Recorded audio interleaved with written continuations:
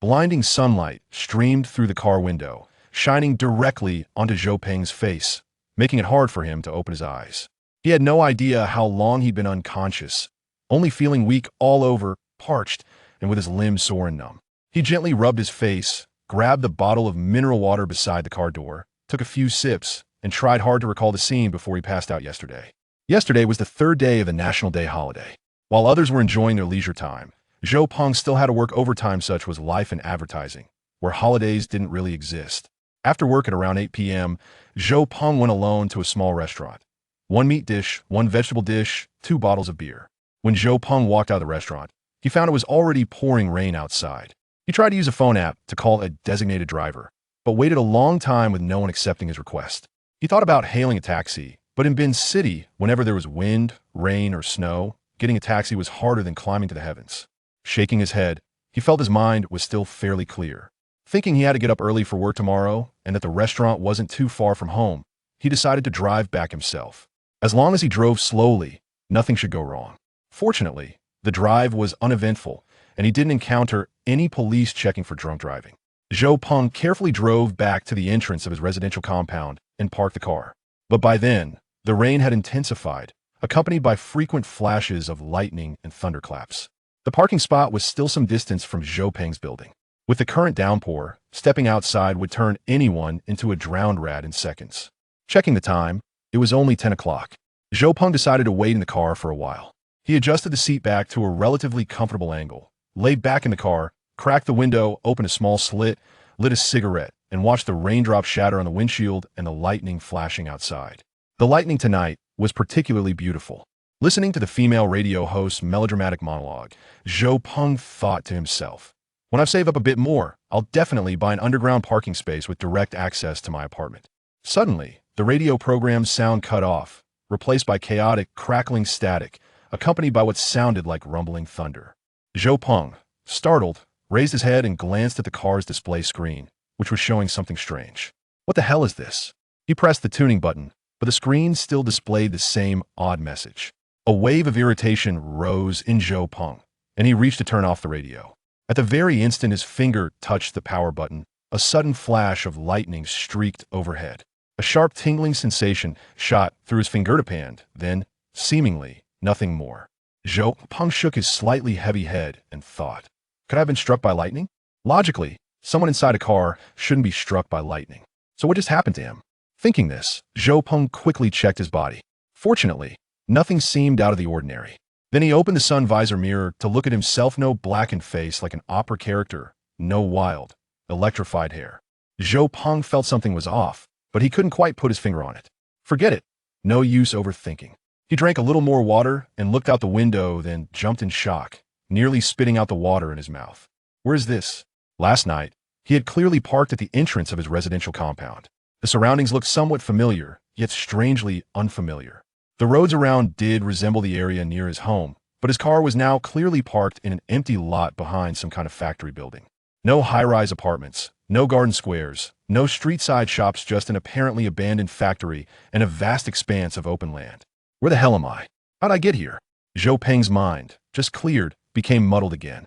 He got out and looked around. The environment felt both slightly familiar and oddly unfamiliar, as if he'd been here before, but couldn't recall when. Where exactly is this? Could someone have played a prank and towed my car? He pulled out his phone to check the map location, only to find it had died and shut down. After calming his thoughts and taking a moment to collect himself, Zhou Peng got back in the car and slowly drove onto the nearby road. He drove aimlessly at a slow pace. The number of cars on the road today was unusually low. Feeling the empty cigarette pack in his pocket, an inexplicable irritation welled up. Passing a small convenience store, Zhou Peng parked by the roadside, went inside, and said to the owner sitting at the entrance, a pack of soft-pack yushi. As he spoke, he took out his wallet. After receiving the cigarettes from the owner, he handed over a 100 yuan note, casually tore open the packaging, pulled out a cigarette, lit it, and waited for his change. But the owner, after taking the money, looked at Zhou Peng with a startled expression. He held the bill up to the light, turning it over and examining it repeatedly. He put it down, then looked back at Zhou Peng. Zhou Peng, seeing the cautious old man, smiled and said, "Give me my change." "Do you think I'd give you counterfeit money?" The old man called into the back room of the store. "Old woman, come out here.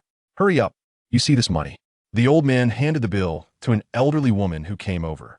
The old lady was first taken aback, then picked up her reading glasses from the table and, like the old man before her, held the bill up to the light, scrutinizing it carefully. Zhou Peng was already getting impatient. Just as he was about to speak, the old lady spoke first. "Young man, you'd better change to another note. I can't accept this one." Zhou Peng was stunned. He knew that when a merchant said change your money, it usually meant they suspected it was counterfeit, though they wouldn't say it so bluntly. Thinking the other party was elderly, Zhou Peng didn't want to argue and opened his wallet again, pulling out another note to hand over. But this time, the owner didn't even take it, immediately saying again, "Change another one." Now, Zhou Peng was really getting angry. If the first note you suspected was fake, fine, he wouldn't argue. But after he changed it, you didn't even look at the new one and still said it was fake. Was this intentional trouble? Just as Zhou Peng was about to speak, the old lady glanced at Zhou Peng's wallet and spoke first. "Young man, if all the red bills in your wallet are like this, don't bother changing. I won't take them." Zhou Peng was truly getting angry now, but seeing the elderly couple, he suppressed his anger and said calmly, "All right then, what about WeChat Pay?" "What pay? How about Alipay? What treasure? What about card payment? We don't have that equipment." Zhou Peng took a deep breath, calming himself down, and said slowly, "You don't accept cash, you don't have WeChat or Alipay, and you can't swipe a card. How has your little shop even stayed in business? It's not that we don't accept cash. It's that we won't accept your kind of cash. What's wrong with my money? Can't it be spent? I don't know about other places, but it won't work here. But I don't have any other money. The pack's already opened. What should we do? Our little shop doesn't offer credit." At that moment, the door of the convenience store opened, and a girl who looked about 15 or 16 walked in, calling out, "Grandpa, Grandma, I'm back." The old man, seeing his beloved granddaughter return, immediately came out from behind the counter to greet her. His stern face now broke into a smile. "Xiao Jia is back. Hungry? Go to the back room. Your grandma has already prepared dinner." The girl glanced toward the counter, where a slightly familiar back figure seemed to be arguing with her grandmother, and whispered to her grandfather, "What's Grandma doing?" Some young man showed up out of nowhere. The old man said indignantly, "Dressed neatly, looks respectable, but won't pay for his cigarettes." Already angry, Zhou Peng, hearing the words "looks respectable, but won't pay" from behind him, finally couldn't hold back. He turned around and said, "Who's not paying? You're the one who won't accept it." As Zhou Peng turned and spoke these words, the girl unexpectedly cried out first, "Ah, Zhou Peng, how is it you?" Chapter 2. Have I been reborn? Zhou Peng was taken aback, gazing at the somewhat familiar girl before him, yet her identity eluded him momentarily. The name lingered just at the edge of his consciousness, but memories felt distant and vague. You? Who are you?" Zhou Peng stammered, wrestling with his thoughts. The girl initially wore a look of astonishment, which soon transformed into mild irritation as she exclaimed, "Wow, just 2 days apart, and you've forgotten your classmate? 2 days? Classmate? What is going on?" Zhou Peng thought to himself, bemused by the girl's jest. But then, he scrutinized her more closely, and a flicker of recognition ignited within him. His expression shifted to one of incredulity as he uttered, Lu Jia? Is that you? What is with that look?" "I'm not a ghost," Lu Jia retorted, her displeasure evident. At that moment, Zhou Peng seemed to recall something urgent and dashed out of the small convenience store, rushing to his car. He reopened the sun visor mirror, gazing at the pale, sweat-drenched face that stared back at him. Suddenly, it dawned on him why he felt a strange dissonance while looking in the mirror. This visage belonged to his younger self from school days. There exists a peculiar kind of person whose appearance remains unchanged through the years. Zhou Peng was one such individual. Even in middle school, his face bore an air of maturity, allowing him to saunter into an arcade while others were barred for being underage. At 15 or 16, he looked like he was in his 20s, and even at 25 or 26, he still had the same youthful countenance. Only after turning 30 did the passage of time etch minor signs of age onto his features, yet he still appeared to be in his 20s at first glance. Have I crossed over? Zhou Peng's mind raced with this initial thought. No, upon glancing in the mirror again, it was not a mere crossing over. Since his appearance had reverted to that of his school days, and the geographical and social context mirrored that of his past life, it must be a rebirth. I can't believe I've actually been reborn. Have I driven back from 2019? For someone like Zhou Peng, who was quite fond of online novels and had dabbled in various genres, including the theme of reincarnation, it was a bewildering revelation. Could it be that reincarnation truly exists? Am I not dreaming? While Zhou Peng was lost in contemplation, the sudden sound of knocking on the car window jolted him back to reality. He opened his eyes to see Lu Jie standing outside, her expression one of astonishment. He quickly exited the vehicle, adjusting his breathing as he explained, Lu Jie, I apologize. I had a bit to drink last night, and I'm still feeling a little dizzy. I didn't quite register seeing you just now. Lu Jie stepped closer, wrinkling her nose as she caught a whiff of the faint scent of alcohol. How could you drink? And why are you smoking? I never knew this about you. Is this car yours? Do you even have a driver's license? While middle school students drinking or smoking isn't entirely unheard of, it typically aligns with the more rebellious crowd. However, a middle schooler driving a car was truly shocking. Occasionally indulging in a drink and smoking from time to time, this vehicle, well, belongs to a friend of my father's, who has left it at my home while on a business trip. I merely took it out for a joyride. It would be unrealistic to claim it as my own. Initially, Zhou Peng contemplated stating that the car belonged to his father. Yet he recalled that his family's circumstances during his middle school years were quite ordinary. In that era, owning a private vehicle was a rarity, and the families who could afford one were indeed exceptional. Given the current times, being able to drive such a car would undoubtedly signify wealth and privilege. Although he was merely driving a second-hand Cadillac 5, purchased from a superior for less than $200,000, it boasted features such as an electronic gear shift, panoramic sunroof, keyless ignition, electronic parking, and touchscreen navigation. In the future, these would merely be standard amenities, yet in the present, even possessing one or two of these would be considered avant-garde. Lu Jie tilted her head in confusion, seemingly needing time to digest his words. At that moment, Lu Jie's grandmother called out from the entrance of a small supermarket, Xiao Jie, come home for dinner. The food has gone cold. Lu Jie promptly turned to acknowledge, okay, I'm coming. She then suggested to Zhou Peng, let us go eat together. You must be hungry. Indeed, Zhou Peng felt a pang of hunger. He hadn't eaten breakfast or lunch yet. However, a sense of awkwardness washed over him, reflecting on their limited interactions during middle school, where their social circles seldom crossed paths and they could go days without speaking. He wondered if it was too forward to accept her invitation. Is this appropriate? He asked, feeling somewhat bashful. Oh, don't worry. My grandparents are very welcoming, Lu Jie replied, her carefree nature evident as she tugged at Zhou Peng's sleeve, leading him back. By the way, why won't your grandparents take my money? It seemed like they implied there was something wrong with it. I was just about to ask you. What kind of money were you using? I noticed it didn't seem like real currency. At first, I thought it was foreign money. But then I saw the portrait of a prominent figure and the inscription of the People's Bank, Zhou Peng remarked, puzzled. This counterfeit is so blatant and entirely red. Were you deceived? What counterfeit? That asked clearly. Wait, what time is it now, Lu Jie? Zhou Peng suddenly realized something. Lu Jie looked at him as if he were daft. Have you had too much to drink? Today is October 3rd, the last day of the National Day holiday. Isn't the National Day a 7-day holiday? Zhou Peng queried. Clearly, you've had too much to drink. It's 1999. We still have a 7-day holiday this year. We're in the 3rd year of middle school. And we get 3 days off for the National Day, which coincides with the 50th anniversary celebrations. Classes resume tomorrow. What daydreams are you having? Suddenly, everything clicked for Zhou Peng. He was utilizing the 5th series of the renminbi. Although it was issued on October 1st, 1999, just 2 days prior, it was only in limited circulation, with widespread use not expected for another 2 to 3 years. The primary circulating currency today remains the 5th series of the renminbi, colloquially known as the old man's head. Thus, the money he currently possesses appears to the average person as nothing more than counterfeit. In 1999, during their 3rd year of junior high, the students faced a rigorous schedule as they were in the graduating class, often attending school on weekends to make up for lost time. Vacations were reduced wherever possible. Chapter 3. Wang Fei's new song. Having come to terms with certain matters, he returned to the small supermarket of Lu Jie's grandparents.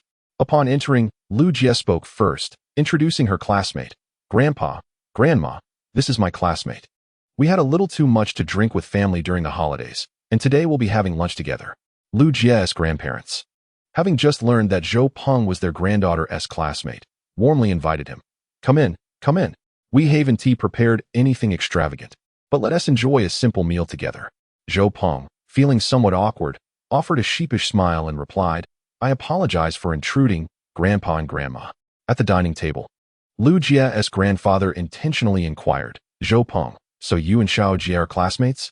Yes, indeed, Zhou Peng affirmed. Have you ever taken a break from school for any reason? Before Zhou Peng could respond, Lu Jie couldn't help but chuckle. Grandpa, he truly is my classmate. He merely looks a bit more mature. When the semester began, our teacher even asked about him. Only then did Zhou Peng grasp the humor in her words. Recalling how many had misjudged his age during his own school days, he smiled and said, "Yes, Grandpa, I am indeed the same age as Lu Jie. I suppose I just matured a bit earlier." This light-hearted exchange amused both Lu Jie and her grandparents, gradually dissolving the initial awkwardness. By the way, Zhou Peng, at your age, it's essential to focus on your growth. Alcohol can be enjoyed sparingly during festivities, but as for cigarettes, it's best to avoid them altogether. When you bought cigarettes, I thought you were just an 18 or 19-year-old lad. Had I known you were Shao Jie's classmate, I wouldn't have sold them to you, Lu Jie's grandmother admonished gently. Feeling a bit embarrassed, Zhou Peng touched the pack of Yushi cigarettes in his pocket and replied, "I understand, Grandma. I will make an effort to smoke less. And that money I had earlier was not counterfeit. It is the newly issued version of the renminbi, which may not yet be in circulation but will soon replace the current currency," Zhou Peng hastily explained. Though the fifth series of the renminbi had not yet been widely circulated, it had indeed been issued starting from October 1st. "Ah, now that you mention it, I seem to recall something," Lu Jie's grandfather pondered. "Just a couple of days ago, the newspaper mentioned the issuance of new renminbi. Let me go find that article." With that, he rose to search through old newspapers. Lu Jie's grandmother quickly added, "It's fine, it's fine. We trust you, Shao Jie's classmate." Before long, Lu Jie's grandfather returned with a newspaper, exclaiming, "Indeed. Just the other day, I remembered seeing this news. I skimmed over it without paying much attention. Look at this illustration. It's identical to the money Zhou Peng showed us." Hearing this, Zhou Peng sighed in relief. Grateful that he had not been mistaken for a counterfeiter, Lu Jie picked up the newspaper and glanced at it, suddenly mentioning Zhou Peng. "Impressive. You managed to acquire the newly issued currency just the day before yesterday. That's quite swift." Zhou Peng responded, "Well, you see, the friend of my father whom I mentioned during my business trip works at the People's Bank. Although the state announced the issuance date as October 1st, it had already been circulating internally for some time. I found it rather intriguing, so I asked my father to exchange a few notes." Zhou Peng pondered for a moment and remarked, "That explanation seems quite seamless." Observing Lu Jie and her family nodding in agreement, he realized that this hurdle had finally been surmounted. After dinner, Lu Jie inquired, "So, where are you headed this afternoon?" "Back to school," Zhou Peng replied. "Isn't class starting tomorrow? What would I do there this afternoon?" Lu Jie shot him a sidelong glance and said, "Didn't Teacher Su mention that we could go to school for self-study on the afternoon of the 3rd? He said there would be a teacher supervising. And though attendance is voluntary, you can clearly see in Teacher Su's eyes that not attending might lead to some unpleasant consequences." Teacher Su, known formally as Su Lan, was Zhou Peng's middle school homeroom teacher, a rather assertive individual who taught physics. In Zhou Peng's recollection, regardless of whether a student was a top achiever or a slacker, a model student or a troublemaker, they all adhered to her strict regimen. However, after 2 decades of life experience, he now reflected that it perhaps wasn't as formidable as it once seemed. Nonetheless, he acquiesced. "All right, let's head back to school together." With Lu Jie's grandparents insisting repeatedly, Zhou Peng drove her toward the school. As they traveled, Lu Jie, filled with curiosity, began exploring her surroundings. "Zhou Peng, your uncle's family must be quite wealthy, right? This car is exceedingly luxurious. How much does it cost?" Observing Zhou Peng effortlessly switching songs and adjusting the volume on the car's display, she could no longer contain her curiosity. Zhou Peng could only chuckle and reply, "It's all right. I really don't know how much it costs." When Lu Jie noticed Zhou Peng activating the car's navigation system, which audibly announced directions such as turn left ahead and keep right, she exclaimed, "Zhou Peng, this car can talk. It's just like being in a movie." At a loss for words, Zhou Peng pondered for a long time before muttering, "Perhaps it's an imported model. Foreign goods tend to be a bit more advanced. But why doesn't the foreign car speak in a foreign language?" Lu Jie queried, leaving Zhou Peng unsure of how to respond further. To mask his unease, he casually opened the sunglasses compartment above and donned a pair of shades. Lu Jie, with a puzzled expression, asked, "Is this really your father's friend's car? You seem so adept at handling it, as if you've been driving for years." Zhou Peng stammered, Boys generally have an interest in machinery, and I happen to enjoy delving into automobiles." By now, Zhou Peng was sweating profusely. Apprehensive about further conversation with Lu Jie, fearing that the more he spoke, the more he might falter, he simply wished to reach the school as swiftly as possible. Turning up the volume of the music, he hoped to divert Lu Jie's attention. As anticipated, Lu Jie became engrossed in the music playing in the car, unconsciously swaying her head to the rhythm. At long last, Zhou Peng exhaled a sigh of relief. As he drew nearer to the school, the familiar roads stirred a sense of excitement within him. Just as he was lost in thought, Lu Jie suddenly spoke up. Zhou Peng, this song is truly delightful. What is it? Without a moment's hesitation, Zhou Peng replied, it's because of Love by Faye Wong. Really? Faye Wong? Because of love? Lu Jie muttered to herself. I am a devoted fan of Faye Wong. I can sing all her songs. How come I've never heard this one? Zhou Peng, having just calmed his nerves, felt a wave of anxiety wash over him again. He stammered, it might be a new release. Is that so? I visit the record store at least once a week. A new song by Faye Wong? How did I miss that? I'll go look for it after school. Chapter 4.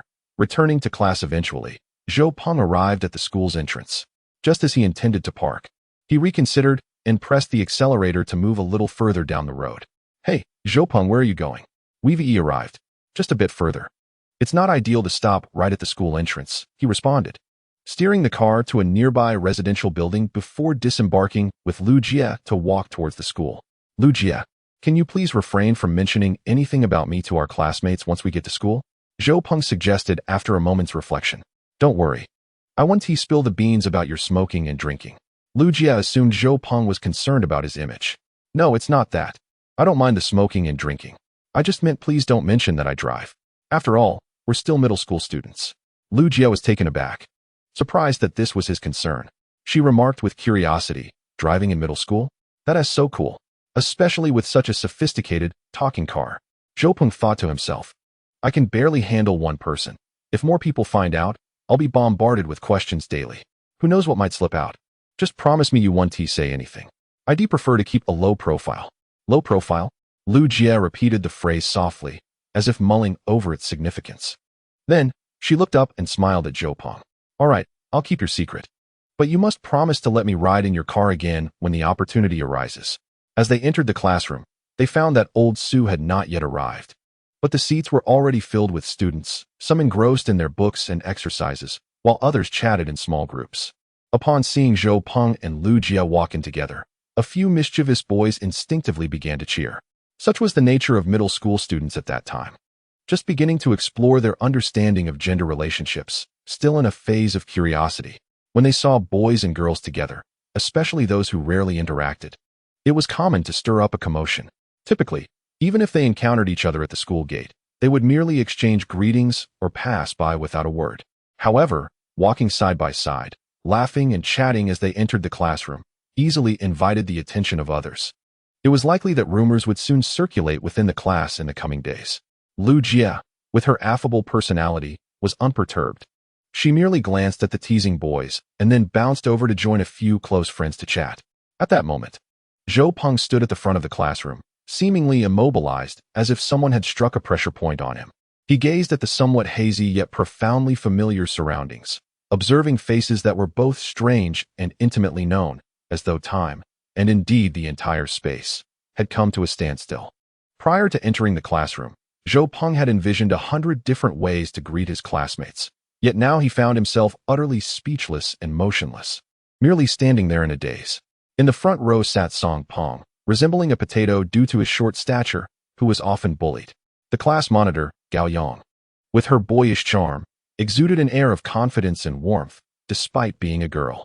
Li Fangjing, the diligent academic representative, perpetually donned thick glasses reminiscent of bottle bottoms, always engrossed in her books and exercises. Zhao Yu, serene and perpetually smiling, possessed an exquisite handwriting and artistic talent, consistently responsible for the class bulletin boards. Guo Fei, with his model-like hairstyle and crooked smile, was well acquainted with various troublemakers both inside and outside the school, accustomed to exerting his influence in class. Chen Yuan, lanky and perpetually sporting a mischievous grin, was Zhou Peng's sole brother from a future life. As Zhou Peng's gaze swept across the room, it ultimately settled upon a delicate and refined face. The girl had exceptionally fair skin, a prominent nose, and thin lips, with a neat bob that shimmered with a golden hue under the sunlight. She was Song Qianqian, the only girl Zhou Peng had ever liked during middle school.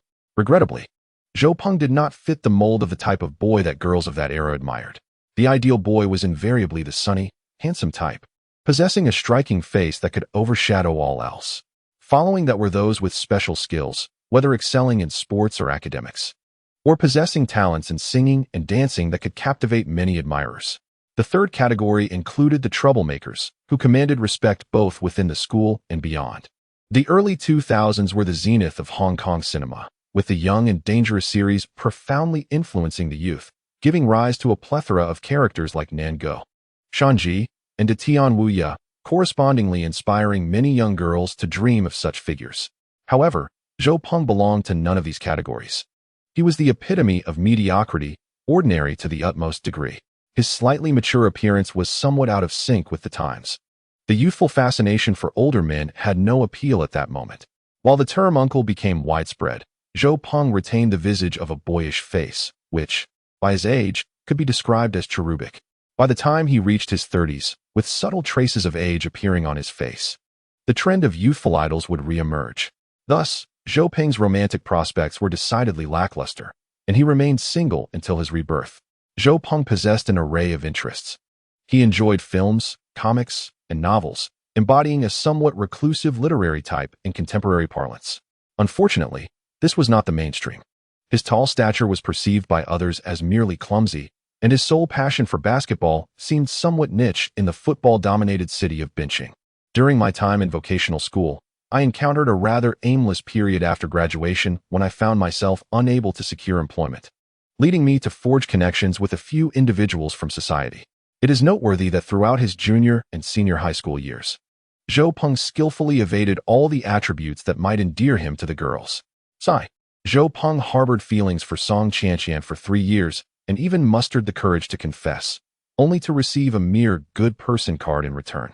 As Zhou Peng's mind endeavored to sift through his memories of that time, he was abruptly jolted back to reality by a book striking his head, followed by the voice of old Su echoing through the classroom. "Zhou Peng, why are you standing there in a daze? You were supposed to be teaching the class. Hurry back to your seat." Zhou Peng paused momentarily, pondering the whereabouts of his seat. After all, 2 decades had passed, and he could hardly recall how many times he had changed positions throughout junior high. Reflecting on who he sat next to during the first semester of the 3rd year proved to be quite a challenge. While Zhou Peng was immersed in his thoughts, he suddenly noticed Chen Yuan winking at him and gesturing towards the empty seat beside him. Understanding the unspoken invitation, Zhou Peng made his way over.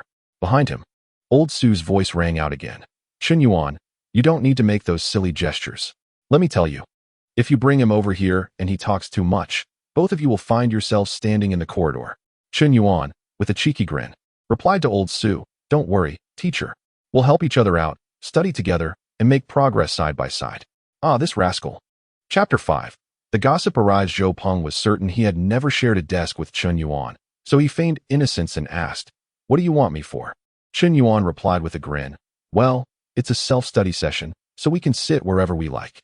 Once old Su leaves, let us play a couple of rounds." Zhou Peng was well aware that playing a couple of rounds referred to a simple game resembling 5 in a row, where one draws a grid on a piece of paper and uses a pen as the playing pieces. At the podium, old Su was animatedly outlining the self-study schedule for the afternoon, detailing which teacher would supervise which class, urging everyone to prepare their exercises in advance, and so forth. Zhou Peng, feigning ignorance, quietly inquired of Chen Yuan, "Hey, where's my deskmate? Has she not arrived yet?" Chen Yuan shot him a sidelong glance. "Are you blind? Isn't she sitting all alone in her seat? What kind of eyesight do you have?" Following Chen Yuan's gaze, Zhou Peng glanced towards the last row by the window, where only one seat was vacant. Presumably, that was his spot, adjacent to a girl who, among her peers, was notably tall and rather plump, Wang Xiaona. Suddenly, a piece of chalk struck Zhou Peng's face, followed by old Su's voice. "Zhou Peng, if you speak again, you can either leave or return to your own seat." A few muffled laughs erupted from a corner of the classroom, prompting old Su to glare around. Who laughed? Whoever laughed, step outside with him. Zhou Peng felt neither anger nor embarrassment. He merely wiped the spot where the chalk had hit and glanced at the mischievous Chen Yuan, allowing a subtle, genuine smile to emerge. How familiar this classroom felt. The precise aim of old Su's chalk was as sharp as ever. That warm and comforting sensation returned. and it was truly delightful. In the afternoon, several teachers took turns supervising the self-study session. The discussion primarily revolved around several significant topics, after which the instructor remained at the front of the classroom, awaiting students with queries to approach him. Zhou Peng and Chun Yuan engaged in a few rounds of Go. However, due to their prolonged absence from competitive play, they found themselves on the losing end more often than not. The majority of the remaining time was spent in casual conversation with Chun Yuan and those seated nearby. The teacher in charge tended to turn a blind eye to such activities as long as they did not disturb others. Throughout the 3 years of middle school, Zhou Peng existed in a somewhat translucent state within this class. However, today, he appeared to be a small focal point, not only due to his own excitement and liveliness, but also because his arrival with Lu Jia at noon became a topic of gossip among peers. "Zhou Peng, is there something going on between you and Lu Jia?" inquired Jiang Cheng, feigning innocence as he turned to face Zhou Peng while holding his English book. Upon hearing Jiang Cheng's words, Chun Yuan momentarily faltered, his pen pausing in its motion across the Go board, while his gaze subtly shifted toward Zhou Peng. "Nothing at all. We merely happened to meet at the entrance and decided to come in together," Zhou Peng replied, absently moving his pen across the board. Chun Yuan felt a surge of delight at Zhou Peng's response, his mood considerably lifted. Li Jing, Jiang Cheng's deskmate, overheard and turned her attention toward them, exclaiming, "That can't be right. You two hardly exchange a few words each semester. Yet today you were sitting closely together, laughing and chatting." Indeed, girls often possess a sharper observational acumen for such gossip, while boys may focus on the two main subjects. Girls tend to notice the subtle details and the connections between them. Zhou Peng glanced up at Li Jing and remarked, "You seem to be quite observant, keeping track of whom I converse with this semester. Do you perhaps harbor some feelings for me?" Upon uttering these words, he found himself momentarily taken aback. Was this truly him? The Zhou Peng of middle school would never have dared to jest with girls in such a manner. Time, it seems, has the power to transform a person. Li Jing, blushing, responded with a playful scoff, while Chun Yuan and Jiang Cheng erupted in laughter. At that moment, Chun Yuan, without lifting his gaze, interjected, "Let us not jump to conclusions. There is clearly nothing between them." Zhou Peng inwardly winced at his friend's words. Before he could retort, he playfully kicked Chun Yuan beneath the table. It was common knowledge that Zhou Peng had feelings for Song Qianqian, but since his confession had been met with rejection, only Chun Yuan was fully aware of his enduring infatuation. Intrigued by the gossip, Jiang Cheng and Li Jing simultaneously pressed, "Who is it? Do tell. It can't still be Song Qianqian, can it?" Zhou Peng shot Chun Yuan a warning glare and replied, "Don't listen to his nonsense. How could I possibly like anyone? It's simply not the case. I am currently devoted to my studies." With that, he cast a furtive glance at the back of Song Qianqian, who was diligently focused on her studies. Li Jing, seemingly intent on provoking Zhou Peng, remarked, "Well, if Lu Jia isn't to your liking, whom else could you possibly find attractive? Is there anyone in our class more beautiful than Lu Jia?" Indeed, Lu Jia was considered a class beauty and was admired not only for her looks, but also for her pleasant personality, making her a goddess in the eyes of many boys. However, when it comes to matters of the heart, one truly must find a spark to feel something genuine. In the eyes of Zhou Peng, Lu Jia is more suited for friendship, while he prefers the quiet demeanor of Song Qianqian for a girlfriend. Noticing Zhou Peng's silence, Li Jing continued with a cheerful smile, "Even if you don't fancy Lu Jia, she has cast several glances our way today. I wonder who she is observing?" Upon her words, everyone instinctively turned their heads toward Lu Jia, who happened to be looking in their direction as well. When Lu Jia caught sight of Zhou Peng and the others gazing at her, she displayed no hint of embarrassment. Instead, she graciously smiled at Zhou Peng and playfully winked. Observing this scene, Chun Yuan, Jiang Cheng, and Li Jing erupted in teasing cheers, with Jiang Cheng jestingly exclaiming, "Zhou Peng, don't tell me Lu Jia was smiling at me, and Chun Yuan just now." Perhaps the commotion grew a bit too loud, prompting the English teacher to rap the desk with a chalkboard eraser, reminding them, "You all need to focus. Don't disrupt others while you neglect your own studies." Jiang Cheng and Li Jing turned back, and the teacher added, "If there is something you don't understand, come to the front, and I shall explain it to you both." Thus, the afternoon self-study session passed in a relaxed atmosphere, with Zhou Peng gradually regaining his familiar sense of comfort within this environment. After the last class, it was already 3:30 in the afternoon, followed by an hour and a half of break time. Typically, at this hour, Everyone would venture out to buy snacks or dine at nearby eateries. Some would return home for a meal, while others had parents bringing food. After eating, they would stroll around the playground or browse local shops.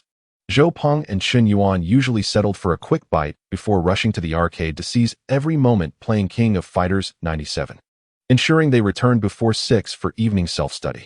However, today, Zhou Peng chose not to accompany Chen Yuan for a meal, claiming a friend would come to meet him. And he stepped out alone to savor the atmosphere of the school and its surroundings, seeking that familiar feeling. He wandered around the school's perimeter, glancing at the once familiar little eateries, stationery shops, bookstores, and small convenience stores. When he contemplated purchasing something, he suddenly remembered he had no bills from the new version of the Chinese currency in his pocket. To avoid being mistaken for a counterfeit dealer, he abandoned the thought. Chapter 6. Borrowing money upon returning to school, Zhou Peng resumed his stroll around the playground, circling repeatedly. After breaking a sweat, he found a corner to sit, took out a cigarette, and lit it, sitting quietly. After smoking a couple, he felt it was time to head back to the classroom, where his classmates were gradually returning. Zhou Peng resumed his seat beside Chen Yuan, unaware if Chen Yuan's deskmate had not arrived or was seated elsewhere. He was listening to Chen Yuan boast about his recent encounter with Jiang Cheng, detailing how he had used Mari to defeat the formidable Leona. Just then, Lu Jie and 2 female classmates returned. Lu Jie glanced at Zhou Peng, but rather than returning to her seat, she approached him directly. With a serious expression, Lu Jie said, "Zhou Peng, come out for a moment." Watching Zhou Peng and Lu Jie walk away, Chen Yuan felt a twinge of melancholy as he doodled aimlessly in his notebook. Since there were still not many students in the classroom, Lu Jie's actions and voice stood out distinctly. Amidst the astonished gazes of his classmates, Zhou Peng rose and joined Lu Jie in the corridor. The students returning from their break were trickling back, and a few mischievous boys, spotting Zhou Peng and Lu Jie at the classroom door, began to emit strange calls as they walked by. Lu Jie furrowed her brow and shot them a glare before turning to Zhou Peng, saying, "Let's go talk over there." The two made their way to the end of the corridor.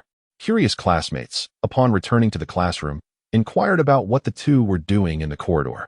When they learned that Lu Jie had taken the initiative to speak with Zhou Peng, their expressions turned to disbelief. As Zhou Peng's closest friend, Chen Yuan naturally became the center of gossip. However, he was equally in the dark and even more eager to uncover the truth than the others. In an effort to uphold his identity as Zhou Peng's confidant, he could not admit his ignorance. What kind of brother would he be if he did? Driven by a trivial sense of vanity and an insatiable curiosity for the truth, Chen Yuan donned a mysterious demeanor, vaguely suggesting that this matter was not to be discussed lightly. The more he acted this way, the more it ignited the flames of curiosity among the group of inquisitive youths. At the end of the corridor, oblivious to having become the subject of speculation, Zhou Peng stood facing Lu Jie, anxiety etched across his face as he contemplated whether she might have developed feelings for him. Had his rebirth endowed him with an enigmatic charm that could effortlessly attract the affections of a goddess? What would he do if she confessed her feelings? Accept or reject? Alas, one cannot easily dismiss such innate beauty. Just as Zhou Peng's thoughts wandered, Lu Jie raised her serious little face and asked, "Zhou Peng, please tell me honestly, where did you get that song Because of Love by Faye Wong?" "What?" he replied, bewildered. "I mean that song. I just visited 3 music stores near the school, and none of them had it. I even asked the owners, and they all said Faye Wong hasn't released a new album recently." Lu Jie, looking disappointed, said, "You saw me out just for this?" Zhou Peng felt embarrassed. "Yeah, what did you think I wanted?" Lu Jie asked, equally perplexed. No. I thought you were looking for me to ask about a song.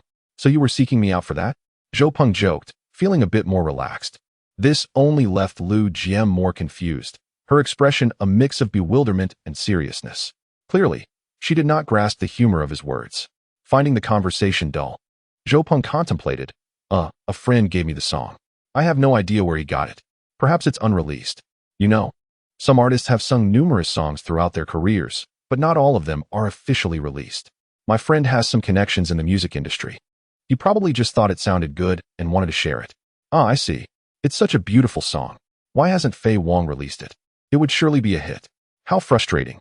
Now I can't buy it." Seeing Lu Jie's disappointed expression, Zhou Peng felt a pang of sympathy. "Oh, it's just a small matter. Do you have a USB? I can copy it for you." "What USB?" Zhou Peng wore a frown. gradually realizing that the predominant means of playback at this time was the portable cassette player, with the more fortunate owning a compact disc player. "Do you possess one?" he inquired. Indeed, Lu Jie seemed to glimpse a glimmer of hope. "In that case, allow me to make a copy for you." "That sounds wonderful," Lu Jie eagerly replied, though she soon felt a twinge of embarrassment. But would that be too extravagant? In his previous life, Zhou Peng had not owned a compact disc player during his middle school years. Hence, he was oblivious to the fact that an authentic disc could cost several dozen yuan, with albums from popular artists often exceeding 100 or 200 yuan. Thus, in this era, gifting a disc to someone was undoubtedly a lavish gesture. "Oh, it's nothing too excessive." Zhou Peng genuinely struggled to find a humble response. "However, it may take some time. I cannot provide it immediately." He recalled that he did not yet have a computer at home, let alone a CD burner, and his pocket contained only a few yuan that were difficult to spend, making the acquisition of both a computer and a burner no trivial matter. "No worries. I am in no rush. I can wait as long as necessary. Besides, during this time, I could listen to music in your uncle's car," Lu Jie remarked. Zhou Peng sighed inwardly, realizing that he was destined to be entangled with this girl for a while. As they walked a few steps toward the classroom, Zhou Peng suddenly remembered something. "Wait, Lu Jie, could you lend me some money? You know I only have some new banknotes, which are rather inconvenient to use.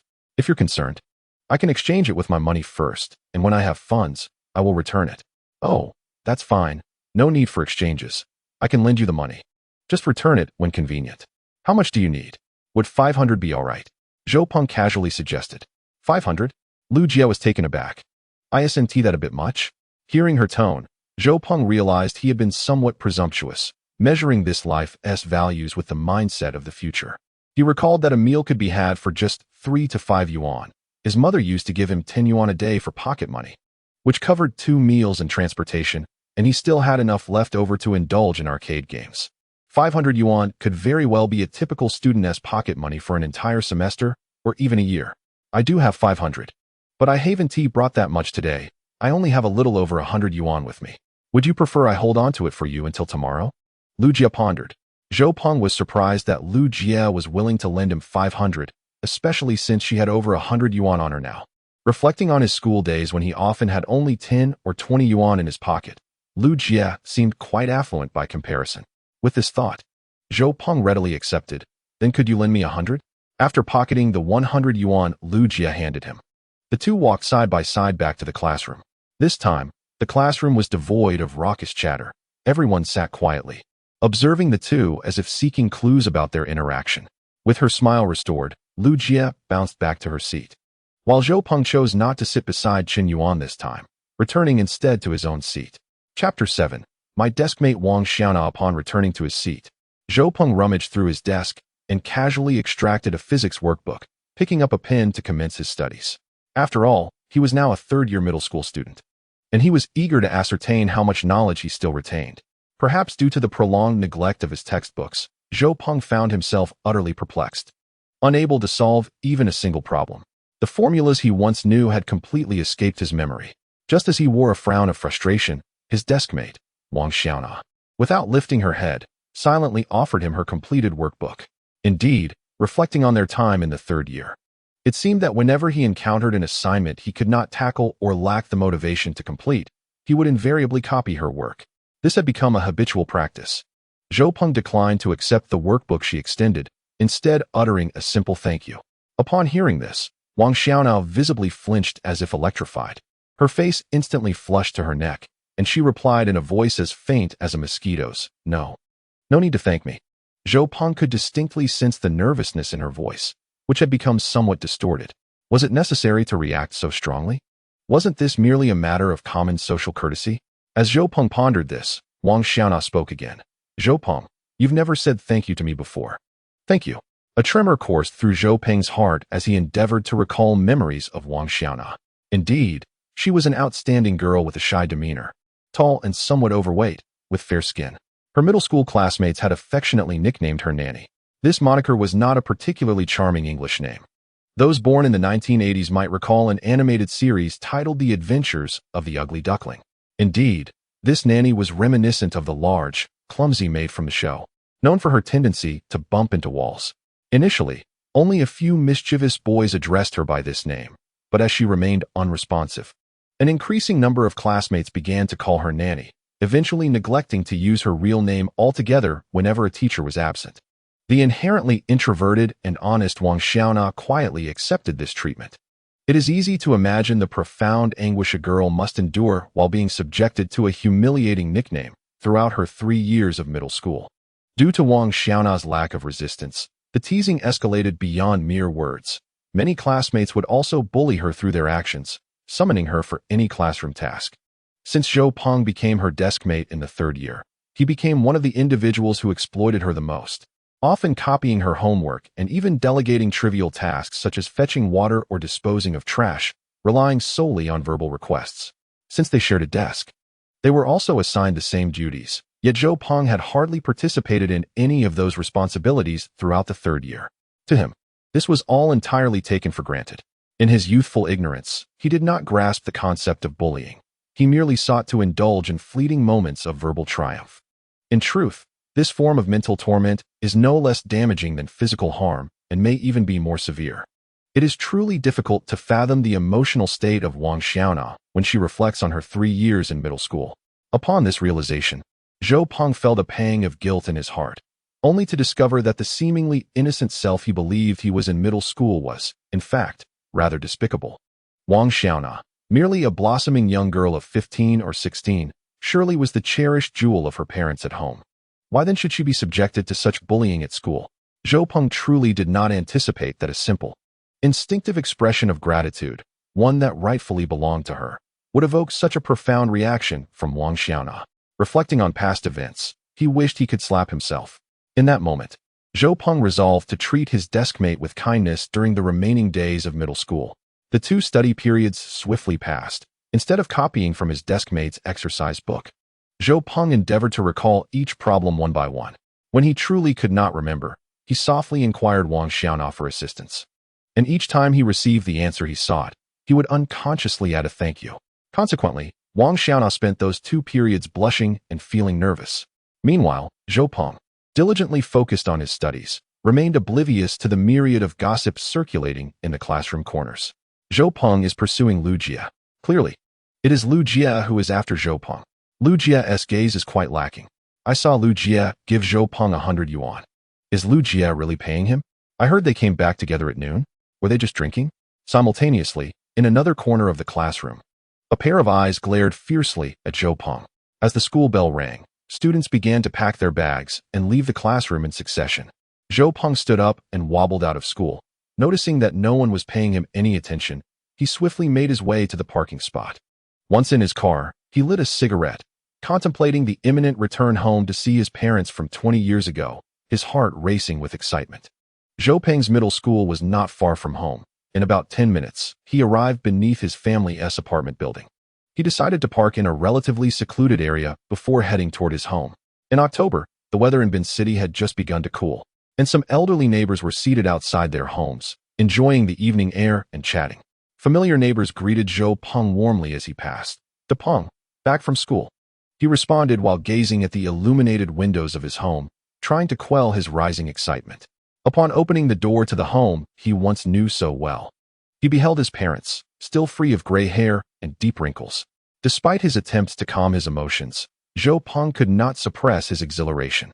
His father, Zhou Shengli, was as he always had been, glancing up at Zhou Peng without uttering a word, then returning his focus to the newspaper.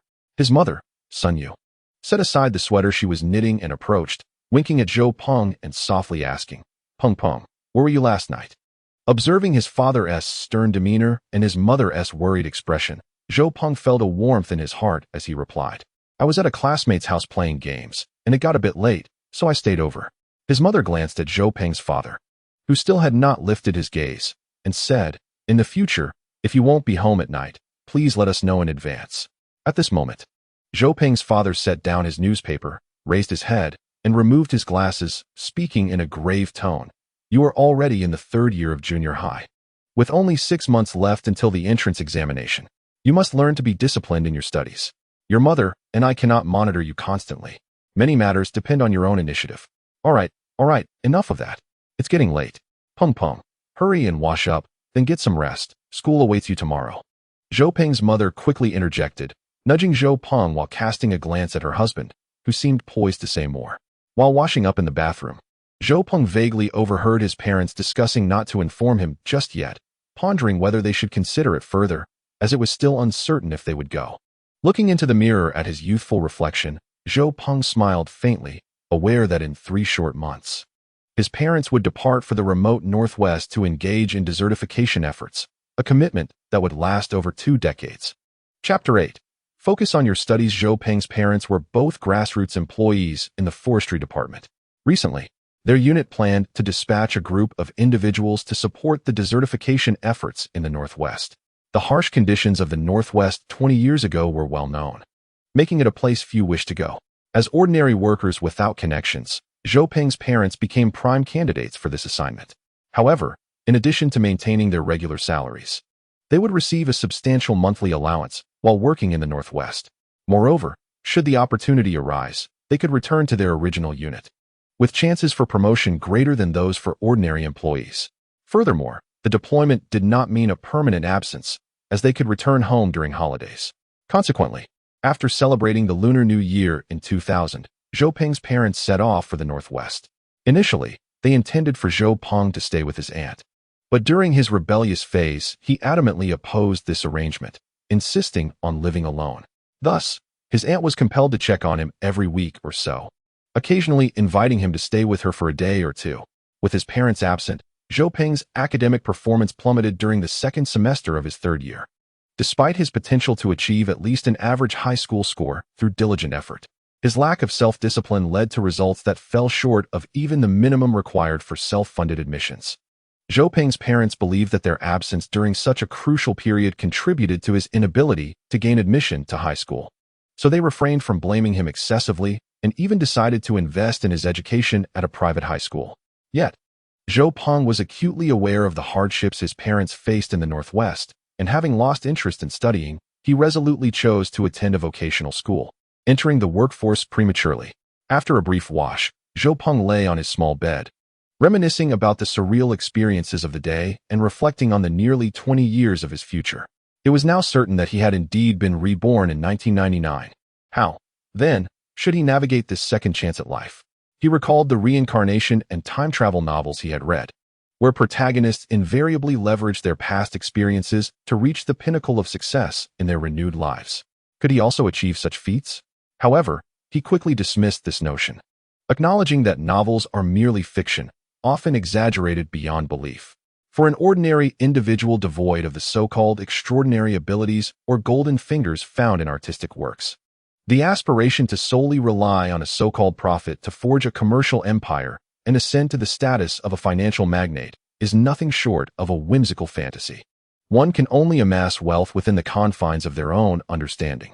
The so-called prophet merely represents information, not true comprehension.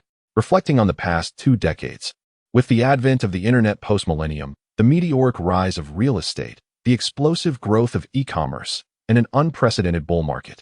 Even if these insights are retained by Zhou Peng, what can a mere middle schooler like him accomplish? Shall he approach future internet titans seeking moral support? Or urge his parents to sell everything they own to invest in the futures of these magnates? Thus, Zhou Peng resolved that since he had been granted a second chance at life, he would utilize his 20 years of experience from the future and his current circumstances to live a distinctly different life. However, what kind of life he could lead would ultimately be a matter of human effort combined with fate. Contemplating this, Zhou Peng set himself a modest goal to compensate for his past regrets, to pass high school and attend university. The next day, Zhou Peng parked his vehicle in the same residential area as the day before and soon spotted Lu Jia standing by the school gate, seemingly waiting for someone. With a smile, he approached her and greeted, "Hi, good morning." Lu Jia immediately bounced over to his side as they made their way to the classroom. "Why are you so late? The morning self-study is almost starting," she chided him. Zhou Peng was taken aback. Were you waiting for me?" Lu Jia shot him a sidelong glance, rummaging through her backpack as she replied, "Who else would I be waiting for? Here, take this." She handed him a 100 yuan bill. Zhou Peng chuckled helplessly. "You waited for me just to give me money? I wasn't in such a rush, but thank you." Feeling a bit embarrassed, Lu Jia added, "What else would I wait for you for? But when will you give me that song you promised?" Although she had claimed not to be in a hurry yesterday, As a devoted fan of Wang Fei, she could not shake her yearning for the melody, humming it throughout the night. Zhou Peng pondered, somewhat at a loss. I'll try to get it to you as soon as possible. Lu Jie, feigning seriousness, declared, I am your creditor. You must deliver swiftly. With that, she broke into a giggle. As they entered the classroom, the other students seemed to have anticipated their arrival, showing far less reaction than the day before. Yet, among the gossipers, there was a firm belief that the two had already become a couple. With one being generous and the other possessing 2 decades of future experience, they both paid little heed to the curious expressions of their classmates, naturally returning to their seats. Good morning, my dear partner. Zhou Peng casually extracted a book and greeted his deskmate, Wang Xiaona, with a smile. Wang Xiaona blushed, responding with a faint voice, good morning. Noticing that she did not dare to lift her gaze, Zhou Peng smiled inwardly, resolving to use the next 6 months to help her become more outgoing. At the very least, he wanted to befriend her. The first class of the morning was physics, taught by their homeroom teacher, Mr. Su, and to their surprise, the first lesson after the holiday was an impromptu quiz. In the words of old Su, let's see how many people truly dedicated themselves to their studies during the 3-day holiday. Zhou Peng, glancing at the familiar yet unfamiliar physics exam paper, couldn't help but furrow his brow. He first wrote down a few questions he had completed yesterday with relative ease, and then recalled a few more from memory. However, the remaining questions eluded him entirely. As he stared blankly at the vast empty spaces on the paper, his deskmate, Wang Xiaona, shifted her body slightly and nudged the paper closer to him. Zhou Peng understood that she was offering him her answers, yet after some contemplation, he refrained from taking the bait and simply said softly, thank you, but I'll pass. Wang Xiaona was taken aback, casting an incredulous glance at Zhou Peng before hastily lowering her head, her cheeks flushed and straightening her posture. Finally, after enduring the remaining 20 minutes, old Su collected the papers and departed. Wang Xiaona glanced at Zhou Peng, who was still seated, and quietly asked, Zhou Peng, if you don't understand, why didn't you copy my answers? If you perform poorly, Teacher Su will surely reprimand you. Hearing Wang Xiaona initiate a conversation with him, Zhou Peng smiled but did not respond to her query. Instead, he inquired, old friend, could you perhaps refrain from blushing when you speak? At this, Wang Xiaona's face turned even redder, and she promptly lowered her head, falling silent.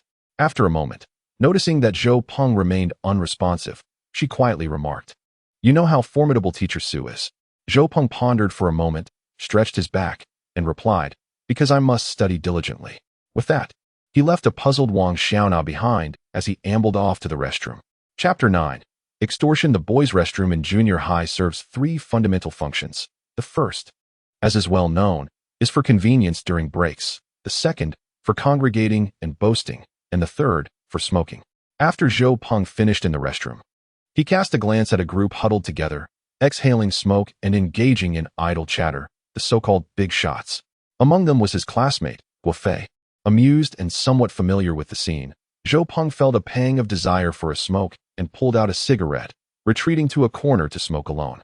Suddenly, the chatter among the crowd quieted, and a figure with bleached hair approached, pointing in Zhou Peng's direction. He vaguely recalled this individual as one of the local delinquents from their grade, likely named Dawei. Zhou Peng ignored him and continued to smoke. Dawei, noticing Zhou Peng's indifference, chuckled. Are you in class 1? He asked. Yeah. Do you know who I am? A standard opening line for delinquents back then. I might have heard of you. What do you mean you might have heard of me? Ask around. Is there anyone in Shizhong who doesn't know Zhang Wei? Dawei suddenly bellowed. Well, now I know, Zhou Peng replied. What else with that attitude? Seeing Zhou Peng's dismissive demeanor, Zhang Wei, accustomed to throwing his weight around, flared up. At the same time, 2 classmates of his joined him. Zhou Peng, who had been lazily leaning against the wall, slowly stood up. At 185 centimeters, he towered over Zhang Wei by a significant margin, coolly regarding him. I'm Zhou Peng. If you wish to get acquainted, that can be arranged. With that, he nonchalantly shook his head and shoulders, exuding a sense of nonchalance. To speak candidly, the towering stature of Zhou Peng, coupled with his somewhat mature visage and the icy demeanor he had just exhibited, truly startled Zhang Wei. After all, having shared the same school for over 2 years and frequently encountering one another, they were not entirely unfamiliar, despite not being in the same class. Although Zhou Peng had kept a low profile during the initial years of middle school, his impressive height among peers had left a lasting impression on Zhang Wei. Little did he expect that Zhou Peng would prove to be such a formidable character, exuding an air of streetwise confidence through his gaze and mannerisms. Had he misjudged the situation? For a moment, Zhang Wei found himself at a loss for words.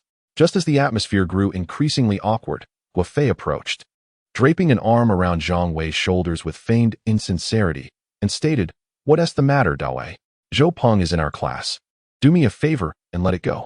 Aware that a confrontation was unlikely with someone intervening, Zhou Peng chuckled, relaxed his shoulders against the wall, and continued smoking. Seizing the opportunity to defuse the tension, Zhang Wei quickly remarked, "For Guofei's sake today, I shall not hold it against you. However, if you wish to smoke in the third-floor restroom in the future, do bring along a couple of boxes of Defu." After finishing his last puff, Zhou Peng flicked the cigarette butt away, chuckled, and without acknowledging them, sauntered back to the classroom. With just a few minutes remaining before class commenced, returning students cast pitying glances at Zhou Peng. Soon, whispers filled the classroom corners, suggesting that Zhou Peng had angered the school's formidable figure and had narrowly escaped a beating. Zhang Wei advised him to bring 2 boxes of Defu to apologize the following day. Meanwhile, Zhou Peng, engrossed in his book, remained blissfully unaware of the brewing storm. The second period was a Chinese language class, taught by a kindly elderly lady who would soon retire, making her lessons relatively relaxed. As Zhou Peng attentively absorbed the lecture, Wang Xiaona discreetly passed him a note emblazoned with his name, gesturing towards Chen Yuan. After a considerable hiatus from note passing, Zhou Peng found the act unexpectedly amusing. Upon unfolding the note, he read Chen Yuan's scrawled handwriting inquiring, "I heard you were beaten by Zhang Wei from class 3? Shooting a disgruntled glance at Chen Yuan, who was making exaggerated facial expressions, Zhou Peng replied with a curt dismissal, indicating that there was no such incident, and had his deskmate return the note. In their school days, passing notes was a common occurrence. As long as a name was inscribed, peers would instinctively assist in its delivery. Moments later, the note returned with a new query. "You're not really getting along with Lu Jia, are you? Do you no longer fancy Song Qianqian?" Zhou Peng simply replied with a terse go away. After listening to the lesson for a short while, another note arrived. Just as he was about to react, he noticed that this note bore his name in a much neater, more elegant script. Curiously, he glanced at Wang Xiaona, hoping to glean who had sent it, but she remained fixated on the board, ignoring him completely. Upon opening the note, he read, "I heard you were beaten and extorted for 2 boxes of cigarettes." Signed by Lu Jia. Zhou Peng shot a glance in Lu Jia's direction, where she was playfully winking at him. Contemplating, he decided to tease her, responding, "Yes. It's quite tragic." Not long after, the note made its way back to him with the message, "How could you be so foolish? Being so tall yet still bullied?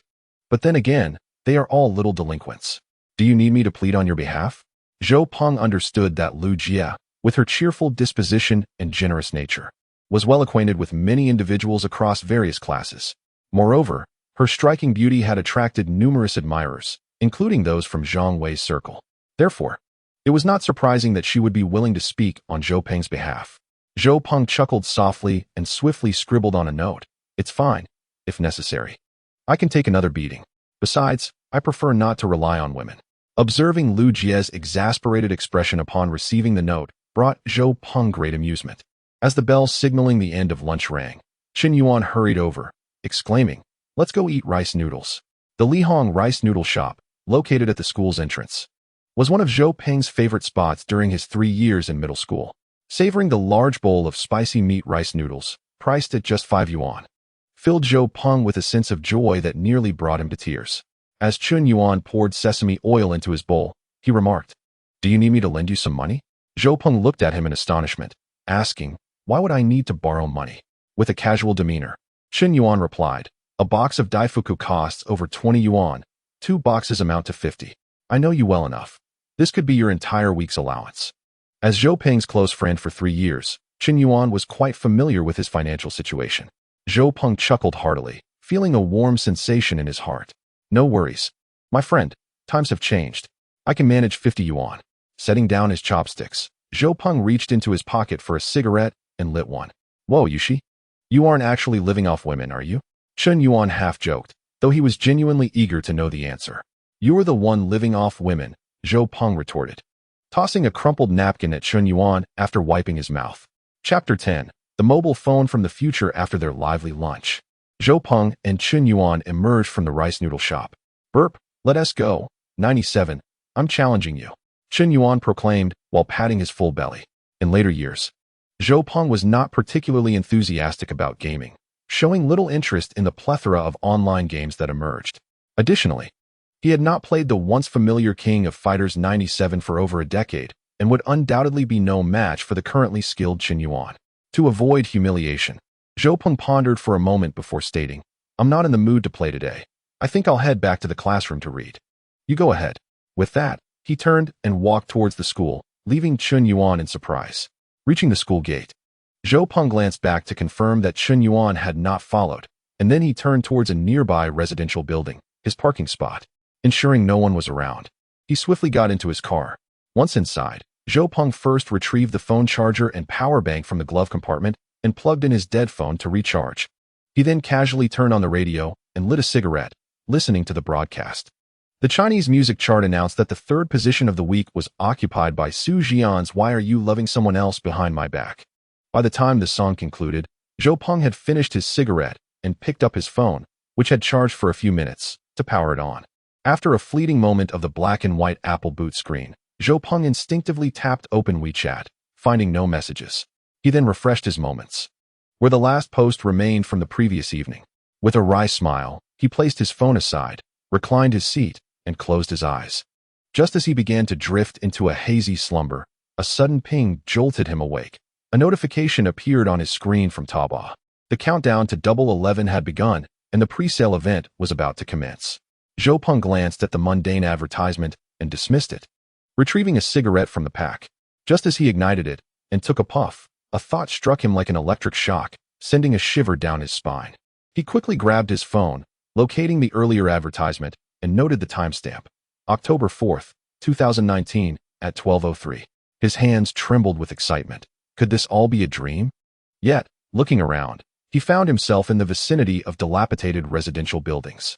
Zhou Peng, quaking with apprehension, opened his contacts and dialed a colleague's number. "Hello. The number you have dialed is not in service."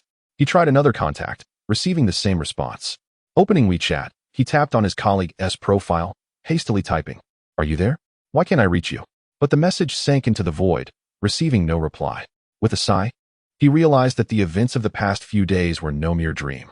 He then opened the browser on his phone, where the default news portal still displayed the festive banners celebrating the 70th anniversary of the National Day, prominently announcing a meeting in the Hong Kong Special Administrative Region on October 4th. 70th anniversary. Millennium? Zhou Peng was utterly bewildered. What on earth was happening? After finishing his cigarette, Zhou Peng took a moment to collect himself, then opened every app on his phone for a brief investigation. He concluded that all instant messaging applications, including WeChat, Alipay, and the private messaging functions on Douyin and Weibo, were non-functional. However, information-based apps like Baidu, Zhihu, and various video platforms were still synced with 2019 data. For instance, searching for the champion of the 2018 World Cup yielded France. While it was evident that time travel and rebirth had indeed occurred, the realization that the phone he had brought with him could access real-time information from another timeline was exhilarating. This meant he possessed a mobile encyclopedia, replete with information extending into the next 20 years and continuously updating with time. In an era on the brink of an information explosion, fueled by the gradual proliferation of the internet, this was undoubtedly a formidable tool.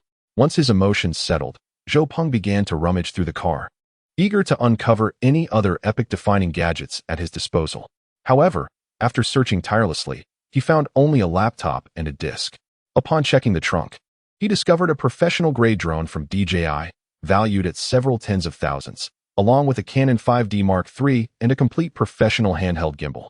On the day prior, which marked the day of his rebirth in 2019, Zhou Peng, accompanied by the company's cameraman Xiao Lu, had ventured outdoors to gather material. Xiao Lu had left something in his car, which now could not be easily retrieved. Perhaps it would prove useful in the future. After organizing his belongings, Zhou Peng glanced at the time, realizing it was nearly 1 o'clock, and he meandered back to school, phone in hand. The afternoon's 2 classes swiftly passed, during which Zhou Peng attentively listened and took notes, occasionally consulting his deskmate, Wang Xiaona, whenever he encountered uncertainties. The third session was a study period, and as soon as the bell rang, The homeroom teacher, Su Lan, approached the podium with a stack of exam papers, her expression stern. With a resounding thud, she slammed the papers onto the lectern, plunging the classroom into silence. Surveying the room, Su Lan observed that everyone seemed to have enjoyed the recent National Day holiday.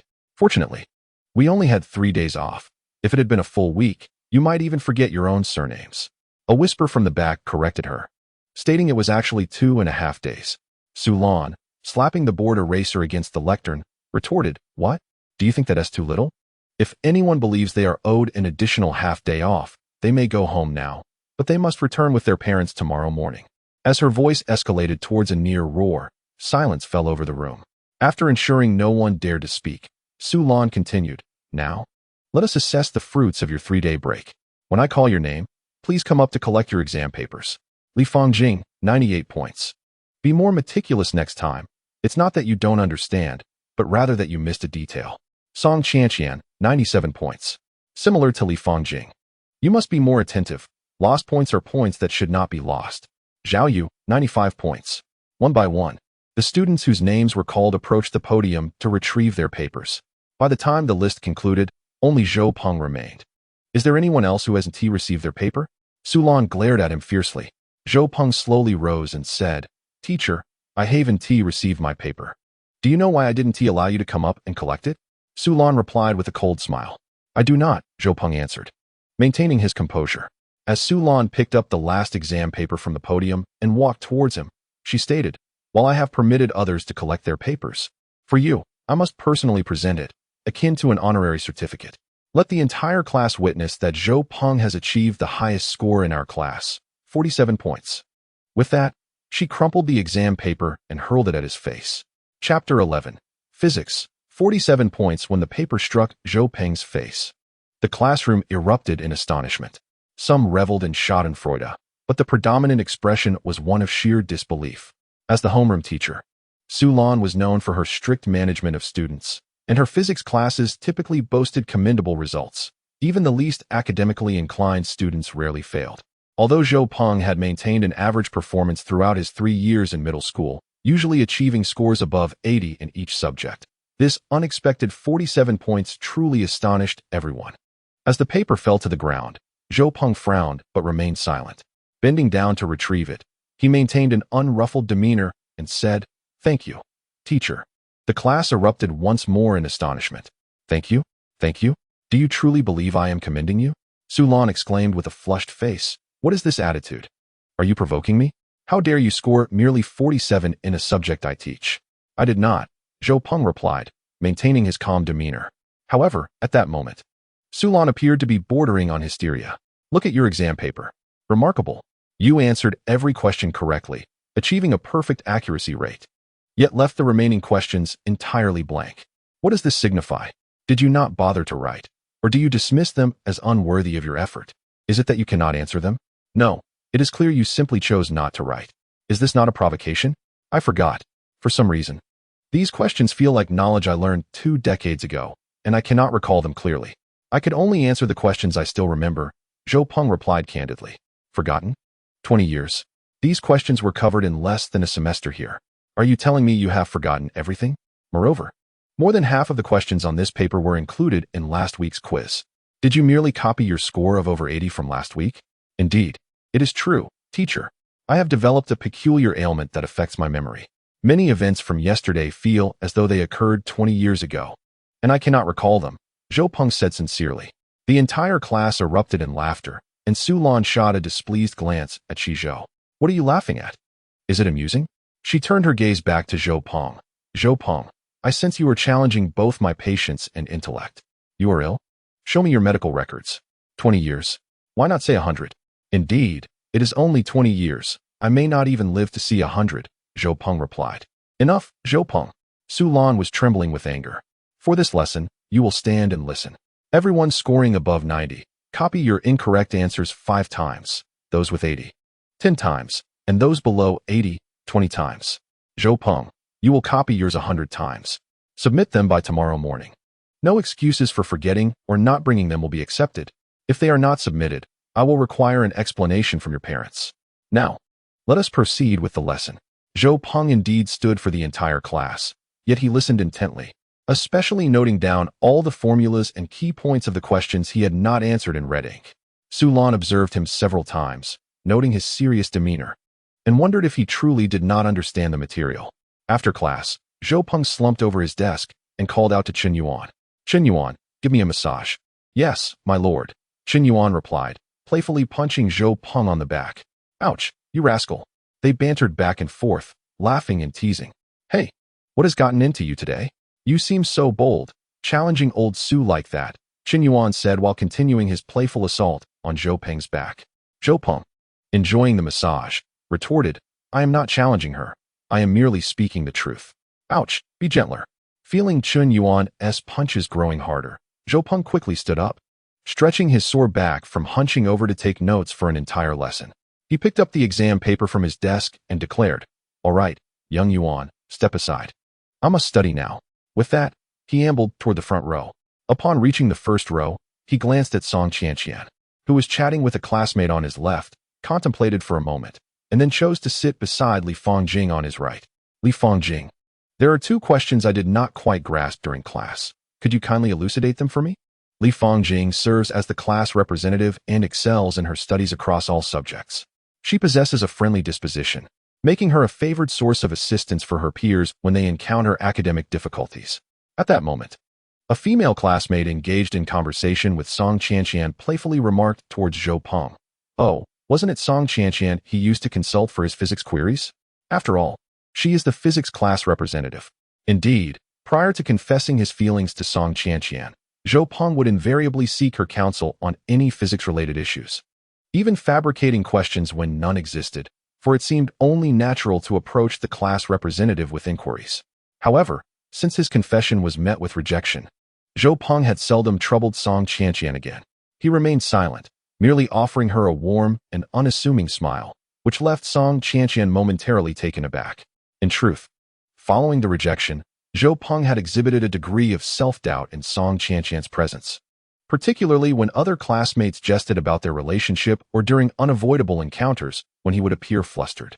Yet, the current Zhou Peng possessed the wisdom of 20 years of experience, with a psychological maturity surpassing 30.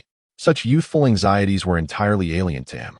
Li Fongjing earnestly explained the two questions to Zhou Peng, who attentively listened and took notes.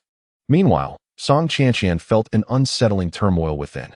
Stealing glances at Zhou Peng, the individual who had previously seemed utterly ordinary to her now appeared transformed. While his appearance remained unchanged, an ineffable charm now emanated from him, suggesting a significant evolution in his demeanor. During the final study period, the homeroom teacher, Su Lan, did not arrive in the classroom. It was rumored that all the teachers of the 9th grade classes had been summoned by the principal for a meeting. Without the presence of their teacher, the atmosphere in the classroom became noticeably more relaxed, and the period swiftly passed. As the bell rang, signaling the end of class, the students prepared to rise for their meal when Su Lan entered the room with a stern expression. "Return to your seats," she instructed. Su Lan surveyed the classroom and announced, effective immediately, "Evening study sessions are canceled.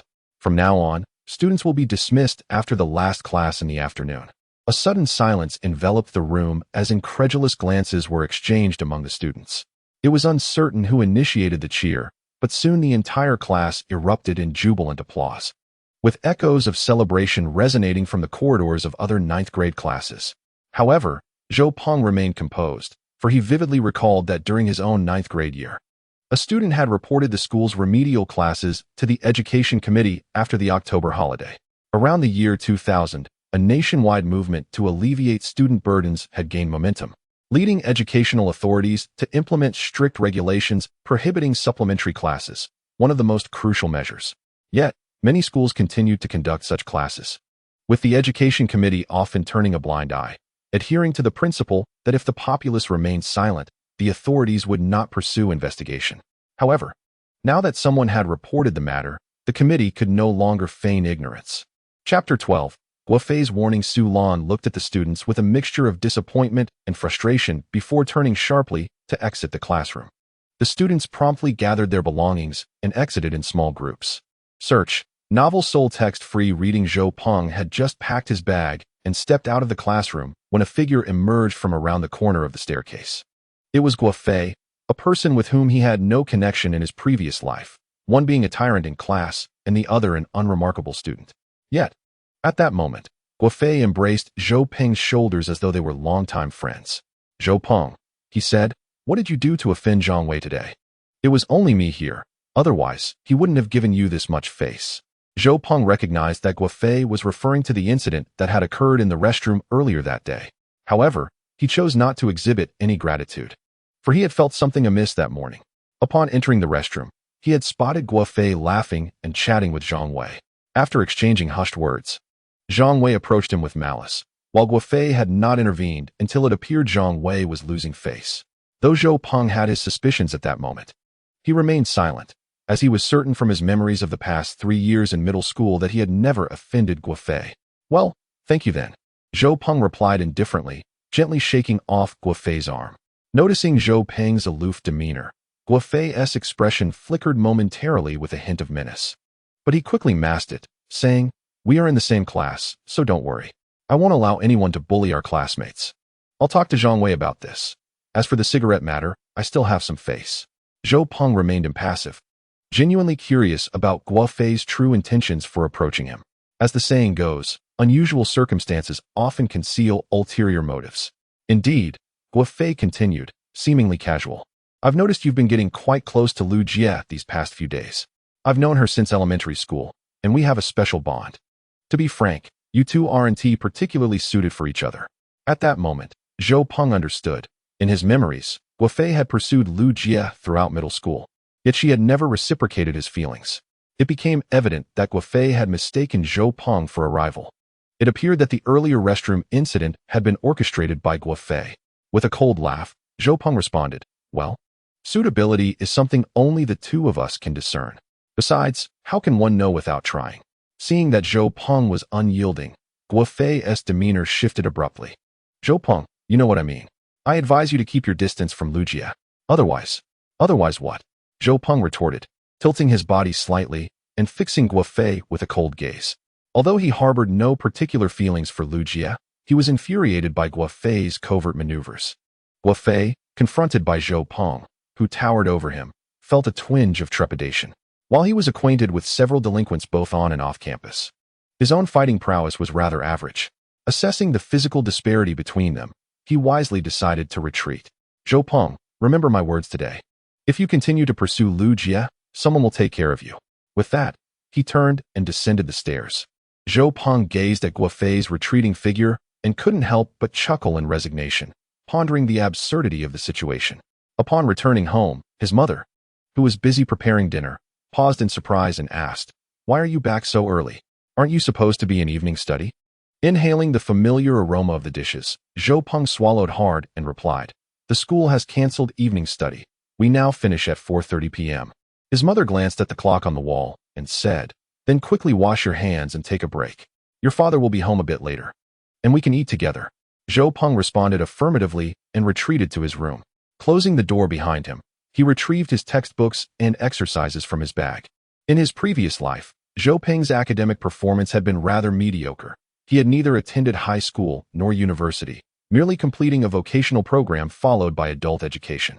Unlike the protagonists of many rebirth novels who returned to school as scholarly prodigies, Zhou Peng understood that to successfully navigate high school and university, he needed to commit to serious study from the ground up. Fortunately, his mature mindset in his 30s and the self-discipline of adulthood allowed him to focus more easily on his studies. On the morning of October 5, 1999, the third day of his rebirth, Zhou Peng gradually began to accept and adapt to his current life. Savoring the breakfast his parents had prepared for him before heading to work, Zhou Peng felt a delightful sense of comfort in his stomach, warmed by the nostalgia of long-forgotten morning meals. After finishing breakfast, he grabbed his backpack and set off for school. The classroom was sparsely populated when he arrived, and as he took his seat, he greeted his desk mate, Wang Xiaona, who was already engrossed in a book. Just as he settled in, he noticed Wang Xiaona sitting tensely, her face flushed as she reached into her desk drawer. Zhou Peng looked at her in surprise and asked, "What's wrong?" At the sound of his voice, Wang Xiaona appeared even more anxious, glancing around to ensure no one had been drawn to their conversation. Satisfied that they were alone, she took a deep breath, swiftly retrieved something from her desk, and pressed it into Zhou Peng's hand before quickly returning to her book. Zhou Peng was taken aback. Looking down, he discovered 2 boxes of soft Zhonghua cigarettes in his hand. "What is this for?" he inquired, turning to her. Wang Xiaona, speaking in a voice barely above a whisper, replied, "I don't know how much that Dafu cigarette costs, but my dad usually only smokes this brand. It's all we have at home. I hope it helps you." Her voice was so soft that Zhou Peng had to lean in to hear her. Amused, Zhou Peng initially intended to decline, as he had no plans to buy cigarettes for Zhang Wei. However, after a moment's consideration, he decided to accept with a smile, saying, "Haha, this is much more expensive than Dafu. Thank you." He placed the cigarettes in his bag. Wang Xiaona's face brightened with genuine joy upon hearing his words. Her laughter was a rare sound. Being overweight made her feel self-conscious, and her introverted nature left her struggling socially, resulting in a lack of friends at school. Classmates often mocked her or assigned her menial tasks, and her academic performance was average, rendering her almost invisible in the eyes of her teachers. In truth, Wang Xiaona had long harbored feelings of disillusionment towards her studies, though her personality prevented her from expressing it openly. As the new semester commenced in the 3rd year of middle school, I found myself seated next to Zhou Peng. Initially, I presumed he belonged to the unremarkable cohort of our class. Sharing a desk with Zhou Peng during this final year seemed a preferable alternative to the torment inflicted by my previous deskmate. To my astonishment, the seemingly docile Zhou Peng began to exhibit a tendency to domineer and subtly bully me. Chapter 13. We are friends. Just as Wang Xiaona had relinquished all hope for her 3 years in middle school, Zhou Peng, after a month of sitting together, underwent a remarkable transformation following the National Day holiday. He exuded an unusual charisma that belied his age and treated her with unexpected courtesy. This change astonished and delighted Wang Xiaona, as she sensed that Zhou Peng's newfound demeanor was not merely superficial. He genuinely regarded her as a friend rather than just a classmate. For Wang Xiaona, this was akin to being cast a lifebuoy amidst a tempestuous sea, rekindling her hope for the remaining year of her middle school journey. Upon learning that Zhou Peng was being extorted for 2 boxes of cigarettes, she resolutely resolved to assist him to the best of her abilities. Thus, when Zhou Peng remarked that those 2 boxes could be of assistance, Wang Xiaona felt an authentic joy. At that moment, Zhou Peng contemplated the unexpected revelation that the usually inconspicuous Wang Xiaona appeared to come from a well-to-do background. In fact, it seemed quite affluent. "Does your father smoke frequently?" Zhou Peng inquired, feigning casualness. "I'm not sure if it's considered frequent, but he takes a box of cigarettes from the cupboard each time he heads out," Wang Xiaona replied after a moment's reflection. Back in 1999, soft Zhonghua cigarettes were not within reach for just anyone. Her father typically smoked cigarettes costing 3 to 5 yuan, occasionally carrying 10 yuan worth when attending to errands, and indulging in 20 yuan cigarettes during holidays. The notion of a box of soft Zhonghua, priced at 50 or 60 yuan, was beyond consideration. In 1999, the average salary in benching hovered around 6 to 700 yuan, calculating based on 1 box of Zhonghua per day. The monthly tobacco expenditure would amount to 2 months' salary for an ordinary person. Thus, Wang Xiaona's assertion that her father exclusively smoked Zhonghua cigarettes suggested that her family was either quite affluent or she was remarkably modest. However, observing Wang Xiaona clad in the standardized school uniform, along with the most common sneakers, and carrying a backpack and stationery similar to her classmates, raised questions. If her father truly smoked soft Zhonghua daily, then either he was not her biological father, or Wang Xiaona was exceedingly discreet about her circumstances. What does it matter? Zhou Peng chuckled, shaking his head, before retrieving his book to study. As classmates gradually arrived in the classroom, Lu Jia also entered. However, instead of returning to her own seat, she approached Zhou Peng's desk at the back row. Casting a glance at him, Lu Jia reached into her bag and tossed a large fortune cookie onto Zhou Peng's desk with a thud, then without waiting for a response, she huffed and turned back to her seat. Zhou Peng chuckled helplessly, surprised that the girl was still upset over yesterday's incident. Yet, fearing he might not be able to handle Zhang Wei, he took a cigarette for himself. Zhou Peng was not one to be overly sentimental. He said nothing as he tucked the cigarette into his bag. Well, it seemed he wouldn't need to buy cigarettes for a while. Observing this scene, his classmates began to murmur again, while only Wang Xiaona remained silent, fidgeting with the hem of her clothing. Before long, their homeroom teacher, Su Lan, entered the classroom and announced, "Class representative, Please collect the homework assigned yesterday at the end of this period. Those who haven't finished must bring their parents to assist them. No excuses will be accepted. She shot Zhou Peng a stern glance before exiting the classroom. The first class was English, and after 10 minutes of listening, Zhou Peng took out his chemistry workbook. It wasn't that he couldn't comprehend the material. Rather, middle school English was simply too elementary for him. Although Zhou Peng had struggled academically in his past life, he had later acquired a Level 3 certificate in public English during his college years. Moreover, his affinity for American television series had honed his listening skills to the point where he could understand without subtitles, rendering English entirely stress-free for him. Wang Xiaona found it peculiar that Zhou Peng had put away his English book to work on chemistry problems, but she refrained from commenting. Instead, every time the English teacher approached the back row, she would gently nudge Zhou Peng's arm as a reminder. Although Zhou Peng knew he could easily handle being caught by the English teacher with his chemistry book, he still pretended to study diligently whenever she neared, flashing a playful smile at Wang Xiaona once she had passed. As the bell rang signaling the end of class, Zhou Peng closed his chemistry book, stretched, and said to Wang Xiaona, "Thanks a lot, my dear friend. Let me treat you to a drink. What would you like? I'll go buy it." Wang Xiaona, still blushing, looked down and murmured, "No need to thank me. I brought water." She quickly took out her water bottle from her bag and took a sip as if to prove her point. However, Zhou Peng paid her no mind and rose from his seat, saying, "What are you being polite for? You helped me so much this morning and covered for me in class. It's nothing to buy you a bottle of water. Aren't we friends?" As he walked past her, he playfully patted her shoulder. Wang Xiaona shuddered. "Friends? Are we friends?" Watching Zhou Peng's figure disappear at the classroom door, her gaze became somewhat dazed. Once upon a time, Wang Xiaona had friends too. Back in kindergarten and the early days of primary school, during that innocent and delightful age, other children would hold her hand at the kindergarten gate and say to their fathers, "Dad, this is Wang Xiaona from our class, my good friend." In the evenings at the school gate, she would do the same with her mother, saying, "Mom, this is so-and-so from my class. We are good friends." But those days were long gone. Zhou Peng arrived at the school gate shop and casually picked up 2 bottles of cola. After a moment's thought, he grabbed a third one, muttering, "I almost forgot about that girl, Lu Jia." Wang Xiaona remained fixated on the classroom doorway, her gaze brightening upon the appearance of Zhou Peng. However, her expression shifted to one of surprise as she noticed the 3 bottles of beverages he held. Zhou Peng first approached Lu Jia's seat, extending a bottle of cola towards her. "Thank you," Lu Jia replied curtly, casting him a sidelong glance. "Is that all you have to say?" With a charming grin, Zhou Peng quickly added, "And I apologize. I was in the wrong yesterday. Please don't be upset." Lu Jia huffed, cracking open the cola and taking a sip. "Just remember, next time, bring me iced tea. I prefer iced tea." Zhou Peng exaggeratedly bowed in response, eliciting a light laugh from Lu Jia. Returning to his seat, Zhou Peng handed another bottle of cola to Wang Xiaona. She reached out to accept it, but made no move to drink. "Thank you," she murmured softly.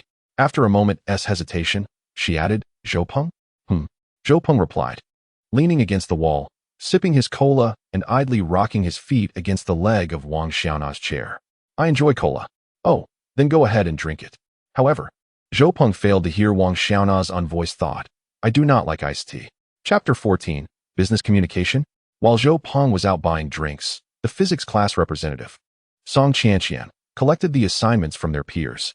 In the end, Zhou Peng was the only one who had submitted his work. As Zhou Peng returned, Song Qianqian approached him. "You weren't here when I collected the papers earlier. Please hand in yesterday's physics assignment and the penalty work." Zhou Peng acknowledged her with an O and retrieved the physics test from his backpack to give to Song Qianqian. "What about the penalty work?"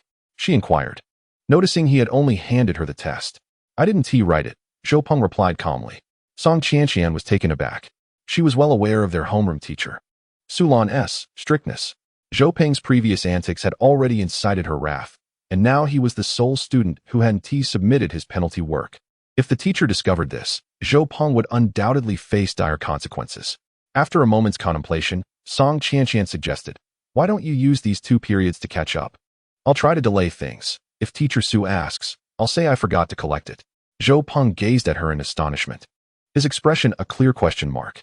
He vividly remembered that since she had rejected his confession, she had adopted an attitude of avoidance towards him. Even when others teased her about Zhou Peng, she would sometimes involuntarily display signs of displeasure. "Oh, that's unnecessary. Even if I tried 100 times, I wouldn't finish it, Zhou Peng mused thoughtfully. Seeing Zhou Peng's indifferent demeanor only heightened Song Qianqian's anxiety. Then I'll just say you forgot to bring it. Realizing her outburst, she felt a twinge of embarrassment. She was perplexed by her own concern for Zhou Peng and her worry about him being reprimanded by the teacher. Zhou Peng scrutinized Song Qianqian for a moment before stating, "Let us just leave it be. You can simply tell the truth." Song Qianqian opened her mouth to respond. But at that moment, the class bell rang, compelling her to return to her seat. The second period was language class. Zhou Peng, having listened for less than 10 minutes, took out his chemistry workbook. After years of crafting countless proposals in an advertising company, he found that middle school language studies required merely a bit of memorization effort. Now, what Zhou Peng truly needed to focus on were the subjects of mathematics, physics, and chemistry. As Zhou Peng was once again immersed in his chemistry problems, his deskmate, Wang Xiaona, remained silent, fixated on their Chinese teacher. Fortunately, the teacher's approach provided Zhou with timely reminders. Suddenly, while grappling with a particularly perplexing question, Zhou flipped through his textbook but failed to locate the relevant knowledge point.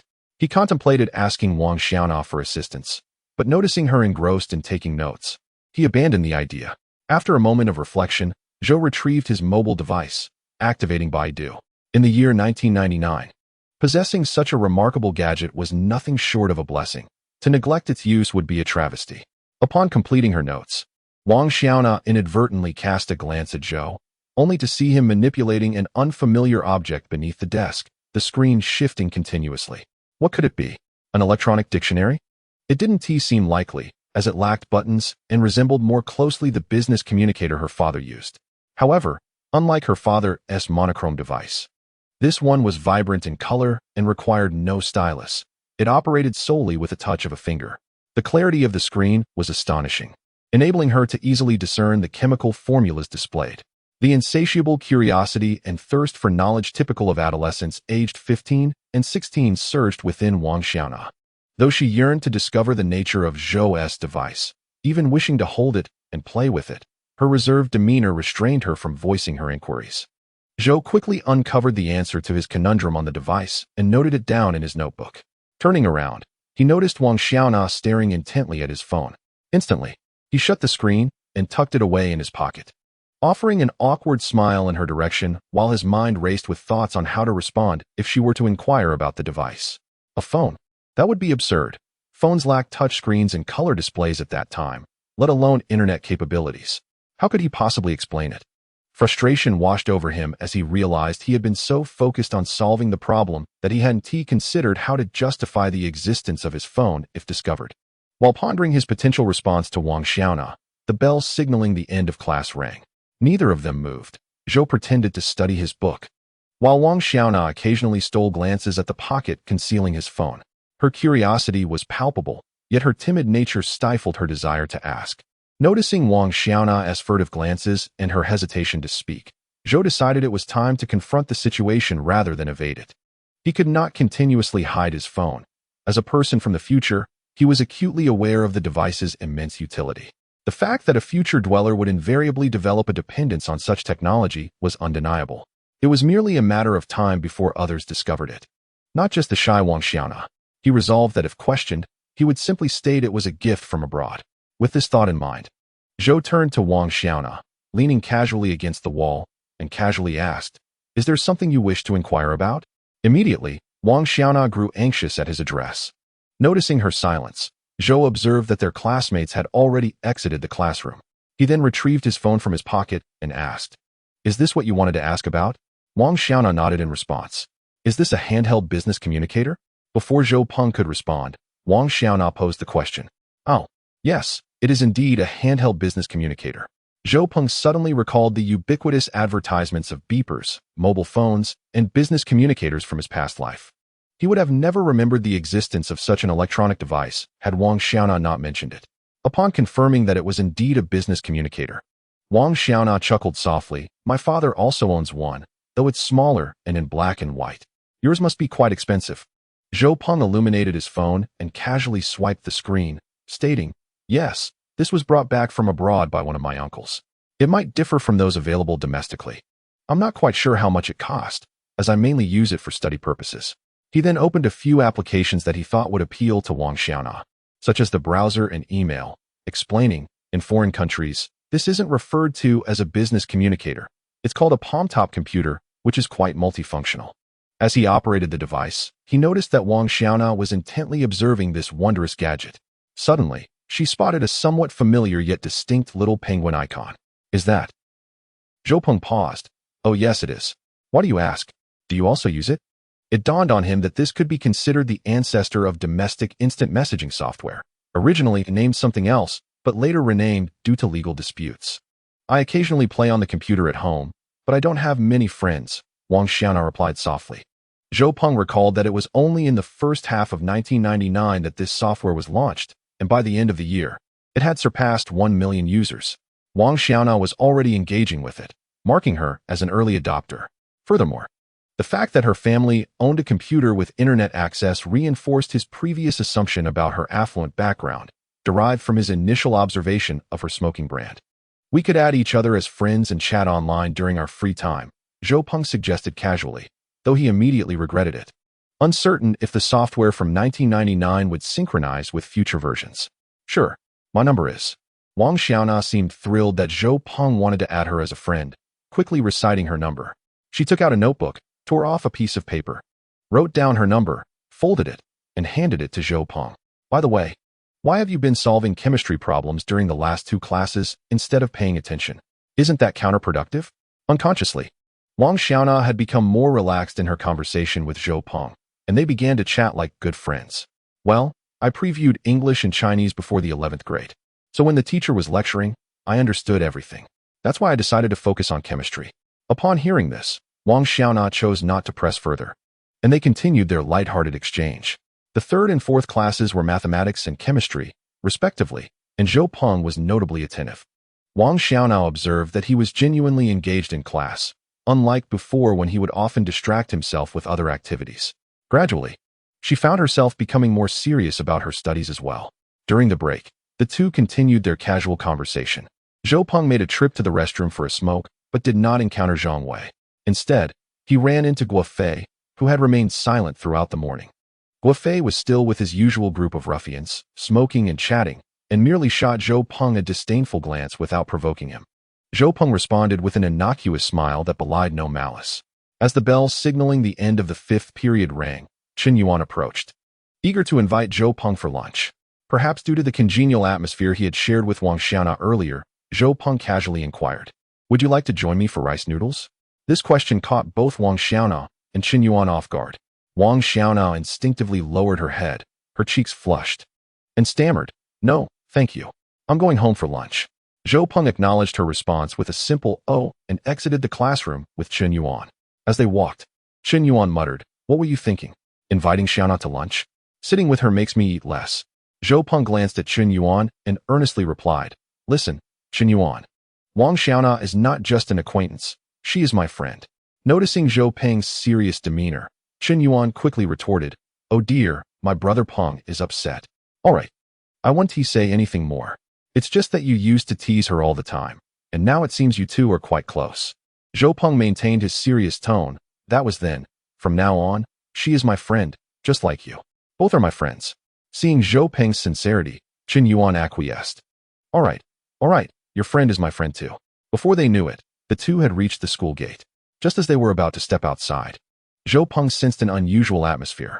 In those days, during lunchtime or after school, various individuals would stand guard at the school gates. These guards were not the teachers, parents, or volunteer crossing guards of later years, but rather students of similar ages or those with a notorious reputation, particularly in a school like Bincheng West Middle School, which had a reputation for disorder. Such scenes were commonplace. However, Zhou Peng noticed that today, the usual group of ruffians stationed at the gate seemed to be acting differently.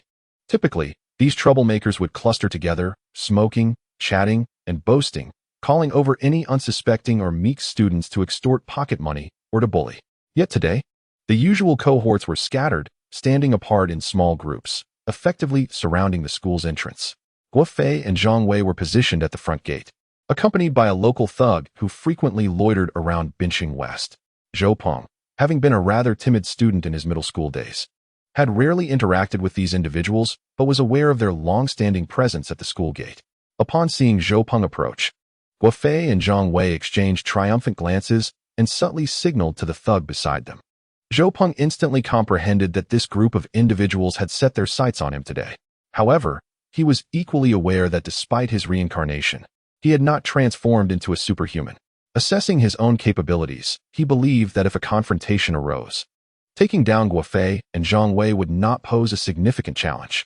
Yet, the presence of the young man nearby remained an unknown variable. Furthermore, there were several small-time thugs lurking nearby. Should they encircle him, he would undoubtedly be at a disadvantage. While his rebirth had endowed him with formidable confidence from 2 lifetimes, it had also sharpened his intellect, rendering him more lucid rather than blindly arrogant. In this moment, the most prudent course of action would be to remain within the school premises or exit through the small gate at the back of the school. With this thought, Zhou Peng gradually slowed his pace. Meanwhile, Chen Yuan, oblivious to the surrounding circumstances, continued to chatter animatedly about recent gaming experiences and the devastating combos he had mastered with certain characters. Noticing Zhou Peng's deceleration, Chen Yuan urged him, "Hurry up. We need to finish eating and play a couple of rounds. You have to see my new moves." Zhou Peng finally halted, gesturing nonchalantly towards the entrance and replied, "I'm not going. Just bring me a boxed meal." With that, he cast a disdainful smile at Guofei and Zhang Wei by the door, making a dismissive thumbs-down gesture, leaving Chen Yuan bewildered in the wind as he turned away and strode towards the teaching building. This series of actions provoked a chorus of jeers from the thugs at the school gate. "Hey kid, come out if you've got guts. Fool, hiding like a turtle. Are you even a man? Haha, a true man knows when to bend and when to stand tall."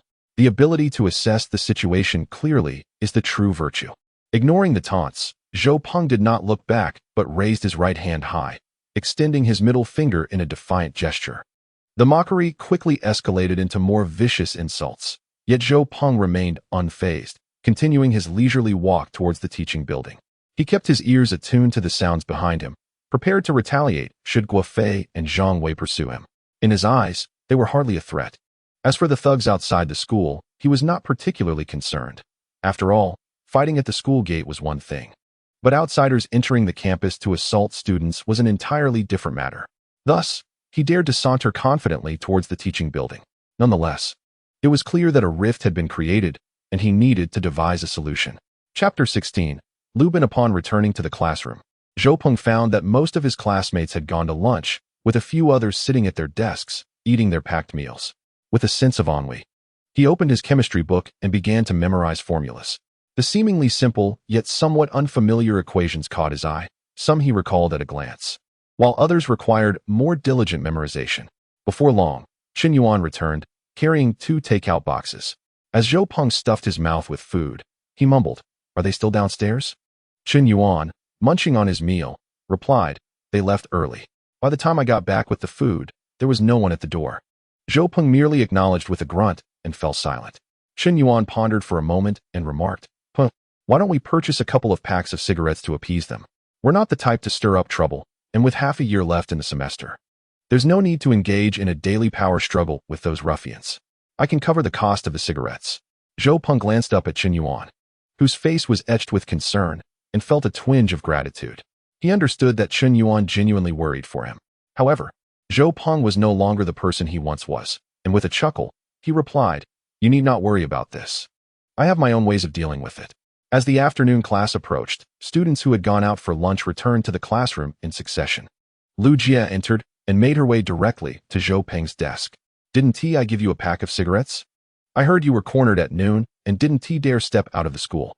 Zhou Peng smiled and said, "Such fine cigarettes. I decided to keep them for myself. It would be a shame to give them away." Lu Jie, visibly frustrated, retorted, "Are you comfortable just getting beaten up?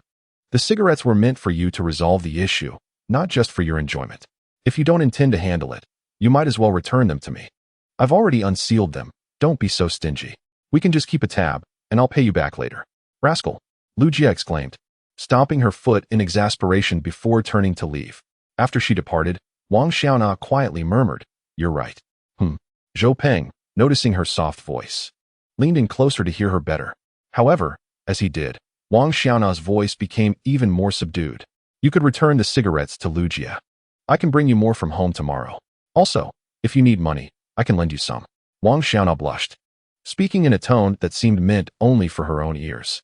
It was unclear whether her words were directed at Zhou Peng or merely to herself. Upon hearing this, Zhou Peng laughed heartily and said, "No need for that. It isn't about the cigarettes. I have other means to resolve the situation. As for the money, I'll pay her back in a couple of days. There's no need for borrowing." Wang Xiaona, who was not one to ask much of others, felt a longing to help him but refrained from saying anything further. The afternoon passed uneventfully. Even old Su did not inquire about Zhou Peng's failure to submit his written assignment during study time. Perhaps he sensed Zhou Peng's earnestness in revising his test paper. Or perhaps he understood that expecting Zhou Peng to copy all the unanswered questions 100 times was simply impractical. When the school bell rang, Zhou Peng quickly packed his bag, ensuring to place the pack of diffuse cigarettes inside, and dashed out of the classroom first. Peering out the corridor window towards the school gate, he confirmed that those thugs were still lingering outside. He then turned and made his way toward the back exit of the school. Upon leaving the campus, Zhou Peng took a small path that would lead him home in about 20 minutes. In his previous life, he had traversed this route for 3 years, so he navigated it with ease. Soon, he arrived near his home but did not head directly there. Instead, he went to a billiard hall. Before the year 2000, entertainment venues were relatively scarce, and billiard halls and roller rinks were frequented by young people, particularly those involved in the underworld.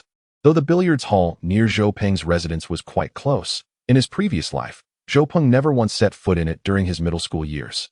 Upon entering, he was greeted by a middle-aged man in his 30s seated at the bar. "Ah, Zhou Peng, what brings you here?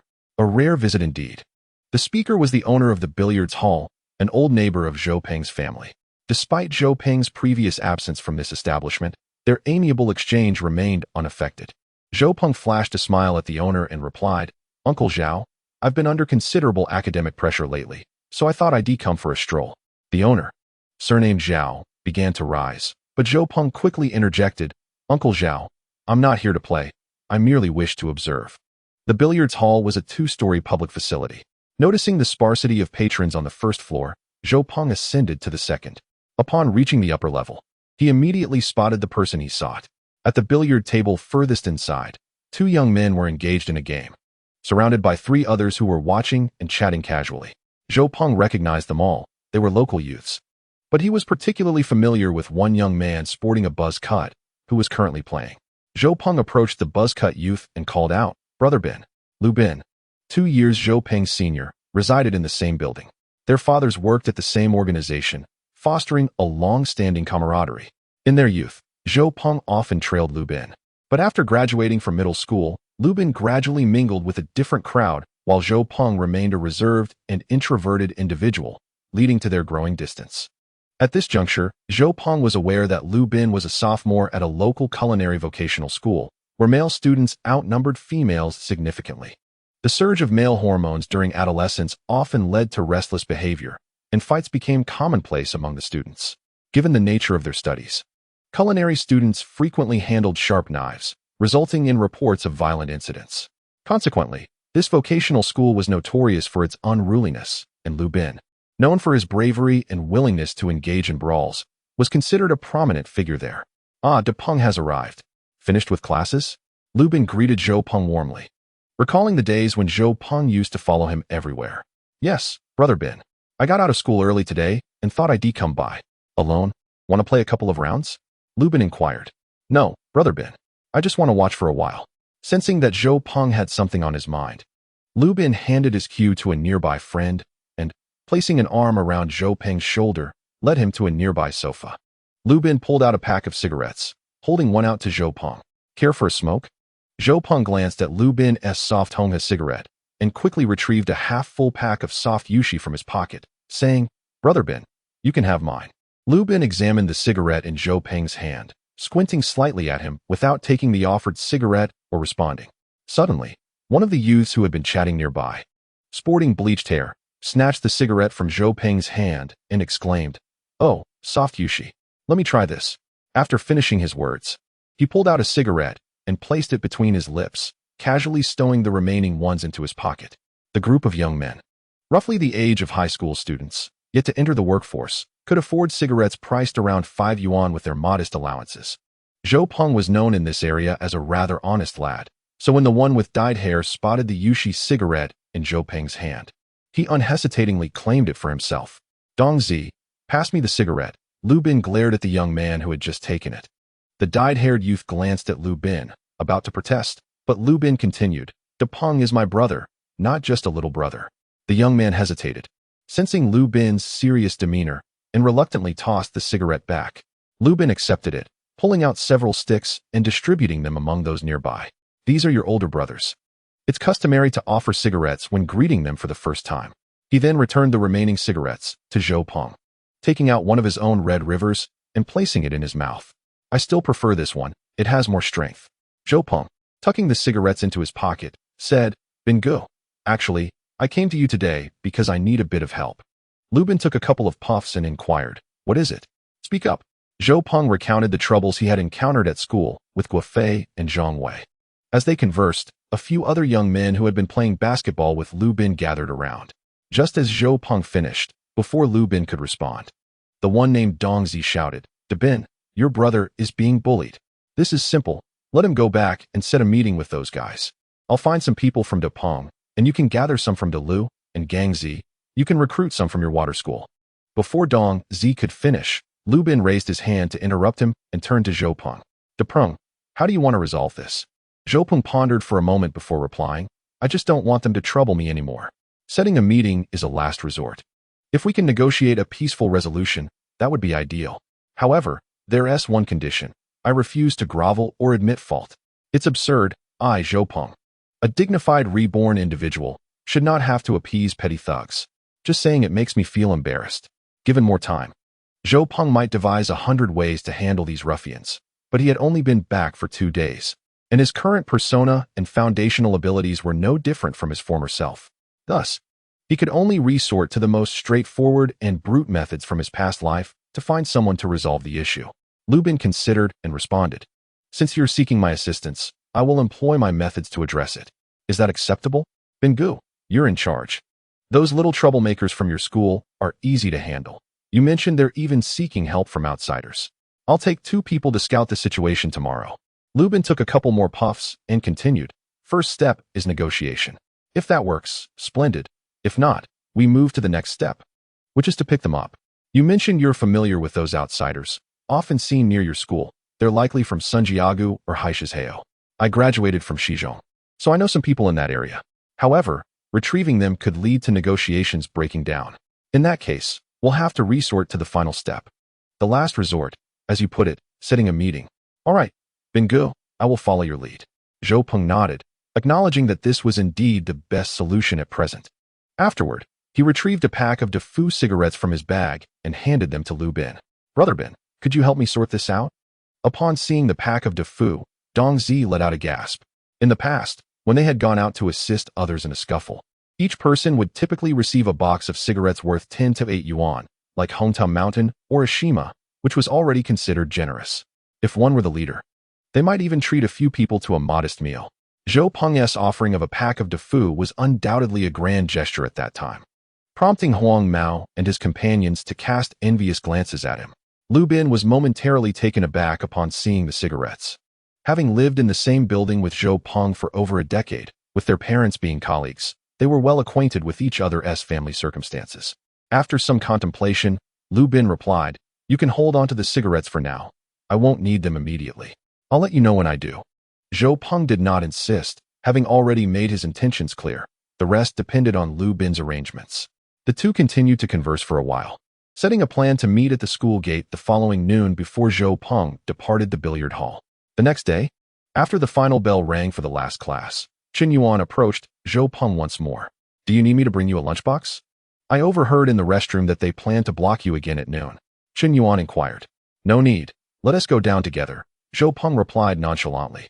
Observing Zhou Peng's indifferent demeanor, Qin Yuan questioned, "Are you planning to give them cigarettes?" Zhou Peng chuckled lightly. "We'll see when we get down there." At the school gate, Zhang Wei, with a cigarette between his lips, asked Guofei, "Do you think Zhou Peng will come out today?" Guofei fixed his gaze on the direction of the teaching building, responding, "I'm not sure, but we can't let this kid slip away just because he got lucky once." Zhang Wei glanced at the delinquent who had been with them the previous day and remarked, I don't mind, but we can't let Brother Quan keep coming here for nothing. At that moment, Brother Quan interjected, since we're here, let us wait a bit longer. If we can't catch him today, you two can find a few more people after school to drag him out. As they conversed, Faye, who was still watching the teaching building, suddenly exclaimed, he is coming out. Zhou Peng and Chun Yuan approached the trio, but before they could say a word, some nearby delinquents began to gather around. Chun Yuan, feeling a bit anxious, took a step back, while Zhou Peng casually surveyed the area. He was searching for Lu Bin, but regrettably did not spot him after a thorough glance. Oh, you finally emerged. I thought you were dead in that classroom. Fei sneered as he flicked away his cigarette, but Zhou Peng seemed to disregard his words, continuously glancing towards the entrance of the school. He knew Lu Bin was dependable, yet he couldn't fathom why he had not yet arrived. Zhang Wei, noticing Zhou Peng's apparent indifference, felt a surge of anger and snapped, I'm talking to you. Are you deaf? As he lunged to grab Zhou Peng's shirt, Brother Quan, with some street smarts, stopped Zhang Wei, saying, what's the matter? Is the kid looking for someone? Zhou Peng remained silent, yet an almost imperceptible sense of ease flickered across his countenance upon spotting Lu Bin's arrival. Accompanying Lu Bin were three others, two of whom were Dong Zi and Gang Zi, whom he had encountered the day prior, while trailing a few paces behind them was a stranger to Zhou Peng. This latter individual appeared somewhat older, perhaps in his mid-20s, with a shaved head that revealed a faint sheen of emerging stubble. The weather in Bin City had turned slightly chilly by October, yet the young man wore nothing but a snug black tank top, showcasing his well-defined musculature. Chapter 18. Negotiation. Quan Gu also noticed the newcomers, recognizing Lu Bin, a somewhat notorious yet prominent student who had graduated from Bin City West Middle School. Rumor had it that Lu Bin was thriving at Peng, a school infamous for its rough reputation, though they had often shared cigarettes and braggadocio outside the school gates. Quan Gu had never regarded Lu Bin with much seriousness, seeing him merely as a younger student, still a child in comparison to Quan Gu, who had already ventured into the streets after graduating from junior high. However, the young man trailing behind Lu Bin exuded an indescribable air of streetwise confidence. As the group approached the school gates, the young man in the black tank top unexpectedly turned and entered a nearby convenience store. While Lu Bin and his companions continued towards the center of the crowd, seemingly oblivious to this diversion, Quan Gu breathed a sigh of relief, thinking to himself that they were merely passers-by. Zhou Peng shared this sentiment, realizing that the young man in the black tank top was not a hired aide of Lu Bin's. When Lu Bin reached Zhou Peng's side, he greeted him with Bin Gu. Lu Bin nodded, pointedly ignoring Fei and Zhang Wei opposite them, and handed a cigarette to Quan Gu, saying, Quan Gu, still standing guard at the school gate for your little brothers? With a forced smile, Quan Gu accepted the cigarette, replying, haha, my little brother mentioned that things have been a bit chaotic at school, so I came to assess the situation. But why are you not busy cooking? Came to check on your teacher? Coincidentally, my brother also mentioned that the school is rather unsettled. I came to have lunch with him. Lu Bin responded with a smile. Quan Gu brought the cigarette Lu Bin had just given him to his nose, inhaling the scent before gently crushing it, allowing the tobacco to scatter on the ground. He then turned to Zhou Peng and inquired, is this kid your brother? Without answering directly, Lu Bin's expression darkened as he retorted, are these two your little brothers? While it was inconsequential if someone offered him a cigarette that he chose not to accept, it was indeed a matter of disrespect to take one and then discard it. Recognizing the tension, Lu Bin understood that engaging in a cordial discussion with the other party was unlikely today. Yes, he is my little brother. Has your brother caused trouble for mine? Is this something you intend to intervene in? Quan Gu tossed the now empty cigarette to the ground, crushing it beneath his foot. But I've heard it was your little brother who instigated the trouble first, Lu Bin replied without flinching. So what if my little brother did cause trouble? Is he someone you cannot handle? Quan Ji's expression darkened at these words. Lu Bin, do not presume that after merely 2 years of culinary training, you possess the authority to boast. What right do you have to speak so condescendingly to me? Changgu retorted sharply. Is it simply because you have numbers on your side? Lu Bin defiantly shot back, unwavering in his gaze. Upon hearing Lu Bin's words, Changgu felt a jolt of realization and quickly glanced towards the entrance. He understood that Lu Bin was not exaggerating. In a school like Dakong, where the male student population is substantial, with hundreds of students in each grade, if one holds a certain esteem within the institution, even rallying a mere tenth of that number could easily yield a group of dozens. Noticing the astonishment in Chang Ji's eyes directed at the entrance, Lu Bin continued. Fear not. Today I merely wish to have a conversation with you, Changge. I haven't brought many people with me. We come in good faith. Hearing this, Changge felt a slight sense of relief and redirected his attention. Similarly, Zhou Peng also eased his tension. He had been concerned that Lu Bin might replicate a scene from the Hong Kong film Young and Dangerous, uttering that phrase about having numbers, followed by a whistle, summoning a horde of people from the shadows. Such a scenario would escalate matters considerably. Do not think Zhou Peng's imagination was unfounded. Only those from the 80s would truly comprehend the profound impact of the Young and Dangerous series on the youth of that era, to the extent that 2 decades later, an internet meme would circulate, suggesting that those who watched Young and Dangerous should be released. Having spent several years navigating the complexities of society, Changge regained his composure and remarked, "Oh, you have numbers? Do you dare to confront Xing from Lu's family? I recently shared drinks with him. You wish to negotiate with me? Should I arrange for Xing to speak with you?" Lu Bin was momentarily taken aback, his expression darkening. Xing was a notorious figure in Lu Bin's school district. If one were to categorize delinquents, Changge, who merely flaunted his bravado at the junior high school gate, could be deemed a minor thug, while Xing was a genuine heavyweight in the realm of society. Just yesterday, Lu Bin had conferred with Zhou Peng about a 3-step plan: negotiate, present individuals, and establish terms. Little did he anticipate that before completing the first step, the opposition would leap to the second, bringing forth a name of a magnitude Lu Bin could not afford to confront at this stage. While it is true that in negotiations, one may encounter instances of inflated claims regarding relationships, Lu Bin was reluctant to take chances. For if the opposing party genuinely maintained a close rapport with Xing, his days at Dakong would be effectively over. Observing Lu Bin's furrowed brow and his struggle to articulate a response, Changge taunted, "What is the matter? Do you still wish to negotiate? Should I arrange for Xing?" As he spoke, he jabbed a finger forcefully against Lu Bin's chest, causing him to sway slightly. Yet, Lu Bin stood his ground, refusing to retreat even an inch. At that moment, a voice with a magnetic resonance emerged from the entrance of a nearby convenience store. "Binzi, go ahead and negotiate with him. Let him arrange for Xing." Everyone turned to where the voice originated. There stood a figure in a black tank top, who had walked alongside Lu Bin earlier and now leaned casually against the store's entrance, sipping from a bottle of cola through a straw. Chang's expression stiffened as he scrutinized the man in the black vest. It became apparent that they were indeed affiliated. And although the man's demeanor and aura exuded a streetwise essence, Chang clung to a glimmer of hope that Lu Bin, as a mere student, could not possibly be acquainted with individuals of such caliber.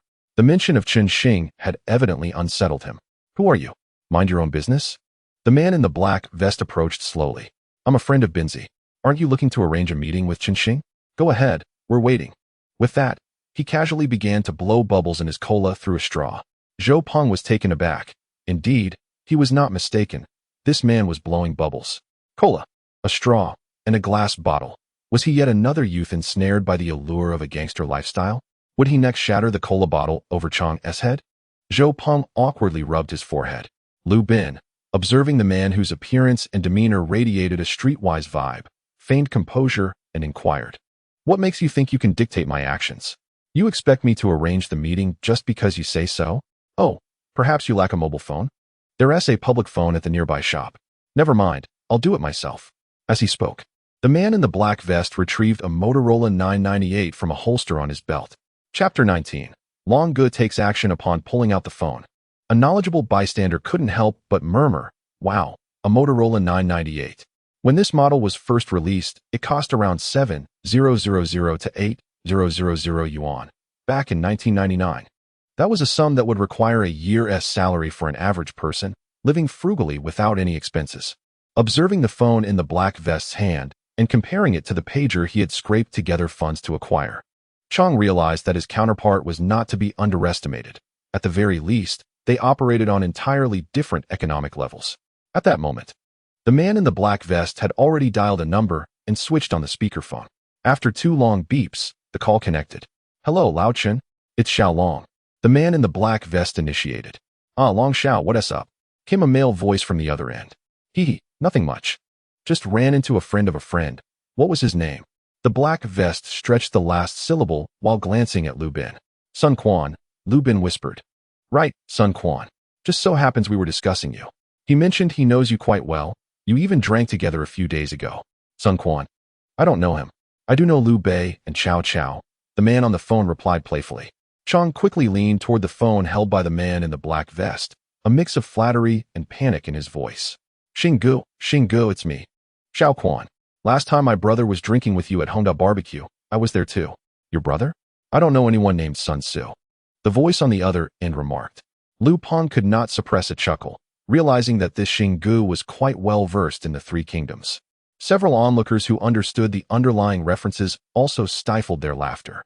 Meanwhile, Chang was utterly bewildered, protesting, Sun Tzu? My brother is not Sun Tzu. You must be mistaken. Xinggu, my brother is Sun Bin. Nonsense. Sun Bin is from the Warring States period, not the Three Kingdoms. Trying to fool me? The voice on the other end retorted. Zhou Peng finally burst into laughter. This Xinggu was indeed amusing.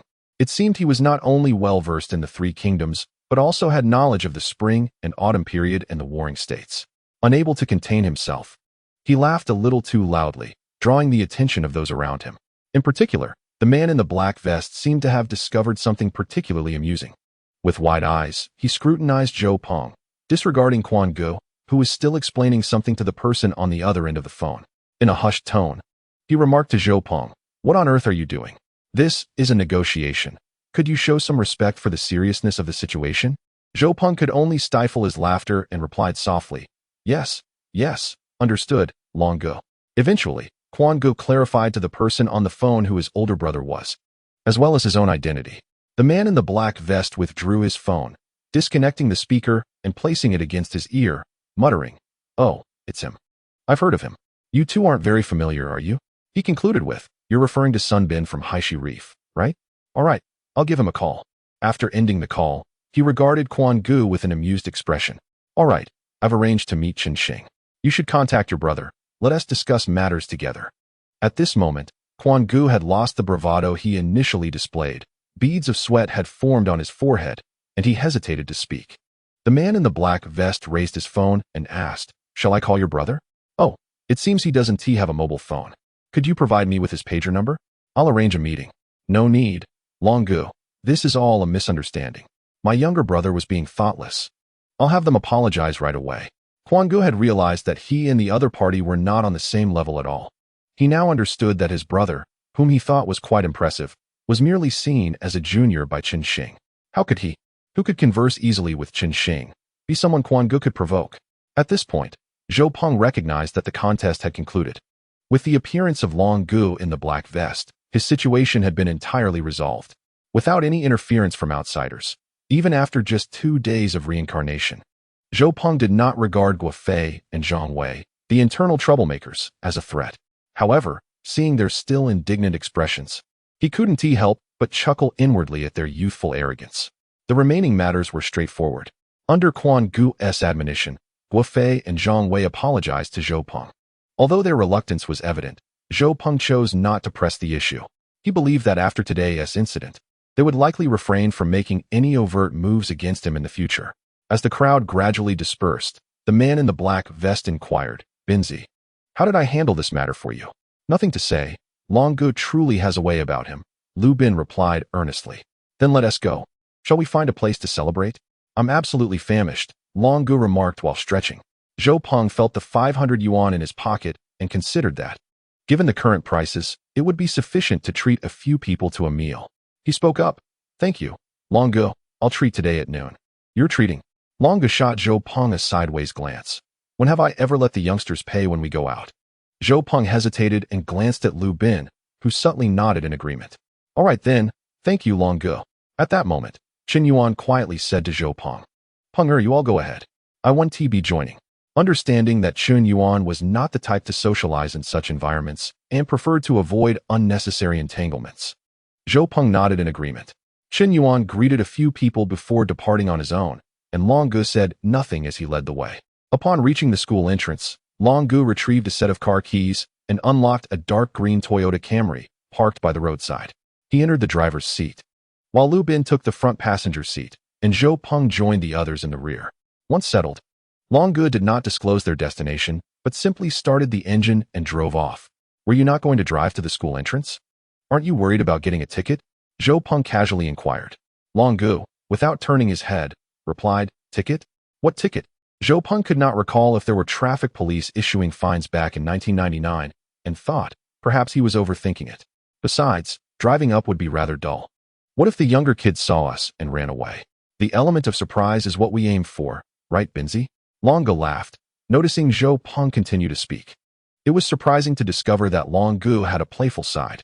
However, recalling the way he had blown bubbles with a soda bottle earlier, Zhou Peng felt a sense of relief. The usually quiet Dong Zi chimed in exactly. If Longo parked this car at your school gate, there would be no need for discussion. Zhou Peng, do you know what kind of car this is? Chapter 20. Long Ji's Jim. Dong Zi asked Zhou Peng if he recognized the car Longo was driving. Zhou Peng couldn't admit he had driven one before. So he replied, "Well, I've been in one. It's a Toyota Camry." "Haha, don't boast. This is a Jamie I, not a Camry," Dong Zi mocked from the side. Zhou Peng felt a wave of frustration, constantly reminding himself, "This is 1999, not 2019. This is 1999, not 2019. How much does this car cost?" The usually quiet gang, Z asked casually. "Close to 500,000, Longo responded while driving. 500,000. With that, you could buy an Audi A6, right? Zhou Peng muttered under his breath. Though his voice was low, Longo still heard him. He chuckled and said, "Is 500,000 expensive? This is a fully imported vehicle. Besides, the A6 is quite unattractive. I'd rather buy a Lexus, which carries much more prestige." Indeed, prior to 2000, in terms of status, Audis could not compete with Lexuses, which would later become well known. Zhou Peng silently concluded that Longo was truly affluent. After all, in 1999, 500,000 could purchase 2 apartments in the best district of Bin City. In just over 10 minutes, the car arrived at a restaurant, where they all disembarked. Longo mentioned he wanted them to try this newly opened establishment. Zhou Peng looked up to see Li Ji red braised lamb emblazoned on the sign. He recognized the place, having dined there a few times in later years. The restaurant gained popularity after 2000 due to its unique flavors and high-quality ingredients. Once inside, they settled at a table where Longo ordered a pot of red braised lamb along with several of the restaurant's signature dishes. The group engaged in casual conversation. Through their chatter, Zhou Peng learned that Long Ji's real name was Jiang Xiaolong, and his family was involved in construction, implying a relatively affluent background. From a young age, Longo was known to be quite the mischievous child. After graduating from middle school, he spent 3 years at a private high school before his family sent him to an obscure university in Ireland. Upon returning to his homeland, he indulged in leisure for 2 years, until he heard from friends that fitness was becoming a trend in the country. During his time in Ireland, Longo had frequented a gym, but upon his return to Bincheng, he had yet to encounter a decent gym, thus he had not continued his fitness journey. When he learned about the rising popularity of fitness in the country, he thought to himself that since he enjoyed it, he might as well open a gym. With financial support from his family, he established a modest gym. At that time, the gym scale was far from the large chain fitness clubs or upscale private gyms that would emerge later. It could only be regarded as a small workshop. The clientele was also not predominantly composed of university students or economically stable white-collar workers, but rather consisted mainly of young socialites with an abundance of energy seeking an outlet. Longo himself was not a particularly stable individual, and coupled with his affable nature and love for socializing, he found that although he did not earn much money from the gym, he did make numerous friends in the community. It was during a casual visit to Long Ji's gym that Lu Bin met him. Soon, the dishes arrived, and they chatted while eating. "Zhou Peng, if you have time, you should come by my gym and check it out," Longo suggested as he grew more familiar with Zhou Peng. "Sure, Longo. Where is your gym located?" Zhou Peng casually inquired. "It's in Lejikio, not far from Binzi's school." Upon noticing Zhou Peng's surprise, Longo asked, "What's wrong?" After a moment of thought, Zhou Peng queried, "Longo, why did you choose that area?" Without hesitation, Longo replied, "There are many residential areas with high foot traffic, and most importantly, we didn't have to spend money on renting a public building owned by my family." "What's the area of the gym?" "Over 300 square meters." "Do you have personal trainers?" "Personal trainers?" "Yes, there's a big guy who used to be on the provincial weightlifting team helping out." Seeing Zhou Peng's detailed inquiries piqued Long Ji's curiosity, Lu Bin and the others also looked at Zhou Peng with intrigue. "Zhou Peng, what's on your mind? Do you have questions?" Zhou Peng set down his chopsticks, lit a cigarette, and said, "Longo, did you open this gym purely for fun, Or is it for profit? Long Ge leaned forward. Certainly, it's for profit. However, I also enjoy staying active, and it provides a gathering place for friends to hang out. Zhou Peng collected his thoughts and continued. What did the friend who suggested opening the gym say to you? Long Ge looked puzzled, but responded. That guy is someone I met while studying in Ireland. After returning home, he went to work in Yinjing. We often went to the gym together abroad. And during a chat earlier this year, he mentioned that young people in Yinjing are really into fitness. He also said that a particularly famous gym from Hong Kong, whose name I can't quite recall, is about to open, claiming it would become the new trend among the youth. Is that gym called Haosha? Zhou Peng asked with a smile. Yes, that's it.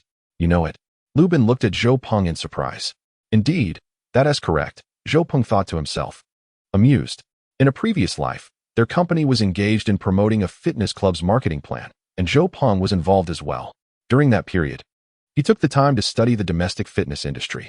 In 1999, Haosha introduced the model of large high-end fitness clubs to the country for the first time.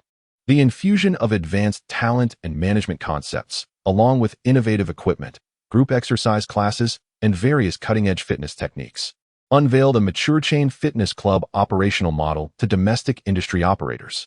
People began to realize that fitness centers and clubs could be operated in such a manner. Noticing Zhou Peng's silence, Long Ge, sitting nearby, grew somewhat impatient. Zhou Peng, do you have any insight into the fitness industry? Zhou Peng pondered for a moment and replied. Long Ge, if your intention is merely for leisure, you may maintain the status quo. However, if you wish to profit from the fitness industry, I suggest you close your current gym. Close it? Long Ge asked, his expression tinged with displeasure. Although his investment in the gym was modest and the profits minimal, it was his first independent venture, and he took pride in being a business owner. Yet now, in the eyes of this middle school student, it appeared that his once proud enterprise had little future. Lu Bin, sensing Long Ge's discomfort, quickly signaled to Zhou Peng. Zhou Peng refrained from speaking carelessly. Zhou Peng, seemingly unperturbed, continued. Yes, close it. Reopen in a new location, with a larger scale, and adopt a different operational model. Chapter 21. Suggestions for Long Ge, Part 1.0? Please elaborate. Long Ge leaned back, narrowing his eyes as he focused on Zhou Peng. Zhou Peng organized his thoughts and stated, the fitness industry holds significant promise. Your choice is sound. With Haosha introducing advanced fitness club models domestically, its success will undoubtedly spur more brand chains, igniting a fitness trend. Furthermore, with the likelihood of Beijing successfully bidding for the Olympics in 2 years, it will undoubtedly propel the fitness industry to new heights. However, with the emergence of this new operational model, the survival space for small gyms will increasingly diminish. Nevertheless, if you seize this opportunity correctly and establish a foothold, the next decade should be profitable. After a brief pause, he looked at the few stunned individuals before taking a bite of food and continuing. Firstly, consider relocating. Choose a mature commercial area with large shopping malls, cinemas, and food streets nearby. Your target clientele should not be the elderly who frequent markets daily, nor the working class rushing home to cook after work, but rather those with a certain economic foundation, particularly young people, who are willing to spend their leisure time shopping, watching movies, and dining out. Secondly, opt for a larger space, aiming for a standard of over 1,000 square meters. A fitness club is not merely a place for a few dumbbells, barbells, bench presses, and benches. Treadmills and elliptical machines should be prominently displayed in a row. Equip the space with a variety of machines, and ensure there are at least 2 independent exercise rooms. A dedicated medical room and shower facilities are also essential. Additionally, the operational model must change. Do not accept walk-in customers. Membership should be mandatory, and it must be an annual card. In the initial phase, there is no necessity to implement experience cards, weekly passes, or monthly subscriptions. If you can establish a new fitness club in Bin City before those chain brands arrive, your establishment will be truly unique. Those who can afford a membership do not require an experience, while those who cannot will not commit even after 10 trials. Do you think that in 2 years, Yinjing will successfully bid for the Olympics? Long Ge asked with some skepticism. The probability is quite high. In our first bid, we were narrowly defeated by a margin of 2 votes. The disappointment that followed was palpable throughout the nation. The president of the Olympic Committee expressed a desire for us to apply for the next Olympic Games, but we declined. Therefore, I firmly believe we will not let our people down a second time. At this moment, Long Ge and the others were utterly astonished. rendered speechless by the eloquent young man before them. Dongzi stammered. Then, how much would it cost to have a membership at such a club for a year? Zhou Peng lit another cigarette and replied, around 18,000, 5 to 6,000, depending on how Long Gu envisions the club's positioning. Hearing this, everyone gasped in disbelief. Dongzi nearly exclaimed, 10,000? Only a fool would pay that. Long Ji's gym currently charges only 500 a year, with many friends supporting him by purchasing memberships. Who could afford that amount? Zhou Peng chuckled and asked, Long Gu, how much did your phone cost? Over 8,000, Long Gu responded. Do you think there are not at least 2,000 people in Bin City who can afford your phone? Certainly, there are over 5 million residents in Bin City. For those who can spend 8,000 on a phone, if they desire to work out and happen upon such a club, do you believe they would seek another? Even if only 1/10 of those 2,000 have a need for fitness, that would suffice to keep your club busy. But with 1,000 square meters, how could you accommodate 200 people working out at the same time? Dongzi inquired. Do you truly believe 200 people would coordinate to work out simultaneously? Those who can afford a $10,000 membership have their time more precious than money. If you have 30 to 50 people at once, that would be a relatively good scenario. Dongzi still shook his head, saying, I think your perspective is overly idealistic. It's unlikely anyone would accept spending so much on fitness. Zhou Peng suddenly recalled a classic line from the movie Big Bull and slightly modified it. You must choose the finest location, hire the best designers, and construct the most luxurious club with no less than 1,000 square meters. Equip it with all the latest treadmills, elliptical machines, and spinning bikes. The club should feature shower facilities, and at the entrance, a tall and stunning hostess dressed in tight athletic attire should greet members. Upon entering, regardless of their circumstances, every member should be welcomed warmly in fluent Mandarin, enhancing their sense of prestige. Additionally, you should hire several personal trainers, all in the physical prime reminiscent of Arnold Schwarzenegger. The annual fees for personal training alone could exceed 10,000. Those who come to work out either drive BMWs or Mercedes. If you arrive in a Japanese vehicle, you might hesitate to greet anyone. Given such a club, how much do you think a membership card should cost? 10,000. Do not dismiss it as expensive. There will be no discounts. You must delve into the psychology behind customers acquiring membership cards. Those willing to spend 8,000 on a mobile phone are not deterred by an additional 2,000 for fitness. Do you comprehend what defines a successful individual? A successful person is one who consistently opts for the most expensive items rather than the best. Hence, our club's motto is not seeking the best, but rather the most costly. Zhou Peng's eloquent discourse left several attendees momentarily speechless. At this juncture, Long Gu inquired where the ideal location for opening a club might be. With a newfound eagerness to learn, he sought guidance. Dongzi interjected eagerly, suggesting, of course, it should be near Victory Square, in the Tianjin Street area. Zhou Peng had previously mentioned the necessity of a location where people can eat, play, and shop. That area indeed meets those criteria. Long Gu hesitated, expressing concern. That area is incredibly valuable. Finding a 1,000 square meter storefront nearby would incur a substantial annual rent.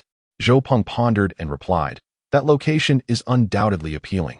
However, you might also consider the vicinity of Xi'an Road. Although there is currently only one Baixing shopping center there, I recall a governmental report indicating a robust development initiative for the Western Commercial District. In the next 2 to 3 years, several large-scale shopping centers are expected to emerge in that area, which will likely rival the developments at Victory Square. Zhou Peng was well aware that in the coming years, major shopping complexes such as Jinhui, Roosevelt, and Meikai, alongside Carrefour, Gome, and Suning, would establish their presence on Xi'an Road, transforming it into the most vibrant commercial hub in the coastal city. His insights were not mere conjecture, although the news reports did not explicitly outline future developments. The call to develop the Western Commercial District had been made for several years, and these claims are verifiable. Chapter 22. Advice to Long Gu, Part 2. Upon hearing Zhou Peng's words, Long Gu appeared to recollect something and quickly retrieved his phone to dial a number. After a few moments, the call connected. Dad, you mentioned recently that you and a few others had taken on a project near Xi'an Road. What is it about? Oh, the intersection at Huanghe Road, right? Is it a shopping mall? How large? That big. When is it scheduled for completion? All right, I understand. No further inquiries. I'll discuss it with you at home.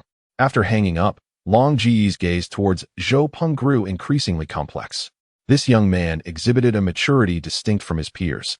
not only in demeanor and charisma, but also in his resolute and composed expression.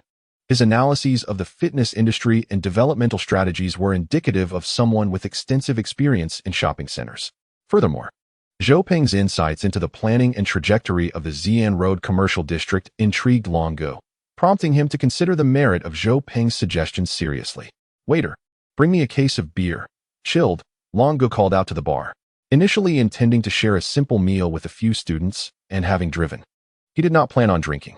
Yet, he now craved a cold beer to soothe his excited nerves. "Long Gu, you drove here."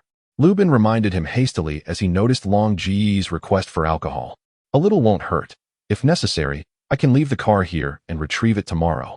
Long Gu replied nonchalantly, "As I must return to class shortly, I shall refrain from drinking," said Zhou Peng, noticing that Long Gu was about to pour him more wine. "Just one cup, for the sake of brotherhood. It's your first time drinking," Long Gu insisted. Seeing Long Ji's determination, Zhou Peng relented.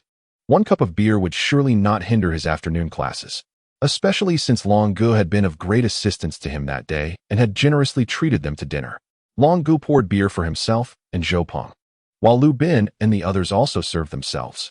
Long Gu raised his glass, exclaiming, "Today brings me great joy, as I have come to know my younger brother, Zhou Peng, through Binzi. No need for further words. We shall gradually build our camaraderie." He downed his drink in one go, then shook his glass upside down to indicate he had finished. Zhou Peng and the others followed suit, raising their glasses and drinking heartily. After finishing their drinks, they resumed their meal. Long Gu produced a cigarette and offered it to Zhou Peng. "Zhou Peng, tell me, if I were to establish a club like this, how much would I need to invest? And could you elaborate on the membership, coaches, and business model you mentioned?" Zhou Peng contemplated for a moment before responding, "I cannot specify the exact investment needed. It depends on the size and location of the premises you find, as well as the costs of subsequent renovations and equipment purchases. Since you aim to establish the first of its kind in Bin City, I advise against using subpar equipment. Haosha would suffice." Haosha, being renowned for sports apparel and equipment, is entering the domestic market not only to open fitness clubs, but also to sell equipment.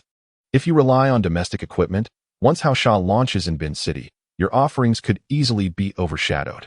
You must establish your brand within the first 2 to 3 years to withstand future competition. Zhou Peng took a drag from his cigarette and continued, "As for the specifics of the business model and other details, I recommend you personally visit Yanjing for an on-site investigation, examining aspects such as layout, personnel arrangements, and membership systems. Clubs of Haosha scale provide detailed membership terms when you apply for a card. Acquiring a copy, or even discreetly photographing it would be beneficial for your reference upon return." In truth, Zhou Peng could easily compile a comprehensive membership system, business model, and promotional process for Long Gu using his experience and internet resources. In this era of robust online support, even creating a renovation blueprint would pose no challenge. However, Zhou Peng preferred not to display excessive brilliance. The insights he had already shared had already garnered Long Ji's newfound respect. He feared that further elaboration might yield the opposite effect. Having spoken thus, Long Gu had already resolved to thoroughly investigate the fitness club matter. The remainder of the evening was filled with joyous drinking, although Zhou Peng abstained after his initial cup, and the others did not press him to drink more. After a while, Zhou Peng glanced at the time and decided to head back to school. As he prepared to leave, Long Gu pulled out his wallet and handed him 100 yuan for a taxi, explaining that they were still caught up in the revelry and would not conclude for some time. Zhou Peng accepted the money graciously, without decline. Upon reaching the bar at the entrance of the restaurant, I inquired about the prices of the drinks and dishes at a nearby table. I then retrieved 100 yuan from my pocket and combined it with the 200 yuan that Long Gu had just given me, placing the total on the bar, informing the owner that any excess would be refunded. When Long Gu and his companions had their fill and were ready to settle the bill, the restaurant owner mentioned that the young man who had left earlier had already paid 200 yuan, leaving a remainder of 30, which he returned to Long Gu. Long Gu glanced at the money in his hand and remarked to Lu Bin, "Your brother is quite intriguing." Zhou Peng returned to school just in time for the first afternoon class. As he entered the classroom, which had been filled with a buzzing chatter, a hush fell over the room. All eyes turned to Zhou Peng, who had earlier frightened away the small-time hoodlums that had long occupied the school entrance. However, this did not include Faye, who deliberately averted his gaze. Zhou Peng felt no particular emotion, proceeding directly to his seat. glancing at the timetable on the blackboard before casually flipping through his book. Before long, 2 notes appeared on his desk. So you were prepared all along. No wonder you seemed so nonchalant. Humph, return my cigarette, read a note in Lu Jia's elegant handwriting, accompanied by a little angry face. Who was that bald guy at noon? He looked quite impressive. Is he trying to recruit you as his underling? Chen Yuan's handwriting was considerably less appealing. Zhou Peng briefly responded to the notes before immersing himself in the class. Shortly after, his deskmate, Wang Xiaona, passed him a note, but unlike the previous ones. This was a flat sheet of textbook paper. The note asked, "Did you drink?" And he glanced at Wang Xiaona sitting beside him. Zhou Peng chuckled softly, scribbling down a glass of beer and gently nudging the note back toward her, then fixed his gaze on her intently. Wang Xiaona felt the weight of Zhou Peng's stare and her face flushed, turning even redder than Zhou Peng's, who had just consumed alcohol. Zhou Peng found it amusing that passing a note could make her blush. Meanwhile, Wang Xiaona was inwardly panicking. She had never passed a note to a boy before, and being scrutinized by Zhou Peng made her regret her actions immensely. Chapter 23. Passing notes with Wang Xiaona. Zhou Peng watched as Wang Xiaona took the note, her pen hovering over the paper without writing anything, as if she were contemplating something significant. After about a minute, a dot appeared on the paper, and she seemed to muster her resolve, quickly scribbling a few words before pushing the note back to Zhou Peng along with something she had clutched in her hand. To his surprise, Zhou Peng nearly burst into laughter. The note contained a piece of green arrow chewing gum, accompanied by a line of text stating, "Drinking is harmful to minors." Zhou Peng accepted the note without hesitation, unwrapping the gum and popping it into his mouth, chewing as he wrote back, "Got it. 1 tea drink next time." Wang Xiaona had not anticipated such a response from Zhou Peng. It felt akin to a mischievous boy apologizing to a girl, causing her cheeks to burn even hotter. So much so that the chemistry teacher, who was lecturing at the front, approached Wang Xiaona, reaching out to touch her forehead, concernedly asking if she felt unwell. "I heard you were looking for someone from the community during lunchtime." "That is not true. It was merely an older brother from a neighboring family." "So, has the issue been resolved?" "Yes, it has. You're not planning to get involved with the community, are you? Please, do not disturb my studies." The two of them continued to pass a sheet of paper back and forth, and Wang Xiaona gradually felt more at ease. At some point, Zhou Peng had folded the wrapper of his gum into a delicate paper crane and placed it on his desk, then flicked it gently with his finger, sending it to land on Wang Xiaona's desk. She feigned a look of disdain and nudged the paper crane aside with her pen. When the class bell rang, Zhou Peng stood up, stretched, and pulled Qin Yuan to the restroom. Watching Zhou Peng leave the classroom, Wang Xiaona picked up the paper crane that she had previously dismissed and quietly tucked it into her desk. Upon returning from the restroom, whispers and pointed fingers followed Zhou Peng. Even while he was in the restroom, a boisterous boy, who usually trailed behind Zhang Wei and was quite arrogant in their grade, attempted to light a cigarette but instinctively tucked it away upon seeing Zhou Peng, avoiding eye contact and nearly making a mess in the process. However, Zhou Peng paid little mind to it. Although he was one of the parties involved in the earlier negotiation incident, to him, it was merely the antics of children. At present, he simply wished to complete the remainder of his middle school years in peace. After school, Zhou Peng drove back toward his neighborhood, choosing a somewhat secluded spot to park before walking toward his building. However, he did not head straight home. Instead, he made his way to Lu Bin's house. After knocking on the door, it was Lu Bin's father, Lu Ziyuan, who answered. "Ah, De Peng has come. It's been a while since you visited my boy," he said. "Uncle, is Bingu at home?" Zhou Peng asked with a bright smile. "Yes, in his room. He came home and fell asleep right away." "This child. What can I say?" Lu's father lamented. "Come in, please." Zhou Peng thanked him and stepped inside, while Lu's father called out to a bedroom, "Lu Bin, De Peng is here to see you. Wake up quickly." He then turned back to Zhou Peng and added, "You go on in. If he is still asleep, just rouse him." Zhou Peng chuckled and entered Lu Bin's room. Lu Bin had already awakened, yet he appeared dazed from the effects of his earlier intoxication. Upon seeing Zhou Peng, he gently shook his head to clear it and said, "You've come. Have a seat." "Bingu, how much did you drink today?" Zhou Peng asked, finding a chair to sit on. "Don't mention it. Longa got carried away today and ordered another case of beer after you left." "Are you all right? You seem a bit out of it," Zhou Peng observed. "I'm fine. I took a nap when I got back, and I'm feeling much better now." Dongzi vomited as soon as we left the restaurant, and Longa drove him home. "Longa drove after drinking so much?" Zhou Peng asked, astonished. Oh, it's not the first time. Long Gu can handle his liquor, Liu Bin replied. Zhou Peng considered this. In other cities, he was unsure. But in Bin City back in 1999, the enforcement against drunk driving was not as stringent, unlike in later years when being caught often resulted in detention. For those with connections, even if apprehended, a simple phone call could resolve the matter. Oh, by the way, I came to give you this. As Zhou Peng extracted the large Fushing cigarette from his bag and offered it to Liu Bin. Liu Bin glanced quickly towards the bedroom door before hastily placing the cigarette on his bedside table. This time, he did not decline the offer. Although he was uncertain if there had been any changes in Zhou Peng's family circumstances that might have enhanced his financial capacity, he perceived that Zhou Peng's recent demeanor suggested that presenting such a cigarette was no great challenge for him. Furthermore, from today's clandestine settlement, Liu Bin had come to appreciate Zhou Peng's decisive nature. He was adept at managing affairs and spending his own money without hesitation. After securing the cigarette, Liu Bin inquired, Peng, why did you share those suggestions with Long Gu today? Because Long Gu helped me resolve some troublesome matters at school, and I found him to be quite amiable, so I spoke a bit more, Zhou Peng replied with casual ease. Do you truly believe that fitness club can be established? Liu Bin asked, a hint of concern in his voice. He understood Long Gu. While he was generally generous and kind to friends, he was not a naive soul.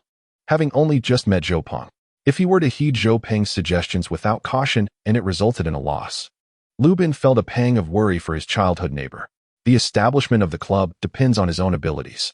However, if he follows my advice, once the fitness club is operational, failure would be quite a challenge, Zhou Peng asserted confidently. Observing Zhou Peng's unwavering confidence, Liu Bin found himself increasingly perplexed by his younger brother. Where did you learn all this? Online, of course. In this day and age, the internet is a treasure trove of information. What? Don't you browse the web? I do. At internet cafes, Zhou Peng replied, recalling that in Binhai City, internet cafes were scarce, most being establishments referred to as computer rooms within residential buildings. I only play Red Alert and Delta Force there.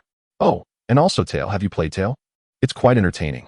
Especially with the character Kanagawa Wisteria, Zhou Peng said, his expression darkening as he observed Liu Bin, who had just been worried, transform into an animated speaker. Choosing to ignore Liu Bin's incessant chatter, Zhou Peng rose and approached the bedroom door, nonchalantly stating, I prefer Somara 7 stars. It's relatively simple. Without looking back, he left Liu Bin to grapple with his own chaotic thoughts. Chapter 24. Collaborating with Long Gu on Friday morning. The bell signaling the end of the 6th period finally rang. With a rumbling stomach, Zhou Peng was preparing to step out for a meal when he unexpectedly spotted a familiar Toyota Camry just outside the school gate. As Zhou Peng exited the school premises, the car window rolled down, revealing Long Gu, who called out, Peng. Momentarily taken aback, Zhou Peng quickly approached. Long Gu, what brings you here? Waiting for someone. With a smile and no words, Long Gu simply gazed at him. Zhou Peng turned to look for someone else. Long Gu nodded. Come on, accompany me for a meal. Not one to be impolite, Zhou Peng noticed that there were no other passengers inside the car, and he opened the front passenger door to sit down. Long Gu said little more as he drove, taking Zhou Peng to a relatively upscale seafood restaurant near Shanghai Square. After parking the car, the two entered the restaurant, where Long Gu promptly began ordering dishes in the fresh seafood section. He selected braised sea cucumber, oil-braised prawns, steamed opium fish, sea urchin tofu, and, after choosing what could be considered a rather substantial dish, he also ordered abalone rice for Zhou Peng and a portion of conch dumplings for himself. They settled into a window-side table, and after declining the drinks suggested by the waiter, Long Gu offered Zhou Peng a soft cigarette while lighting one for himself. Throughout the meal, Zhou Peng remained silent, simply smiling at Long Gu. He could likely surmise the reason for Long Ji's visit, but chose to remain quiet, waiting for the other to speak first. After taking a couple of puffs, Long Gu initiated the conversation. This morning, I asked Binzi for your contact information, but he mentioned only your home phone. I had to chance upon you at your school, and to my surprise, I actually found you. Noticing Zhou Peng's silence and smile, Long Gu continued, the purpose of today's meeting is twofold. First, I had promised to treat you to a meal, but you sneakily settled the bill last time, which was quite a blow to my pride. Therefore, I wish to treat you today. Secondly, regarding the fitness club you suggested, I discussed it with my family and explored other avenues for information. I would like to give it a try and see if you could assist me. Having finally reached the crux of the matter, Zhou Peng did not feign modesty. How would you like me to help? Longo pondered for a moment and replied, I can tell that you were somewhat reserved during our last encounter, perhaps holding back some thoughts. I am not certain whether this was due to our initial meeting making you cautious or if you were deliberately withholding valuable insights, preparing to negotiate. In any case, it is of little consequence. You will come to understand my character as we grow acquainted. However, my aspiration to establish this fitness club cannot afford to be delayed. As you mentioned, seizing market opportunities is crucial. I consulted several seasoned individuals in the business realm through my family, and they all commended your ambitious ideas and insights into market trends, industry dynamics, and the analysis concerning Beijing's Olympic bid. They unanimously agreed that anyone capable of articulating such viewpoints must possess a certain caliber. You're too kind, Zhou Peng humbly responded. Longo waved his hand dismissively and said, There is no need for modesty. Hence, I am seeking your assistance. I heard from Binzi that you are in your 3rd year of junior high and will soon be taking your high school entrance examination. Moreover, I have heard that your academic performance is rather average, which might hinder your chances of entering high school. I do not mean to offend. I merely wish to point out that if you do not succeed in the entrance exam, your options may be limited to vocational schools or technical colleges, ultimately aiming to acquire a skill for employment. If I truly wish to establish this fitness club, it will not materialize quickly.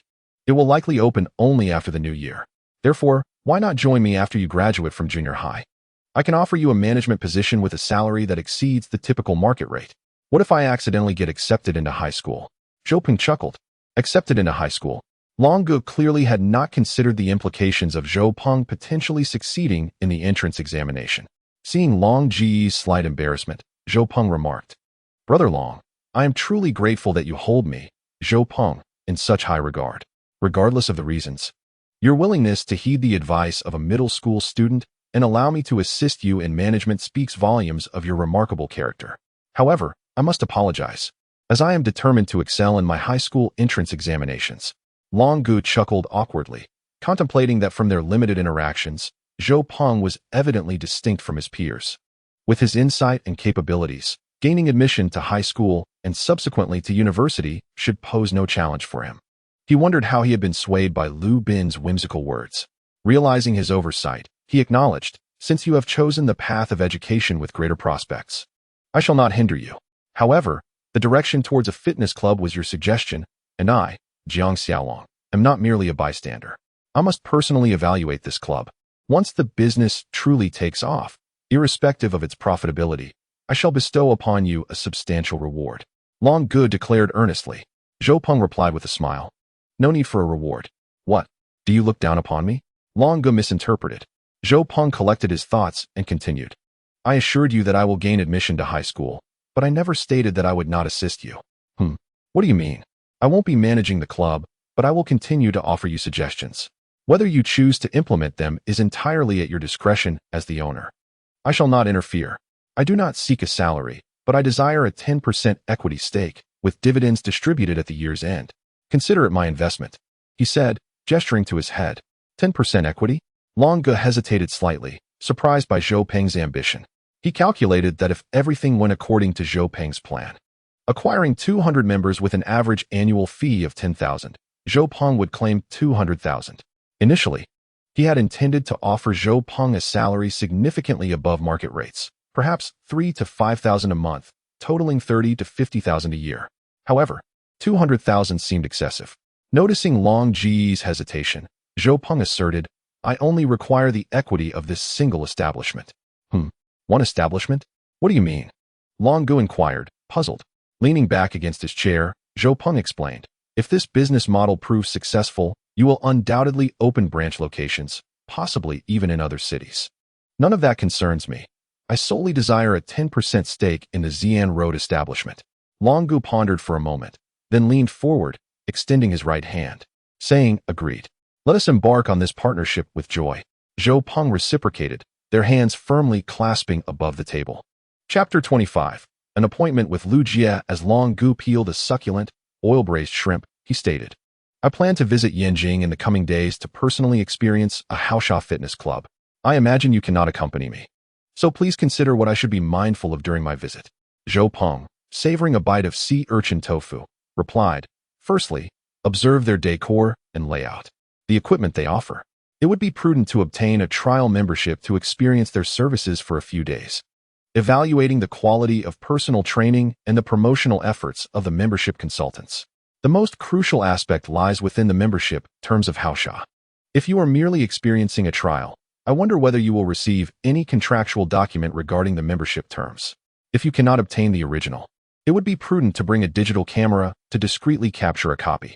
Additionally, the camera can be utilized to take photographs of the renovation layout and equipment placement that I previously mentioned. Upon returning with this information, I can provide you with further insights tailored to our own club. I possess a digital camera and will bring it along. Should I invite a renovation expert to accompany me for advice? We certainly have the means for that, Dragon Brother confidently asserted. Zhou Peng paused for a moment, contemplated, and replied, "No need. The renovation aspect is merely a reference. I will assist you in drafting a plan later." Zhou Peng mused to himself. Having already taken a 1/10 equity stake, it was time to contribute some insights. "You understand renovation design as well?" Dragon Brother exclaimed, nearly dropping the shrimp from his mouth in surprise. "Just a smattering of knowledge," Zhou Peng replied dismissively. "By the way, you should finalize the location of our store soon. Ideally, it would be situated within a comprehensive shopping center that offers dining, entertainment, and leisure all in one. However, given the current situation, it is unlikely that there is a suitable option in Binhai City, so let us search for street-level public buildings near Xi'an Road. If possible, purchase rather than rent. If renting, insist on a long-term lease, ideally for a minimum of 10 years. Negotiate with the landlord to keep the rent unchanged for the first 3 years while striving to lower the price. After 3 years, gradually increase the rent by a proportion of 10 to 30%. You should calculate whether the increments occur annually or biannually, as well as the specific increase percentage. Set the penalty for breach of contract relatively high, and ensure it is stipulated that the landlord must bear the cost of our store's renovation in the event of a breach. Dragon Brother listened intently, resembling a diligent student in class, nearly taking notes. According to the current urban planning, Xi'an Road is destined to become the premier commercial district in Binhai City within the next 2 to 3 years, reinforcing my insistence that purchasing is preferable to renting. If renting, it must be a long-term arrangement, and the penalty for breach should be substantial enough to deter the landlord from considering default. Zhou Peng continued. Dragon Brother couldn't help but exclaim, "Zhou Peng, just how much knowledge do you possess?" Zhou Peng laughed heartily, pointed to his head, and half-jokingly, half-seriously replied, "The knowledge I hold here is enough to serve you for 20 years, perhaps one day, should you wish to venture into another industry. I can assist you in strategizing." This statement from Zhou Peng contained a hint of jest, yet also served to deliberately showcase his capabilities, aiming to ensure that Dragon Brother perceives the value of the equity stake he provided, which might even exceed expectations in the future. After their meal, Dragon Brother drove Zhou Peng back to school. Just before Zhou Peng exited the vehicle, Dragon Brother suddenly inquired, "Do you have a pager? How do I usually reach you?" Zhou Peng pondered for a moment and chose not to disclose his mobile number to Dragon Brother. Instead, he provided his home phone number. "This is my home number, generally. I should be at home in the evenings, though weekends may vary. I'll get you a pager. We have several and used ones lying around, which are merely collecting dust. Please, do not give me one. No one seeks me out," Zhou Peng hastily declined. "I would look for you. Am I to carry a pager solely for your convenience?" Noticing that Dragon Brother was about to say more, Zhou Peng quickly added, "Enough, my brother. Let us keep my middle school life unencumbered. When the time truly calls for it, I shall not hold back." During the third class of the afternoon, the homeroom teacher, Su Lan, conducted a physical education lesson. Zhou Peng and his classmates engaged in a spirited game of basketball on the playground, marveling at the vitality of youth. After playing for over 20 minutes, their faces remained unflushed and their breath steady, only a slight sheen of sweat gracing their brows. Reflecting on his former self, he recalled how, due to a prolonged absence of exercise, he could scarcely manage a brisk walk without becoming breathless.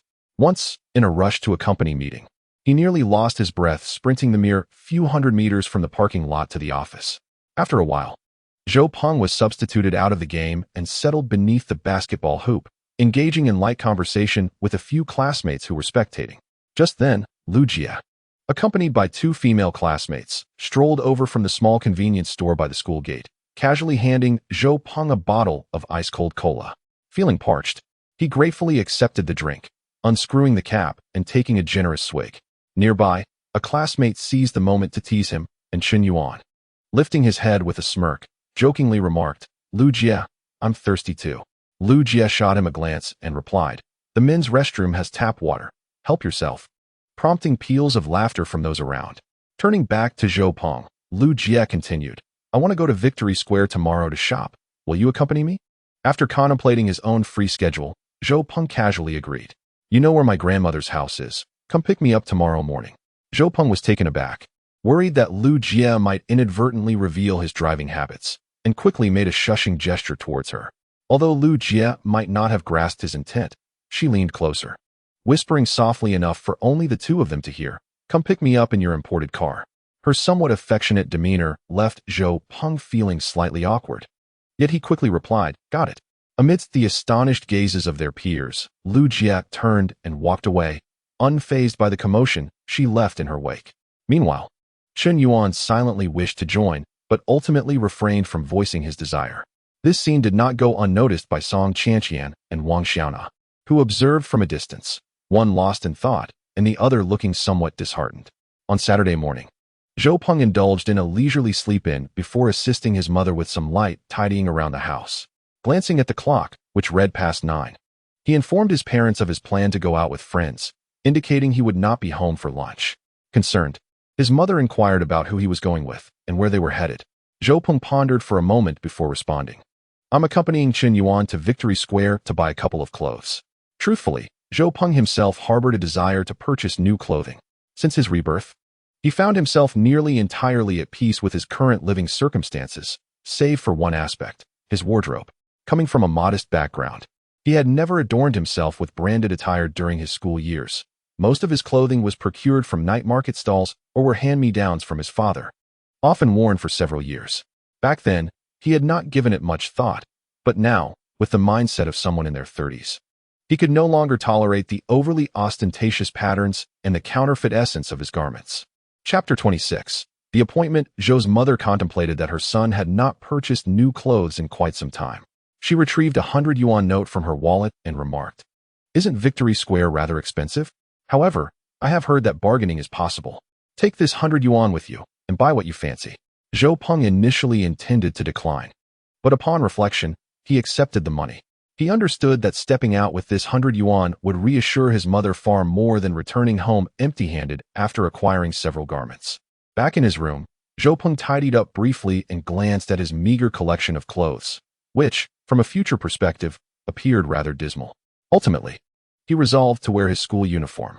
As he exited his home, he noticed his father smoking at the stairway. After greeting him and preparing to leave, his father called him back. Zhou's father produced 20 yuan from his pocket and handed it to Zhou Peng, saying, "Don't let Chen Yuan treat you every time you go out." With that, he turned and returned indoors. Zhou Peng smiled at his father's taciturn demeanor as he watched him walk away. On his way to Lu Jie's house, Zhou Peng glanced at the fuel gauge, which indicated just 2 bars remaining, and calculated the money in his pocket. He decided to head to the gas station. Lowering the car window, he casually instructed the attendant, "95, fill it up to 200. 95. The attendant was taken aback. Zhou Peng quickly corrected himself, "My apologies, I meant 97. Fill it up to 200. As the attendant opened the fuel cap, he remarked, "Ah, this tank is quite large. It can hold over 80 liters. Over 80 liters? Zhou Peng noted the glaring price displayed on the sign nearby. 97 gasoline at 238 yuan per liter. Wait. Amidst the astonished gaze of the attendant, Zhou Peng, with tears of joy streaming down his face, uttered the words he had only dared to say with great reluctance in the future. 97. Fill it up completely. While waiting for the refueling, Zhou Peng gazed at the astonishingly blue sky, feeling for the first time that the color blue could be somewhat blinding. I love 1999. As Zhou Peng parked the car in front of the small supermarket at Lu Jie's house, she dashed out, called back to the supermarket, and hopped into the vehicle. Zhou Peng exchanged pleasantries with Lu Jie's grandfather, who had seen her off, before accelerating away. Once again seated in Zhou Peng's car, Lu Jie remained exuberant, chattering away like a sparrow throughout the journey. Zhou Peng, influenced by her spirited demeanor, found his own mood uplifting.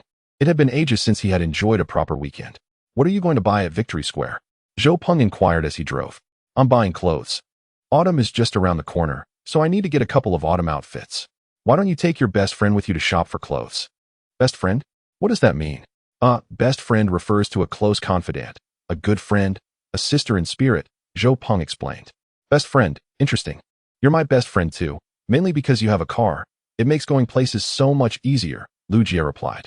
While she said this, she couldn't quite fathom why she desired Zhou Peng's company for shopping. She simply felt an urge to be with him more often.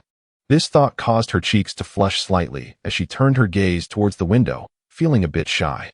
Fortunately, Zhou Peng was focused on driving and did not notice the subtle changes in Lu Jie's expression. The term best friend should not be used lightly. A close friend is someone who can freely enter your private space. Would you like to go?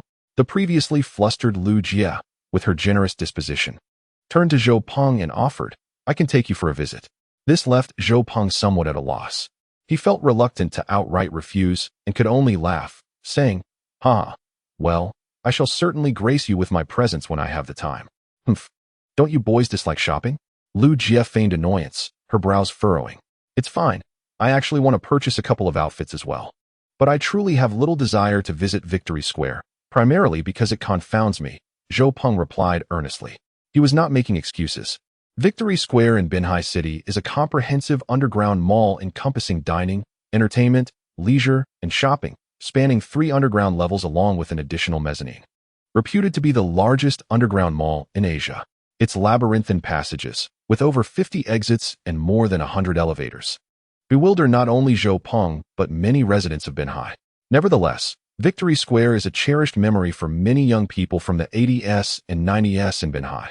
Upon hearing this, Lu Jie exclaimed, So you want to buy clothes too? Great, I'll accompany you and give you some advice. I know Victory Square like the back of my hand. Weren't you the one wanting to shop? Zhou Peng inquired. Oh, whether I buy something or not is inconsequential. I just want to accompany you, Lu Jie replied. In truth, she was indifferent about purchasing anything today. Her primary intention in inviting Zhou Peng was to create an opportunity for a private moment together. All right then, but do we have to go to Victory Square? Zhou Peng expressed a hint of reluctance. Yes. The fashion there is so trendy. Many items are imported from abroad. I'll treat you to spicy hot pot for lunch. Have you ever tried it?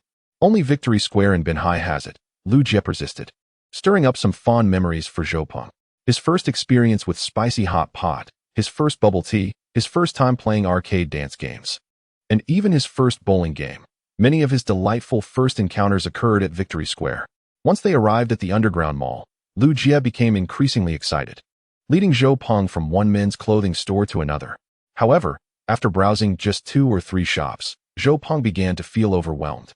Binhai City is renowned nationally for its fashion industry, hosting an international clothing festival annually since 1988, drawing considerable attention and participation from foreign dignitaries. The opening ceremony is a star-studded affair, with numerous top-tier celebrities from mainland China and Hong Kong attending. Notable figures such as the Heavenly King of the West, Faye Wong, and Jackie Chung have graced the event. In 1997, after the global success of the film Titanic, Kate Winslet performed at the festival, and in 1998, shortly after the World Cup, Ricky Martin was invited to perform. Thus, Binhai residents are famously fashionable, embracing a love for style and daring to express themselves through their attire. There once existed a phrase that described the people of Bin City as having cornmeal-filled stomachs and wearing fine cotton trousers, suggesting a preference for aesthetic over culinary quality. However, viewed through contemporary lenses, the clothing stores in Victory Underground Plaza could be deemed quite fashionable, with styles that are, on a national scale, rather avant-garde. Yet, Zhou Peng could not help but judge these garments through the prism of aesthetics from 2 decades hence, deeming them tragically unappealing. Chapter 27.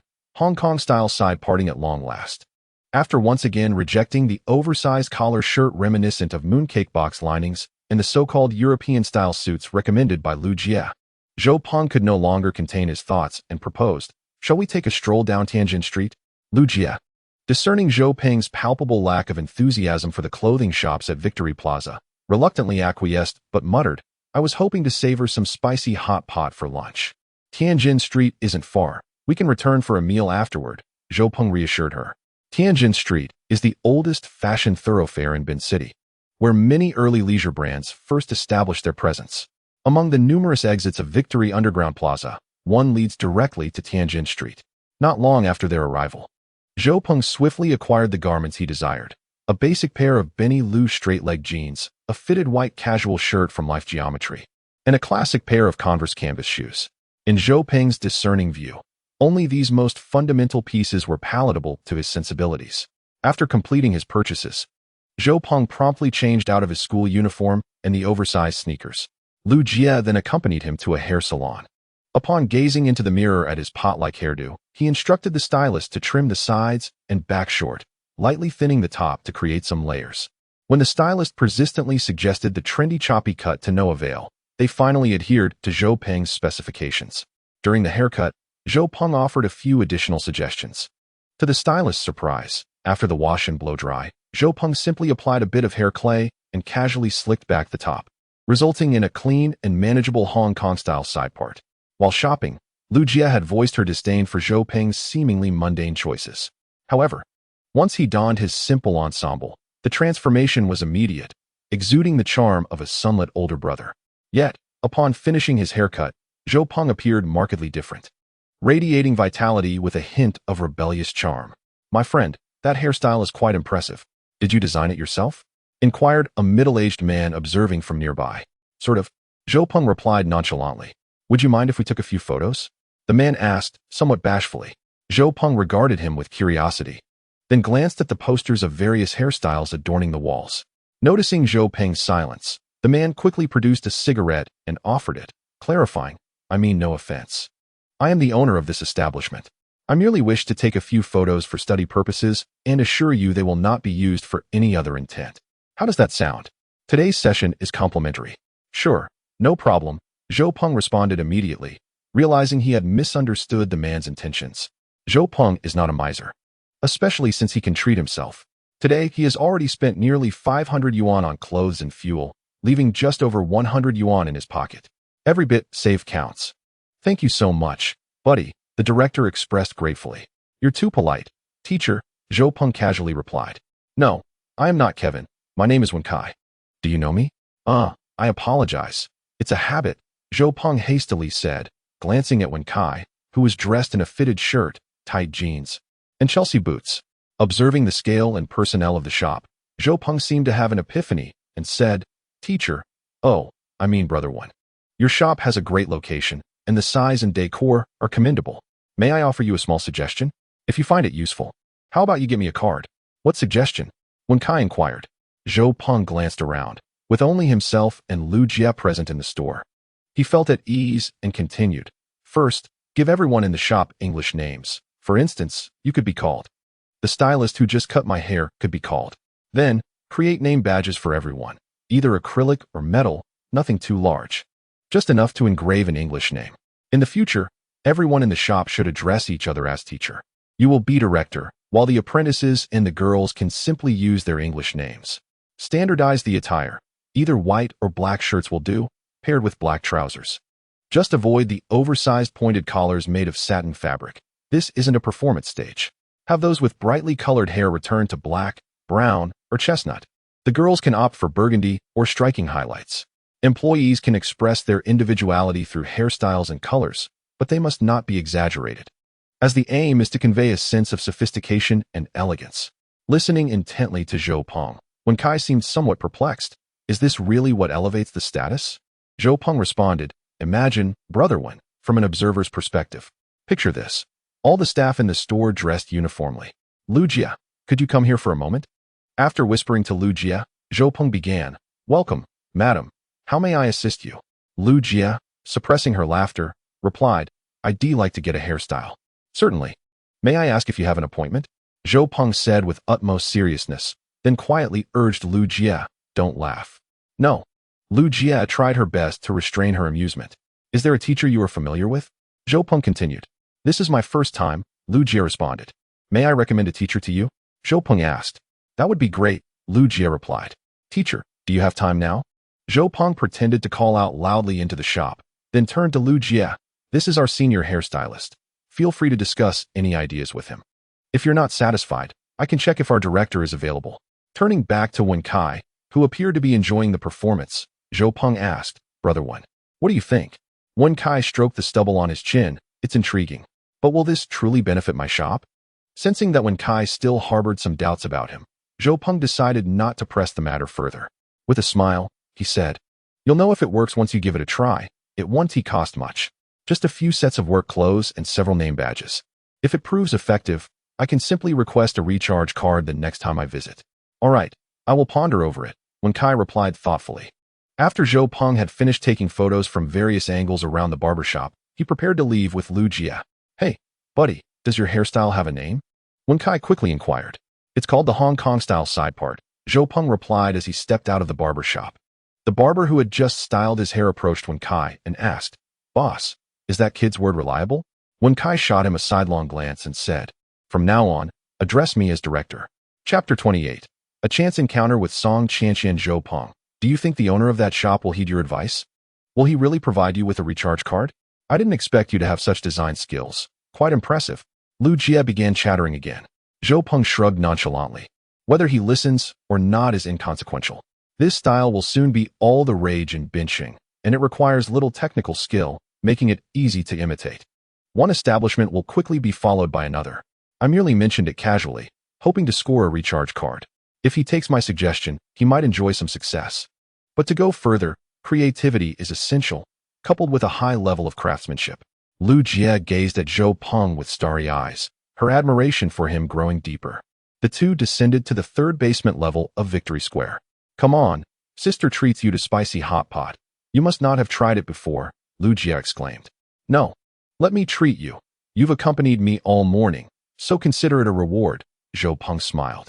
"All right, it's on you," Lu Jia replied with a sweet smile, relishing the feeling of being pampered, especially by Zhou Peng. Zhou Peng's first experience with spicy hot pot had been at Victory Square, and the memory was still vivid. He recalled how novel it felt to choose ingredients in a bowl, wanting to sample everything and ending up with a heaping assortment. This level was filled with numerous stalls resembling bustling food courts, and they happened to arrive during the lunchtime rush. Finding a long line at the popular Sisters' spicy hot pot stall. Lu Jia and Zhou Peng. What a coincidence. The two, engaged in conversation while waiting, suddenly heard a familiar female voice greet them. They looked up to find Song Qianqian. "Oh, Song Qianqian, what brings you here? Are you here to eat as well?" Lu Jia excitedly greeted her. However, Zhou Peng was unfazed. It was quite common for young people to encounter acquaintances at Victory Square around the year 2000. Later, it became a saying among the youth of Binchang that if you went out, no one would speak to you. Yet at Victory Square, you would always encounter a few familiar faces. Unbeknownst to Zhou Peng, this encounter was not merely coincidental. The previous afternoon, Song Qianqian had fortuitously overheard Lu Jia inviting Zhou Peng to explore the area that morning, and she felt a pang of discomfort. The boy who had once shown interest in her was suddenly so engrossed with Lu Jia, and the seemingly ordinary person who previously held little significance now occupied her thoughts incessantly for reasons she could not fathom. This morning, the restless Song Qianqian could no longer resist the urge to visit Victory Square, uncertain whether she would encounter Zhou Peng and Lu Jia. Unsure of how she would react if she did, and perplexed as to why she felt compelled to come, she wandered alone throughout the premises, traversing from the first to the third floor and then back again. Feeling a pang of hunger after hours of aimless strolling, she descended to the underground floor, hoping to find something to eat. To her surprise, despite her fruitless search, she spotted the two of them, laughing and chatting together in the dining area. "Well, I'm off to Qianlong Market to buy some hair accessories. Are you two on a date?" Song Qianqian responded to Lu Jia's inquiry. Yet her gaze was firmly fixed on Zhou Peng, as if silently questioning him.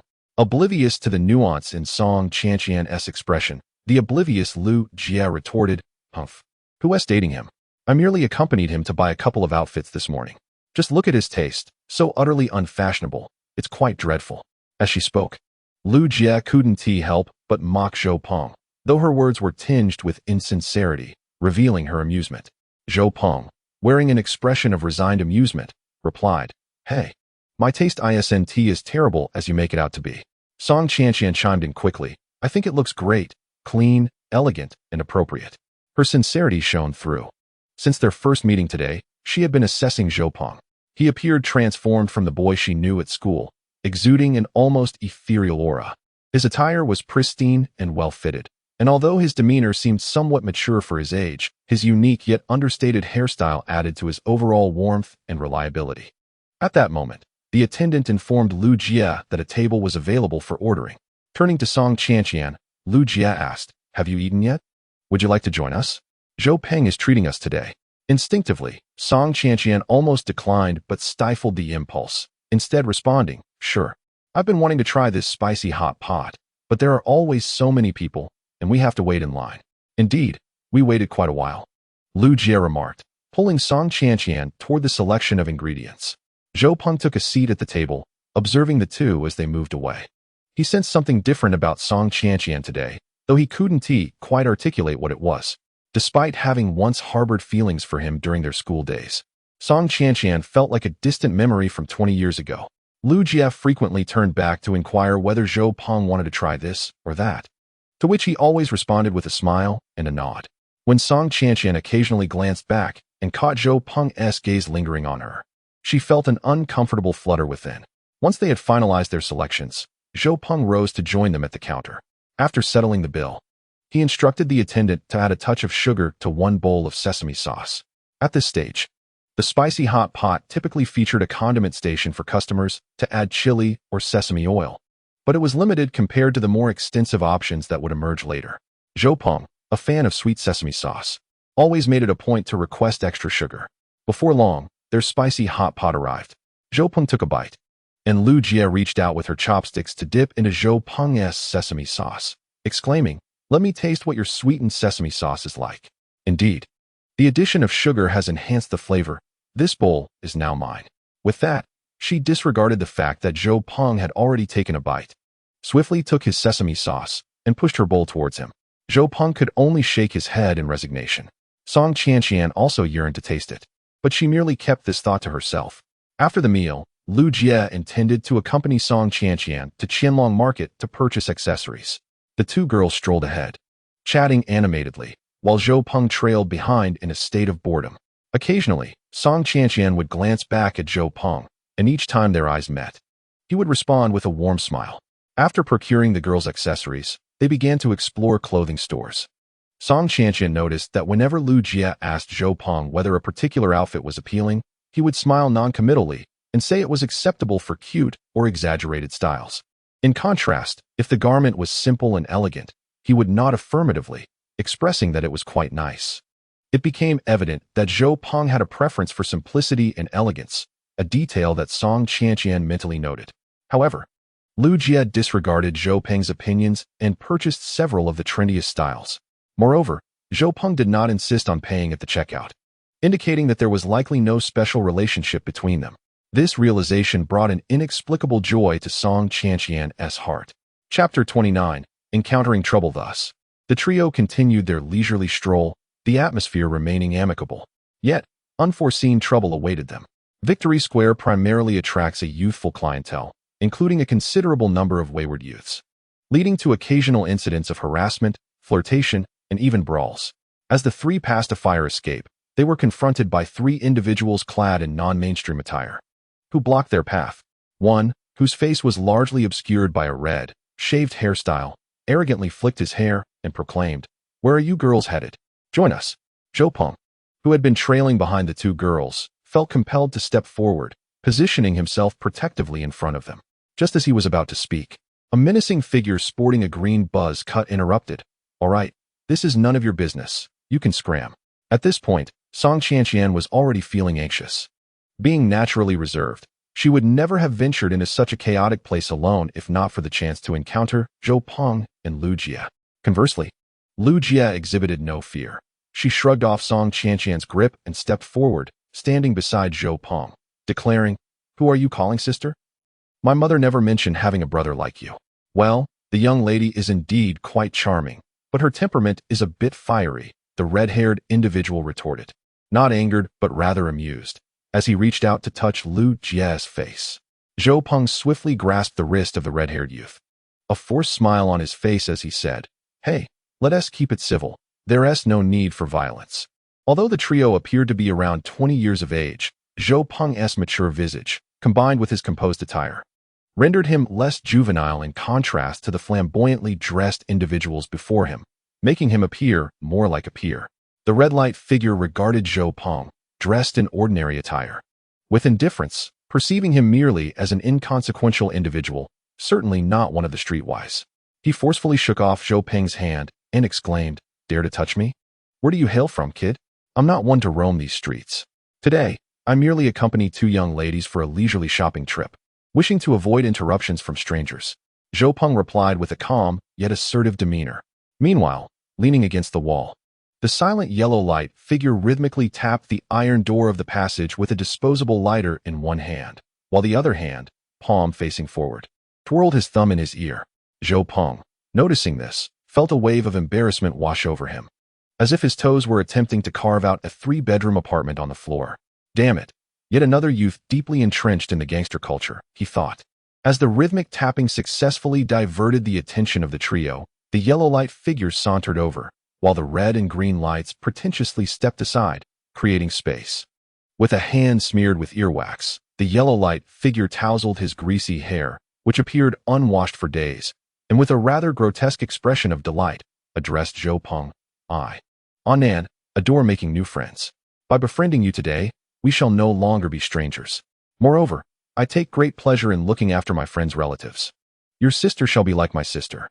He gazed lewdly at Lu Jie and Song Qianqian after making this proclamation. Zhou Peng felt an urge to laugh, yet he understood that now was not the time for levity. Weighing the disparity in strength between himself and the three adversaries before him, he let out a silent sigh. If he were alone, he could rely on his imposing stature to confront them, and if that failed, he could make a swift escape. However, with Lu Jie and Song Qianqian by his side, the equation shifted to a daunting one, where two would inevitably be less than three. Resigned, Zhou Peng sighed and said to Lu Jie and Song Qianqian, "Well then, perhaps you two should accompany these gentlemen for a stroll." Upon hearing this, the yellow light figure displayed a smug expression, thinking that Annan's intervention had proven effective, while the red and green lights mentally deliberated on how to allocate the 3 men and 2 women. "Indeed, listen to your elder brother. I shall treat you to milk tea," the yellow light figure leered. Zhou Peng then turned to the bewildered Song Qianqian and the furious Lu Jie, saying, "It is your first time out shopping with these gentlemen. Do not let them bear all the expenses. When it comes to milk tea, meals, or karaoke, have the discernment to chip in when it's time to settle the bill. Do you both have enough money in your pockets?" At this, the 3 figures, red, green, and yellow, could hardly contain their amusement, sensing that today might yield a free feast and entertainment. Song Qianqian, still dazed, being just a middle school student, was at a loss on how to navigate this situation. The only person she trusted, Zhou Peng, not only failed to advocate for them, but seemed intent on pushing them toward peril, leaving her too intimidated to speak. On the other hand, Lu Jie was already seething with rage. "What did you say? I'm supposed to pay for them." Just as she was about to explode, she caught Zhou Peng giving her a knowing glance. Although uncertain of his intentions, she quelled her rising anger and retorted, "I've spent all my money on clothes. I have nothing left on me." Observing Lu Jie's cooperation, Zhou Peng feigned a sense of helplessness and remarked, "Ah, you too really? Let me fetch you some money." At that moment, the 3 individuals, known as the traffic lights, were no longer preoccupied with merely indulging themselves. They entertained the prospect of gaining both wealth and pleasure today. They fixated on Zhou Peng, who was rummaging through his pockets, wishing they could assist him in extracting the money. After some time, Zhou Peng expressed, "I don't have much cash left. Please wait a moment while I retrieve some from the store up ahead." The term store referred to the Victory Square mobile phone market, a colloquialism among local traders. While many familiar with the area understood this nomenclature, it was predominantly used by those conducting business within. Upon hearing Zhou Peng's words, the traffic lights paused, as he inadvertently disclosed that he was a vendor at the mobile phone market, which prompted them to reconsider their calculations. The Victory Square mobile phone market was the largest in Bin City, and those who thrived there were predominantly mobile phone merchants. In the year 2000, only individuals with substantial financial backing could operate mobile booths.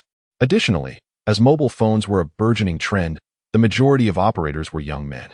Despite the inherent competition, camaraderie flourished among them, as they frequently exchanged stock, resulting in a strong sense of unity. Even the mall's management and security personnel treated them as equals. Thus, if Zhou Peng truly belonged to this group, he was not someone to be trifled with. Offending him could lead to dire consequences, making it unwise for them to show their faces in the vicinity of Victory Square in the future. Chapter 30. the left hand and the right hand noting that Zhou Peng appeared to be of similar age, if not younger, and dressed quite ordinarily. The trio felt a mix of trepidation and suspicion. They wondered if he was trying to deceive them, just as they were caught in this quandary. The red light spotted the car keys that Zhou Peng had inadvertently revealed while searching his pockets. He discreetly nudged the yellow light to indicate his discovery. The yellow light, upon noticing the keys, became convinced that Zhou Peng was indeed affiliated with the mobile phone market. It was no joke. Driving at such a young age contrasted sharply with their own circumstances, where even hailing a taxi required careful budgeting to avoid exceeding the base fare, rendering any comparison futile. Seeing the trio whispering among themselves, Zhou Peng recognized the effectiveness of his ruse as their expressions shifted. He then addressed the yellow light, saying, "Hey, you guys keep my sister company here while I go get some cash for them. I'll be right back." At this, the yellow light hesitated, quickly responding, "Let us not, actually. We have other matters to attend to today. Perhaps another time, I'll treat you all to drinks." Seizing the opportunity, Zhou Peng replied, "All right then. We can discuss it later." With that, he took Lu Jie and Song Qianqian by the hand and swiftly departed. Their hearts raced. Zhou Peng was anxious, Song Qianqian felt fear, and Lu Jie was somewhat exhilarated. None dared glance back, fearful of revealing any signs of their scheme. It was only after navigating several intersections that Zhou Peng dared to steal a glance behind him, relieved to find no trace of the traffic lights. "Zhou Peng, why did they suddenly let us go?" Lu Jie inquired curiously, having already extricated themselves from trouble. After listening to Zhou Peng's explanation, Song Qianqian softly asked, "Zhou Peng, how do you know so much? Do you often interact with these individuals?" "I merely heard it from others," Zhou Peng replied casually. "But how can you be certain they're not just people from a mobile phone store? What if we cross paths with them again?" Lu Jie excitedly questioned. Before Zhou Peng could respond, Song Qianqian interjected, "How could someone selling phones not possess a phone themselves?" Zhou Peng must have noticed that among the three, only the blonde one had a pager at their waist. People like them, who seek attention, would certainly flaunt their phones. Zhou Peng was taken aback, glancing at Song Qianqian, whose cheeks were slightly flushed, perhaps from fear. He hadn't anticipated that this girl possessed such keen observation skills, especially since she had been too frightened to speak moments ago, yet could still notice such details. Zhou Peng's reaction stemmed from his own observations, compounded by the trio's garish, low-cost attire. Unbeknownst to him, Song Qianqian's blush was not due to fear or excitement, but rather because Zhou Peng was still holding her hand. "I see now. At that moment, I truly believed you were going to abandon us and escape on your own. It nearly drove me to despair," Lu Jie remarked. "Zhou Peng is not that kind of person," Song Qianqian quickly asserted. Upon hearing this, the three fell silent, as Song Qianqian's behavior today was unusually pronounced. Even the typically oblivious Lu Jie sensed something amiss. Zhou Peng felt Lu Jie dig her nails into the back of his hand, but he refrained from saying anything, merely smiling at her sulking demeanor while gently tapping her hand in a comforting manner. He was unsure why he felt compelled to respond. Perhaps it was instinctive.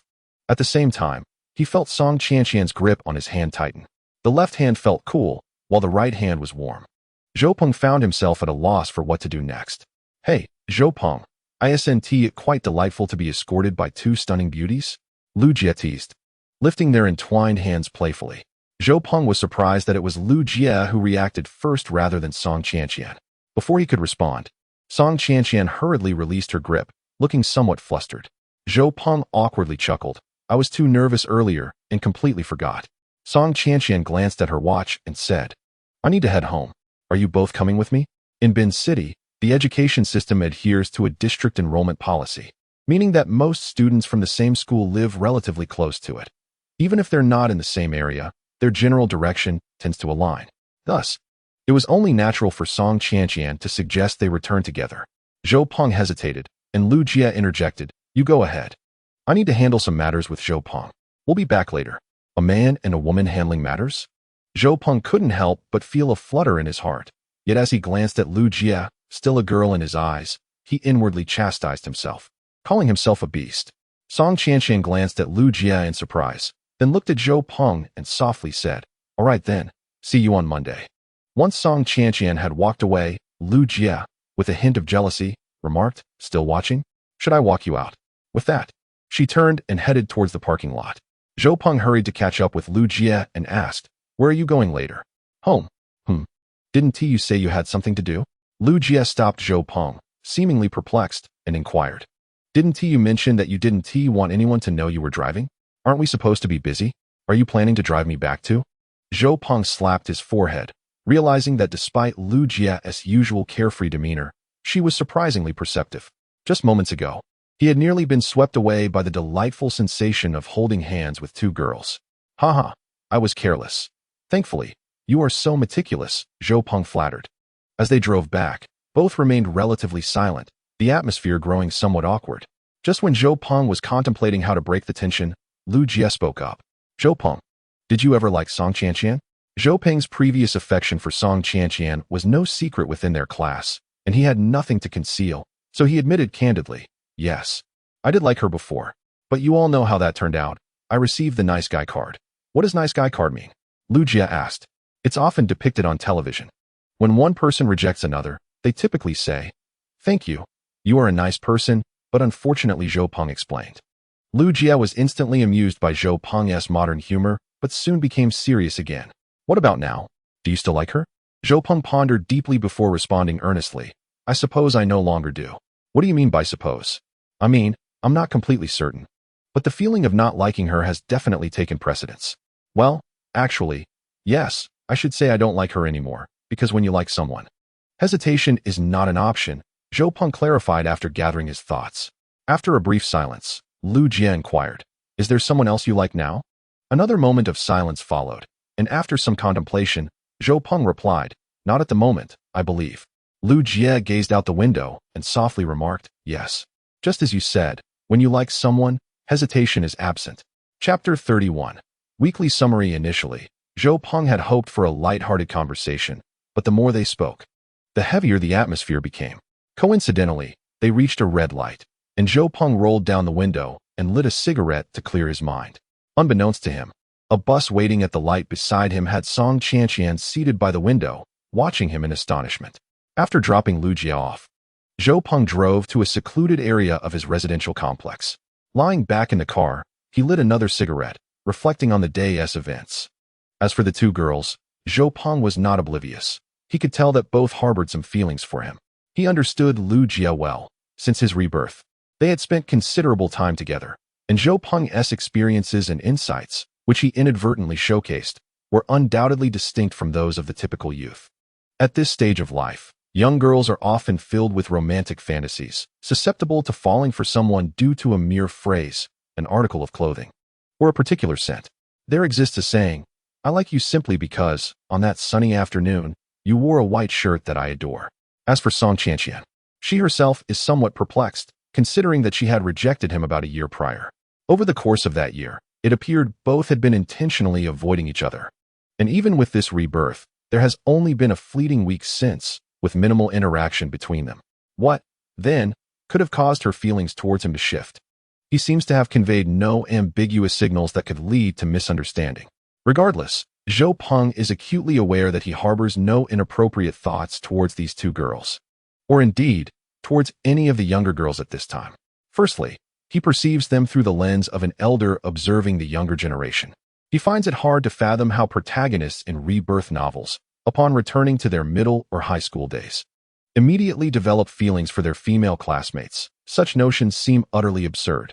Secondly, as someone who has experienced life, he understands that these girls possess an unclear understanding of romantic relationships. And Zhou Peng is not inclined to engage in relationships that are fruitless and devoid of significance. The second matter is that within just a week of his rebirth, he has already encountered two minor troubles. Although he did not instigate these issues, the prevailing lack of legal awareness among the populace, coupled with the absence of a comprehensive surveillance system and the underdevelopment of social media, has led to minimal societal oversight. Additionally, the influence of certain cinematic works has resulted in a societal atmosphere that starkly contrasts with that of 2 decades hence. Mincy has stated that a gentleman does not stand beneath a perilous wall. However, he did not specify what one should do when every street is lined with such walls. It is futile to suggest that others are not bullied, but he is specifically targeted. The regional saying from Northeast China, "What are you staring at?" is no mere jest. Thus, as a reborn individual, it would be utterly disheartening if he were to be bullied again or forced to endure humiliation for self-preservation. Yet, until he possesses the strength to deter all troubles. What should he do when faced with similar predicaments? He does not fear defensive battles, but what about ambushes? Clearly, enhancing his combat abilities must be prioritized. The third issue pertains to personal finances. Although a week has passed since his rebirth, Zhou Peng retains the spending habits from his previous life. As the saying goes, it is easy to transition from frugality to luxury, but difficult to revert from luxury to frugality. His expenditures today nearly equate to a typical person's monthly salary. Initially, he had over 600 yuan in his pocket, yet now only a few dozen remain.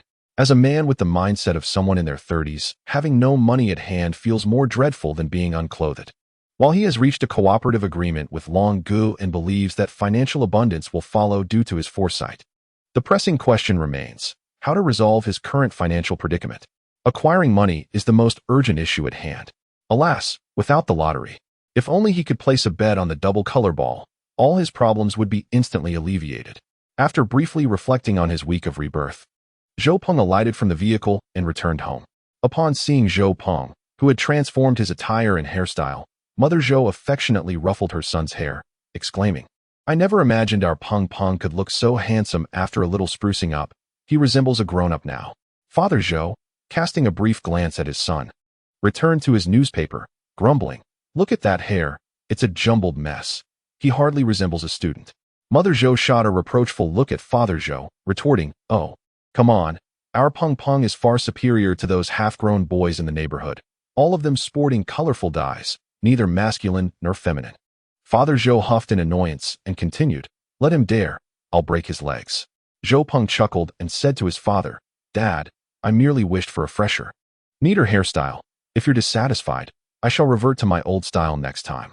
Father Zhou lit a cigarette and moved towards the door, leaving behind a remark about the danzi, a dialect term for a hairstyle akin to a buzz cut, shaved closely to the scalp. Upon arriving at school, Zhou Peng, Lu Jie, and Song Qianqian refrained from mentioning the events of Saturday, as if nothing had transpired. However, Zhou Peng's new hairstyle sparked considerable discussion among classmates. Several boys, who were on amicable terms with Zhou Peng, approached him to inquire where he had his hair cut, with Chun Yuan insisting that Zhou Peng must take him to get the same hairstyle this weekend. Zhou Peng glanced at Chun Yuan's hair and replied, "Your hair is too short. It won't achieve the desired effect. Wait a couple of weeks." During class, Wang Xiaona passed Zhou Peng a note, complimenting his new hairstyle and adding, "It's primarily your good looks that make it stand out. So vain. This is what one might call a natural beauty that's hard to forsake." Their note passing during class had become a customary practice. Yet speaking face-to-face remained somewhat awkward for Wang Xiaona and Zhou Peng. Zhou Peng's new hairstyle not only drew attention within the class, but also sparked discussions across the grade, as it was distinctly unconventional for the current trends. Some praised his appearance, while others criticized him as an eyesore, and a few curious classmates anticipated a spectacle, given the school's strict regulations regarding student hairstyles. As expected, the routine weekly inspection by the duty students commenced, evaluating personal hygiene across classes. When they arrived at Zhou Peng's class, a girl with a ponytail pointed at Zhou Peng's hair, declaring, "Your hairstyle is unacceptable. You lose a point. If you don't cut it by tomorrow, I'll report you to the teacher." Zhou Peng stood up and turned around, regarding her with the gaze one might reserve for an uninformed child, stating, "The school rules stipulate that boys cannot dye or perm their hair, cannot sport a shaved head, must not have hair covering their eyebrows, ears, or extending past the collar. Where am I in violation? You're covering your eyebrows with your hair in the front." She retorted, "Why should I tuck it away?" He challenged. "Because it's over your eyebrows," she insisted. "Then you should let your ponytail down," he countered. "Why should I let my braid down?" "Because your hair exceeds shoulder length." The classroom erupted in laughter, as the school mandated that girls' hair should not surpass shoulder length and must be tied up if it did. The duty girl attempted to retort, but found herself at a loss for words. Clearly, Zhou Peng was in the right, yet she could not articulate where he was wrong. Frustrated, she stomped her foot and exited the classroom, abandoning the inspection of the remaining students altogether. Chapter 32, Designer Song Tong Tong. Thus, Zhou Peng adhered to his routine of attending school and returning home daily, and before long, the weekend arrived. On Friday, just before the school day concluded, as Zhou Peng was preparing to pack his bag, Wang Xiaona handed him a note. "You mentioned adding me as a friend, yet it has been nearly half a month, and you have not done so." Zhou Peng was taken aback, Glancing at the note, he recalled the matter. The last time Wang Xiaona had discovered his phone, she had provided him with her number, yet he had not given it much thought at the time. And the note had been misplaced amidst his belongings. I accidentally lost the note you gave me. Zhou Peng shamelessly fabricated a small lie. I was afraid you would be upset, so I did not dare to mention it. He consoled himself, reasoning that sometimes a little white lie is necessary for a girl's peace of mind. To his surprise, Wang Xiaona not only remained unperturbed, but also heaved a sigh of relief as she wrote down her number once more, suggesting he add her when he had the time. Zhou Peng worried that she might feel undervalued, while Wang Xiaona assumed he was reluctant to connect with her. Upon learning that it was merely a lost number, her spirits lifted considerably. How easily swayed young girls can be. Later that evening, around 8 p.m., after completing his homework, Zhou Peng lay in bed, ready to check if he could add Wang Xiaona. Suddenly, a knock echoed through his room. His mother informed him from outside that there was a phone call for him. Zhou Peng made his way to the living room and answered the phone, where he heard Long Gu's voice. Peng, I'm back.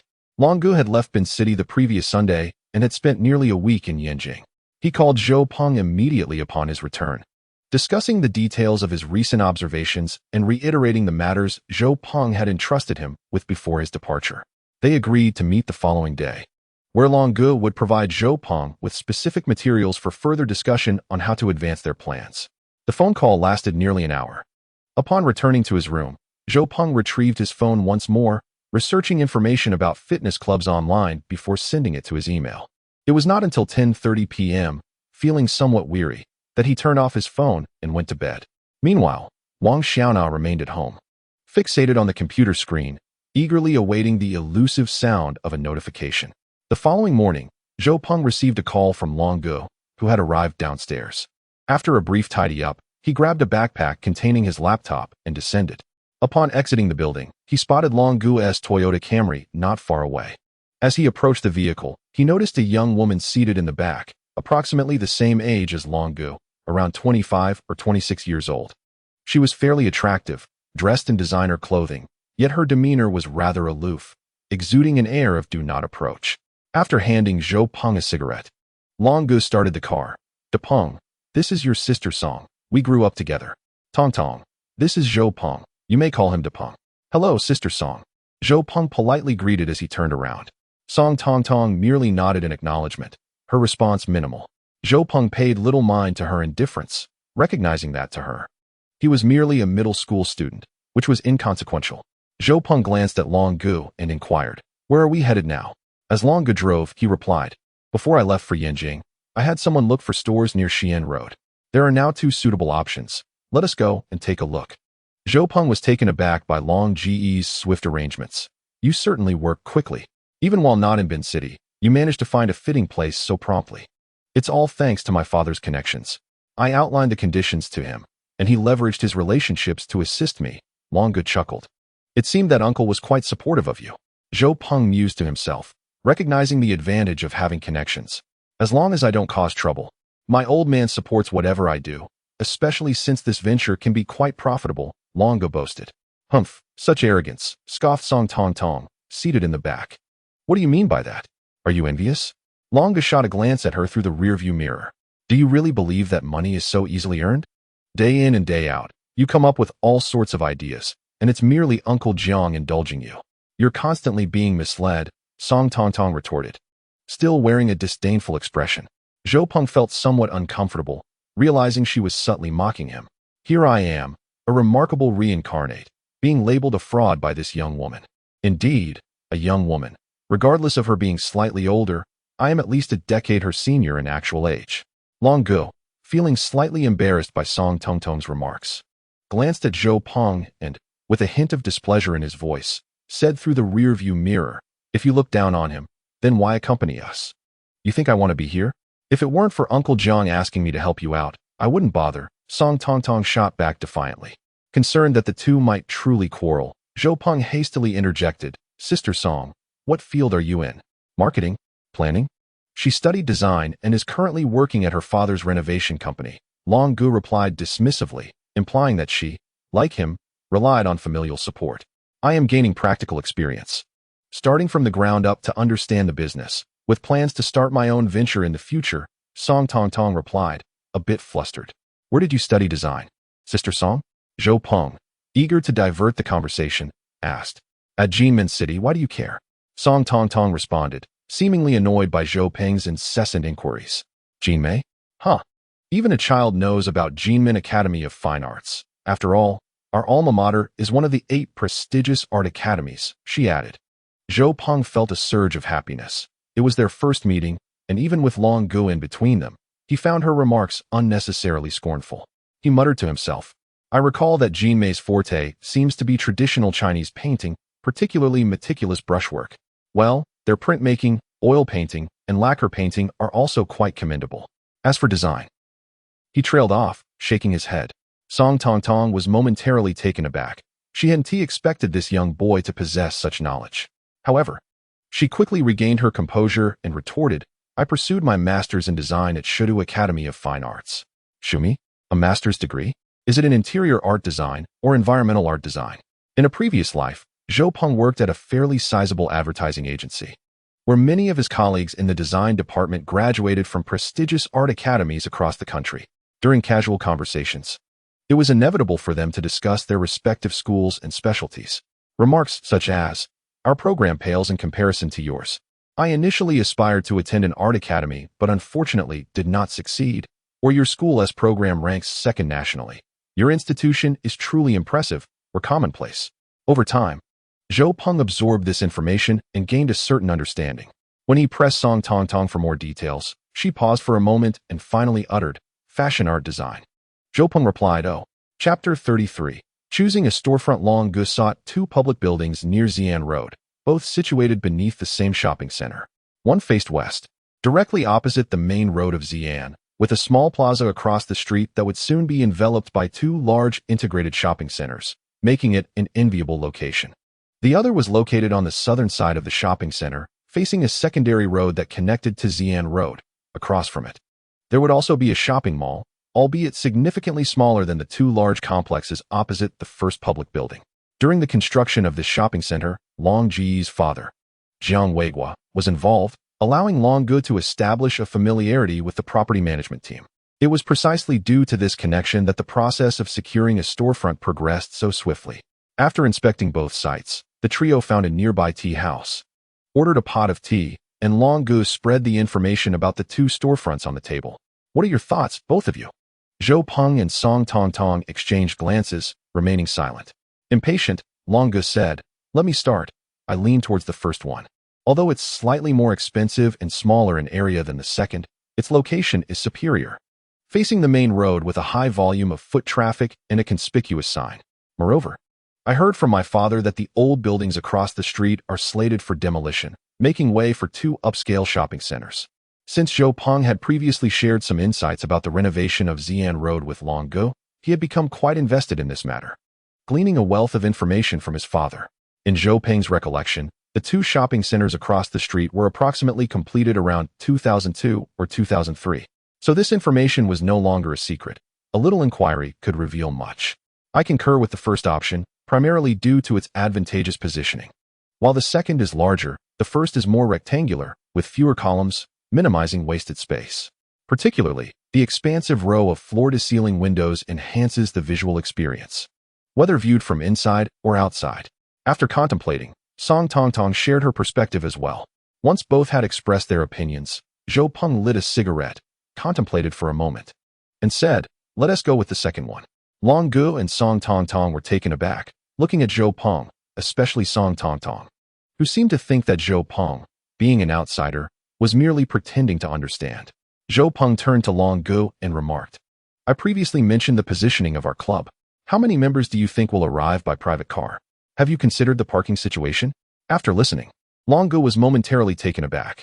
Although the first public building faced the main road and was on the same side as the mall's main entrance, there was no planned parking lot in front of the mall. Instead, there was a spacious area in front of the side entrance of the public building where vehicles could park. Those who drove could utilize the underground parking. Individuals who could afford a gym membership would not be overly concerned about parking fees, Song Tong asserted defiantly. All right, even if parking is not an issue, would you say that people generally prefer to go to the gym in the morning or during the afternoon and evening? Zhou Peng continued to inquire. More tend to prefer the afternoon and evening, Long Gu cautiously replied. The first store features a row of large floor-to-ceiling windows. Have you considered the problem of westward sun exposure in the afternoon? The initial store is already short in depth. Who would want to exercise under the blazing sun? Zhou Peng remarked with a hint of exasperation. As an interior designer, Song Tongtong immediately grasped Zhou Peng's concerns. However, in the interest of maintaining her dignity, she argued somewhat irrationally, this can be easily resolved. For a lower cost, we could install Venetian blinds, which are both economical and aesthetically pleasing. For a higher cost, we could apply UV protective films. Zhou Peng looked at Song Tongtong as if she were foolish. Who just claimed that a long row of floor-to-ceiling windows creates a great visual effect. If you cover them all, might as well find a basement. Song Tongtong, not accustomed to such disrespect, was about to retort when Zhou Peng waved his hand to interrupt her. All right, even if westward sun exposure is not an issue. He pointed to the floor plan of the first public building. I need at least 2 separate aerobic exercise rooms, 1 spinning room, a medical room, a fitness assessment center, a negotiation room, restrooms for both genders, changing rooms with showers, an employee changing and rest area, and a larger reception area that accommodates a waiting and consultation zone. You all can figure out the design. Long Gu pushed the blueprints towards Song Tongtong, saying, I'm not an expert in this area. It's your turn. Fuming, Song Tongtong took the blueprints, glanced briefly, and pulled out a pencil to sketch. However, as she continued to draw, her expression grew increasingly grim. The first public building was a rectangular structure, short in depth and long in width, with large floor-to-ceiling windows lining one side. While such a building was ideal for a retail space, it required numerous independent layouts. Consequently, all spaces had to be partitioned against the inner long wall, which, given the short depth, would result in a mere narrow corridor if a row of partitions was created. If partitions were made from both ends, not only would they obstruct the windows, but they would also create a disorganized layout, necessitating additional partitions along the inner long wall. Although Long Gu lacked expertise in renovation design, he could understand simple layouts. From Song Tongtong's drawn lines and her increasingly displeased expression, he realized that despite the seemingly ideal rectangular shape, this store might not be suitable for him. In annoyance, Song Tongtong asked, Is the second building more appropriate then? Zhou Peng remained silent, taking the pencil from Song Tongtong's hand and began sketching on the blueprint of the second store. The second store bears a striking resemblance to the first, also oriented towards the street with its main entrance and an entire row of floor-to-ceiling windows. However, the width is not as expansive, and there are fewer windows. The depth of the store, in contrast, is greater than that of the first one, maintaining a relatively rectangular shape that leans closer to a square. Yet, aside from the street-facing side, the other 3 walls exhibit irregularities, with certain areas recessed or protruding. Collectively, the structure resembles a complex arrangement of Russian blocks. Upon inspection, I noticed there exists a suitable location for plumbing, which could accommodate a restroom and a shower area. Zhou Peng remarked, standing outside a recessed space along both sides where he drew a baseline. This area could be partitioned into 2 classrooms, while the remaining space, though modest, would suffice for a medical room. The walls in these 2 sections have angular cuts that detract from the aesthetic, yet they could be transformed into changing rooms for staff. At this moment, Zhou Peng wielded his pen with the precision of a scalpel, deftly marking the irregular sections, which ultimately rendered the remaining space far more coherent. However, the presence of several columns posed a challenge. Song Tongtong continued to voice her concerns. While the columns were immutable, they could be repurposed as shelving units for gym-goers to place their water bottles, towels, and other personal items. Additionally, mirrors could be installed around the columns. The rationale behind this choice would be best elucidated by Long Gu, as Zhou Peng, feeling somewhat parched, poured himself a cup of tea and savored it slowly. He noted that fitness enthusiasts often prefer to exercise while gazing into mirrors, particularly when using equipment, as it allows them to assess their form and observe muscle development. Of course, some simply enjoy admiring themselves, Long Gu explained. At this point, Song Tongtong fell silent. Chapter 34. Spy 007 Stretching languorously, Zhou Peng stated. My suggestion is to proceed with the second store. You can negotiate the specifics. All right, we'll go with the second one. I'll discuss it with them. And when it comes time for design and renovation, I expect you to keep an eye on things, Long Gu replied. Zhou Peng glanced at the now subdued Song Tongtong, who had lost her earlier arrogance. I want to be involved in the renovation process. You took photos during your inspection in Yanjing, didn't you? I'll provide you with a few images for Song Jie to consider. It's best to let professionals handle specialized tasks. Saying this, he opened his backpack, retrieved his laptop, and shared some renovation designs he had discovered online the previous night, pushing the screen toward the two of them. Long Gu was already intrigued by the fitness club he had observed in Yanjing, but the images Zhou Peng presented evoked an unprecedented sense of wonder. The avant-garde design illustrations provided an even greater visual impact for Song Tongtong, the designer. Where did you procure these images? Long Gu asked, his eyes widening in surprise. I downloaded them from an overseas forum, Zhou Peng replied nonchalantly. Song Tongtong scrutinized the images meticulously, then pointed out several aspects she found perplexing, prompting Zhou Peng to annotate the pictures with his stylus, indicating which elements could be disregarded and which should be given particular attention. Dragon, the electronic novice, exhibited little reaction. However, this display left Song Tongtong utterly astounded. When Zhou Peng unveiled his laptop, she initially pondered its nature, but upon realizing it was a computer, her surprise nearly caused her to spill her tea. She herself owned a Toshiba laptop, purchased for over 30,000, a fashionable item she took pride in. Yet, weighing nearly 3 kilograms and as thick as a dictionary, it paled in comparison to the sleek device Zhou Peng wielded. Her astonishment deepened as she witnessed him effortlessly drawing on the screen with a stylus. As a designer, she comprehended the immense assistance such a computer could offer her. Once Zhou Peng completed his annotations and confirmed that Song Tongtong had no further inquiries, he requested her email address to send her the photographs. Still somewhat dazed, she instinctively recited her address: Bin City, Sha District, Wui Road. Wait, I meant your email address, Zhou Peng interjected, a hint of frustration in his tone. Huh, can an email receive photos? Song Tongtong asked, perplexed. Zhou Peng couldn't recall whether contemporary email services allowed for attachment downloads. However, he remembered that around 2006, the free email service he first used had a maximum file size limit of approximately 10 megabytes. Do you have a disk? Zhou Peng inquired. Song Tongtong shook her head in confusion. Everything Zhou Peng mentioned felt novel to her. All right, how do you save files these days? Zhou Peng replied, somewhat helpless, feeling restricted by the absence of modern technological conveniences. Cautiously, Song Tongtong retrieved a 3.5-inch floppy disk from her bag. Zhou Peng's mind raced with disbelief. Reluctantly, he extracted his own disk, imported the images, and demonstrated the usage to Song Tongtong before handing it to her, instructing her to copy it to her computer and return it afterward. She gingerly accepted the mysterious object and asked, does it require a driver? Zhou Peng, exasperated, took the disk back and said, just use your brain to remember. At that moment, the previously silent dragon interjected, why not just store it in the camera? He retrieved a camera bag from the vehicle, which contained a camera and a data cable, along with 2 blank 64 gigabytes memory cards in addition to the one already in the camera. When Song Tongtong observed Zhou Peng connecting the digital camera to the computer without the need for driver installation and successfully importing the images, her admiration for his laptop intensified. Having completed these tasks, Dragon noted it was already noon and invited the two to lunch. He led Zhou Peng to a nearby halal restaurant, Yolu. Yolu was the largest halal eatery in Bin City at the time. Zhou Peng had only dined at one of its branches after starting work in his previous life, but he was pleasantly surprised to find the original store's flavors, which would close a year or two later due to renovations on Xi'an Road, far superior to those of the branch he had visited.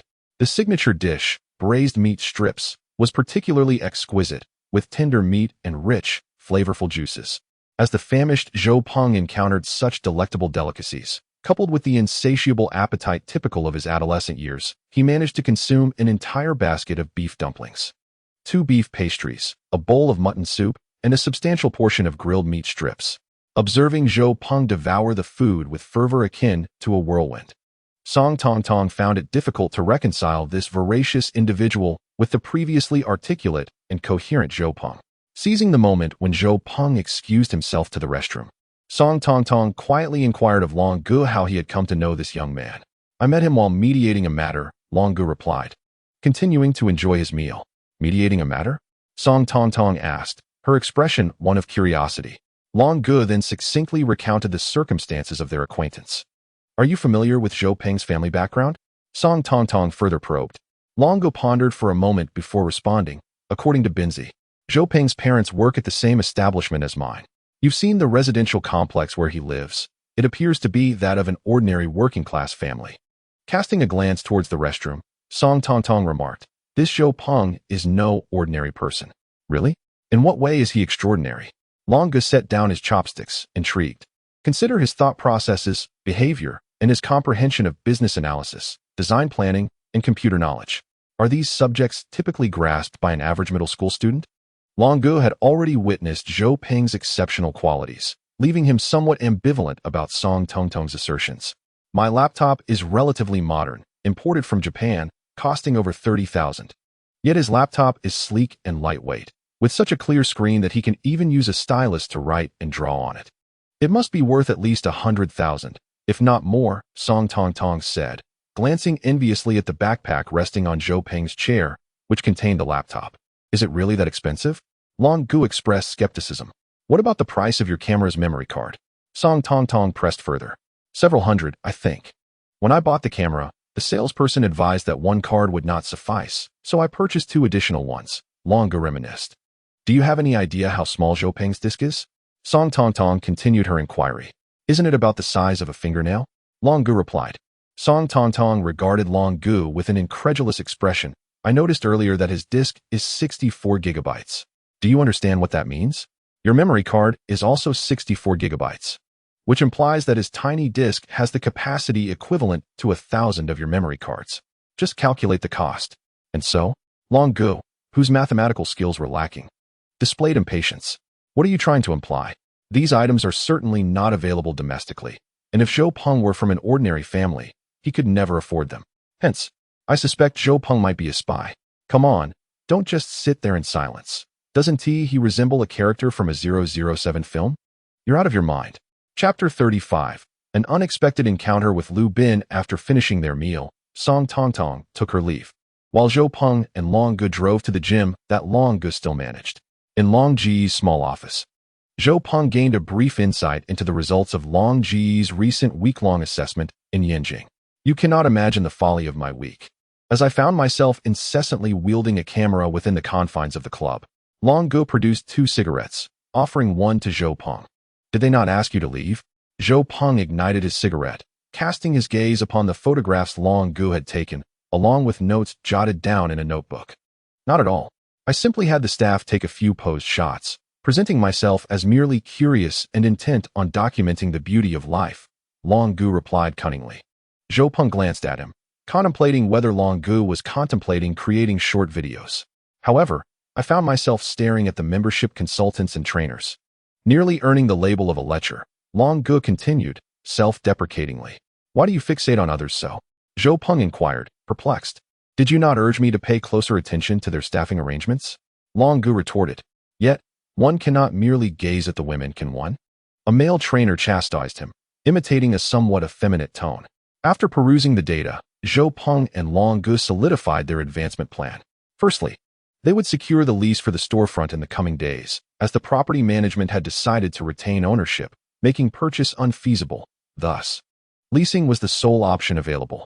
However, with Long Ji's familial connections, a long-term lease should pose little difficulty, especially given Zhou Peng's previous rental recommendations. They awaited Song Tong's design proposal for the renovations, though Zhou Peng anticipated that, with the current pace of construction, the completion would require at least 2 to 3 months. Once the renovations were finalized, they would gradually acquire equipment to air out the lingering odors of the construction, aiming to launch the business post-New Year. During this interim, Long Gu needed to obtain the business license, followed by the procurement of equipment and recruitment of personnel. Currently, fitness instructors lack professional training mandates, primarily comprising retired bodybuilders and athletes from various sports. Zhou Peng advised him to recruit 2 or 3 former professional athletes, while sourcing the remainder from sports universities, particularly recent graduates and interns. Although Bin City lacks specialized sports institutions, Liaoan Normal University, which houses a sports college, is situated there, alongside the provincial capital's Feng Tian Sports Academy, which they should primarily target for recruitment. They should focus on candidates majoring in sports training, physical education, and sports rehabilitation. As for selection criteria, Zhou Peng suggested 2 points: a commendable appearance and effective communication skills, leaving the remaining criteria to to Long Ji's discretion. By the way, what name should we bestow upon the club? Long Gu ultimately inquired. For a more grounded appeal, we could call it Ding Long, for an international flair. Perhaps Weido Wu Si, Zhou Peng casually proposed, referencing two fitness brands that emerged in Bin City.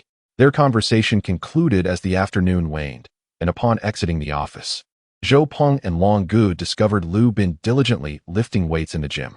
Lu Bin paused, taken aback at seeing Zhou Peng emerge from Long Ji's office. Earlier, upon his arrival, he had heard from the gym staff that Long Gu was in a meeting and had refrained from intruding, unaware that the subject of discussion was Zhou Peng. He recalled their initial meeting when Zhou Peng and Long Gu had engaged in business dialogues that had been somewhat beyond his comprehension, coupled with Long Ji's subsequent inquiries regarding Zhou Peng's background. It dawned on him that Long Gu had likely embraced his suggestions and was preparing to embark on a grander venture within the fitness realm. Zhou Peng observed Lu Bin approaching him with enthusiasm, who reciprocated with warmth, inquiring, "De Peng, are you here to practice as well?" Zhou Peng smiled and replied, "Long Gu wishes to discuss a matter with me." Lu Bin asked, "Is it about the club we mentioned last time?" Since Lu Bin was present during their initial dinner when the club's proposal was discussed, Zhou Peng glanced at Long Gu. Noticing Long Ji's expression was unremarkable, he nodded affirmatively, stating, "Long Gu wants to explore the business model I previously suggested." Lu Bin recalled that evening during their first dinner when Zhou Peng had visited his home to deliver cigarettes, asserting that if Long Gu heeded his advice, the club would undoubtedly thrive financially. This thought sparked a sense of aspiration within him. Now in his second year of high school, he observed that the seniors had already begun their internships, and he too would soon face the prospect of internships, employment, and earning money. The boy who once lived aimlessly had developed a relatively clear understanding of finances and the future.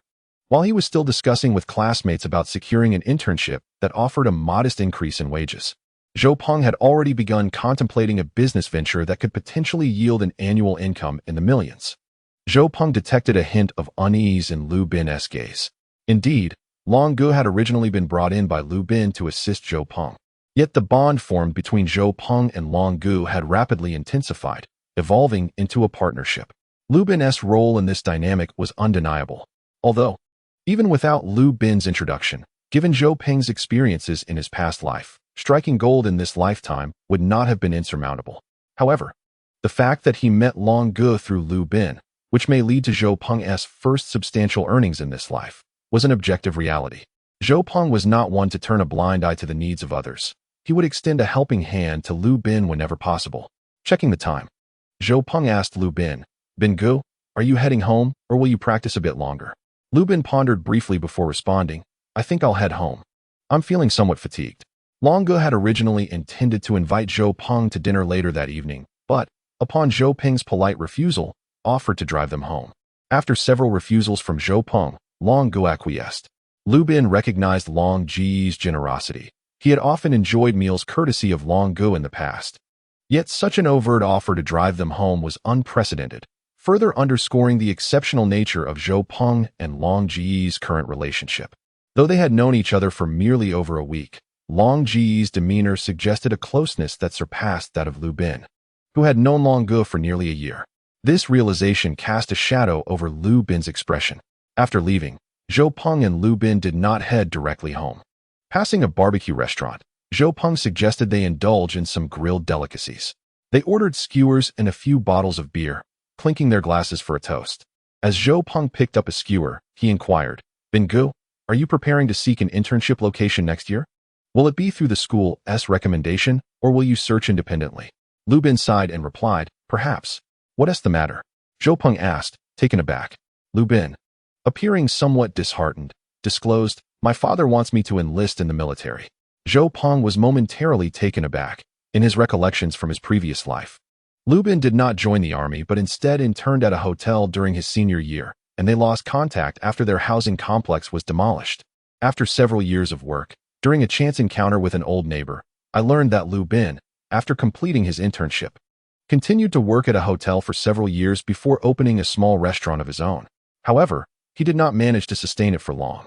On one occasion, he got into a brawl with a few inebriated patrons, during which he seriously injured one individual with a knife, resulting in a 7-year prison sentence.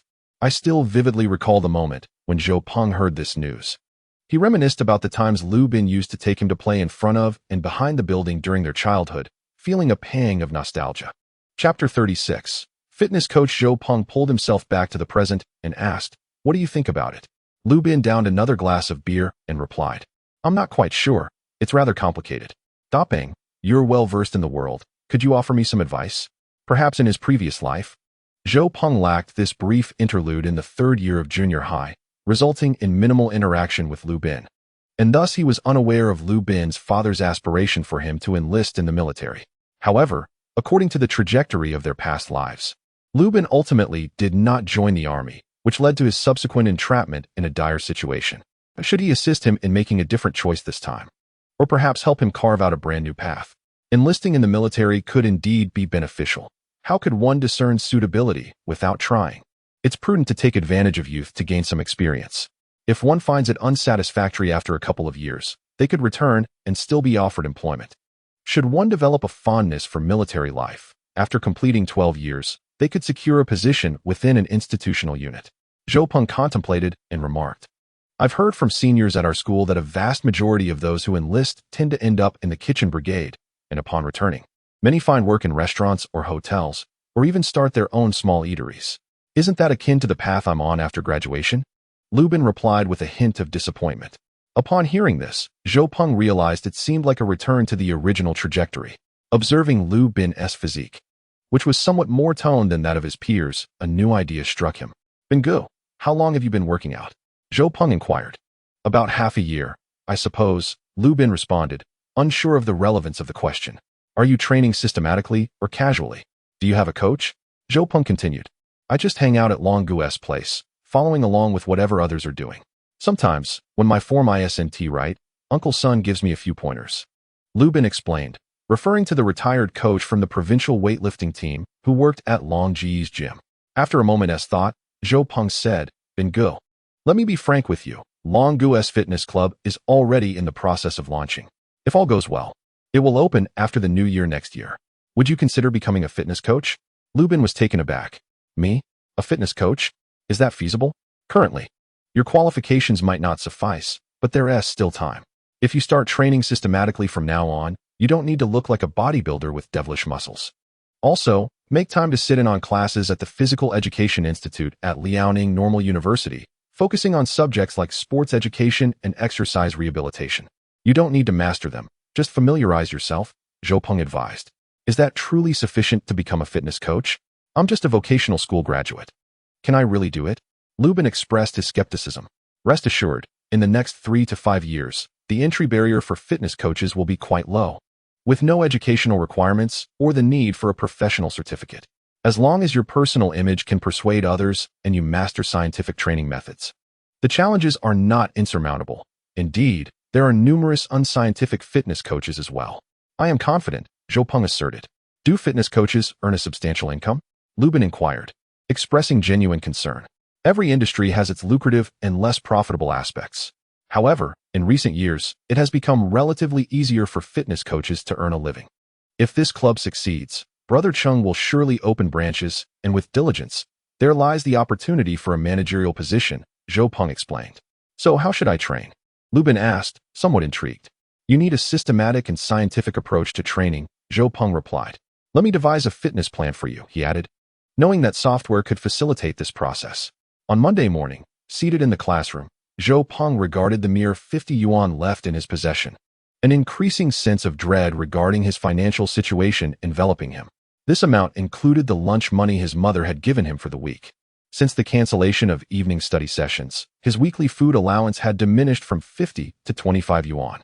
Upon entering the classroom, Zhou Peng noticed that Wang Xiaona, who had previously warmed up to him, was inexplicably silent, failing to greet him. After organizing his backpack, Zhou Peng remained oblivious to her presence, sitting motionless, prompting her to cast a curious glance in his direction, only to find him lost in thought, staring at the money in his hand. Wang Xiaona picked up a notebook and wrote, "Old buddy, what's wrong?" Zhou Peng glanced at her words and shook his head, replying, "Oh, nothing. I suddenly have this large sum of money and I don't know how to spend it. It's troubling." Recognizing his jest, Wang Xiaona quickly scribbled, "Short on cash? Do you want me to lend you some?" Suddenly, Zhou Peng realized that he was seated next to a little wealthy girl. He did not perceive borrowing money from a female classmate as shameful, and thus he flashed a sycophantic smile, saying, "Sure, old buddy. Why not lend me 200 yuan for a bit?" Wang Xiaona seized the notebook and emphatically wrote 2 large characters, "Not lending," followed by an impressive exclamation mark. Zhou Peng was taken aback. Was this truly the understanding Deskmate he had come to know? "Well, 100 would suffice," Zhou Peng said cautiously. This time, Wang Xiaona ignored him entirely, picking up her exercise book to work on her problems. "What did I do to offend you?" Zhou Peng inquired, perplexed. Wang Xiaona glanced at his innocent expression and wrote, "What is my number?" "Oh, how unfortunate." Zhou Peng thought. "I hadn't even had the chance to explain myself. I intended to add you as a friend over the weekend, but my laptop ran out of battery, and I left the charger at school on Friday." Zhou Peng rambled on. Wang Xiaona regarded him with skepticism, her eyes narrowing as she wrote, "Really?" "Indeed, more genuine than pearls," Zhou Peng asserted, nearly swearing by the light. "I don't believe you," she replied. "If you don't, look here," Zhou Peng said, pulling out his powered-off phone, tapping the screen, and pressing a nearby button. Fortunately, his phone usage was not particularly high, so he kept it off to prolong its battery life. Wang Xiaona observed that Zhou Peng's mobile phone was indeed powered off, and despite Zhou Peng's attempts to operate it, there was no response, gradually leading her to believe him. At that moment, their homeroom teacher, Su Lan, entered the classroom, and an immediate hush fell over the students. After a moment's contemplation, Wang Xiaona jotted down "I will consider it" in her notebook and began to prepare for class. As the final bell rang for the morning session, Zhou Peng was preparing to leave for lunch when, in a rare burst of speed, Wang Xiaona swiftly handed him a practice book and exited the classroom. Upon opening the book, Zhou Peng was astonished to find 200 yuan tucked within its pages. Gazing at the money, he couldn't help but reflect on how he had never realized his deskmate was so affluent during their school days. Chapter 37. Submission. After returning to the classroom post-lunch, students congregated in small clusters, either studying or engaging in lively conversation. Zhou Peng took a seat beside Qin Yuan, conversing with him and their front-row classmate, Jiang Cheng, when suddenly he was captivated by Zhao Yu, who was engrossed in a magazine.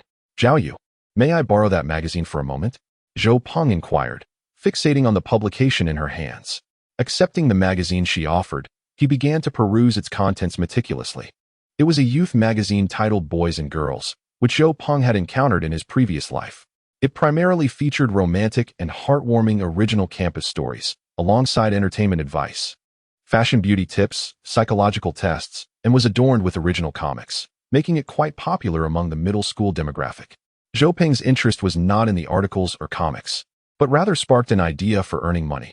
After casually flipping through the magazine, he quickly located the submission details on the last page and noted the phone number and address on a scrap of paper he had torn from Qin Yuan's notebook. Checking the time, he realized there was still ample time before class, so he returned the magazine to Zhao Yu and, with his phone in hand, stepped out of the classroom. Zhao Yu cast a puzzled glance at Zhou Peng. As a regular reader of the magazine, she was aware of the information he had copied but couldn't fathom why he needed the magazine's contact details.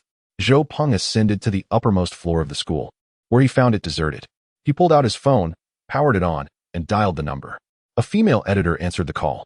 After inquiring about the submission process for novels, she informed him that they were accepting submissions for short and medium-length stories, but not for long ones. The payment for short stories was 100 yuan per 1,000 words, while medium-length stories could earn 150 yuan per 1,000 if they were of good quality. If accepted, the manuscript could be mailed for review, and upon approval, it would be published, with payment dispatched 1 week after publication. Zhou Peng couldn't help but feel a bit exasperated by the current efficiency of their operations, yet he pressed on, tentatively asking if they had an email address. To his surprise, the editor confirmed that they did. When he inquired why this information was not published in the magazine, he learned that internet fees were too costly and also required a phone line. Thus, they only dialed when necessary. "All right, at least it's better than nothing," Zhou Peng replied, expressing his intention to submit a medium-length story, suggesting he could send 2 chapters for initial review. The magazine hoped he would submit the entire manuscript at once, but Zhou Peng politely declined. Zhou Peng explained that he currently possessed only 2 chapters of his manuscript, with the remainder stored on his home computer. The contemporary awareness of copyright among individuals remains somewhat tenuous, and Zhou Peng wished to avoid future complications. After obtaining the recipient's email address, he recalled a collection of youth-themed short novels he had previously read, and suddenly, a title leapt to his mind. Those years, we pursued the girl together. He vividly remembered the tumult of emotions that engulfed him upon completing the novel. Each individual harbors memories of their youth, and within those reminiscences lies the essence of timid love. He was astonished that a narrative centered on youthful romance could be so fervent, inspiring one to excel academically in the pursuit of a beloved. Yet ultimately, the pangs of regret lingered. The sense of immersion was profound. Those experiences, beyond mere emotions, felt strikingly authentic. He decided this would be his inspiration. Zhou Peng opened his phone, located the novel, and copied the first 2 chapters. He then made simple alterations to the timeline, locations, and character names, save for the name Xinjiai, which inexplicably evoked a fondness in him since his previous reading. After completing the modifications, he sent the email to the female editor at the magazine. He then returned the call to inform her that the email had been sent and provided his contact information. Just as he finished, the school bell rang, and Zhou Peng silenced his phone and returned to class. In the editorial office of Boys and Girls magazine in Binjiang City, Longjiang Province, initial review editor Zhao Wenxue received a call from a young author during lunch. After a brief conversation, the youth mentioned he would be submitting 2 chapters of his novel via email for preliminary review. Once the call ended, Zhao chatted with her colleagues, surprised to have received a submission by email for the first time. Given the exorbitant costs of dial-up internet, the money spent on sending an email could purchase a considerable number of stamps. Before long, her phone rang again. It was the same young author, notifying her that the email had been sent and leaving his mobile number. Indeed, a mobile number. In this day and age, could someone who could afford a mobile phone still be in need of such a modest payment for his manuscript? After connecting the phone line and logging onto the recently established email account, Zhao discovered an unread submission in her inbox. The email bore the title Those Years. We Pursued the Girl Together, attributed to the author Bu Yilu. Oof, how juvenile. Upon seeing the title, Zhao let out a small snort. As an initial review editor, she perused countless submissions daily, many from aspiring young writers dreaming of instant fame, yet the reality often proved starkly different from their lofty aspirations. Initially, she had hoped this first email submission might offer something unique, but upon seeing the title, she sighed, thinking it might just be another naive dreamer. Despite these thoughts, as a professional editor, she maintained a commitment to her duties. Although she harbored internal skepticism, her eyes continued to scan the text. Upon finishing the 2 chapters submitted by Zhou Peng, Zhao Wenxue found herself surprisingly captivated. The seemingly unremarkable tale of youthful exuberance, coupled with a solid writing style, vividly brought to life the protagonist's whimsical character and the tender essence of student life. I am truly eager to witness the sparks that may ignite between the underachieving male protagonist and the diligent female lead. Zhao Wenxue, clutching 2 printed chapters of a novel, murmured to herself as she knocked on the editor-in-chief's office door. Editor Zhang, I have come across an intriguing story. She placed the 4 pages on Zhang Jing's desk. Oh. Zhang Jing donned his spectacles and quickly scanned the documents. Quite interesting, we can consider it. But why only 2 chapters? Is it a long piece? He inquired, removing his glasses to gaze at Zhao Wenxue. It should be a novella, but the author mentioned sending us 2 chapters for preliminary review. If all seems well, we can discuss further, Zhao Wenxue replied. Discuss further? About what? A novella typically spans a maximum of 500 words, and that is not an insignificant fee. Please respond to him, and also request that he revise the title to something more poetic. This one is rather cliché, Zhang Jing remarked with a slight frown. Meanwhile, in Bincheng, during class, Zhou Peng suddenly felt a vibration emanating from his pocket. Observing that no one was paying attention, he glanced at the caller ID, an unfamiliar number from Binjiang. Chapter 38.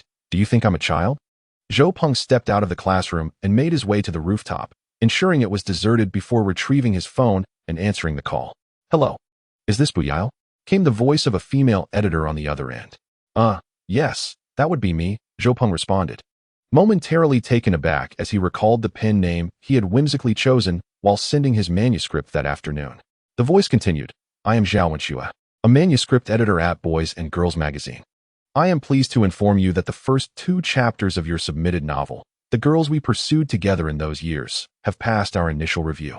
If you wish to publish it in our magazine, we kindly request that you send the complete manuscript for further evaluation.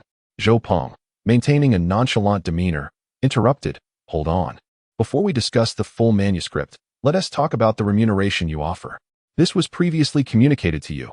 We pay 150 yuan per 1,000 words for novellas." Zhao Wenxue replied in a rehearsed tone. "Well, in that case, I think I will seek publication elsewhere." Zhou Peng decisively declined. Zhao Wenxue on the other end of the line was taken aback. What was happening? Shouldn't these students be eager for us to publish their work? In the past, some had even stated that they would forego payment just to get published. Why was this initial conversation falling apart? It didn't make sense, even if the price was unsatisfactory. Negotiations could be made. Why was there an outright refusal from the start? "Please hold on. Are you dissatisfied with our offered remuneration?" Zhao Wenxue asked, genuinely appreciating the 2 chapters Zhou Peng had submitted. "Not dissatisfied with you.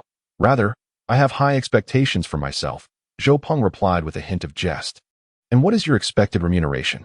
300 yuan per 1,000 words. "That might be quite challenging to meet, but I can attempt to negotiate a slight increase," she offered. "Please do pursue that option. I must return to class now, so let me know if there are any updates," Zhou Peng concluded, hanging up the phone. Zhao Wenxue, still holding the receiver, listened to the beeping sound of the call disconnecting, her disbelief palpable. She hurriedly returned to the editor-in-chief's office. Zhou Peng, having hung up the phone, did not return to the classroom, but instead walked to the rooftop, lighting a cigarette and indulging in his thoughts. Indeed, just as he finished one cigarette, his phone rang once more. In the office of the editor-in-chief at Male and Female magazine, Zhang Jing, after Zhao Wenxue had exited, picked up the thin sheet of paper from the table and scrutinized it closely. The article was indeed commendable. If they could offer 150 yuan per 1,000 words, it would be quite worthwhile. Lost in thought, he was interrupted by a knock on the office door. Upon seeing Zhao Wenxue enter, he was pleasantly surprised at the swift progress of her negotiations. "Did you secure the submission?" he inquired. Zhao Wenxue, with a look of resignation, recounted her recent conversation with Zhou Peng. After listening, Zhang Jing wore an expression of disbelief, exclaiming, "These kids today have no sense of reality." He picked up the paper, intending to tear it, but hesitated as he glanced at the text, slamming it onto the table in frustration. He then pushed the telephone receiver towards Zhao Wenxue, stating, "Inform that young man that the maximum we can offer is 200 yuan per 1,000 words." Zhou Peng answered the phone, and Zhao Wenxue's voice came through. "I spoke with the leadership, and 300 yuan per 1,000 words is truly unfeasible. The most we can offer is 200. Zhou Peng chuckled internally, for he was indifferent to whether it was 200 or 300. This was merely a psychological tactic to negotiate better terms. After a moment's contemplation, he replied, "Very well, 200 yuan per 1,000 words it is, but I have a condition." The other party paused momentarily before asking, "What condition?" "The entire novel is approximately 100,000 words, and I require the payment to be made in one lump sum." Another pause ensued, followed by the response, "We have no precedent for that. Payments are typically made in installments." Zhou Peng countered, "I have already submitted the manuscript. Once you publish the first issue, there is no justification for withholding payment for subsequent ones.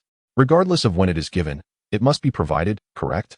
After another silence, the response came, "Our monthly submission costs are regulated. If we were to pay it all at once, it would severely exceed our budget." Zhou Peng, growing somewhat impatient, said, "How about you let the decision-maker beside you communicate with me?" On the other end, Zhang Jing and Zhao Wenxue exchanged awkward glances. Acknowledging that Zhou Peng had deduced the situation, Zhang Jing remarked, "Young man, my surname is Zhang, and I am the editor-in-chief.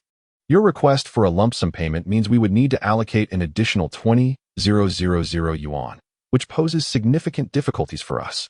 Zhou Peng desperately wanted to retort, "Difficulties? Then don't proceed." Alas, there was no table for him to upend. After gathering his thoughts, Zhou Peng stated, "Editor Zhang, regulations are rigid, but people are flexible. Exceptions can be made. Therefore, I will not insist too firmly.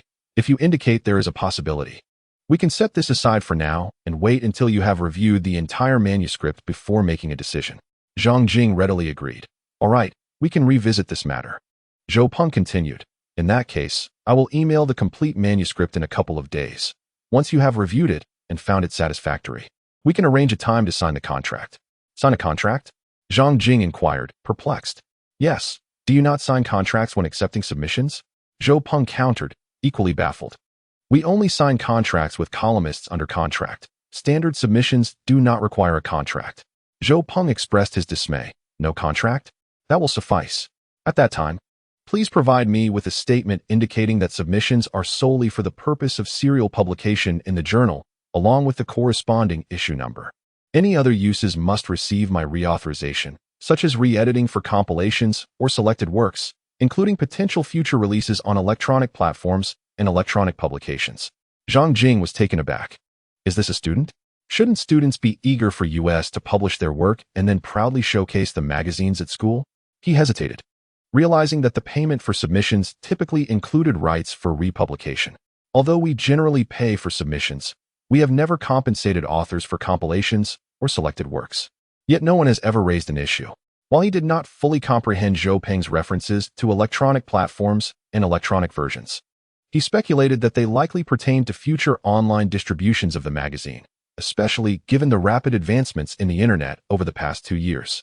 Zhou Peng couldn't help but chuckle. Editor Zhang, do you truly consider me a child? On the other end of the line, Zhang Jing and Zhao Wenxue exchanged glances, thinking, aren't you the child here? Why not state that your payment includes all copyrights? Zhou Peng remarked with a hint of sarcasm. Chapter 39, Cinderella, the Keyboard Warrior. Meanwhile, Zhao Wenxue quickly opened a magazine and flipped to the page with publication information, pointing out a particular statement to Zhang Jing. Zhang Jing nodded in understanding and replied, if you frequently read our magazine, you must have noticed that each issue contains a statement on the publication number page, which reads, in order to adapt to the information construction of our country and expand the channels for knowledge and information exchange between this journal and its authors, this journal has been included in the Quality Literary Works Journal Documentation Database, and the author's copyright usage fee is merged into a one-time payment along with the journal's remuneration. We also provide free statistical analysis and evaluation materials for authors' articles. Zhou Peng chuckled.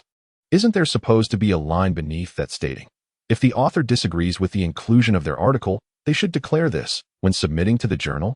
Furthermore, he inquired, has your publishing house's legal department informed you that such unilateral statements hold no legal validity? In fact, Zhou Peng had already seen this statement when he copied the magazine's phone number and address during lunch.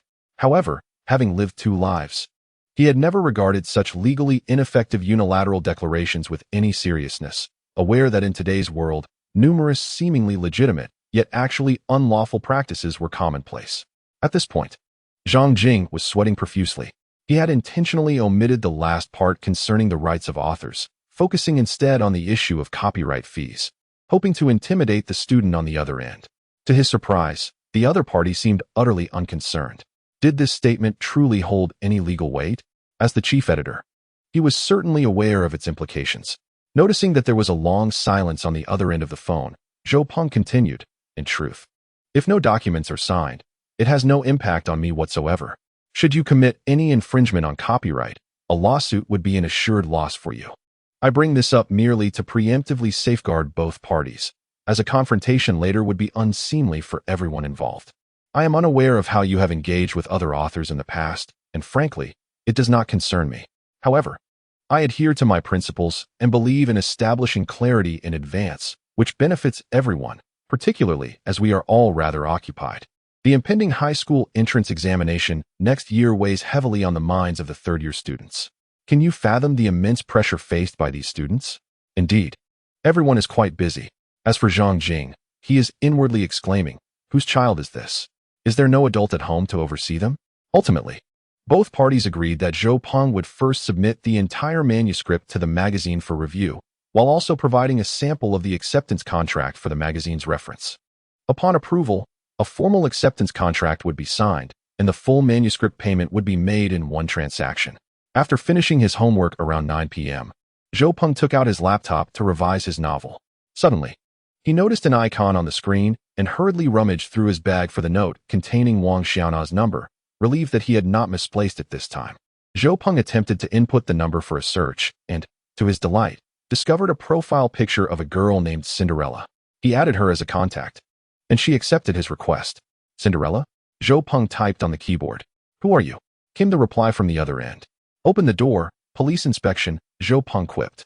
At that moment, Wang Weihua, having just completed his work, stepped out of his study and was about to head to bed when he noticed a sliver of light seeping from his daughter's slightly ajar door. Upon checking the time, he realized it was nearly 10:30 p.m., assuming that his daughter had simply forgotten to turn off the light. He quietly approached the door and, as he neared, heard the sound of typing emanating from within. Wang Weihua paused, peering through the gap, and saw his daughter, Wang Xiaona, nestled in her computer chair, cradling a teddy bear, intermittently typing and stifling giggles. It had been a long time since he had witnessed such joy on her face.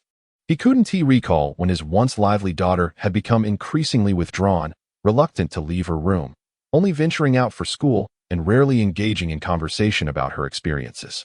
Wang Weihua and his spouse attributed this change to the natural shifts of adolescence, believing she would eventually return to her former self, thus refraining from excessive inquiry. However, recently, his daughter's demeanor seemed to brighten, as she occasionally spoke of school matters, though he had noticed that for the past few days, she spent nearly every evening staring at her computer screen. Yet, seeing her so engrossed in her activity late at night, he thought, oh well, as long as she is happy. After all, she had always been relatively easygoing. With that thought, Wang Weihua slowly retreated to his own room. Unbeknownst to them, Zhou Peng and Wang Xiaona had been conversing online for over an hour. To his surprise, the typically quiet Wang Xiaona, whom he often teased at school about being unable to muster a word, was quite loquacious online and asked an abundance of questions, delving into his experiences from kindergarten to elementary school. It was as if she were two distinct faces, one in reality and another in the digital realm, truly the early embodiment of a keyboard warrior. After Wang Xiaona logged off, Zhou Peng continued to revise his novel for over another hour, only retiring to bed shortly after midnight. This was his first foray into the world of writing, and he felt a pressing need to accelerate his efforts, especially burdened with a substantial debt of 700 yuan. As a reborn individual returned to the past, he found himself in the peculiar situation of incurring debts before earning any income. Over the course of 3 nights, Zhou Peng ultimately completed the revisions for the girls we once pursued together. During lunchtime, when no one was paying attention, Zhou made his way to the school rooftop to call the magazine office of Boys and Girls, informing them that the full manuscript and the sample contract had been sent and to kindly check for their receipt. Upon returning to the classroom and just settling into his seat, Chen Yuan approached him. Do you have any plans for the weekend? He inquired. This week should be uneventful. Zhou Peng replied thoughtfully. Accompany me for a haircut. Chen Yuan gestured towards his hair. Why not go by yourself? Zhou Peng asked, puzzled. Chen Yuan became anxious. You promised me last time that since my hair wasn't long enough, I should let it grow for 2 weeks. Those 2 weeks are up now. Are you trying to back out? Zhou Peng, taken aback, realized that Chen Yuan had indeed remembered. All right, then Saturday it is. You're treating me to lunch. As they continued their conversation, Lu Jie returned to the classroom after finishing her meal. She approached Zhou Peng and asked, Are you free on Sunday? Zhou Peng glanced at Lu Jie and then at Chen Yuan. I suppose I am. Chen Yuan shot him a sidelong glance. Why are you looking at me? I only asked you for Saturday, not Sunday. Huh, what are you two doing on Saturday? Lu Jie inquired. Zhou Peng is accompanying me for a haircut.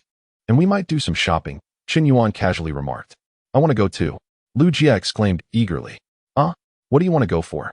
Although Chen Yuan felt pleased, he instinctively questioned her. Shopping, can I go? She retorted, fixing a fierce gaze on Chen Yuan. Sure, I suppose you can. Chen Yuan stammered, looking at Zhou Peng for support. Zhou Peng shrugged nonchalantly. Why are you looking at me? It's your treat anyway. Chapter 40. The elegance of Harbor City. Lu Jie, satisfied with their responses, added, By the way, it's my birthday on Sunday, and I'm hosting a small gathering. You both should come. After saying this, she turned and cheerfully bounced away. The two exchanged glances, and Chen Yuan, feeling a surge of excitement, said, Was she talking about us? Yes, Zhou Peng replied noncommittally. But why didn't she ask me if I was free on Sunday? Is it possible that you're merely an afterthought? Zhou Peng, you scoundrel. On Saturday morning, at the agreed-upon bus stop, Chen Yuan complained. This Zhou Peng has no sense of time. He can even be late for a date with a girl. Chen Jie, somewhat displeased, added, Let us make him treat us to some ice cream. Yes, let him. Just then, Lu Jie called out, Where are you going? Don't touch the car. Seeing Lu Jie walk towards a sleek black car that had just pulled up to the bus stop and opened the passenger door to sit inside, Chen Yuan panicked. The window rolled down, and Zhou Peng playfully gestured towards the back seat, signaling Chen Yuan to get in. Zhou Peng. Chen Yuan was momentarily frozen in disbelief. Get in. Lu Jie urged again, rousing Chen Yuan from his stupor. Once inside, Chen Yuan, much like Lu Jie on her first ride, began to inspect the interior. Peng, is this your family's car? He asked while surveying his surroundings. It's a relative's. I just borrowed it for a spin, Zhou Peng casually replied. Chen Yuan instinctively tightened his grip on the door handle. Have you got your driver's license? Aren't we still too young for that? I haven't taken the test. But I've known how to drive for a while. Zhou Peng glanced at Chen Yuan in the rearview mirror, noticing his slight nervousness. What will you do if we encounter a traffic officer without a driver's license? Zhou Peng inquired. Oh, it's fine. You look quite mature, Chen Yuan replied. Zhou Peng observed Lu Jie deftly manipulating the car's touchscreen and asked her, Did you already know Zhou Peng could drive? Indeed, I've been a passenger several times. Lu Jie answered without turning her head. Such a fellow who prioritizes romantic relationships over friendships, Chen Yuan muttered resentfully. However, he felt a deep envy toward Zhou Peng, not merely for his possession of a car. Zhou Peng initially intended to minimize the visibility of the vehicle that had traversed time with him. Yet he gradually realized that such a substantial object could not be easily concealed like a mobile phone. The inevitability of exposure was becoming apparent. And after becoming accustomed to this mode of transportation, returning to the primitive public transit system proved quite challenging. Given that Chen Yuan was his closest companion in his past life, Zhou Peng decided against further concealment. Though he cautioned him to refrain from speaking indiscriminately upon their return to school, Zhou Peng led Chen Yuan to the barber shop where he had previously had his hair cut. As they approached the entrance, they noticed a steady stream of customers entering and exiting. Through the glass door, they could see individuals waiting in line. Zhou Peng scrutinized the establishment. While the decor remained unchanged, the sign had been replaced, prominently displaying the name Harbor City Style. Even more conspicuous was a large poster of a male model in the window, sporting the same hairstyle as Zhou Peng's, a stylish, sideswept cut. The staff inside were uniformly dressed in white shirts and black trousers, each adorned with a metallic name badge. As the trio stepped inside, a young woman in a white shirt approached them. Welcome to Harbor City Style. Do you have an appointment? Zhou Peng chuckled. I'm looking for your boss, Wen Kai. The manager is currently busy. If you don't have an appointment, I can call a stylist to assist you, she replied. Please hold on. I will check. Chen Yuan said, somewhat bewildered. Peng, you seem quite familiar here. Thankfully you brought me. I had no idea appointments were necessary. Remembering their previous encounter, Lu Jie could not help but burst into laughter. At that moment, a spirited young man approached. It was the stylist who had cut Zhou Peng's hair last time. He paused upon seeing Zhou Peng, then quickly recognized him. Ah, it's you. Here for a haircut? Zhou Peng pointed at Chen Yuan and replied with a smile. Not for me. My classmate is getting a cut. No problem. Let us wash this young man's hair, the stylist called to a female assistant. Just then, a young man seated on the sofa, who had been observing the entire exchange, stood up, visibly displeased. Those of us without appointments have to wait in line. Why doesn't he? The stylist grinned at the young man. Apologies, my friend, but this is our establishment. No need to queue. As Chen Yuan finished his hair wash and took a seat, Wen Kai, dressed in a black shirt and trousers, descended from the second floor. He was momentarily taken aback upon seeing Zhou Peng, then approached him with enthusiasm, grasping his hand. Ah, my brother, you've come. Here for a haircut? Zhou Peng gestured toward Chen Yuan and replied, I'm just accompanying my classmate. The stylist quickly interjected, Manager, are you getting a cut? No need. You take care of it. I'll step outside for a smoke with my brother. As he spoke, he pulled Zhou Peng towards the entrance. The young man, who had just been complaining, was astonished by the enthusiasm of the salon's director, indicating that he truly meant it. He quietly inquired of a fellow patron in line if they knew the prices here. The passerby replied, I'm not sure, but it shouldn't be cheap. At the salon's entrance, Zhou Peng accepted the cigarette handed to him by Wen Kai and remarked, Business is thriving, Wen Ge. Congratulations. Wen Kai replied, Not at all. It's all thanks to you, my friend.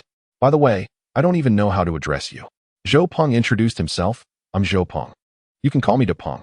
De Peng, I truly appreciate it. Ever since I took your advice last time, the number of customers has significantly increased, especially since I put up that poster for the Hong Kong-style sideback hairstyle. This week, everyone has been coming in for that cut, along with those wanting perms and color treatments. Zhou Peng complimented. That's because your skills are exceptional, Wen Ge. Not at all, Wen Kai replied. By the way, I'll get you a card soon. I was actually thinking about how to reach you since I didn't get your contact information last time. Zhou Peng dismissed the formality. After finishing their cigarettes, the two returned to the salon.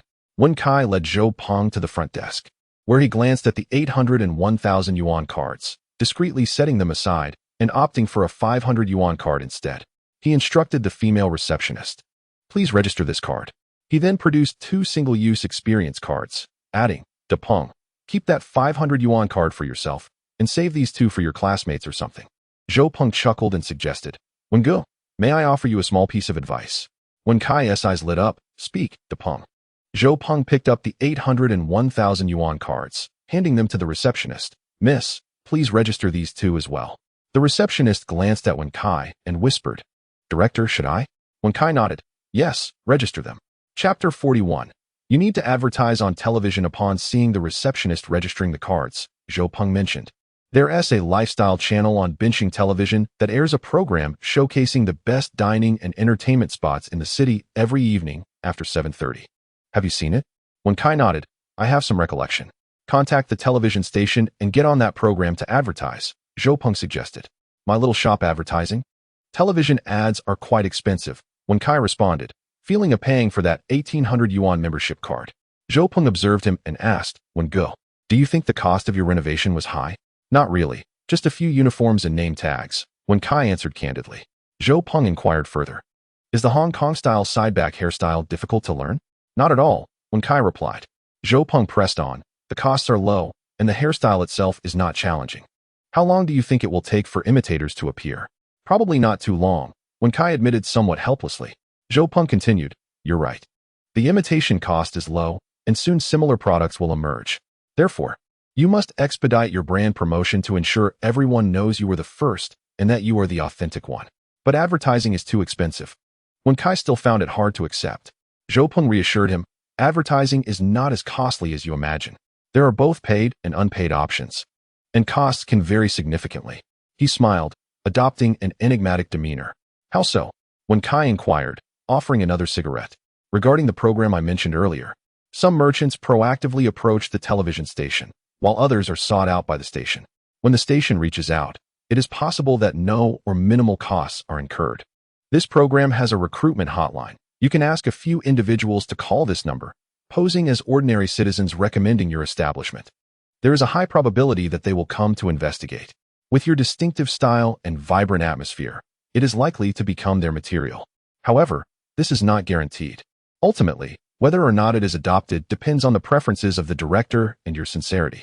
Zhou Peng, who has navigated the advertising industry for many years, is familiar with this program. "Sincerity?" Wen Kai asked, perplexed. "This differs from regular advertisements, which are charged by the second, 10 seconds, 15 seconds, 30 seconds, etc., based on the time slot for placement. Your approach is broadcasted in the form of a program, which allows for greater flexibility. If the production team is interested in your project, they might recommend it for free. However, they will typically inquire if you are willing to pay to be featured. At this point, you should convey an air of nonchalance, as if your small shop is already quite busy, and whether or not you appear on the program is inconsequential. But remember, the purpose of being on the show is not only to boost your shop's popularity, but also to secure a leading position when competition arises in the near future. Thus, it is essential to participate, but you must not allow them to leverage you. You need to gauge the situation yourself. If you can appear for free, that's ideal. If not, should appearing on the show cost 5,000 yuan, offering 2 500 yuan cards to the production team's director effectively saves you 4,000. Is a 1,000 yuan card not considered money? Moreover, it is not cash. You will eventually spend it in your shop, merely transferring from one hand to the other. This segment has been running on Benching Television for many years, and Zhou Peng has had dealings with this production team, making him well-versed in its intricacies. "What should I say on television?" Wen Kai inquired, now intrigued. "Learn a bit of Cantonese, boast confidently. Just say that you studied hairstyle design in Hong Kong for over a year and have returned to your hometown with avant-garde concepts from the fashion capital along with your creative flair. Casually mention a few locations from Hong Kong dramas, such as Tsim Sha Tsui and Causeway Bay, and fabricate a famous designer's name. Make sure it's in English. Claim that you studied alongside them and that they have won design awards in Italy or France. Don't worry, no one will check. Even if they did, they would not find anything." Zhou Peng continued with a carefree demeanor. Upon returning to the shop, Zhou Peng and Wen Kai found Chun Yuan finishing a haircut. At that moment, Wen Kai noticed Lu Jie, who had been reading a magazine on the sofa, greeted her, and then turned to Zhou Peng, saying, Zhou Peng, you accompany your girlfriend shopping every week. You must be quite patient. Before Zhou Peng could explain, Lu Jie interjected, I am the one accompanying him shopping, all right? Wait, who is his girlfriend? I am his creditor. Humph. Chun Yuan glanced again at Zhou Peng and Lu Jie, exclaiming, you two? Adulterers. Once outside the barber shop, Chun Yuan quietly asked Zhou Peng, do you two often go shopping together? Zhou Peng replied, the last time she asked me out at the basketball court, you were present. That was the first time. Today is the second. Chun Yuan skeptically remarked, I can't believe you. Ah, Penger, don't you think my hairstyle looks quite handsome after the trim? Zhou Peng assessed his appearance with a glance. Indeed, it looks good. However, you would appear even more dashing if you changed out of that Juventus jersey. What is wrong with wearing a team jersey? Look at that Ajax fan ahead. And over there, an Inter Milan supporter, and that one from Binhai Wanda. Hey, you two, hurry up. What are we having for lunch? Lu Jie called out. You should ask Chun Yuan. He is treating today, Zhou Peng remarked, watching as Chun Yuan counted the fervent youths adorned in football jerseys along the street. I've heard there's a spicy hot pot underground at Victory Square that's quite delectable, Chun Yuan suggested. Didn't we eat there last time? Lu Jie inquired. Is it just you two again? Chun Yuan expressed a hint of regret for having ventured out with them today. And Song Qianqian, Lu Jie added, glancing at Zhou Peng, who seemed indifferent. Chun Yuan, feeling a twinge of delight, whispered to Zhou Peng, are you really so brazenly playing both sides? Get lost. Zhou Peng retorted. How about we try the Eastern Express instead? It's just up ahead, Lu Jie proposed. Chun Yuan turned to Zhou Peng, who shrugged nonchalantly. I'm fine with whatever. I meant, is it expensive? I've never been, Chun Yuan murmured. It's not pricey. It's just fast food, Zhou Peng replied, recalling that it had been some time since his last visit. He vaguely remembered his first meal at the Eastern Express in his previous life.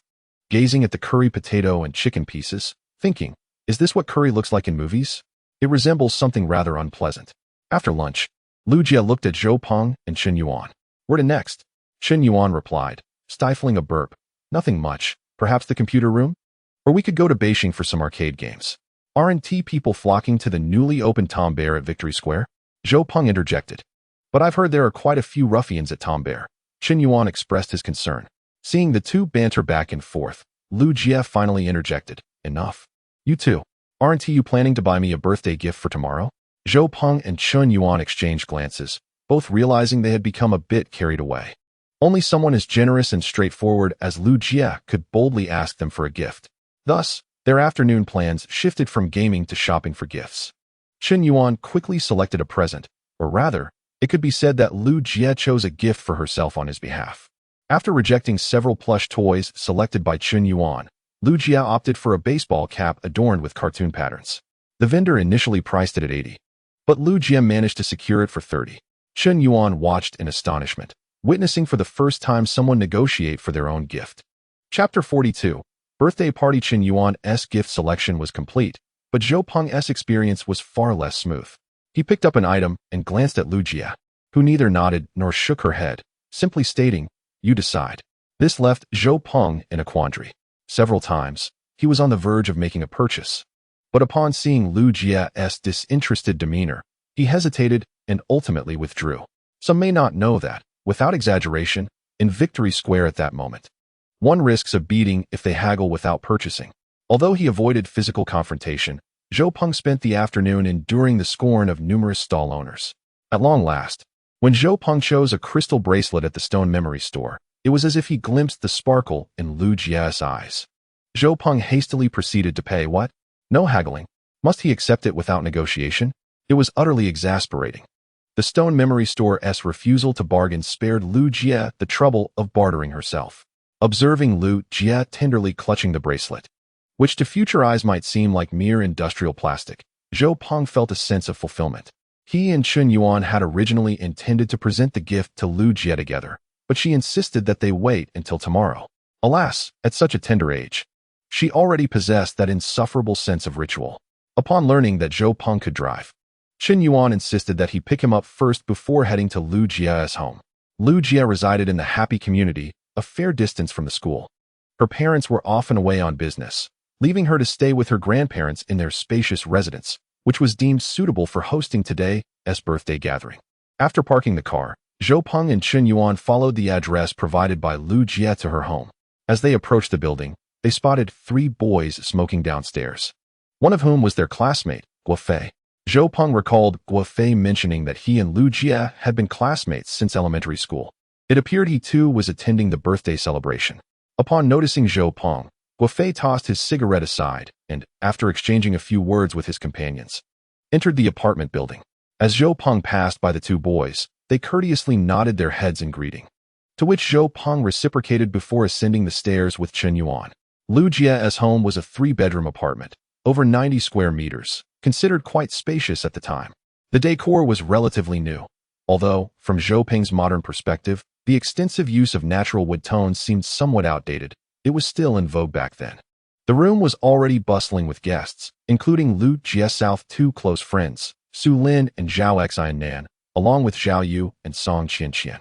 Zhou Peng understood Zhao Yu's presence, as both she and Lu Jie were talented in the arts, one in writing and painting, the other in singing and dancing, frequently collaborating on various cultural activities within the class, indicating a close bond. However, Song Qianqian was not particularly close to Lu Jie. They each belonged to their own social circles. Yet, following their last outing together, they had occasionally exchanged pleasantries in class, leaving Zhou Peng puzzled as to why Lu Jie would invite her. Among the boys, only Zhou Peng, Chen Yuan, and Guo Fei were present. The remaining 3 girls were unfamiliar to Zhou Peng, though they appeared to share a certain camaraderie with Lu Jie. To Zhou Peng's surprise, Guo Fei seemed quite familiar with the trio, engaging in conversation with them. After greeting several acquaintances, Zhou Peng and Chen Yuan presented their gift and settled onto the sofa, observing the lively interactions around them. When they handed over the gift, Lu Jie theatrically exclaimed, "Wow, you actually prepared a present for me. What a delightful surprise." Zhou Peng and Chen Yuan exchanged bewildered glances, looking rather foolish as they watched Lu Jie's performance. At that moment, Su Lin suddenly exclaimed, as if she had discovered a new continent, "Oh, Zhou Peng, why are you and Song Qianqian dressed like a couple today?" Zhou Peng was adorned in the attire he had purchased during their previous shopping excursion, while Song Qianqian donned a casual white shirt, form-fitting jeans, and white canvas shoes. A mere glance revealed that their outfits were nearly identical. Upon hearing Su Lin's remark, Song Qianqian's cheeks flushed crimson. Since she had discerned Zhou Peng's indifference towards overly cute and exaggerated styles, she had opted for simpler and more elegant clothing.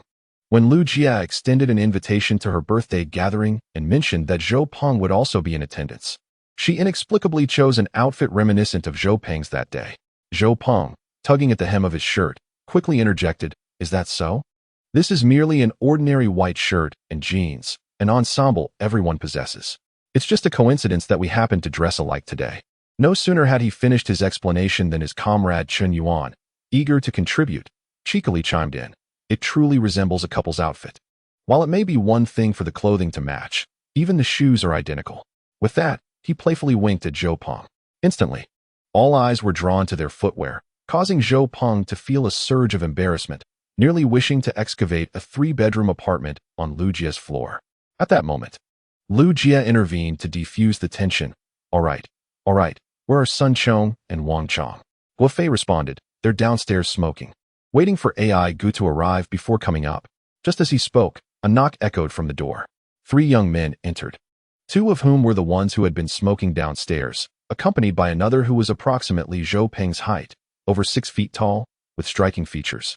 Clad in an Adidas tracksuit and sneakers. Remarkably, he sported a hairstyle identical to Zhou Peng's and carried a box of cake from Holloland. Upon entering, those who recognized him eagerly approached to greet him, some calling out AI Go, others Chao Go. The young man casually handed the cake box to another who had entered with him, then proceeded to affectionately ruffle Lu Jie's hair, apologizing, "Sorry for the delay. The traffic was quite heavy. I hope I'm not late." With a generous smile, he acknowledged Zhou Peng and the others he did not know, then introduced himself. "I am AI Wenchao, Lu Jie's old neighbor, having grown up alongside her." Lu Jie subsequently introduced Zhou Peng and the others to AI Wenchao. Eloquently articulate and socially adept, AI Wenchao effortlessly navigated conversations, ensuring that not only those he already knew felt included, but also those he met for the first time. establishing himself as the focal point of the gathering. However, Zhou Peng was not particularly fond of AI Wenchao. There was an intangible quality in him that seemed somewhat pretentious, as perceived through the discerning eyes of adulthood. Through their conversation, Zhou Peng learned that the three unfamiliar young women, along with the two boys who had been smoking downstairs and AI Wenchao, were all longtime neighbors of Lu Jie. Previously, Lu Jie had resided near the happy community with her parents. When she entered junior high, their old house was demolished, and they moved into the new building they now inhabited. Lu Jie then lived with her grandparents while her parents ventured into business in another city, leaving her in their care. Nevertheless, Lu Jie maintained close ties with her childhood friends, and upon the completion of the new building, she occasionally returned to stay for a few days. Chapter 43. The troublemaking duo. With a little time left until noon, a few individuals gathered to engage in casual conversation. Unexpectedly, you two are quite fashionable, having also adopted this trendy Hong Kong-style sideswept hairstyle, right? AI Wenchao suddenly inquired of Zhou Peng and Chen Yuan. Zhou Peng non-committally nodded. You have quite the discerning eye. I know the owner of that salon. He returned from the port city, and when he first designed this hairstyle, I offered him some suggestions, AI Wenchao remarked, running his fingers through his hair. Zhou Peng and Lu Jie exchanged glances, and Lu Jie awkwardly scratched her head, while Zhou Peng gave her a reassuring look that conveyed, I won't expose him. However, the other boys and girls present, oblivious to the underlying tension, gazed at AI Wenchao with admiration. A boy named Sun Chong exclaimed, AI Go, you can design hairstyles too? Take me along next time. AI Wenchao leaned back against the sofa, replying, no problem. I traveled to the port city with my parents and later discovered that the salon owner had also spent time there, so we had common ground to discuss. Once, while he was cutting my hair, I shared some of my ideas, and thus, this hairstyle came to be. I never anticipated it would become so popular among the youth in benching. Indeed, AI Wenchao had visited the port city, but he did not know Wen Kai and was unaware that Wen Kai had never been there. He merely had a classmate whose older brother worked at Wen Kai's shop. Recently, he had accompanied his classmate to visit his brother and inadvertently discovered that they were promoting this hairstyle, which he found quite stylish and decided to adopt. Later, he heard from his classmate's brother that a student had requested a similar cut, and so, feeling a sense of pride, he fashioned a narrative around himself. Does this mean AI Gu was the first in benching to adopt this hairstyle? At that moment, Guo Fei, who had been mostly silent, suddenly interjected.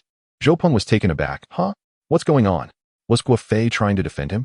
I cannot speak for the port city, but in the mainland, I doubt anyone preceded me, as I have my own thoughts on the matter, AI Wenchao replied, feigning supreme confidence.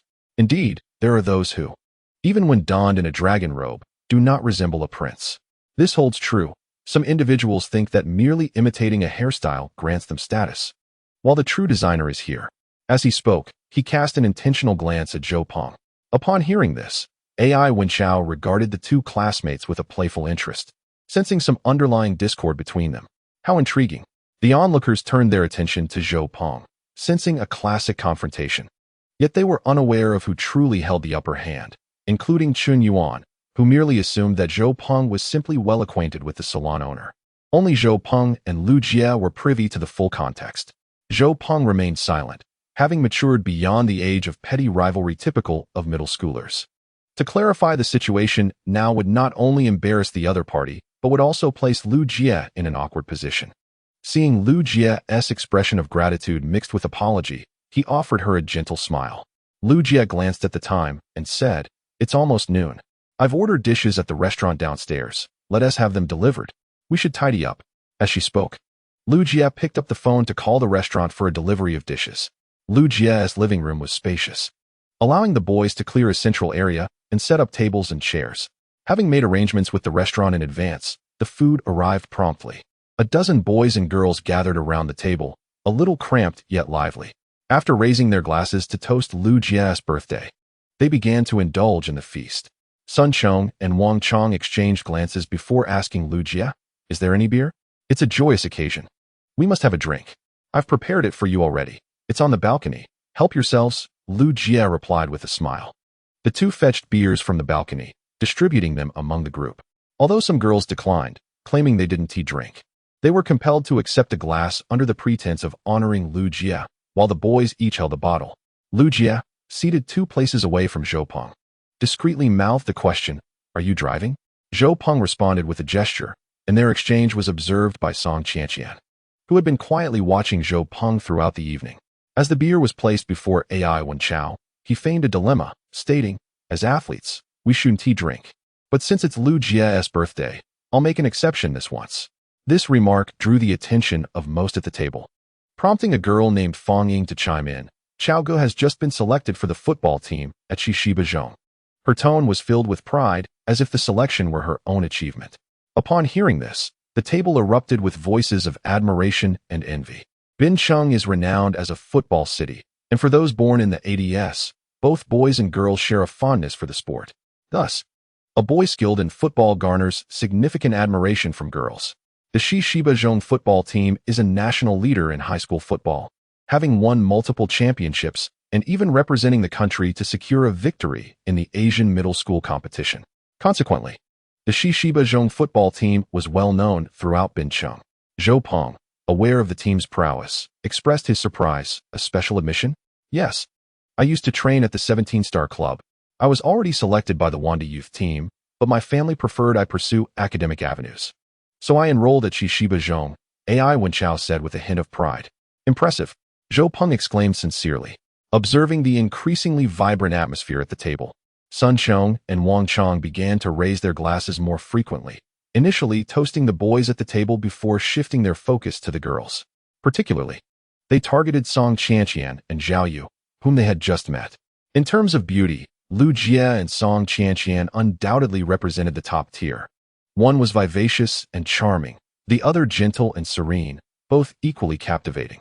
Zhao Yu, while not as stunning as the former two, still stood out among the other girls due to her upbringing in the arts, which afforded her a certain grace.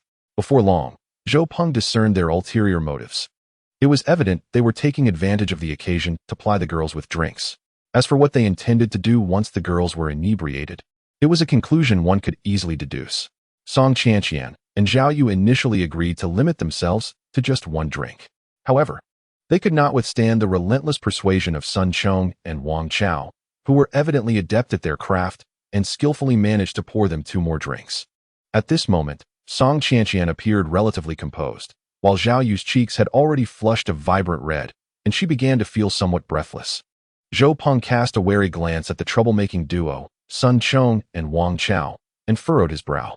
Noticing Lu Jie engrossed in conversation with her close friends, he had no choice but to signal Chen Yuan with a glance. Chen Yuan, being Zhou Peng's loyal friend for many years, instantly grasped his intent. Just as Sun Chong was about to refill Zhao Yu's glass, Chen Yuan stepped in and said, "Hey, drinking excessively with these young ladies isn't enjoyable, especially on a first meeting. Come on, let's share a drink." Chapter 44, Drinking Contest. Chen Yuan, having received Zhou Peng's cue, stood up to clearly convey his intention to shield Zhao Yu from further drinking.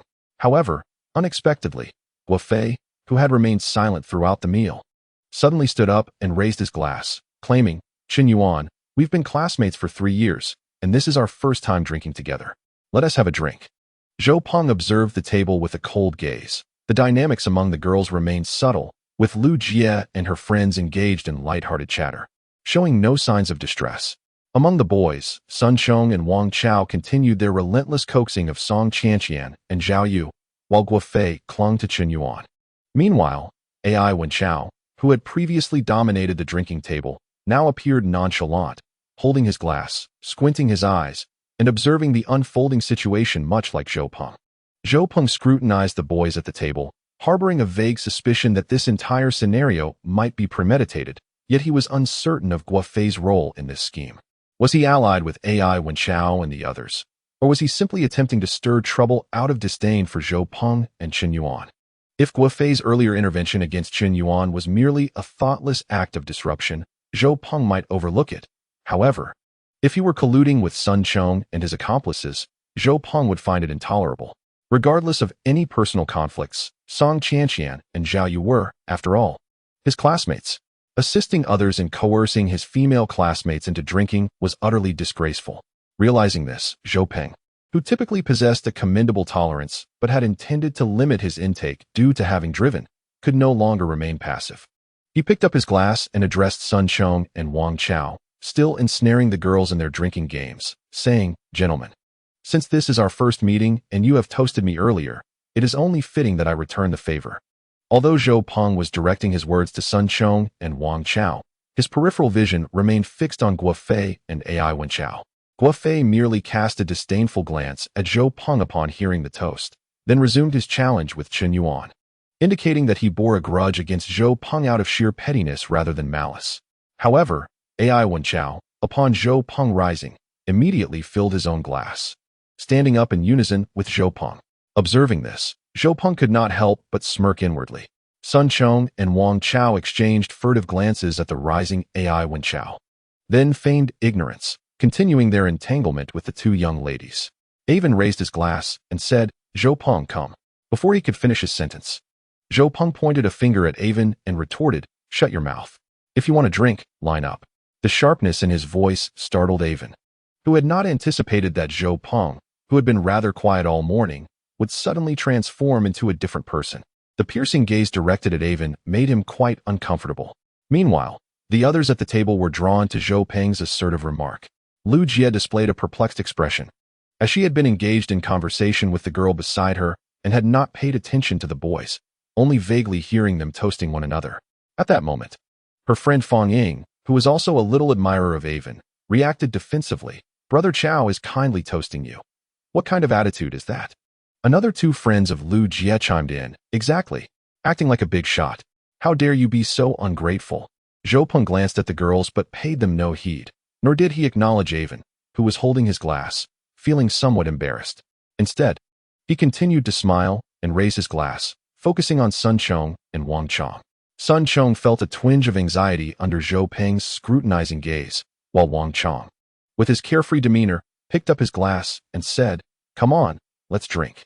He downed his beer in one go. Zhou Peng, without a word, followed suit and emptied his own glass. Zhou Peng did not sit down. Instead, he filled his glass again, looking at Sun Chong and asked, "What about you? Do you want to keep drinking with the girls or drink with me?" At that moment, the other attendees at the table, aside from the main participants, glanced at the somewhat embarrassed Zhao Yu, beginning to comprehend the unfolding situation, which also included Guo Fei, who still wished to engage Chen Yuan. Zhao Xiannan, Lu Jie's close friend with a bit of a tomboyish nature, perceived the situation where Sun Chong and his friends were coercing the female classmates into drinking. Although she did not often interact with Zhao Yu at school, she could not help but defend. What kind of skill is it to bully girls? If you have the guts, drink with the boys. Zhou Peng's earlier comment undoubtedly highlighted their opportunistic behavior of pressuring the girls to drink. As Sun Chong was called out, coupled with Zhao Xiannan's sarcastic remarks, he felt a loss of face and leaned back in his chair, defiantly stating, "I'll drink with whoever I want. Who are you to tell me otherwise?" At that moment, Lu Jie quickly stood up to mediate, saying, "All right, enough. If you drink too much, you might forget your own surname. From now on, boys can only drink with boys, and if girls do not initiate, boys are not allowed to pressure them into drinking." Avon feigned indifference as he sat down, discreetly signaling to Sun Chong. Sun Chong understood the cue and cheerfully said, "All right, boys drink with boys. Come on, buddy. Weren't you going to drink with me?" He filled his glass and raised it towards Zhou Peng. Without hesitation, Zhou Peng also raised his glass and downed his drink. Unexpectedly, before he could even set his glass down, Avon raised his glass again, pretending to be magnanimous, and said, "Ha, Zhou Peng. Didn't you just tell me to line up? It's my turn now, isn't it?" Zhou Peng had indeed made that remark earlier and could not refute it now. He lifted his glass in acknowledgement towards Avon and took a hearty gulp. After finishing his drink, Ai Wenchao glanced at Zhou Peng with a cold smirk, then turned to Guo Fei and said, "Guo Fei, you and Zhou Peng are classmates, right? Why haven't you two had a drink together?" Initially, Guo Fei had no desire to drink with Zhou Peng, but it was evident that Ai Wenchao intended to force Zhou Peng to drink, and under such circumstances, he was more than willing to take advantage of the situation. "Come on, Zhou Peng. I acknowledge the misunderstanding was my fault. Let us share a drink," Guo Fei said with a facade of a smile. As the saying goes, one does not strike a smiling face.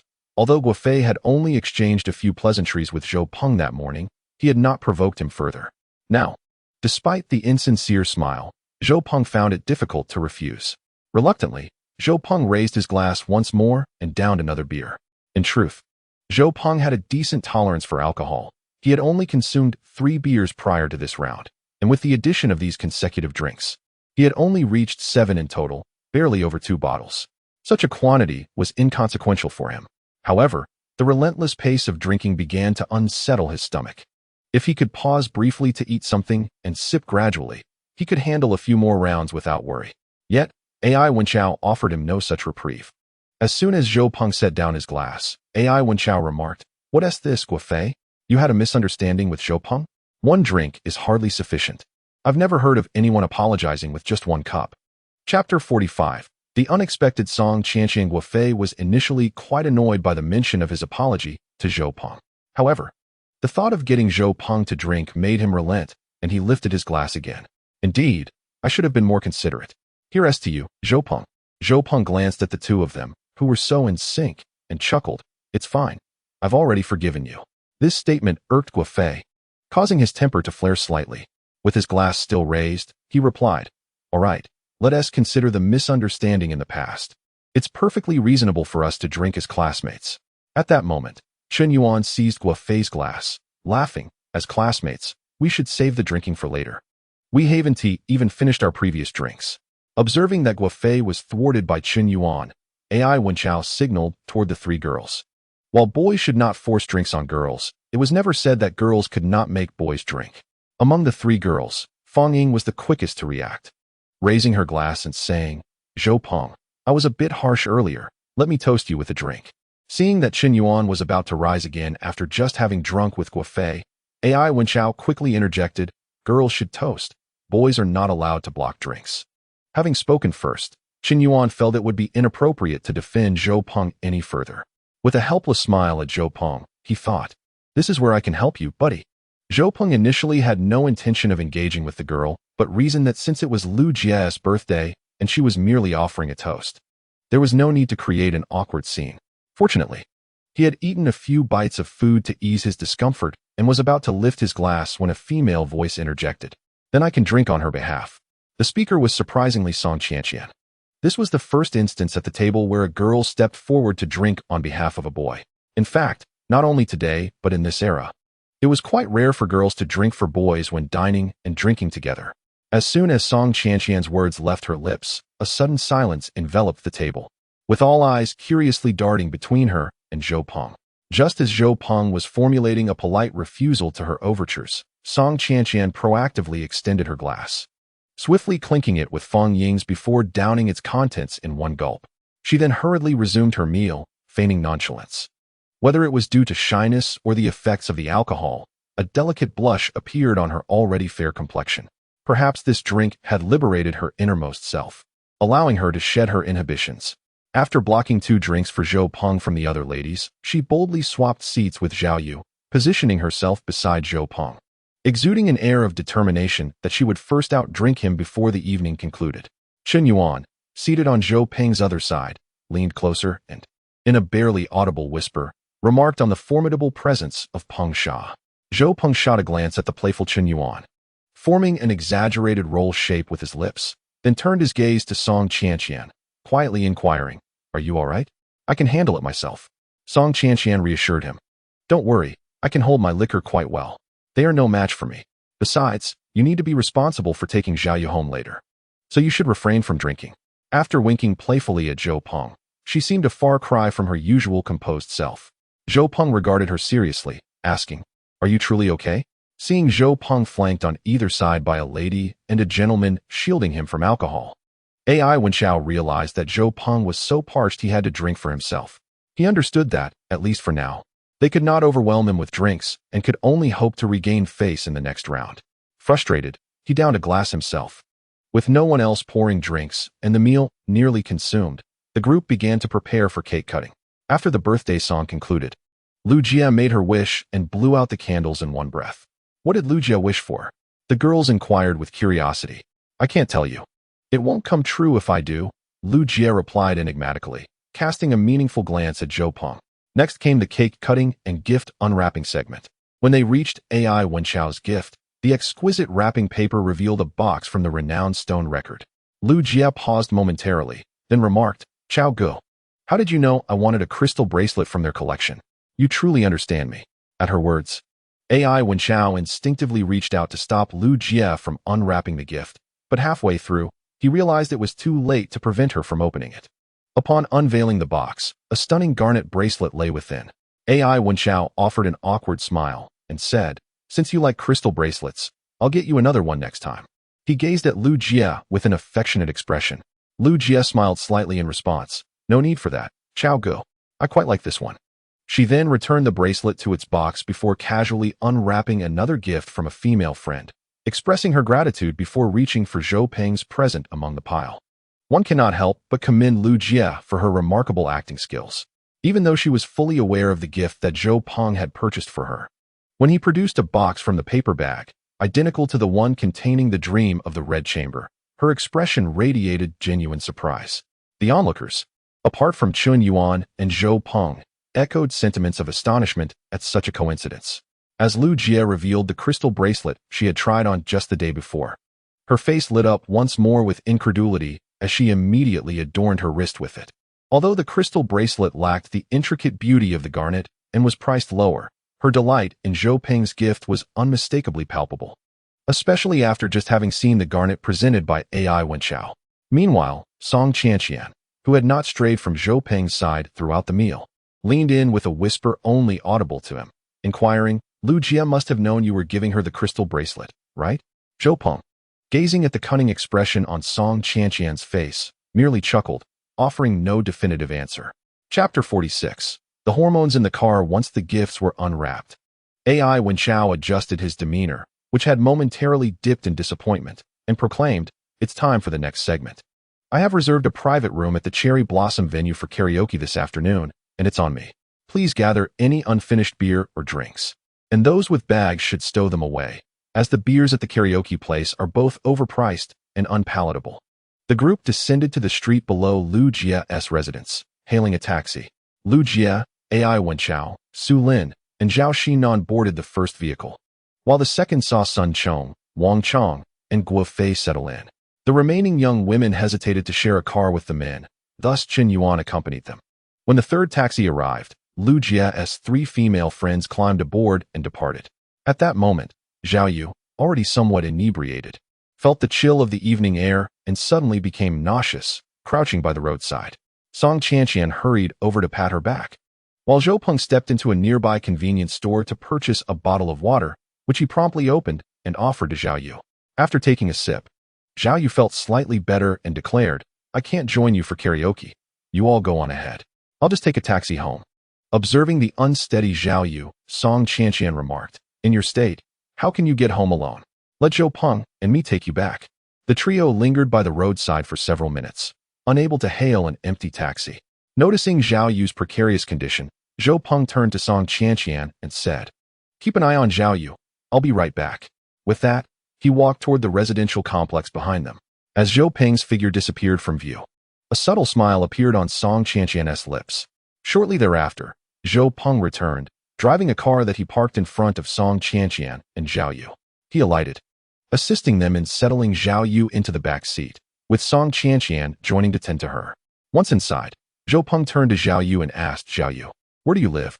Upon receiving the address, Zhao Yu slumped into Song Qianqian's embrace.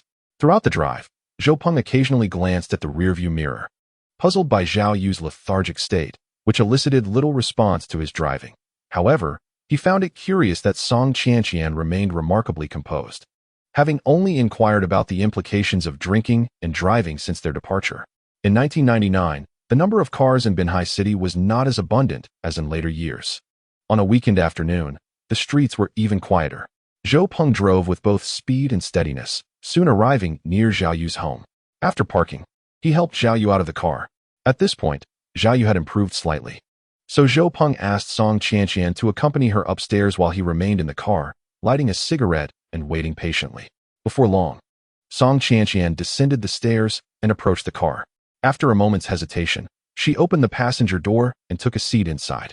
Zhou Peng glanced at her, and she returned his gaze. Neither spoke a word, discarding his cigarette, but Zhou Peng inquired, "So soon? Did you get her home?" "Yes, her mother is at home. I dropped her off and came straight down. Do you have any questions?" She replied, "None. Do you have anything you'd like to ask?" Song Qianqian retorted, Zhou Peng pondered for a moment before asking, "How did you know that Lu Jie recognized the gift I gave her was a crystal bracelet?" With a soft laugh, Song Qianqian replied, "Your dear friend Chun Yuan, who is usually expressionless and silent, would have stirred up a commotion unless he had prior knowledge of what Lu Jie received. That's just his nature." Zhou Peng recalled how calm and observant Song Qianqian had been during their previous encounter at the traffic light in Victory Square. It seemed she was indeed perceptive. Zhou Peng then asked, "Are you truly as good at drinking as they say?" "Well, my parents can both hold their liquor." "It must be hereditary," she answered candidly. "Then why do you shield me from drinking?" He continued, "Because as a girl, I feel embarrassed to drink too much, and I have a bit of a taste for it. So I used you as an excuse," she teased playfully. "Does that mean I should thank you instead of you thanking me?" Zhou Peng smiled. "You didn't thank me just now," she countered. "All right, I'll be honest. You still have the task of taking Zhao Yu home, so the driver shouldn't drink too much," Song Qianqian stated seriously. "How do you know I'm the one driving? I've seen you before." "When?" "Just the other day after we parted ways at Victory Square. I was on the bus, and your car was parked beside us waiting for the red light," she recounted honestly. "Why didn't you ask me about it later at school?" "What was there to ask? When it's time for me to know, you'll tell me." "And how did you know I would take Zhao Yu home?" "Because you have a sense of responsibility. It was evident when you shielded Zhao Yu from drinking." Chapter 47. Encountering Long Gu again. Binhai City did not see its first karaoke establishment until after 2000, so during this period, there were primarily two ways to sing: in private dining rooms equipped with sound systems or in practice rooms. Among these, the Sakura Karaoke Hall, mentioned by AI Wenchao, became a quintessential gathering place for students of the post-80s generation in Binhai City. Typically, students would visit during the day, as the atmosphere of the karaoke rooms was drastically different between daytime and evening. After Zhou Peng and Song Qianqian parked their car, they entered the karaoke hall to find Lu Jie and AI Wenchao, along with a few others, scattered around the front desk, either seated or standing, waiting. In truth, AI Wenchao had not reserved a private room in advance. It was only after failing to get Zhou Peng drunk during their lunch that he spontaneously decided to arrange a second gathering. He had not anticipated that the karaoke lounge would be so bustling today. Upon inquiry, he discovered that all the private rooms were already booked. Naturally, he informed everyone that he had asked his classmates to reserve a room. Perhaps they had simply forgotten, and that he would certainly seek them out on Monday to settle the matter. Zhou Peng did not ponder this deeply and casually remarked, "Why not just get a large room?" Chen Yuan leaned in and whispered. AI Wenchao said that since our group is small, a large room would lack atmosphere. He then made a face that suggested disbelief. At that moment, AI Wenchao's devoted fangirl, Fang Ying, upon seeing Zhou Peng's arrival, inquired why he had not entered and why he was not opting for a large room, murmuring with his classmates, which irked her. With a sarcastic tone, she remarked, "You don't even have to pay, yet you still make demands while enjoying a free meal." Fang Ying had already targeted Zhou Peng several times today. Although Zhou Peng possessed a mature mindset, he was not immune to irritation, especially after having consumed some alcohol, prompting him to ask, "Is it only those who pay who get to make demands?" AI Wenchao chimed in with a mocking tone, "If Zhou Peng is treating us to a large room, then I want tea contested." Zhou Peng recalled that AI Wenchao had asked everyone to bring beer and drinks, and if they did not order anything else, the cost of the room alone should suffice with the money he had. After contemplating for a moment, he approached the bar and inquired, "Are there any large rooms available?" Sensing Zhou Peng's contemplation, Song Qianqian also approached the bar, standing beside him and softly said, "I still have some money." Zhou Peng glanced at the understanding Song Qianqian and nodded in acknowledgement. The bar attendant checked and replied, "There are no large rooms left." AI Wenchao scoffed from the side. "If there are no large rooms, then let us book a luxury one. Since Brother Peng wants to take charge, it must be impressive." Zhou Peng and Song Qianqian exchanged glances. She subtly shook her head, leaving it ambiguous whether she meant her funds were insufficient or was advising him against being impulsive. In truth, Lu Jie came from a well-off family, and prior to Zhou Peng's arrival, AI Wenchao had been the sole performer. Out of consideration for AI Wenchao, she had refrained from singing, but with Zhou Peng present, the two began to compete for attention. Lu Jie, fearing that everyone would be embarrassed in the end, sought to step forward to pay, regardless of the room type, just to ensure everyone could enter. However, as soon as she took a step forward, AI Wenchao halted her, stating, "You treated everyone to dinner today. Remember, you don't need to arrange the second round. Just sit back and enjoy the show." The emphasis on enjoy the show was pronounced. Indeed, whoever organizes pays the bill, added Sun Chong, who was watching the unfolding situation. Just as Zhou Peng pondered what to do, a male voice suddenly called out from behind. Zhou Peng? What are you doing here? Zhou Peng turned around to find Long Gu and Song Tong Tong, exclaiming, Long Gu, Song Jia, sister? Qian. Both Song Qian and Song Tong Tong exclaimed in unison. Your sister? Zhou Peng, your sister? Long Gu, Song Qian and Song Tong Tong both nodded again. Song Tong Tong turned to Long Gu and said, Qian is my second uncle's daughter. Then she looked at Zhou Peng and Song Qian, asking, Qian, Zhou Peng, do you two know each other? Zhou Peng remarked, we are classmates. Long Gu chuckled. What a coincidence. But upon glancing at the two of them dressed similarly, he playfully gestured with his index finger between them and said, Are you two on a date? Zhou Peng quickly clarified that they were celebrating a classmate's birthday and had come to sing, but unfortunately, there were no rooms available. However, Song Tong Tong observed Song Qian with a contemplative expression. She knew her sister well.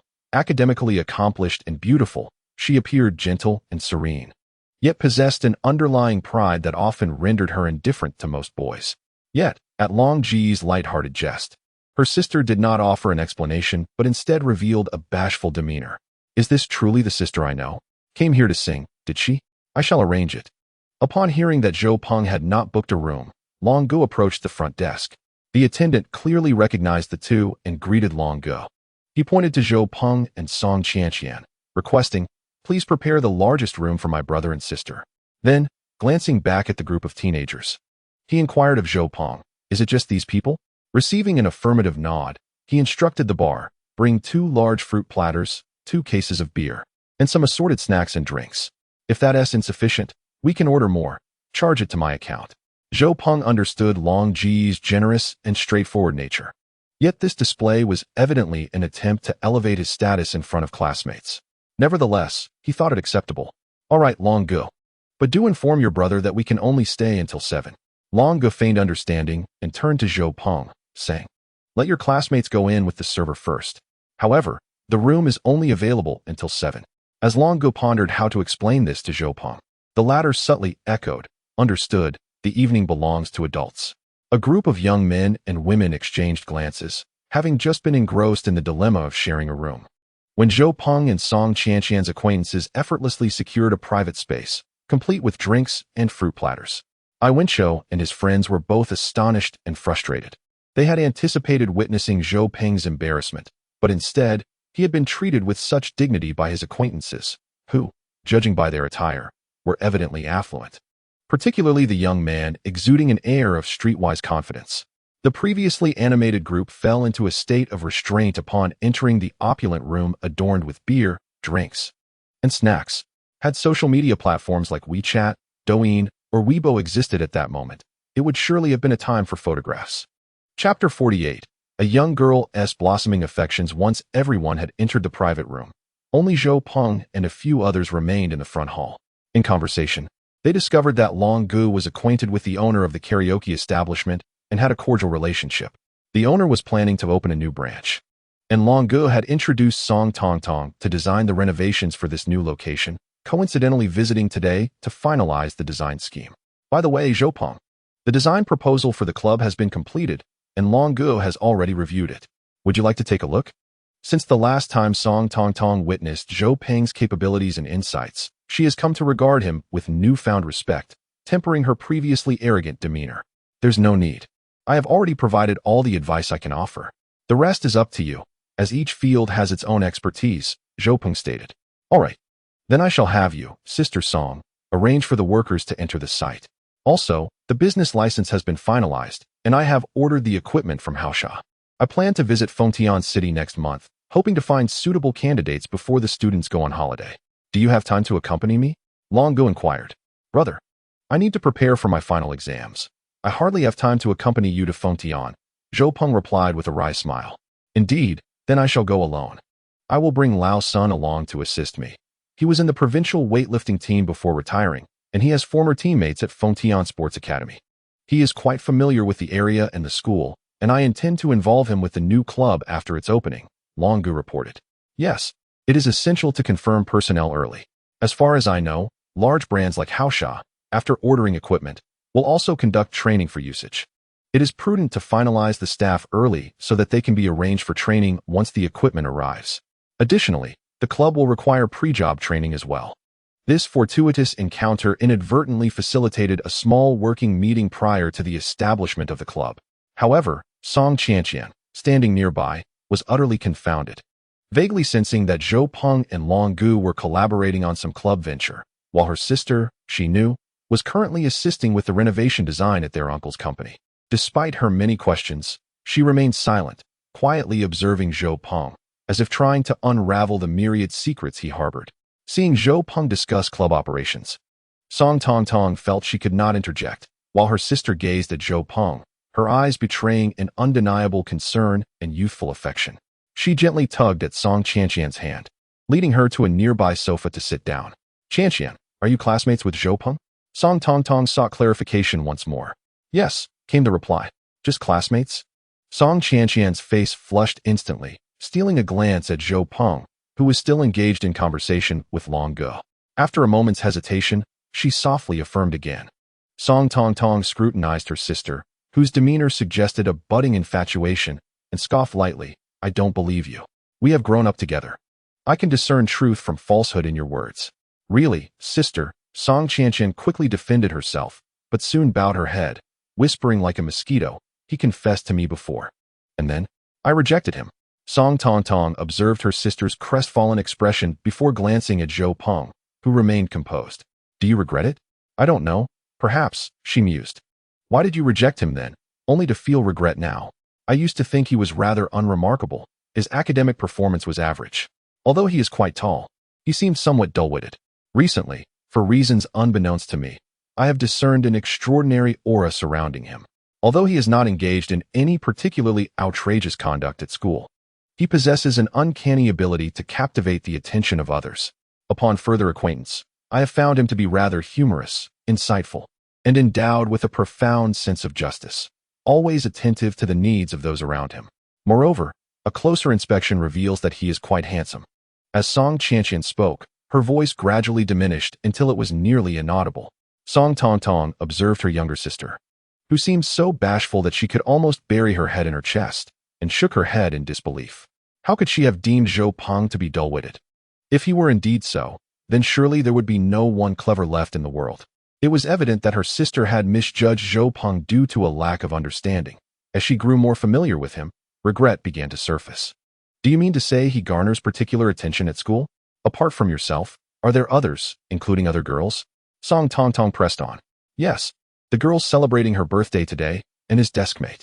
Although she is not very talkative, I can occasionally discern a different glint in her eyes when she looks at Zhou Peng." Song Qianqian sighed, a hint of lamentation lacing her words. Song Tongtong recalled a girl who had been encircled by a group of students earlier, whose beauty was on par with that of her sister. After a moment's contemplation, she inquired, "Is Zhou Peng aware of all this?" "The birthday girl was quite proactive, but I doubt he knows about his deskmate," Song Qianqian mused. "And what about you? Is he aware of your feelings?" "Humph, if he isn't foolish, he must be aware," Song Qianqian retorted, casting a glare at Zhou Peng. Coincidentally, he glanced in her direction and, upon locking eyes with her, offered a natural smile. "Brother, Zhou Peng is mocking me," Song Qianqian pouted, her tone laced with playful irritation. Song Tongtong, taken aback by her sister's demeanor, found it both amusing and exasperating. "Who told you to disregard him initially? Now you are filled with regret. Let me share something with you. Although my interactions with Zhou Peng have been limited, my observations suggest that he is an exceptional young man. His intellect, knowledge, experiences, abilities, and eloquence far surpass those of his peers, making it entirely natural for him to attract attention.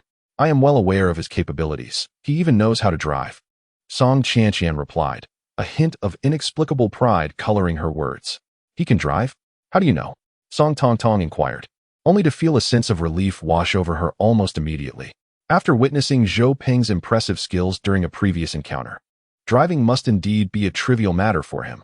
"Of course, I have been a passenger." Song Qianqian recalled their flirtatious moments in the car earlier, her cheeks flushing with shyness. "You've been in his car? Whose vehicle did he drive?" Song Tongtong suddenly remembered her earlier conversation with Jiang Xiaolong. in which they speculated about Zhou Peng's potentially remarkable family background. The thought of him driving reignited her earlier musings. Yes, he drove me here just now. I'm unsure whose car it was. He didn't mention it, nor did I inquire, but it was exceptionally luxurious. Far superior to my father's or uncle's vehicles, Song Qianqian declared proudly. Qianqian, do you have any insight into Zhou Peng's family situation? Song Tongtong asked, still clinging to her previous fanciful notions. Sister, what are you talking about? We have not reached that stage yet. Besides, I do not place much importance on material things. Observing her younger sister's bashful demeanor, Song Tongtong inwardly lamented the misfortunes of their family. Chapter 49. The connection. Meanwhile, having concluded their serious discussions, Zhou Peng and Long Ge noticed that the Song sisters were still engrossed in conversation, so they refrained from interrupting.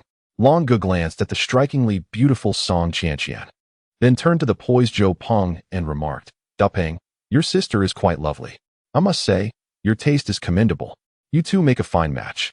Zhou Peng's greatest concern was such matchmaking, and he quickly retorted, Brother, please refrain from such talk.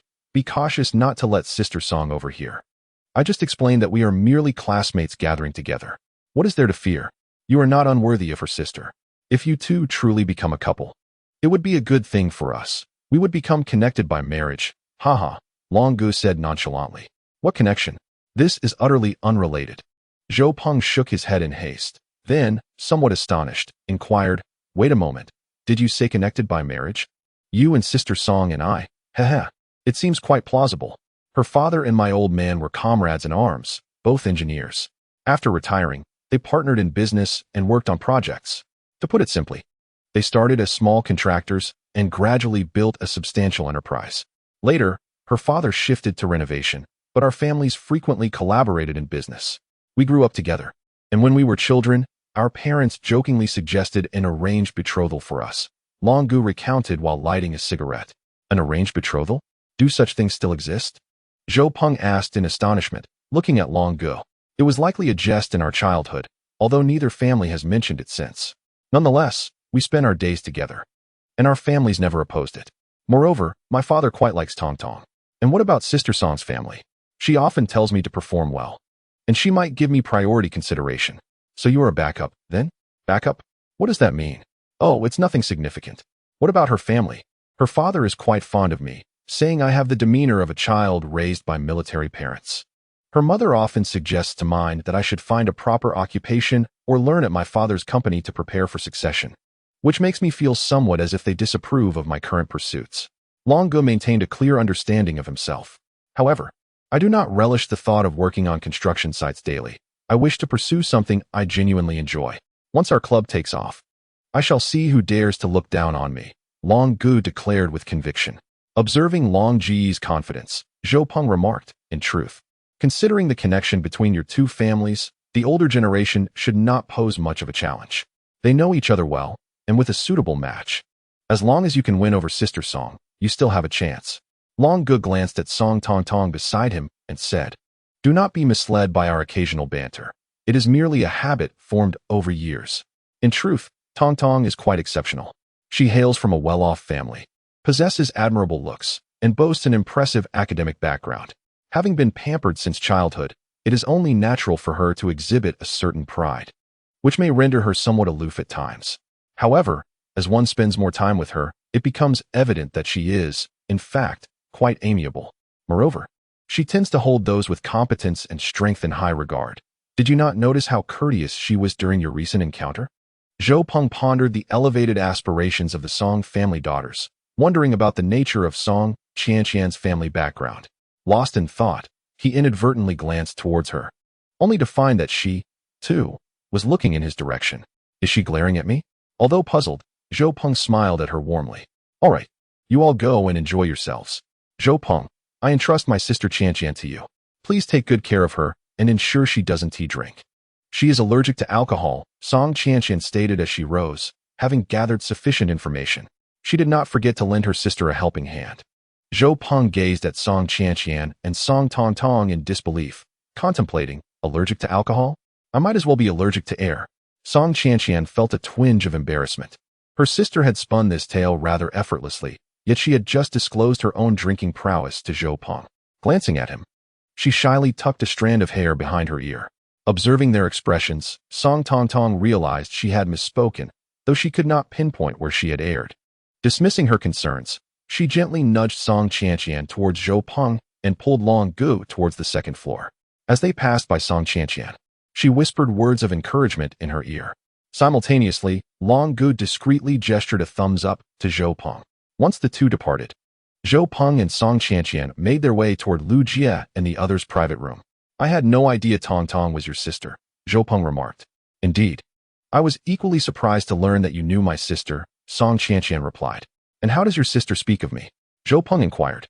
Uncertain whether Long Gu had mentioned his specific role in the club during their earlier conversation, Song Qianqian scrutinized him playfully, stating, My sister warned me to be cautious of you.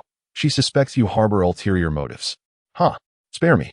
Just moments ago, your sister asked me to look after you. You two sisters, who knows what to believe? Zhou Peng chuckled. Suddenly, Song Qianqian halted, fixing her gaze upon Zhou Peng's eyes. What I feel for you is genuine. What? Zhou Peng exclaimed. Flustered, Song Qianqian quickly lowered her head and clarified. I mean, everything I've said to you is the truth. After a brief moment of awkwardness, the group in the private room gradually relaxed, as they were all of an age that revels in merriment. Soon, some sang while others drank. After Lu Jie performed a couple of songs and noticed that Zhou Peng and Song Qianqian had yet to return, an inexplicable sense of annoyance began to stir within her. Observing that everyone was engrossed in their revelry, she quietly slipped out of the room, turned down a corridor, and spotted Zhou Peng conversing with Long Gu by the front desk, while Song Qianqian chatted with her sister on a nearby sofa. This sight eased her discomfort somewhat. Upon returning to the room, Su Lin inquired, Where did you go just now? You skipped human world. I just went to the restroom, Lu Jie casually remarked. Isn't there a restroom inside the private room? Zhao Xian chimed in. There seemed to be someone inside, so I went outside, Lu Jie quickly explained. Chen Yuan, with a teasing expression, interjected, After you left, I went to the restroom, and it was empty.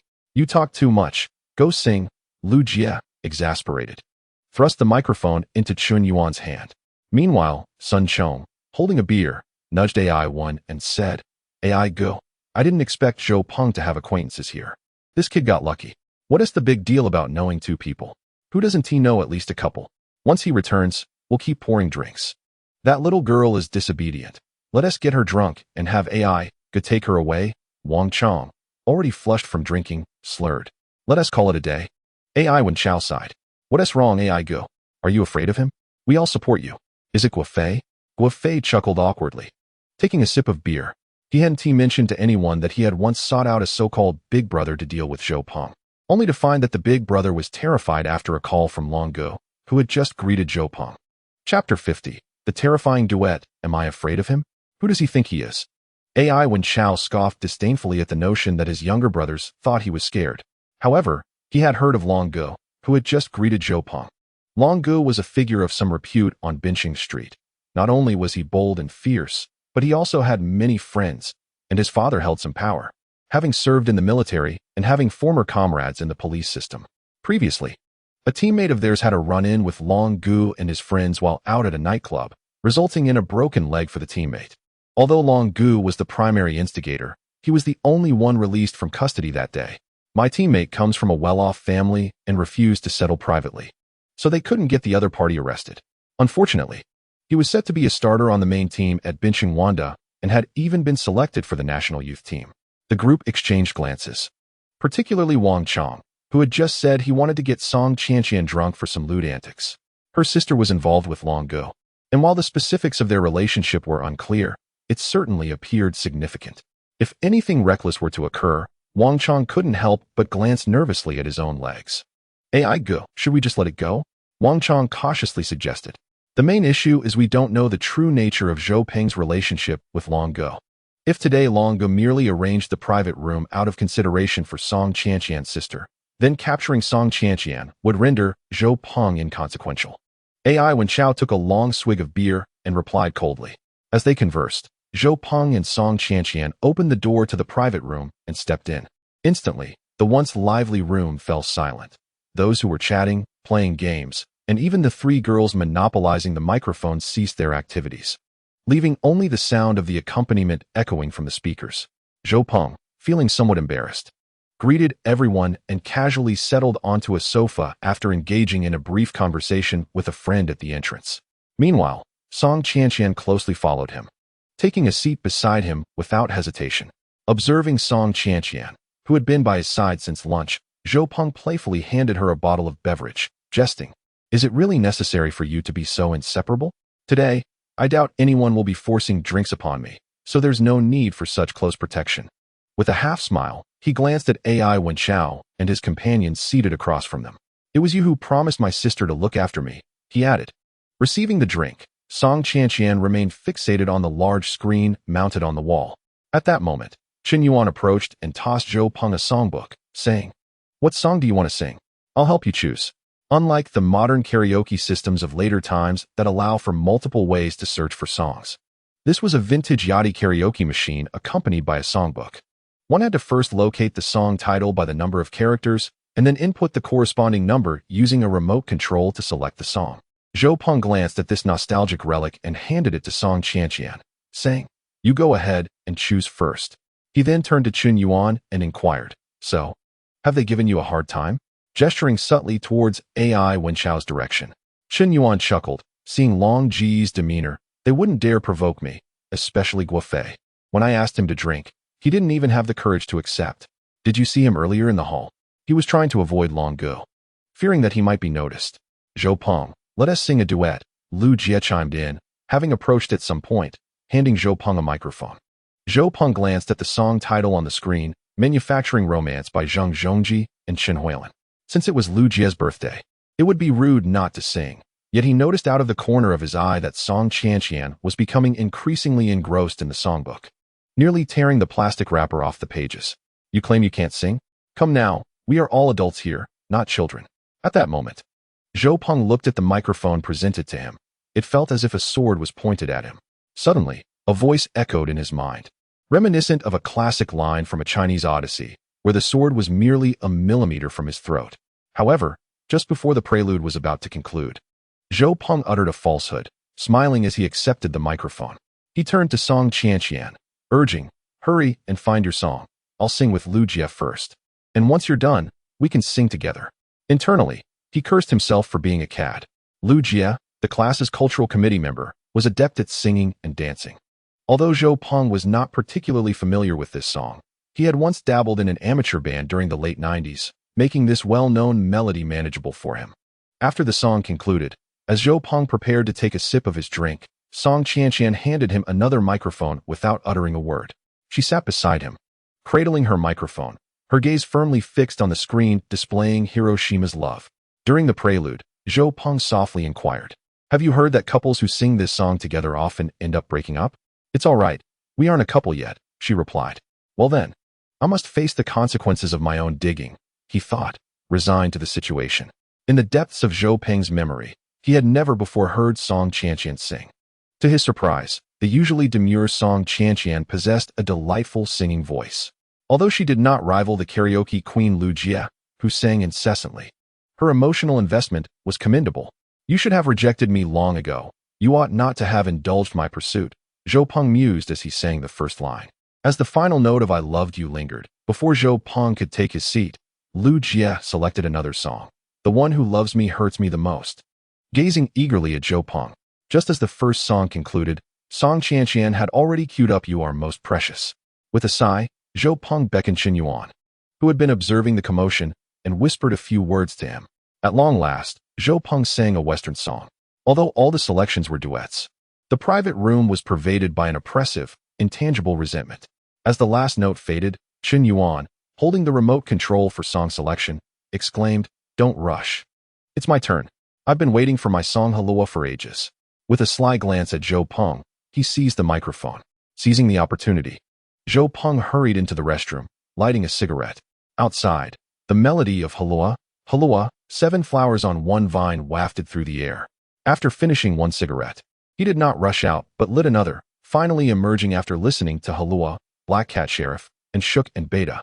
With Chen Yuan's antics restoring a cheerful atmosphere in the room, Zhou Peng noticed Ai Wenchao had somehow taken a seat beside Song Qianqian, engaged in conversation with her. Chapter 51. That was Zhou Peng's car. Observing AI Wenxiao's persistent attempts to engage Song Qianqian, Zhou Peng hesitated briefly before approaching. He casually grabbed 2 bottles of beer from the table, sliding one toward AI Wenxiao, and remarked, "My friend, didn't you say at noon that you wanted to drink with me? Since we didn't finish, let us continue now." AI Wenxiao dismissively pushed the beer aside, a forced smile on his lips, retorting, "Our friendship is limited to that one drink at noon. Any further conversation you do not deserve." Zhou Peng was taken aback by AI Wenxiao's audacity, yet he felt a twinge of respect. However, he was not angered. He took a seat next to Song Qianqian, offering her the beer in his hand. He then clinked glasses with her using the bottle AI Wenxiao had just pushed away, and they each took a sip. AI Wenxiao, with a sullen expression, directed his gaze at Song Qianqian, saying, "Just now when I toasted you, didn't you say your sister doesn't allow you to drink?" Song Qianqian, her attention fixed on the screen, replied earnestly without meeting AI Wenxiao's gaze, "My sister said I shouldn't drink with strangers." Zhou Peng quickly chimed in with sincerity, "Yes, yes, yes, I can attest to that." AI Wenxiao, feeling like a fool, gritted his teeth in frustration. Yet, he refrained from unleashing his ire on Song Qianqian, instead feigning gentlemanliness as he addressed her, "We all dined and drank together at noon. That doesn't count as being strangers. But it's wise for a girl to be vigilant when going out. As we become more acquainted, we shall have the opportunity to drink again. Don't forget the pager number I just gave you. Feel free to reach out to me sometime." Feigning nonchalance, he turned and returned to the company of Sun Chong and the others. "Why did he come over just now?" Zhou Peng inquired, fixing his gaze on AI Wenxiao's retreating figure. They were conversing. "About what?" "He expressed a desire to befriend me and asked for my phone number. Did you give it to him?" Zhou Peng asked, a hint of concern in his voice. Song Qianqian shook her head, gesturing with her chin towards a piece of paper on the table, saying, "He left his pager number with me." Zhou Peng merely uttered an "oh" and fell silent. After taking a sip of her drink, Song Qianqian added that he also inquired about the nature of their relationship. Zhou Peng paused mid-motion, holding the bottle, and looked at Song Qianqian. "How did you respond? What would you prefer I say?" Song Qianqian replied, unwavering as she locked eyes with Zhou Peng. Her mind was consumed with the last words her sister had spoken before she entered. "Outstanding young men invariably attract the attention of many girls, including you. While I am not particularly encouraging of you pursuing romance at this moment, which girl does not harbor youthful infatuations? If you can discern what you truly desire, then strive earnestly to pursue it." Zhou Peng was momentarily taken aback by Song Qianqian's unexpected retort, her unwavering gaze causing his heart to race with unease. After a brief silence, Song Qianqian, witnessing Zhou Peng's struggle, offered a wry smile and said, "I naturally said we are classmates. Is it not so?" At that moment, another person was also silently lamenting, and that was Lu Jia. She genuinely regretted inviting Song Qianqian to today's birthday gathering. She could not comprehend why Song Qianqian was behaving so erratically today. Indeed, it was madness. Perhaps such actions might be considered bold or impulsive in others. But for the usually gentle and serene Song Qianqian, who often bore an air of haughty indifference towards boys, it was sheer madness. Although Zhou Peng had previously claimed he no longer harbored feelings for Song Qianqian, his hesitation left Lu Jia feeling unsettled. Around 5 o'clock, Song Tongtong knocked on the door of the private room and beckoned to Song Qianqian. "We have concluded our discussions here. Would you like me to have your brother Long take you home?" Song Tongtong asked, her concern for her sister evident. Song Qianqian peered through the slightly ajar door at Zhou Peng seated inside and declined. "No, Zhou Peng will likely escort me home." Observing her sister's increasingly reckless behavior, Song Tongtong affectionately ruffled her hair and said, "Then be careful." Brother Long, having seen Song Tongtong finish her exchange with her sister, headed towards the direction of his parked car. However, upon glancing back, he noticed that Song Tongtong had not followed him but instead crossed the street. She paused in a rather inconspicuous spot, scrutinizing a black car parked beneath a tree. Feeling intrigued, Brother Long approached her. "What are you looking at? A friend's car?" Song Tongtong nodded silently. "Whose is it?" "This car is quite nice. I haven't seen it before." "What brand is it?" "It resembles a Cadillac." "But why does the emblem lack the outer ring?" Brother Long, who had a keen interest in automobiles, circled the car as he spoke. "Do you know the owner?" Song Tongtong frowned slightly and replied, "Do I know them? This car was driven here by Zhou Peng, but I am unsure of its exact ownership." Song Tongtong let out a sigh. Moments ago, She inquired about the location of Song Qianqian and Zhou Peng's vehicle, and upon stepping outside, her curiosity was piqued to behold the car that her sister claimed was even more luxurious than their father's Lexus. Zhou Peng. Long Go momentarily failed to register her words. Are you referring to the Zhou Peng inside? Yes, he drove Qianqian here at noon. Hey Xiaolong, what are you doing? By this time, Long Go had regained his senses and was intently scrutinizing the vehicle's interior through the window. My goodness. After a brief observation, Long Go, whose literary appreciation was rather limited, could only express his astonishment through a barrage of exclamations. Let us go. I'm feeling a bit hungry, Song Tongtong remarked, directing her words at the awestruck Long Go. Inside the Toyota Camry, with the engine running, Long Go continued to rave about the car he had just seen. However, Song Tongtong, increasingly concerned, queried, Xiaolong, do you think Zhou Peng is a spy? I told you, women are always overthinking things, Long Go retorted. Song Tongtong playfully smacked Long Go, insisting, you are the one overthinking it. Tell me, how much do you think Zhou Peng's car costs? That car? I can't specify the exact configuration. But just judging by the headlights, the paintwork, and the interior, it must be worth at least 1 to 1.8 million, Long Go speculated. So expensive? Song Tongtong was taken aback. That's a conservative estimate, merely the starting price. How many cars have you seen with such a large sunroof? And those myriad buttons inside? And did you notice the screen? My car can only play music, but that one could possibly display something, Long Go articulated confidently. What kind of family could afford such a vehicle? Only the wealthy or the affluent, he replied. But didn't you say Zhou Peng comes from an ordinary family? Perhaps it belongs to a relative or a friend, and he borrowed it. Would you lend your car to a middle school student? Chapter 52. This time it's my turn to insist. Shortly after Long Go and Song Tongtong departed, the singing in the private room began to wind down. The group gathered their belongings and exited the karaoke room. Lu Jie glanced at Zhou Peng and Song Qianqian standing beside him, contemplating saying something, yet ultimately refrained. Several times she considered suggesting, Zhou Peng, would you take me home? But in her hesitation, Ai Wenxiao hailed a taxi, beckoning Lu Jie, Su Lin, and Zhao Xinan to get in. The remaining individuals also paired off and departed. In the end, only Zhou Peng, Song Qianqian, and Chen Yuan remained at the entrance of the karaoke room. The trio made their way across the street to Zhou Peng's parking spot. Zhou Peng opened the car door and slid into the driver's seat, while Chen Yuan casually pulled open the passenger door. Just as he was about to enter, he noticed Song Qianqian standing by, fixedly gazing at him, neither speaking nor getting in. Chen Yuan, quick on his feet, stepped back from the door and gestured invitingly. Song Qianqian offered him a faint smile and softly expressed her gratitude. Thank you. Once Song Qianqian settled into the vehicle, Chen Yuan turned to Zhou Peng and said, well, Peng, you two can head off. I have some matters to attend to at my second aunt's place, just a short distance ahead. See you tomorrow. With a wink at Zhou Peng, he closed the car door and turned to leave. Zhou Peng opened his mouth to say something, but Chen Yuan had already rounded the corner and disappeared from sight. Zhou Peng turned back to see Song Qianqian fastening her seatbelt. Her cheeks flushed as she quietly remarked, so this is how you fasten the seatbelt. Shall we head home? Zhou Peng started the car and inquired of Song Qianqian. Anything is fine, she replied, gazing out the window. Anything is fine. After a day of flirtation with Song Qianqian, combined with the effects of alcohol, Zhou Peng nearly uttered, shall we find a quiet place to ponder life? Let me take you home, he decided, cursing himself for his foolishness. All right. Throughout the journey, both remained silent. The only sound filling the car was the music from the radio. As they passed Shanghai Square, Song Qianqian suddenly expressed, Zhou Peng, I wish to take a stroll by the seaside. Zhou Peng parked the car at the edge of the square, and they walked towards the beach.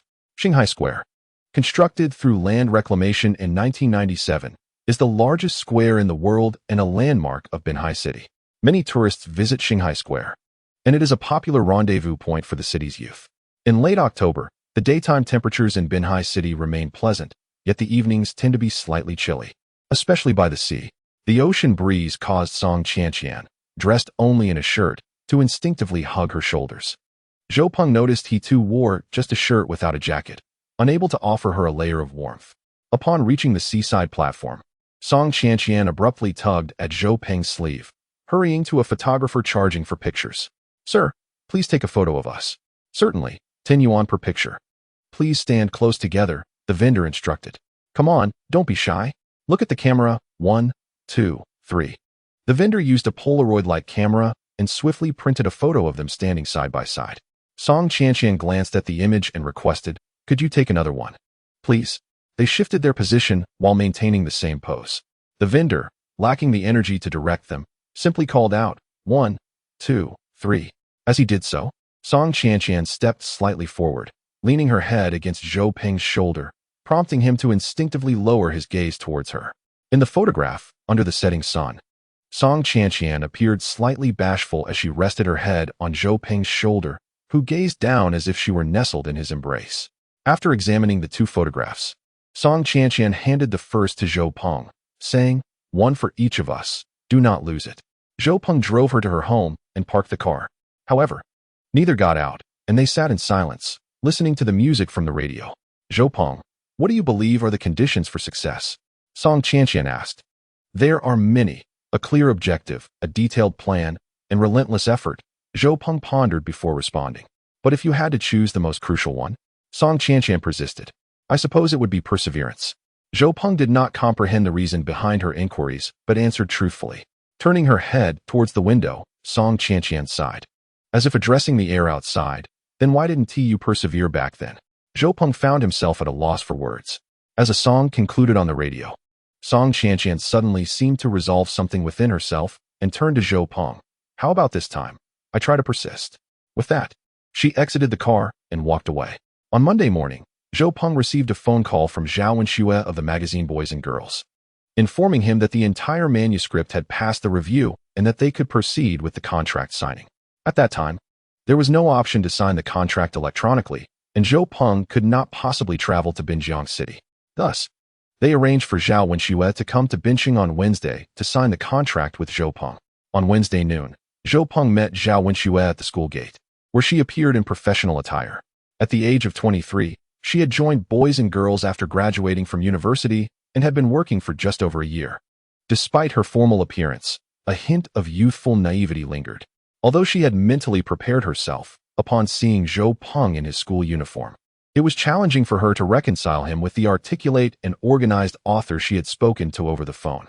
While Zhou Peng's tall stature and slightly mature features might have led her to momentarily perceive them as peers, the sight of his school uniform abruptly reminded her of their reality. "Is it really you, Builu?" Zhao Wenxue sought to confirm again. "Yes, I am indeed the author from those years, Builu," Zhou Peng responded with confidence. "Hello, Zhou Peng." Zhao Wenxue formally extended her right hand.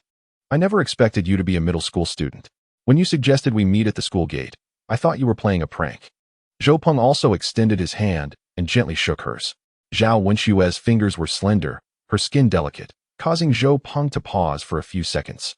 Sensing something unusual in her gaze, he quickly withdrew his hand, a bit embarrassed, and let out a nervous laugh, saying, "I apologize. I am indeed a student. My third-year curriculum is quite demanding, and I cannot take leave, so I could only arrange to meet you here."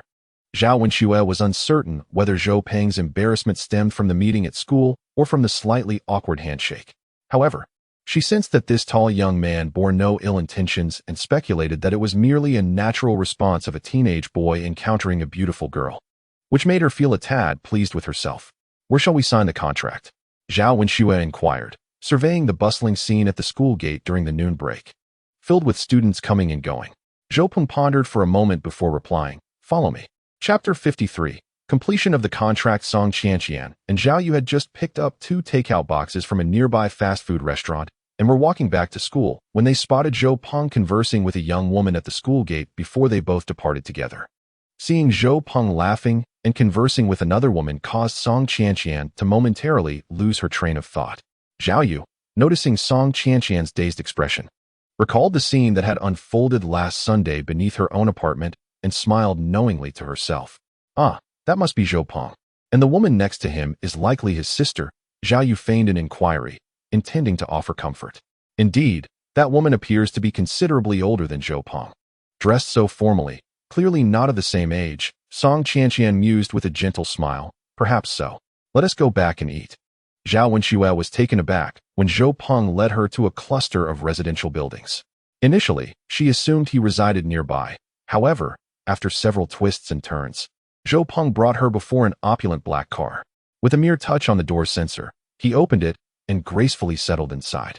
At that moment, Zhao Wenxue was even more astonished than when she first encountered Zhou Peng in his school uniform.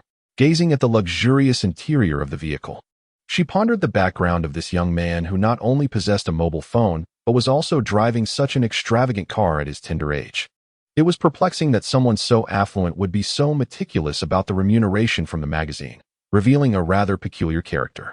Zhou Peng casually perused the contract, noting that the signature section for the party represented by the magazine had already been stamped with their official seal. The terms were largely consistent with the template he had initially submitted. However, he discovered that the magazine had omitted a crucial clause stating that the party must not alter the title of the work, nor modify, abridge, or append any illustrations, prefaces, or afterwords. This contract seems to differ from the one I previously sent you, Zhou Peng remarked, casting a puzzled glance at Zhao Wenxue. Indeed? In what way? Zhao Wenxue responded, equally surprised. She was unaware of the specifics, as the contracts were handled by editor Zhang Jing, who had provided her with 2 printed and stamped copies shortly before their departure to Bincheng, along with instructions to pay attention to certain details during the signing. Seeing that Zhao Wenxue appeared genuinely uninformed, Zhou Peng pointed out the missing clause. Unsure of how to proceed, Zhao Wenxue suggested she contact the magazine to confirm before proceeding with the signing. Zhou Peng contemplated for a moment before retrieving his phone. You should reach out to your supervisor now. Zhao Wenxue accepted the Apple phone Zhou Peng handed her, feeling somewhat awkward as she glanced at him, contemplating in silence why the phone lacked buttons, but hesitating to voice her curiosity. Zhou Peng, realizing her discomfort, took back the phone, asked for the magazine's contact number, dialed it, and then passed the phone back to Zhao Wenxue. Several segments were omitted due to safety reviews. As Zhou Peng took a drag from his cigarette, attempting to calm his fluttering heart, a tapping sound on the car window caught his attention. Turning around, he saw Zhao Wenxue holding up her phone, signaling him to answer. Once back inside the car, Zhou Peng accepted the call, activating the speakerphone. Zhang Jing's voice resonated from the speaker. Hello, Zhou Peng. This is Zhang Jing. Regarding the clause you mentioned, it may have been a misunderstanding. Our magazine typically includes a brief introduction before each novel, and the colleague responsible for reviewing contracts likely removed that clause to avoid future complications. Zhou Peng scoffed lightly and replied, Shouldn't we have communicated about this beforehand? Oh, I see. Your colleague is rather averse to trouble, perhaps believing that with so many clauses in a contract, I wouldn't remember them anyway, and that my studies might be hindered by such inconveniences. Zhou Peng's sarcasm was palpable. Oh, no, it's merely a misunderstanding, Zhang Jing responded. And even through the phone, Zhou Peng could sense the editor's embarrassment, which was equally mirrored by Zhao Wenxue sitting beside him. When the call first connected, Zhao Wenxue had outlined the situation, and Zhang Jing's first inquiry was how the young man had uncovered the oversight. Realizing this, Zhao Wenxue understood that Zhang Jing had indeed altered and concealed the contract details intentionally. During Zhou Peng's initial submission, Zhang Jing had previously commented on the title of the novel being too cliché, suggesting that Zhou Peng adopt a more romantic and poetic name. Subsequently, the communication regarding the manuscript submission proved to be less than ideal. The magazine was at a disadvantage, and the matter of changing the title was not mentioned. Upon receiving the contract sample sent by Zhou Peng, Zhao Jing noticed a particular clause and, after a brief discussion with the deputy editor, unilaterally decided to delete it. He assumed that Zhou Peng, being a mere child, would be oblivious to the existence of such an irrelevant contract, and thus wouldn't notice if 1 or 2 clauses were removed. Once the contract was signed, it would be too late for Zhou Peng to express any objections. However, to Zhao Jing's surprise, Zhou Peng was remarkably meticulous, which left Zhao Jing in an awkward position, making it even more difficult to broach the subject of changing the title. Zhou Peng, uninterested in an explanation from the other party, straightforwardly stated, All right, since it was a mistake on your colleague's part, we can simply rewrite that clause by hand in the contract. I have no objection to any introduction you wish to add, but the title of the novel and the text must remain unchanged. If that is agreeable, we shall proceed with the signing. Ultimately, Zhao Wenxue reinstated the deleted clause in both contracts, and the two signed without further incident. After the contract was finalized, Zhao Wenxue, feeling slightly embarrassed, remarked, Once I return to the magazine tomorrow, I will promptly request the finance department to process the payment. Since I interrupted your lunch today, let us share a meal together. I shall treat you, and the magazine will reimburse me. Zhou Peng glanced at the time and, feeling somewhat awkward, replied, "Let us forego lunch. You've traveled quite a distance to Bin City, and it should be I who treats you. However, I have class shortly, so perhaps another time." Zhao Wenxue had checked her watch and realized that due to the delay caused by the earlier clause, it was already 12:40, making it impossible to have lunch. Initially, she considered suggesting an evening meeting, but remembering her long-scheduled gathering with her dormitory friend whom she hadn't seen in over a year, she refrained from voicing her thoughts. Chapter 54. A gathering of friends. Zhou Peng parted ways with Zhao Wenxue at the school gate, then turned and entered a small convenience store, casually purchasing a loaf of bread which he began to eat as he walked. He managed to swallow the last bite just 5 minutes before class began and entered the classroom. Most students had returned, yet since the bell had not yet rung, everyone was preoccupied with their own tasks. Zhou Peng entered the classroom without attracting much attention, except for Song Qianqian and Zhao Yu, who noticed him. Song Qianqian was distracted, having seen Zhou Peng earlier that afternoon laughing and conversing with a young woman for an extended period. Consequently, she fixated on the classroom door. Zhao Yu, observing Song Qianqian's flustered demeanor since their encounter, felt a pang of concern for her. Seated in front and behind each other, Zhao Yu called out to Zhou Peng as he passed her desk. "Hey, Zhou Peng, I saw you talking to an older sister at the school gate during lunch. Who is she? Is she your sister?" Zhao Yu feigned casual curiosity, but her inquiry was aimed at easing Song Qianqian's anxiety. Zhou Peng was momentarily taken aback, but quickly responded, "Oh, just a relative passing by who invited me to lunch." Filled with a sense of pride, Zhao Yu discreetly kicked the seat of the front row Song Qianqian, as if to say, "See, I guessed correctly. You needn't worry anymore." Song Qianqian, feeling bashful, swayed slightly in her seat, as though to convey, all right, I heard you. You're clever." Yet in the next moment, both girls found themselves in a state of shock. Song Qianqian was momentarily taken aback, pondering how Zhao Yu could possibly discern her innermost thoughts. From seemingly casual analysis at noon to recent validation, followed by her boasting, what exactly did she know? Conversely, Zhao Yu was stunned upon inadvertently catching a glimpse of the craft paper folder in Zhou Peng's hand, emblazoned with the words Boys and Girls Magazine Publishing House in striking red. Instantly, the memory of Zhou Peng borrowing a magazine from her a week prior and meticulously copying the publication details resurfaced in her mind. Zhou Peng had appeared empty-handed at the school gate just moments ago, indicating that this folder must have been given to him by his sister. Was that truly his sister? Upon returning to his seat and carefully stowing away the contract, Zhou Peng, having hurried back to class and hastily consumed a bread roll, now felt parched. He nudged Wang Xiaona, who was engrossed in her book, and asked if she had any water. Without turning her head, she naturally retrieved a bottle of cola from her desk and handed it to him. Zhou Peng accepted it without hesitation, popped the cap, and gulped down nearly half the bottle, feeling a wave of relief. If only it were chilled, he mused, letting out a hearty belch that provoked laughter from his classmates. Since Zhou Peng had treated her to a bottle of cola previously and learned of her fondness for the drink, Wang Xiaona, who seldom indulged in beverages, began to gradually embrace cola, purchasing a bottle every time she passed the school store.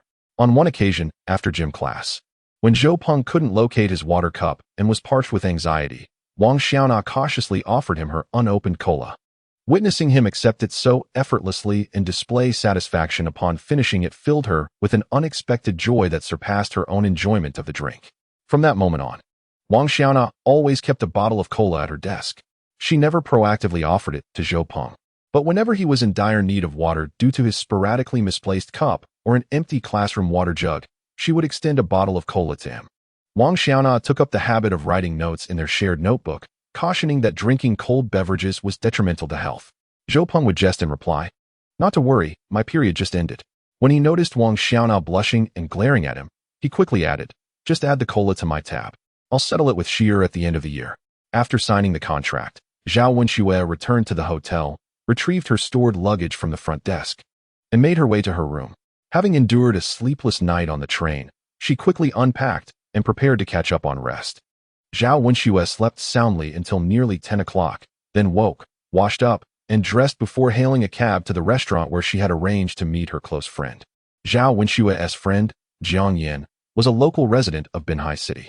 Following her university graduation, her family utilized connections to secure her a clerical position at the vehicle management office, which was not demanding and offered a regular 9-to-5 schedule. After more than a year apart, the two friends were elated to reunite, enthusiastically sharing tales of their lives post-graduation at the restaurant. What? Middle school students now have smartphones and drive luxury cars? Jiang Yin exclaimed in astonishment as Zhao Wenxue recounted the signing process from earlier that day. Indeed, I have never seen such a phone, one that operates solely through a touchscreen, devoid of a physical keyboard. Although I am unfamiliar with the car's brand, its luxurious appearance is unmistakable, Zhao Wenxue asserted confidently. Alas, it is truly enviable. I have long desired to save money for a phone, yet the prices are exorbitant. Even a modest phone requires months of frugality, and the cost of calls is equally steep. This boy must surely be the son of a wealthy family. Jiang Yin unabashedly expressed her envy. Whether he is indeed the scion of affluence, I cannot say. However, that young man possesses considerable talent. The novel he signed today garnered a fee of 20,000 yuan, Zhao Wenxue remarked with equal admiration. Is it possible for a middle school student to earn 20,000 by penning a novel? Your magazine must be incredibly prosperous, Jiang Yin exclaimed, her astonishment evident. Not all fees are this generous. It depends on the quality of the work. Typically, the norm is 50 to 100 yuan per 1,000 words. With some submissions receiving no payment at all, the highest rates can reach 150. The competition among youth magazines is fierce nowadays. Currently, our magazine, Boys and Girls, dominates the northern sector, while in the south, Young Men and Women thrives in Guangdong province. Next year, the Huaxi magazine under the Guiqian province's Jinju Daily will also undergo a revamp. Furthermore, I have heard that new youth magazines, Yilan and Huahua, will be launched in the Jishan and Xiangxiao regions post-millennium. Both backed by substantial capital and actively recruiting talent. It will become increasingly challenging to secure quality submissions, Zhao Wenxue lamented. As the two enjoyed their meal, their conversation flowed effortlessly until past 8 o'clock. Sated, Zhao Wenxue stretched and inquired, "Where shall we go next? How about a bar? I've been a few times recently with colleagues, and it's quite entertaining. Far more enjoyable than the school dance halls we frequented," Jiang Yin suggested. The youthful exuberance of recent graduates still evident in her spirit. "All right, I'll follow your lead. You make the arrangements. I'll take care of the bill for this meal," Zhao Wenxue declared, rising to settle the account. Jiang Yin quickly stopped her, saying, "You're visiting benching. How could I allow you to pay? I'm on official business, and I can get reimbursed," Zhao Wenxue laughed heartily.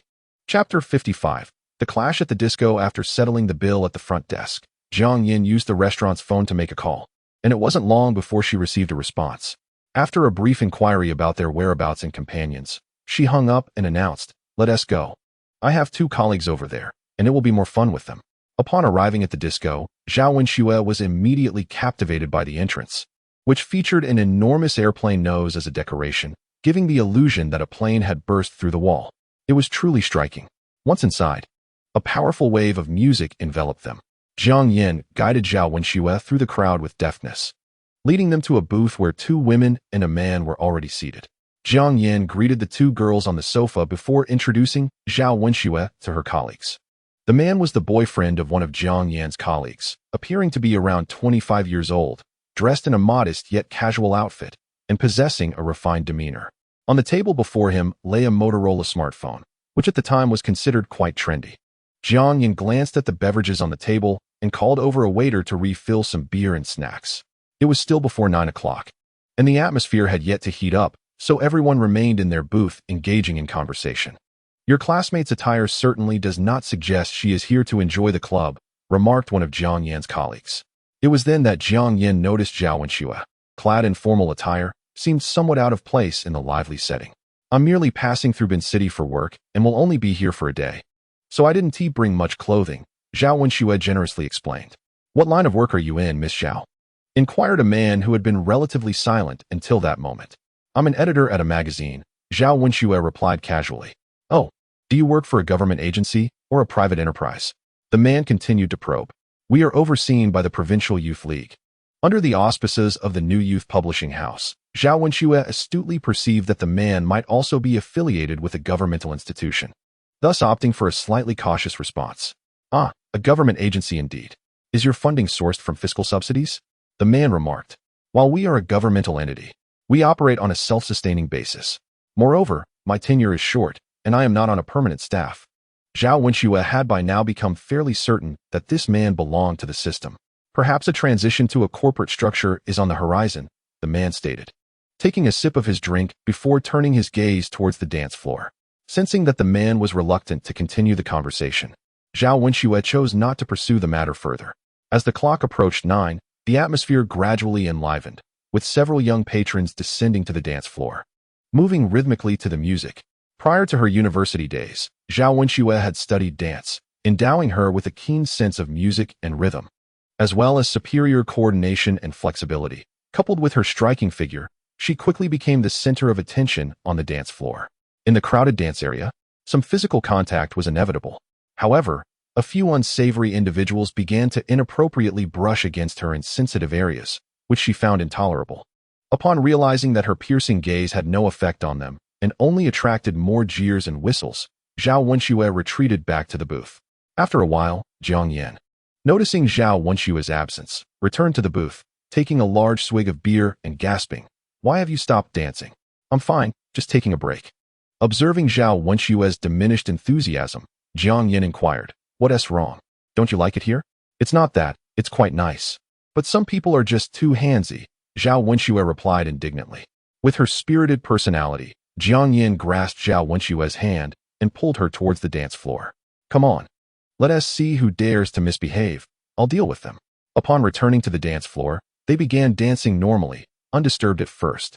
However, it wasn't long before the same group of troublemakers noticed Zhao Wenxue's return and began to encircle her. Just as a blonde-haired ruffian reached out to touch Zhao Wenxue inappropriately, Jiang Yan swiftly intercepted, delivering a sharp slap to the offending hand. With a disdainful expression, Jiang Yan retorted, "You should return home and bother your mother." The beaten delinquent, instead of being incensed, chuckled with his companions. "Ah, another beauty has arrived. And what a well-endowed one at that." Jiang Yan, having developed impressively in her youth, was often ridiculed by her classmates as a milk cow. Thus, the delinquent's remark struck a nerve deep within her, provoking her ire. In a fit of anger, she delivered another slap, this time across the face of the blonde troublemaker. The delinquent's facade crumbled, and he reached out to grab Jiang Yan, but she, undaunted, engaged him in a fierce struggle. Zhao Wenxue, also a northeastern girl, though in an unfamiliar city, rushed to her friend's aid upon witnessing Jiang Yan stand up for her. The dance floor erupted in chaos as onlookers quickly cleared a space, and the waitstaff along with security swiftly intervened to separate the feuding parties. Zhao Wenxue and Jiang Yan emerged relatively unscathed, albeit with disheveled clothing, while the delinquent bore a conspicuous scratch across his face. As the troublemakers attempted to advance, they were halted by several burly security personnel who issued a stern warning. Any further disturbances would be dealt with outside the venue, under no circumstances allowed within. The delinquent menacingly pointed at Zhao Wenxue and Jiang Yan, as well as the colleagues who had rushed over, declaring, "This matter is far from over. None of you will escape." With that, he turned and stormed out of the bar. In the year 1999, such establishments were no strangers to brawls. The earlier skirmish was merely child's play in the grand scheme of things. The surrounding crowd, accustomed to such spectacles, resumed their revelry as the music played on. Upon returning to their booth, Jiang Yan recounted the incident to her three companions, omitting the fact that Zhao Wenxue had been the catalyst for the altercation, merely stating that the conflict arose from the unwarranted advances of a few delinquents. Zhao Wenxue understood that Jiang Yan refrained from mentioning her involvement to avoid reproach from their colleagues regarding trouble caused by an outsider in an unfamiliar city, and thus cast a grateful glance her way. Jiang Yan gently squeezed her hand, signaling that there was no need for concern. As they chatted, the gang of delinquents returned to the bar, parting the crowd and heading directly towards Zhao Wenxue and her friends. Just as they approached the booth, several security guards encircled them. At that moment, a man, around 27 or 28 years old, emerged from the group of troublemakers. He sported trendy medium-length hair and donned a snug leather jacket, exuding an air of authority. The man approached the head of security, exchanged pleasantries, and whispered a few words while draping an arm around his shoulder. The head of security glanced at the group in the booth and cautioned, "Don't make me choose sides," before leading his men away. It was evident that the leather-clad man and the head of security were acquainted, causing unease among those seated at the booth. Unperturbed, the man settled onto the sofa, locking eyes with the others across from him. Chapter 56. I seek a conversation with you. Observing the individuals before him, the leather-clad man raised his hand to beckon the blonde delinquent. Upon his arrival, the man cast him a sidelong glance, expressing his dissatisfaction. Is this all you could handle? You needed to summon me for this. The young man with blonde hair quickly explained with a pitiful expression, Brother, I didn't ask you to stand up for me. It's the security here that won't allow us to get physical. I can't afford to clash with them. So I only asked you to come over and greet the guards. As long as we can get the person out, I'll handle it myself. Upon hearing this, the man in the leather jacket impatiently waved his hand and said, Enough with the excuses. Now that you're here, it's impossible to just pull someone out. Who is it that scratched you? The blonde pointed at Zhou Wenxue and Jiang Yan, exclaiming, It's these two vixens. He then shot a fierce glare at the two women. Your mother is the vixen, Jiang Yan retorted defiantly. The blonde wanted to say more, but the man in the leather jacket interrupted him with a smile. You're quite fierce, beautiful. Let us discuss this outside. Why should we go outside? If you want to talk, let us talk here, Jiang Yan replied without fear. If we go outside, I can give you a chance for a proper discussion. Staying here will only waste time, and the security can't escort you home, the leather-clad man said with growing impatience. At that moment, the cultured man chimed in, Bro, let us talk this out. We were just fine here. Enough, just shut up. Do I look like someone who is here to reason with you? Before the cultured man could finish, he was interrupted by the leather-clad man. If this doesn't concern you, it's best you remain silent. If you utter another word, I'll add you to the negotiations. The leather-clad man took a sip of the beer on the table. The cultured man glanced at him, chuckled, shrugged, and took a sip of his own beer, appearing relatively relaxed. His girlfriend gently tugged at his shirt and whispered, Can you find someone to take us out? These people are too intimidating. The cultured man whispered back, I don't know anyone in this circle. If I were to find someone to lead us out, we'd have to take another route, and my father would find out about this. He doesn't like me going out at night, so there's no rush. Besides, if trouble arises, one must also bear the consequences. Let us see if your colleague can resolve this. If she can't, we'll discuss it then. At least let her learn a lesson, so she won't act impulsively in the future. Oh, what can Jiang Yan do to resolve this? If you can help, please do so, I'm begging you. We have a good relationship at work, and I brought her out to have fun today.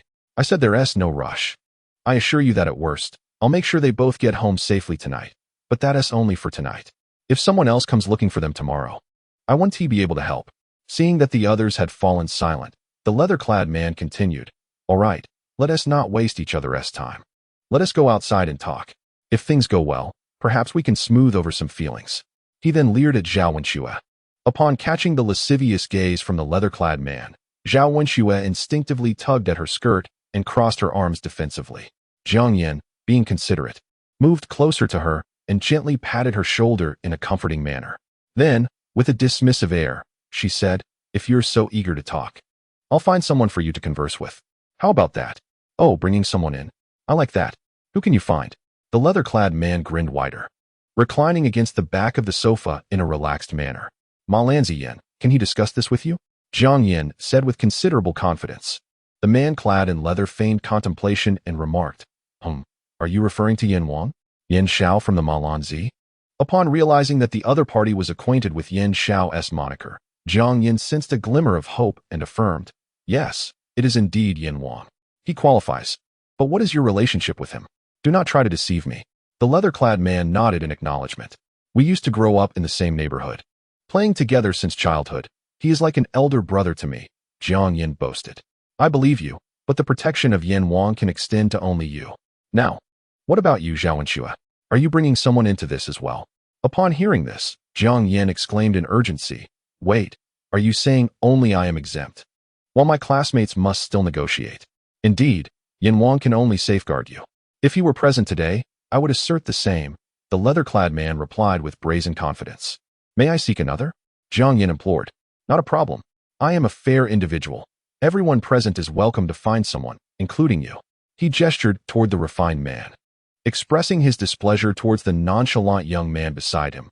We are not exactly benevolent. This fellow appears utterly unconcerned.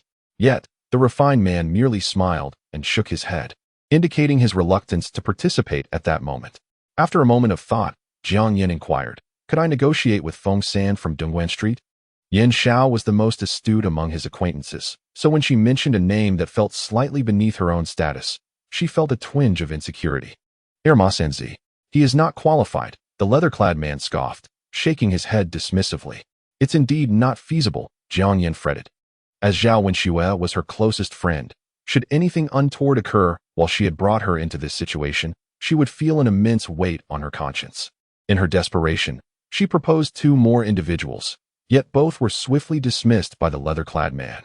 At this juncture, Jiang Yin noticed the leather-clad man's growing impatience. Realizing he was not jesting, almost on the verge of tears, she turned to the refined man and her colleague.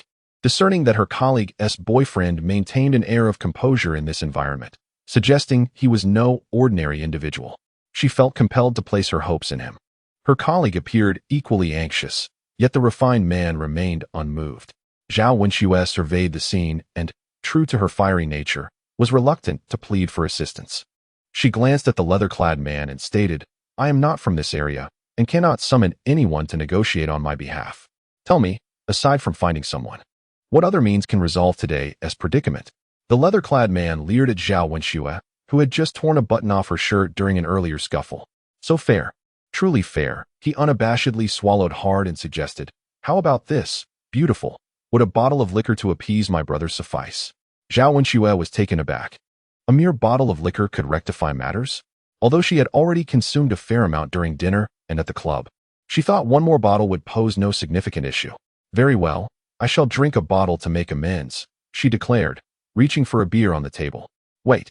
The leather-clad man intercepted her. Who mentioned beer? Drink this instead. He handed her a bottle of whiskey that Huang Mao had prepared in advance.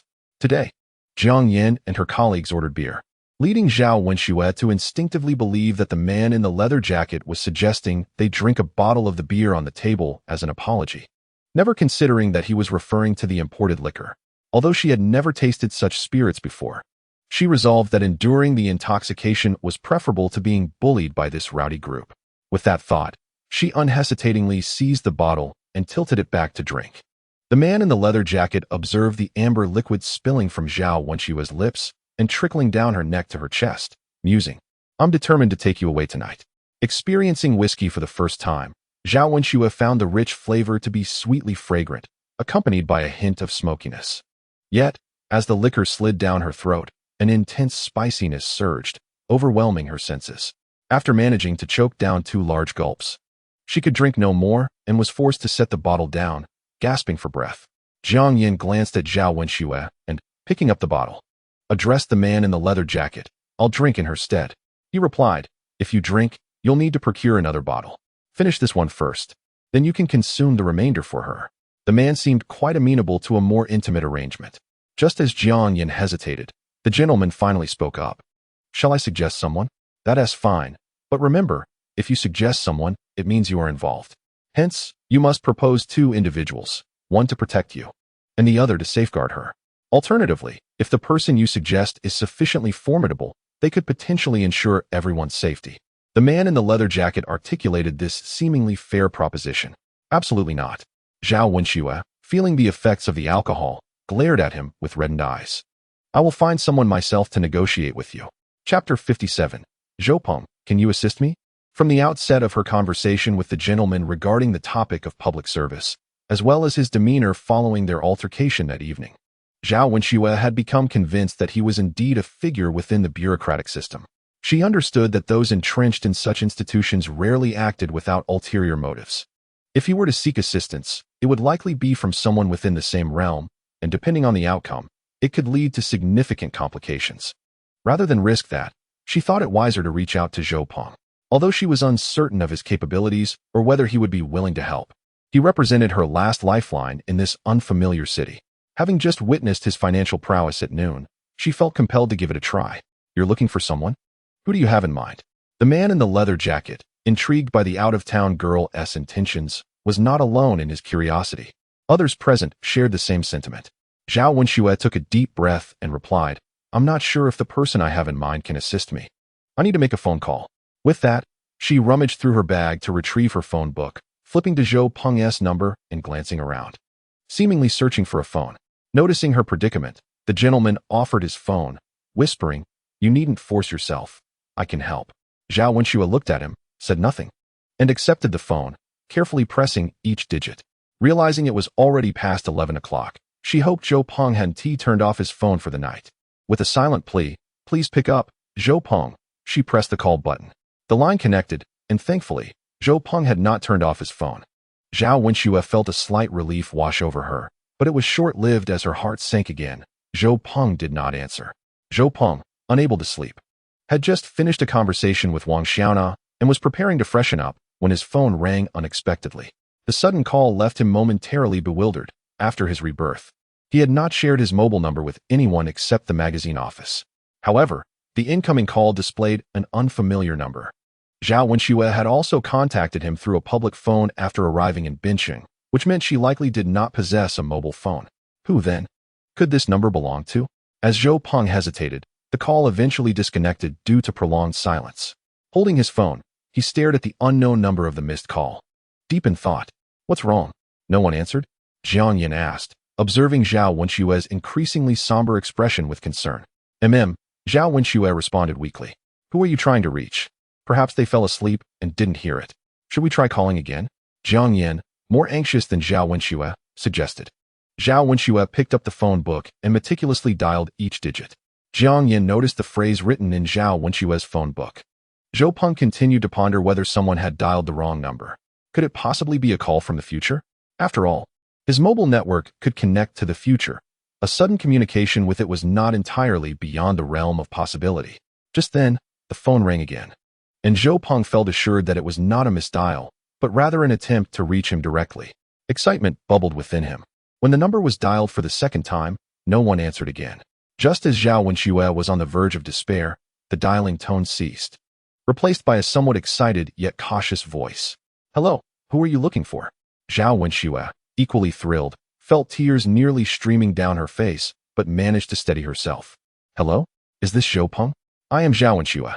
There was a brief silence on the other end, followed by Zhou Peng's slightly disappointed voice. "Oh, Sister Wenxue. It's quite late. What's the matter?" Upon hearing Zhou Peng's confirmation, Zhao Wenxue burst into tears. "Zhou Peng, can you help me?" Zhou Peng, feeling a mix of apprehension and urgency, connected the call. In that fleeting moment before pressing the answer button, he pondered whether this might be a call from the future. And if he had the chance to return, would he choose to do so? Yet, upon hearing Zhao Wenxue's voice, reality swiftly enveloped him. It took him a few seconds to react, and as he listened to the cacophony of music in the background and Zhao Wenxue's tearful plea, his brow furrowed slowly. Which table are you at?" "All right, wait for me. Don't go anywhere before I arrive." After hanging up, Zhou Peng was unsure why he had agreed to help Zhao Wenxue. Although they had only met once and shared no deep connection, their pleasant conversations over the past week had left a favorable impression on him. Hearing Zhao Wenxue's desperate cries, he reflected on the plight of a young girl seeking help in a strange city at such a late hour, evoking an inexplicable sense of responsibility and protective instinct within him, akin to that of a man in his 30s.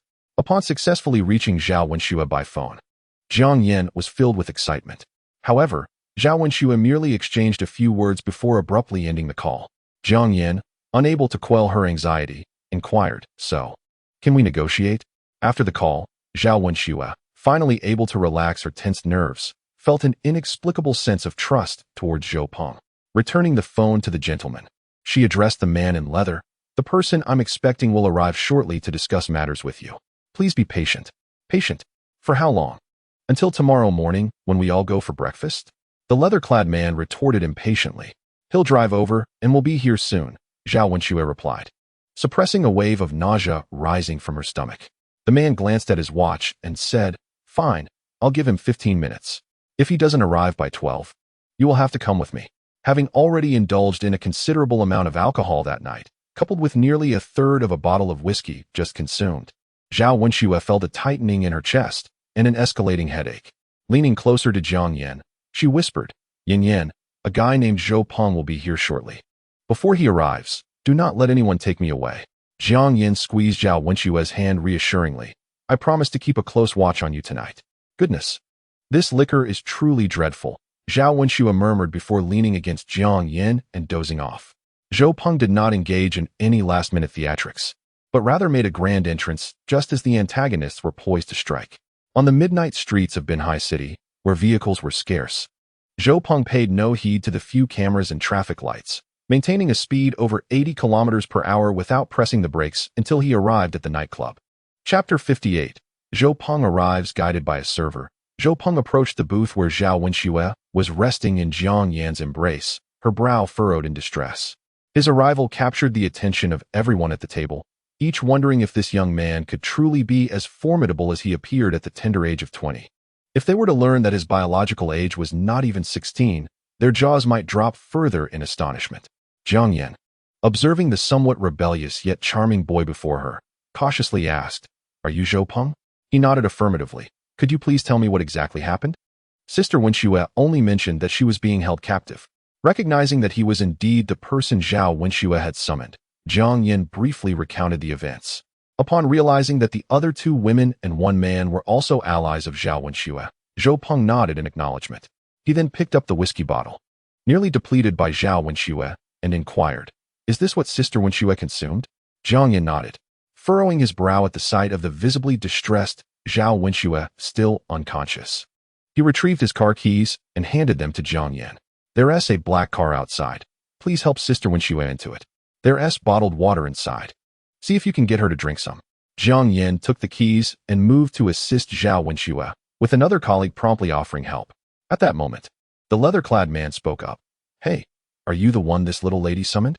When the leather-clad man first encountered Zhou Peng, he regarded the seemingly youthful lad with disdain. However, his demeanor shifted slightly when Zhou produced a finely crafted car key from his pocket. In this era, private cars were not a luxury accessible to the average household, especially not in a time when joint venture vehicles were not yet commonplace. An imported car could easily cost hundreds of thousands, often exceeding the price of a house. The leather-clad man prided himself on being a prominent figure in Bin City, commanding a small entourage of followers, yet he still relied on taxis for transportation. This made him view Zhou Peng with a newfound respect. Nevertheless, upon Zhou's arrival, the leather-clad man was irked that Zhou did not even acknowledge him and audaciously attempted to take a woman away, which darkened his expression. Zhou nodded, stating, "I am here on behalf of Sister Wenxue. I will handle the matter." The leather-clad man retorted, "Who do you think you are? You expect to negotiate with me? You arrive without a word and presume to take someone away. Do you think so little of me?" His tone was menacing, and his companion stepped forward menacingly. Zhou smiled softly and replied, "Do not be hasty. I merely wish for her to get some fresh air. I am here, and she cannot leave." He then gestured for Jiang Yan to assist Zhao Wenxue outside. The leather-clad man scrutinized the composed Zhou Peng and said, "Very well. I just mentioned she could seek assistance. If this person can engage with me, she may leave.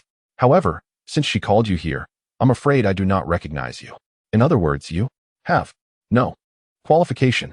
He punctuated each word by pointing his finger at Zhou, leaning forward as he spoke, his finger almost touching Zhou's nose by the end.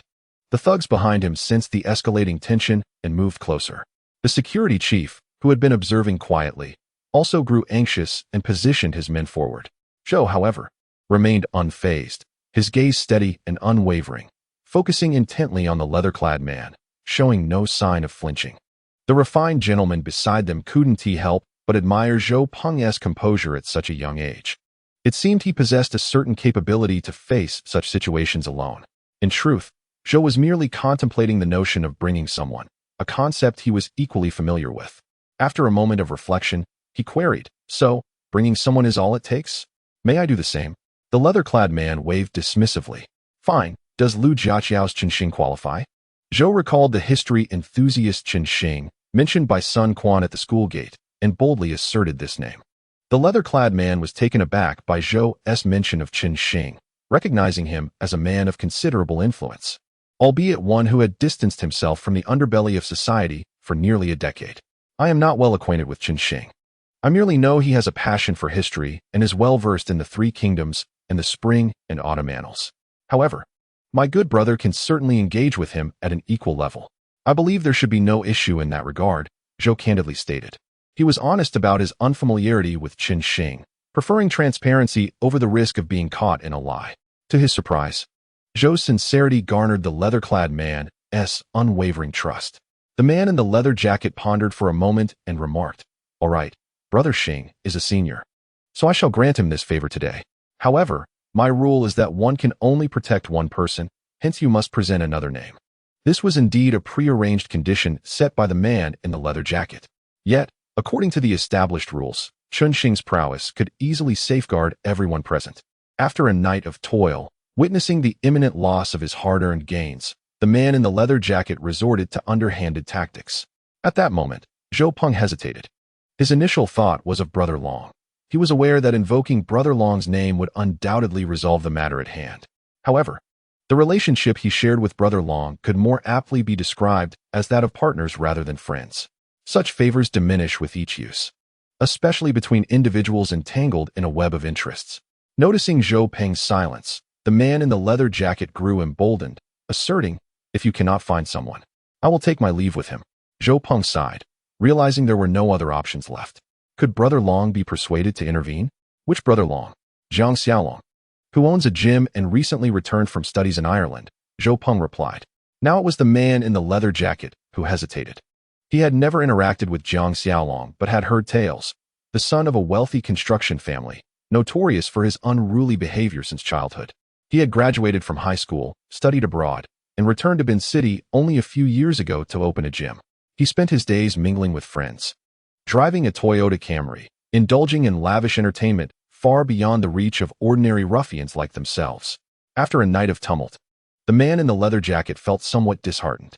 Why were these youngsters so audacious, each name more formidable than the last?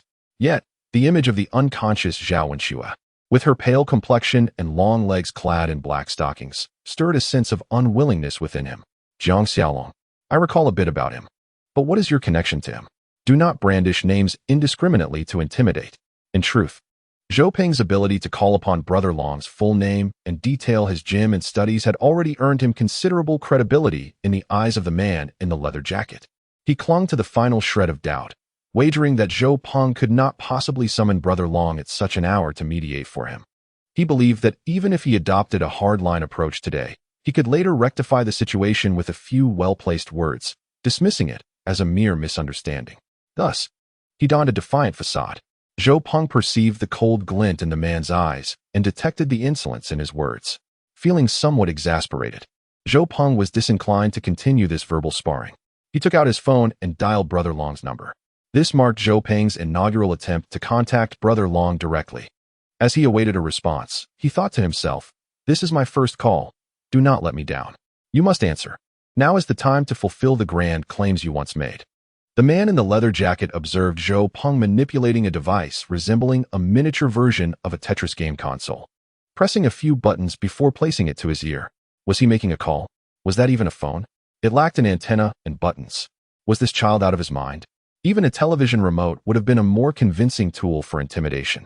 Just as the man in the leather jacket was about to erupt, Zhou Peng spoke. "Brother Long, this is Zhou Peng." The call finally connected, and Zhou Peng let out a long sigh. "Oh, Zhou Peng, what is the matter? Wait, where are you? It's so noisy, and whose phone is this?" Long seemed to have been abruptly awakened from his slumber, his mind still clouded. "I'm in a bit of trouble and need your help," Zhou Peng stated directly, not having time to elaborate. "Oh, what is going on?" Long Gu, upon hearing that Zhou Peng was in a predicament, wasted no time with pleasantries. Zhou Peng briefly recounted his situation, mentioning a conflict with a group of individuals and that he was currently unable to leave. "Zhou Peng, I'm in Fengtian and can't get back right now. Can you ask them who they are? I'll see if I recognize them." Zhou Peng turned to the man in the leather jacket. "What do you go by?" The leather-clad man, seeing Zhou Peng talking to himself like a fool, decided to play along and tossed his medium-length hair. "I am Seer Go Haonan." Zhou Peng, while speaking on the phone, regarded this youth with the air of a triad as if he were an idiot. "Seer Go Haonan. I do know a few people from that area, but I haven't heard of anyone called Haonan, though the name does sound familiar. Could it be Tongluan Haonan you're referring to?" Yes, that's it. No wonder it sounded so familiar." "Brother, could you take this a bit more seriously? I'm in the middle of negotiations here. My apologies, let me think." "Ah, right, where did you say you are?" "In the nightclub at Zhongshan Square." "All right, I'll make arrangements." "Right away." With that, Long Ge hung up the phone. Zhou Peng, after concluding the call, took out a cigarette and began to smoke thoughtfully. The leather jacket man, seeing Zhou Peng had finished his call, grinned and asked, "Little brother, have you contacted your Long Ge? When is he coming? By the way, can your phone play Tetris?" He pointed his chin towards Zhou Peng's device, causing a burst of laughter from the thugs behind him. Just then, the chief of security, who had been observing the commotion, received a phone call. After listening for a moment, he approached the group, and amidst their puzzled gazes, asked, "Which one of you is Zhou Peng? Pingo?" Zhou Peng looked at the security chief, who appeared to be around 30, and replied, "I am Zhou Peng." The chief of security sized Zhou Peng up, seemingly surprised, nodded at him, and then spoke into the phone still pressed to his ear. "Boss, Xiao Penggu is here, currently safe." "Understood, boss." After hanging up, he glanced at Zhou Peng and then addressed the leather-clad man. "All right, Haonan. Our boss has stated that Xiao Penggu must leave safely today, and if necessary, we will escort him home. Don't make things difficult for me." The leather jacket man was taken aback. It turned out Zhou Peng had indeed been making a call, and with just one phone call, he had connected with the nightclub owner, while he himself, having been in this scene for so long, could only be on friendly terms with a mere security chief. The disparity was too stark. "Brother, can we leave now?" Zhou Peng extinguished his cigarette and inquired. "It was all a misunderstanding," the leather jacket man said as he stood up and stepped aside. Zhou Peng picked up the whiskey from the table, poured half a glass, and stood to toast the man in leather with a gesture of feigned respect. "Regardless of the circumstances, I wasted an entire evening for Brother Nan without tasting a morsel. I apologize. Let this drink serve as an atonement on behalf of my sister." With that, he downed the whiskey in one gulp. "Goodness, is this counterfeit liquor?" Zhou Peng muttered under his breath. Though his voice was barely audible, the head of security nearby caught every word and chuckled. "Next time, Brother Xiaoping, I'll have the bar fetch you something from the storeroom." He then escorted Zhou Peng and his companions out the door. Jiang Yin and her colleague helped Zhao Wenxue out of the bar. After stumbling a bit and catching a whiff of the cool evening breeze, Zhao Wenxue abruptly retched just a short distance from the entrance. Jiang Yan's colleague supported her, while Jiang Yin dashed to Zhou Peng's car, retrieving a bottle of mineral water to help ease Zhao Wenshue's discomfort. Afterward, they assisted her into the back seat, where a still dazed Zhao Wenxue opened her eyes to survey her surroundings, muttering, "Zhou Peng is here," before drifting back into slumber against Jiang Yan. "What kind of car is this?" Jiang Yan's colleague inquired, examining the interior. "I've never seen it before. It resembles a Cadillac," Jiang Yan replied. Both women worked at the vehicle management office and had encountered numerous models, yet this particular one was unfamiliar to them. "This car looks quite luxurious. Your classmate seems to know some affluent young gentleman," her colleague remarked enviously. Jiang Yan smiled, pondering whether this might be the middle school student Zhao Wenxue had mentioned, though he appeared merely 2 or 3 years her junior. They engaged in light conversation as they waited, uncertain whether Zhou Peng would resolve the issues inside. Finally, they spotted Zhou Peng and his companions exiting, accompanied by the earlier security chief. Jiang Yan's colleague alighted first, approaching the trio. "Have you resolved it?" The refined man nodded and handed his car keys to his girlfriend, saying, "You two go ahead and wait in my car." Once they had distanced themselves, the refined man addressed Zhou Peng. "You must be Zhou Peng. I'm Li Qiang. My girlfriend works with Jiang Yan. Initially, I intended to see if I could assist, but Zhao Wenxue insisted on contacting you." Li Qiang observed Zhou Peng, noting his youth yet distinguished demeanor, his adept handling of the situation with composure. The sight of Zhou Peng's car suggested a measure of financial stability, prompting Li Qiang to entertain the idea of forging a friendship. Zhou Peng glanced at the phone in Li Qiang's hand. "So, Zhao Wenxue called me using your phone earlier?" "Yes, that was mine," Li Qiang confirmed with a nod. "I appreciate you lending her your phone. You've been a tremendous help. Thank you." Zhou Peng extended his hand for a handshake. "Not at all. It was a mere trifle." Li Qiang understood the importance of keeping things brief during their first encounter, recognizing that leaving a good impression was paramount without the need for immediate gains. "Now, you should get in the car and check on Zhao Wenxue." After bidding farewell to Li Qiang, Zhou Peng did not immediately enter the vehicle. Instead, he placed a call to Brother Long. "Thanks, Brother Long. Have you resolved it?" "Yes. The boss sent someone to escort me out." "That is fortunate. The owner of this establishment shares a rather amicable relationship with me. Once I return, I shall introduce you to him." After Zhou Peng hung up the phone, he returned to the car and glanced at Zhao Wenxue, who was still nestled in Jiang Yan's embrace. However, her expression had softened considerably. Zhou Peng greeted Jiang Yan before inquiring, "Sister Wenxue, where will you be staying tonight?" "At your home?" "Wenxue is at a hotel. Her luggage is there. I only know it's near the second hospital of Medical University, but I am not certain which hotel it is," Jiang Yan responded. Let us check if there is a room card in her bag. Indeed. How did I not think of that? Jiang Yin rummaged through Zhao Wenshua's bag and retrieved an eco-friendly hotel room card, which she handed to Zhou Peng. He examined it and realized that the eco-friendly hotel was not far from his school. It seemed that Zhao Wenshua had chosen a room nearby for convenience in signing the contract with him. As Zhou Peng started the car and was about to set off, Jiang Yin suddenly spoke up. Zhou Peng, I apologize, but… What is it? Zhou Peng glanced at Jiang Yin in the rearview mirror, noticing her distressed expression. Could I trouble you to take Xiaoxua back? My family has already paged me over 20 times, and it would be inconvenient to return their calls tonight. If I don't go back soon, they might call the police, Jiang Yin said, visibly uncomfortable. Zhou Peng offered his phone, saying, Why don't you call them first? Absolutely not. If I use a stranger's phone to call home now, I can forget about having peace with this number for a while, Jiang Yin quickly declined. But I am a man. It's not very appropriate. Besides, can you really entrust Sister Wenshua to a stranger? The fact that Xiaoxua sought your help when she was at her most vulnerable signifies her absolute trust in you. Moreover, you are merely a middle school student. What kind of man are you? Jiang Yin retorted. Enough of this. I truly must go home. With that, she opened the car door and exited, hailing a taxi that was waiting outside the nightclub. What? I'm not considered a man. You are treating a lecher as a protector of animals. Upon arriving at the hotel parking lot, Zhou Peng moved to the back seat and gently patted Zhao Wenshua. Upon waking, she gazed at him with bleary eyes, attempting to sit up but failing repeatedly. Zhou Peng assisted her in rising and helped her out of the car.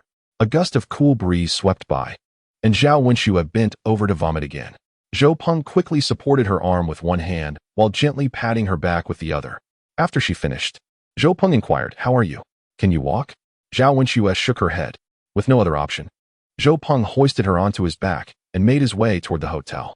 He felt his steps growing heavier and his breath increasingly ragged, attributing it to Zhao Wenshua's weight. In truth, after getting out and vomiting, Zhao Wenshua had regained some awareness, though her head throbbed painfully and she lacked strength. At that moment, she rested against Zhou Peng's firm back. Upon opening the door to the room, Zhou Peng placed Zhao Wenshua on the bed and discovered that she was already awake. Unsure if she was fully coherent, he waved a hand in front of her eyes. Sister Wenshua, how are you feeling? The movement prompted Zhao Wenshua's eyes to follow his hand's motion. Well, if you're all right, I shall take my leave now. Chapter 61. No such vehicle. After delivering Zhao Wenshua, Zhou Peng hurried back to campus, embarking on a new day of school life. Stricken by severe sleep deprivation, he spent the entire morning in a daze, leading the teacher to call his name 6 or 7 times during the first class. The moment the lunch bell rang, Zhou Peng collapsed onto his desk, yearning for a restorative nap, when suddenly the voice of Song Qianqian pierced through his thoughts. Zhou Peng, what is wrong with you today? Are you feeling unwell? She inquired with genuine concern. Ever since Song Qianqian resolved to express her feelings the previous weekend, she had become notably more proactive in her interactions with Zhou Peng. Though her gestures merely consisted of initiating a few more conversations, her demeanor towards him was strikingly warm. A stark contrast to her usual indifference towards boys. Oh, it's nothing. I just stayed up a bit too late studying last night. Didn't he sleep until nearly 3? Zhou Peng replied casually. He then called out to Chun Yuan, who was about to leave for lunch. Hey, could you bring me a lunchbox later? To his surprise, Song Qianqian turned back and said to Chun Yuan, who was still gesturing, No need, I'll buy it for him. With that, she turned and exited the classroom. Chun Yuan, bewildered, looked at Zhou Peng, pointing at himself and then at Song Qianqian as she walked past. Upon seeing her disapproving glance, he shrugged, adopting a nonchalant expression. Wang Xiaona, seated nearby, picked up her notebook and wrote, Didn't you say you were going to sleep around 11 last night, and then logged off? Oh well. After I finished washing up, I felt a bit more awake and read for a while.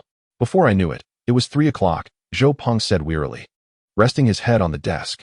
Wang Xiaonao regarded Zhou Peng skeptically, her piercing gaze making him feel somewhat uneasy.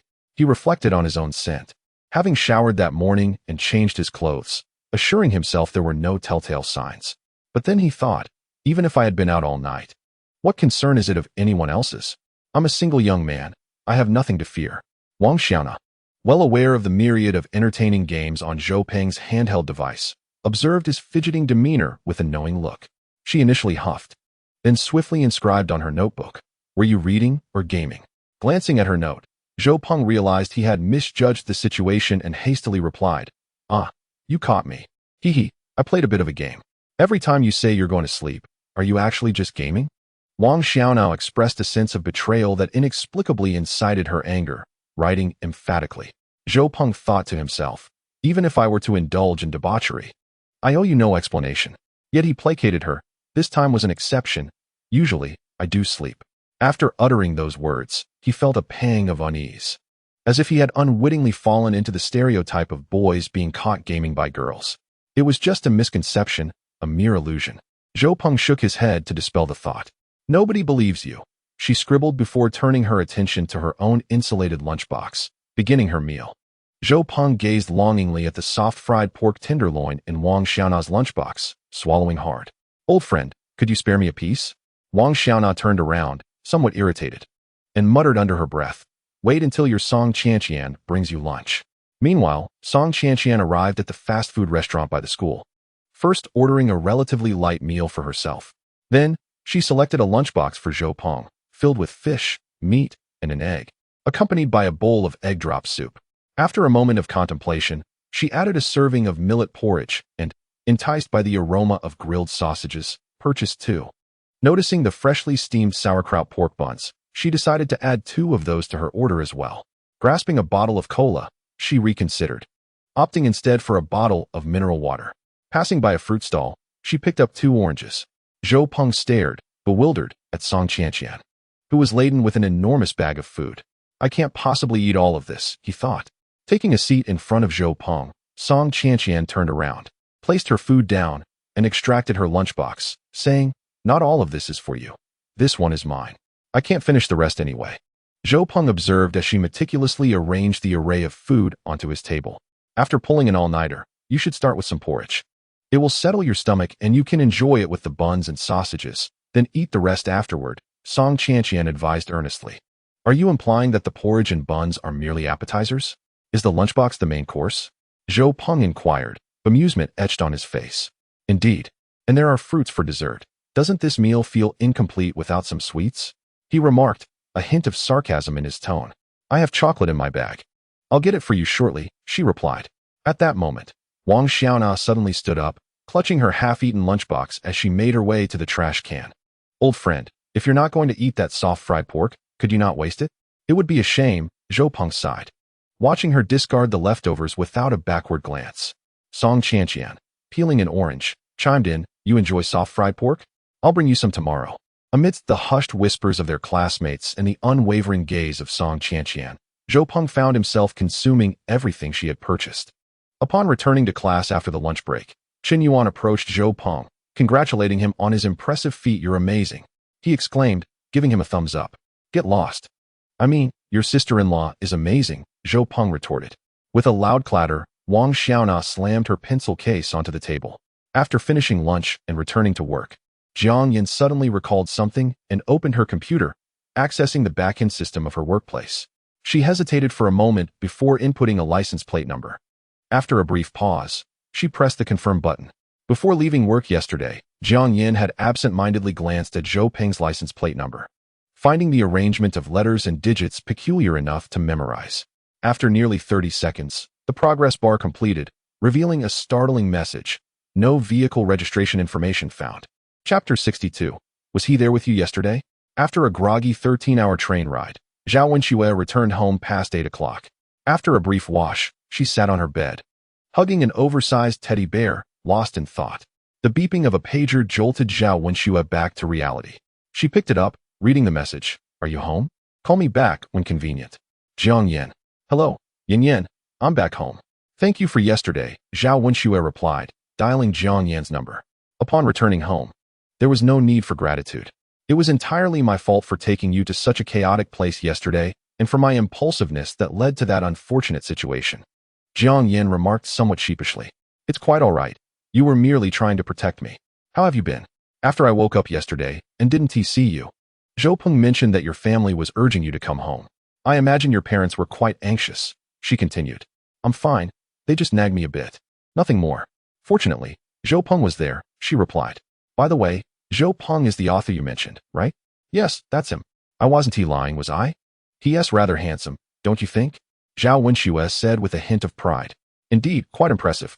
This morning, I overheard my colleague say that he made just one phone call and the owner of the club sent someone to escort him out. But is he truly a student? I would say he is only somewhat handsome, yet he does seem mature, Jiang Yin said with a touch of envy in her voice over the phone. Shua, do you think I can trust him? Jiang Yin teased. Wait a moment, she said, remembering the true purpose of her call and quickly stopping Zhao Wenxue. Shua, do you know anything about Zhou Peng? Well, I know his name and that he studies at Binhai West High School, but that's about it, Zhao Wenxue replied, revealing her lack of knowledge. Noticing Zhao Wenxue's silence, Jiang Yin pressed on. Do you know whose car he drives? I've never asked, and he hasn't mentioned it. Zhao Wenxue replied, a bit dejected, not grasping Jiang Yin's intention. Shua, I checked his license plate number at work today, Jiang Yin cautiously stated, organizing her thoughts. What is that about? Zhao Wenxue sensed an unusual tone in Jiang Yin's voice. I mean no harm, Shua. I'm simply curious and also worried you might be deceived. Oh, it doesn't really matter. But the important part is that the registration information came back as non-existent. Jiang Yin explained, revealing her main concern. Zhao Wenxue, still trying to process this, asked, what does it mean that it's unregistered? Can it be rectified? Unregistered means that his license plate is fake, Jiang Yin clarified. Are you suggesting Zhou Peng has been deceived into purchasing a counterfeit vehicle? Zhao Wenxue, who lacked knowledge about cars, grew anxious. My dear sister, it's not a fake car. The car is real, but the plate is fraudulent. It's highly likely that it's a smuggled vehicle, Jiang Yin replied, exasperated. Smuggled? Isn't that illegal? Could Zhou Peng be implicated? All right.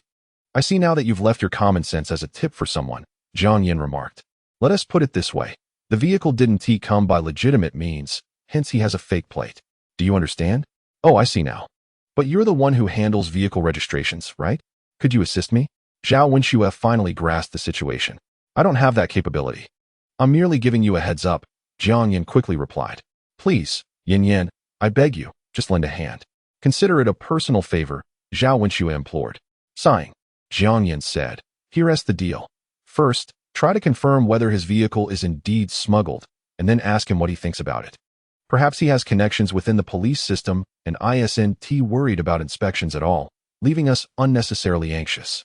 If it is indeed a smuggled vehicle and he wishes to register it but lacks the necessary channels, I shall inquire with my colleague, the one who accompanied her boyfriend last night. It seems her boyfriend's family possesses some influence. His father was previously within the public security system, and it was through him that my colleague secured her position in our organization. Your workplace is rife with connections, Zhao Wenxue murmured, you and your colleagues alike. After ending the call with Jiang Yin, Zhao Wenxue sat at her desk, fixated on the telephone. She felt an overwhelming urge to contact Zhou Peng immediately, not only to see if he could assist in resolving her dilemma, but also because she found herself missing him. Yet, she hesitated, fearing that reaching out too soon might betray a lack of composure. Chapter 63. Unexpected Gains. Zhou Peng, it's me, Zhao Wenxue's voice resonated through the line. Have you arrived home? Zhou Peng inquired with a smile. Yes, I got back around 7. I just spoke with Jiang Yin. Why didn't you rest earlier? It's quite late, and you must be exhausted after last night's ordeal. I presume you didn't manage to rest well on the train, Zhou Peng remarked casually. Ugh, stop it. Zhao Wenxue felt a flutter in her heart at the mention of last night. By the way, I need to ask you something. She recalled the purpose of her call. Go ahead. Is that car of yours, or is it a family vehicle? Zhou Peng was momentarily taken aback. Unsure why Zhao Wenxue posed such a question, yet he replied, it's mine. Noticing his momentary surprise, Zhao Wenxue hastily continued, you see, Jiang Yin, my classmate from Bin City, works at the vehicle management office. She found something peculiar about your license plate and, out of habit, checked it in their system. The outcome. Zhou Peng had long anticipated the potential exposure of the vehicle and was not overly shocked, yet he hadn't expected it to occur so swiftly. What was the result? He inquired calmly.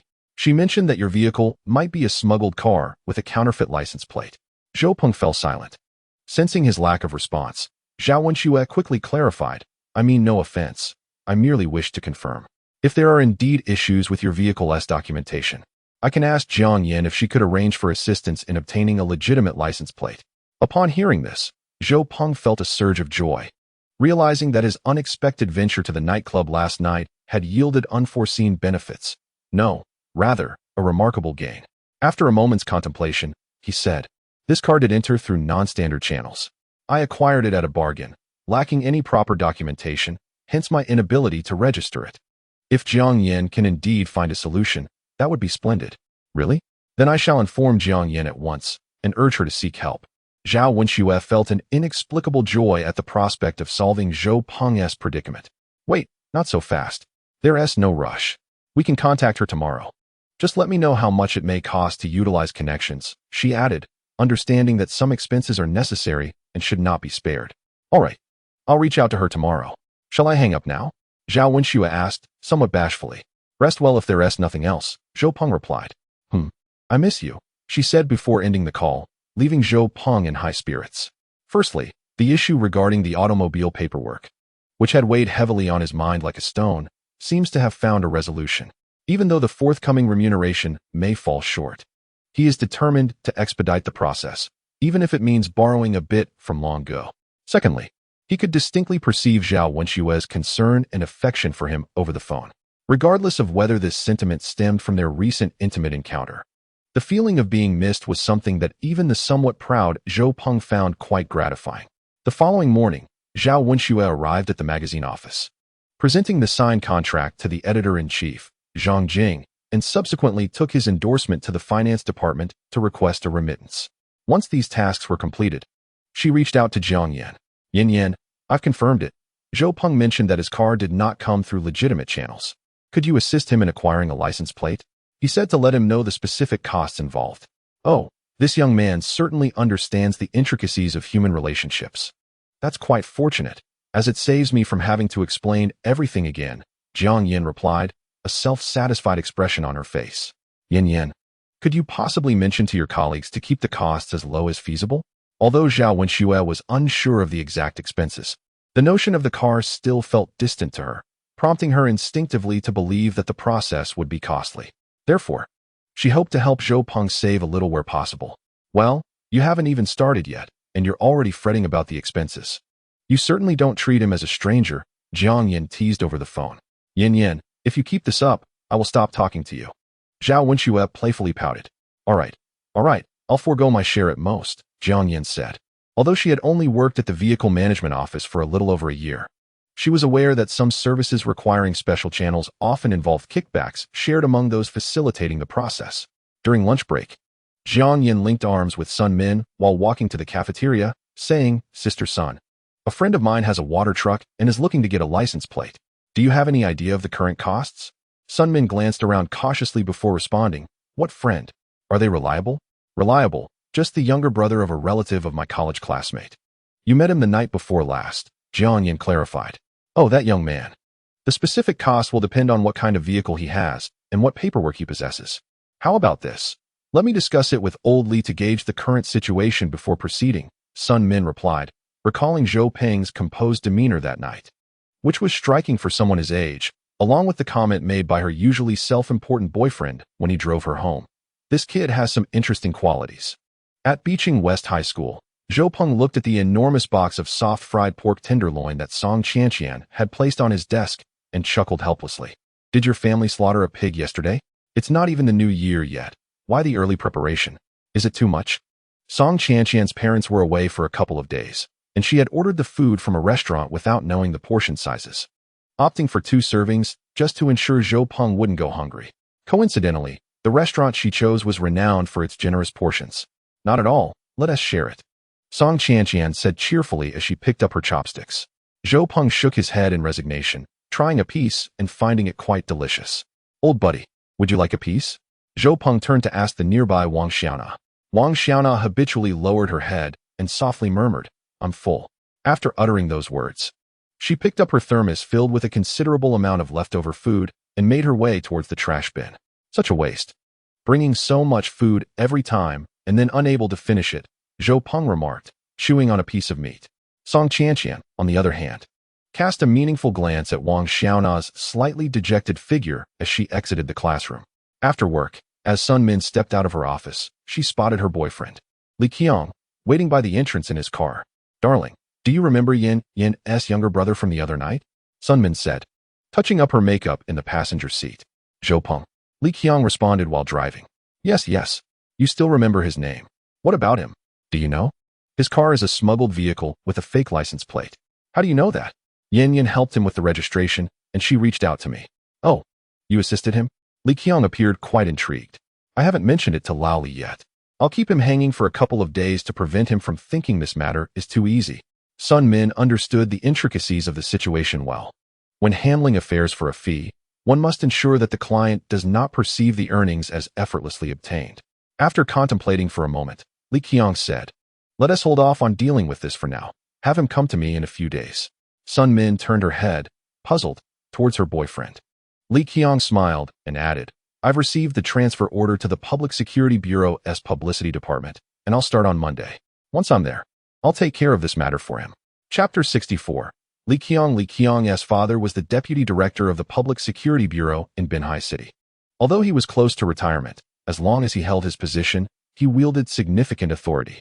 The Vehicle Management Office fell under the jurisdiction of the Traffic Management Brigade of the Public Security Bureau. Thus, Li Qiang had effortlessly arranged for his girlfriend to work there.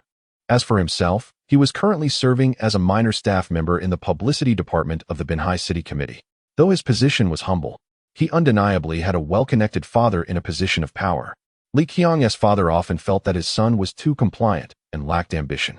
Despite working within the system, his heart was not set on a political career. With only a few years left until retirement, he was aware that once he retired, the connections he had established would lose their significance, making it increasingly difficult for his son to achieve success thereafter. Given the limited connections within the city committee, which paled in comparison to the extensive network within the public security system, he had recently discussed with Li Qiang the possibility of transferring him to the publicity department of the Public Security Bureau, hoping to secure a stable footing for him in the system before retirement. Li Qiang, however, displayed a nonchalant attitude towards this plan. His entry into the bureaucracy was merely a wish and arrangement of his parents, so he felt indifferent about his destination, harboring an intrinsic discontent for such an environment. Reluctantly, he had always been perceived as the obedient child in the eyes of adults, with every step of his life meticulously orchestrated by his parents. Although he rarely voiced it, he often found himself enviously admiring his childhood friend, Long Gu. Indeed, Li Qiang and Long Gu were childhood companions. Long Gu's father had once served under Li Qiang's father, as did Song Tong's father. The three children had grown up together in the same community. Li Qiang is the type of child who can only sit by the window each day, studying while casting envious glances at Long Gu, who is energetically engaged in mischief in the courtyard. Whenever Long Gu gets into trouble, the most frequently heard remark from Zhang's father is, "Look at how well-behaved Qiang is." Although Long Gu has always been a restless spirit, often serving as a cautionary tale for the adults in the neighborhood, the military backgrounds of their families endear him to them. Long Gu was often praised with the remark, "This child, little Long, clearly belongs to a military family." Perhaps this sentiment is deeply ingrained in those who have served in that era. Thus, during Long Ji's escapades, Li Qiang's father willingly came to his aid on numerous occasions. The relationship between Li Qiang and Long Gu is quite peculiar. They have been playmates since childhood. They harbor a mix of admiration and disdain for one another. Li Qiang disapproves of Long Ji's mischievous ways and lack of dedication to study, lamenting that he has yet to secure a proper job. However, he envies Long Ji's extensive social circle and his ability to pursue his passions freely. Conversely, Long Gu looks down upon Li Qiang's compliant demeanor in front of parents and teachers, as well as his adherence to familial expectations in adulthood. Yet, he too envies Li Qiang's reputation as a well-behaved child, a good student with a promising career, someone who naturally attracts attention wherever he goes. Their mutual disdain is confined to themselves. They would never allow outsiders to speak ill of one another. Throughout their lives, they have fiercely defended each other. And while they may not readily seek each other's assistance, they are unequivocally there for one another when needed. Since encountering Zhou Peng at the nightclub, Li Qiang has developed a distinct interest in him. Besides Zhou Peng's strikingly mature demeanor, he mentioned Long Ji's name during their phone call, which surprised Li Qiang. Moreover, he recalls hearing Long Gu and Song Tongtong mention Zhou Peng during a recent dinner, suggesting that he is indeed the same individual involved in the fitness club with Long Gu. Li Qiang has heard Long Gu briefly outline the club's business model and finds Zhou Peng's direction commendable. Additionally, the typically proud Song Tongtong has expressed admiration for Zhou Peng. further piquing Li Qiang's curiosity. Thus, he seizes the opportunity to connect with this intriguing individual named Zhou Peng. On Monday, Li Qiang officially arrived at the Public Security Bureau's publicity department to facilitate his transfer. After completing the necessary procedures and familiarizing himself with the work content over the next couple of days, he learned that his department primarily handles news reporting, press releases, and media promotions for the police system. Although his role is merely clerical within the publicity department, being part of the law enforcement system allows him legitimate access to Zhou Peng. Even matters Zhou Peng has entrusted to him in the past can be effortlessly resolved. On Wednesday afternoon, Zhou Peng received a call from Zhao Wenxue, who informed him of recent internal changes at the vehicle management office. The leader of the connection that Jiang Yin could reach is no longer in position. However, her colleague Sun Min's boyfriend, the man who borrowed his phone that night, works within the police system and has considerable connections, suggesting he could be of assistance. The arrangements have already been made for Zhou Peng to contact him directly, and he has left Li Qiang's phone number for Zhou Peng. As Zhou Peng looked at the phone number Zhao Wenxue had given him, he found it matched the number that had appeared in the call logs from the night Zhao Wenxue had called him, leading him into deep contemplation. Since Li Qiang was affiliated with the public security system, the issue from that night should be easily resolved. However, Li Qiang had taken no action that evening. Zhou Peng was left to resolve it in the dead of night. Was it due to his own reservations, or was it a deliberate act? Despite his myriad of doubts, Zhou Peng decided to dial Li Qiang's number, as arrangements had been made, and it was only courteous to reach out regardless of the outcome. Hello, Brother Yang. Sorry to bother you. This is Zhou Peng. We met last week. I am Zhao Wenxue's brother, Zhou Peng said politely once the call connected. After all, he was seeking a favor, so he had to maintain proper decorum. Zhou Peng, I remember you. It's about the license issue, right? Jiang Yin mentioned it to me. Li Qiang responded warmly, devoid of any condescending attitude one might expect when someone is seeking assistance. Yes, I appreciate your help, Brother Yang. I wonder if this matter is particularly challenging? Zhou Peng felt a twinge of conflict within himself, even contemplating that if Li Qiang hinted at it being troublesome, he might quickly withdraw from the request. Understanding Li Qiang's background left him puzzled about the latter's behavior that night, and he was uncertain of Li Qiang's character. He even considered whether Li Qiang had sought to engage with him that night for ulterior motives. Although Li Qiang's conduct had been unobjectionable, as a reincarnated individual whose strength was not yet formidable, a cautious approach seemed prudent. There shouldn't be any major issues, but it's somewhat inconvenient to discuss over the phone. Let's find a time to meet and talk in detail, Li Qiang suggested. Chapter 65. Come, let me introduce you to. On Saturday, Zhou Peng arrived at the tea house where he had arranged to meet Li Qiang 10 minutes early. However, by this time, Li Qiang had already prepared the tea and was waiting for Zhou Peng. Brother Yang, I apologize for being late, Zhou Peng said with a hint of remorse. Li Qiang waved his hand dismissively. I arrived early. Please, have a seat and try the authentic Kimon black tea. It's nice to have some red tea in autumn and winter. It warms the body. Zhou Peng, who wasn't particularly fond of tea, took a sip and remarked, Brother Yang, I don't know much about tea, so I can't discern its quality. Please don't take offense. Haha, I appreciate your honesty, Li Qiang responded, clearly admiring Zhou Peng's straightforwardness. I heard you're still in middle school? Li Qiang inquired, opting to engage in casual conversation before addressing the matter of the car. Yes, I'm in the third year at Xizhong. Zhou Peng thought to himself that Li Qiang was indeed probing for information, but he had little to conceal regarding such basic details. So, you'll be taking the high school entrance exam next year? How's the pressure? Not too bad, Zhou Peng replied. Do you think you'll get into high school? Do you have any goals? About that, I'll do my best, he said. Li Qiang observed that Zhou Peng lacked the enthusiasm he had hoped for, instead responding with a hint of caution. With a meaningful glance at Zhou Peng, he remarked, Your sister's classmate is a close colleague of my girlfriend. The relationship is neither too close nor too distant. This is not our first meeting. We are both young, and I do not see you as just a child. There is no need for you to be overly formal. Let us converse as peers and gradually become more familiar with each other. Zhou Peng, feeling the weight of Li Qiang's words and his own reticence, decided to speak up. Brother Yang, may I ask you a question? Feel free to inquire. As long as it does not pertain to matters requiring confidentiality, I shall speak candidly. Brother Yang, since you are part of the public security system, why did the situation that night take so long to resolve? Zhou Peng asked directly. Li Qiang thought to himself that this young man was indeed perceptive. connecting his affiliation with the public security system to that night's events. He replied, half-truthfully, "In truth, I have recently transferred to the publicity department of the Public Security Bureau, and our role is predominantly administrative, lacking any real authority. Although I do have some connections that could reach the influential departments, I was hesitant to involve them for fear of alarming my father. I did not wish for him to discover my late-night escapades. However, prior to your sister reaching out to you, I did express my willingness to assist her in resolving the issue, but she declined, insisting on contacting you instead. That is the crux of the matter." Zhou Peng carefully considered Li Qiang's explanation and found no apparent flaws.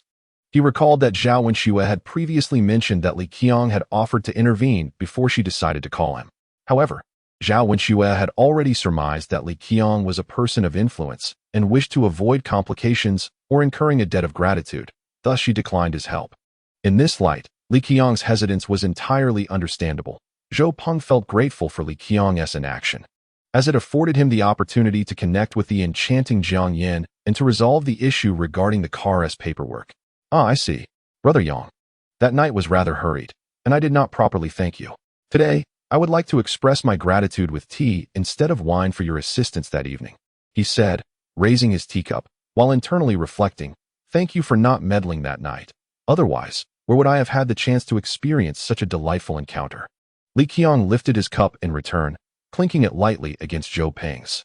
"All right, Zhou Peng, I shall refrain from inquiring about the origins of your vehicle. What paperwork do you currently possess?" After taking a sip of tea, Li Qiang pressed on. Zhou Peng had all the necessary paperwork, but could not present it.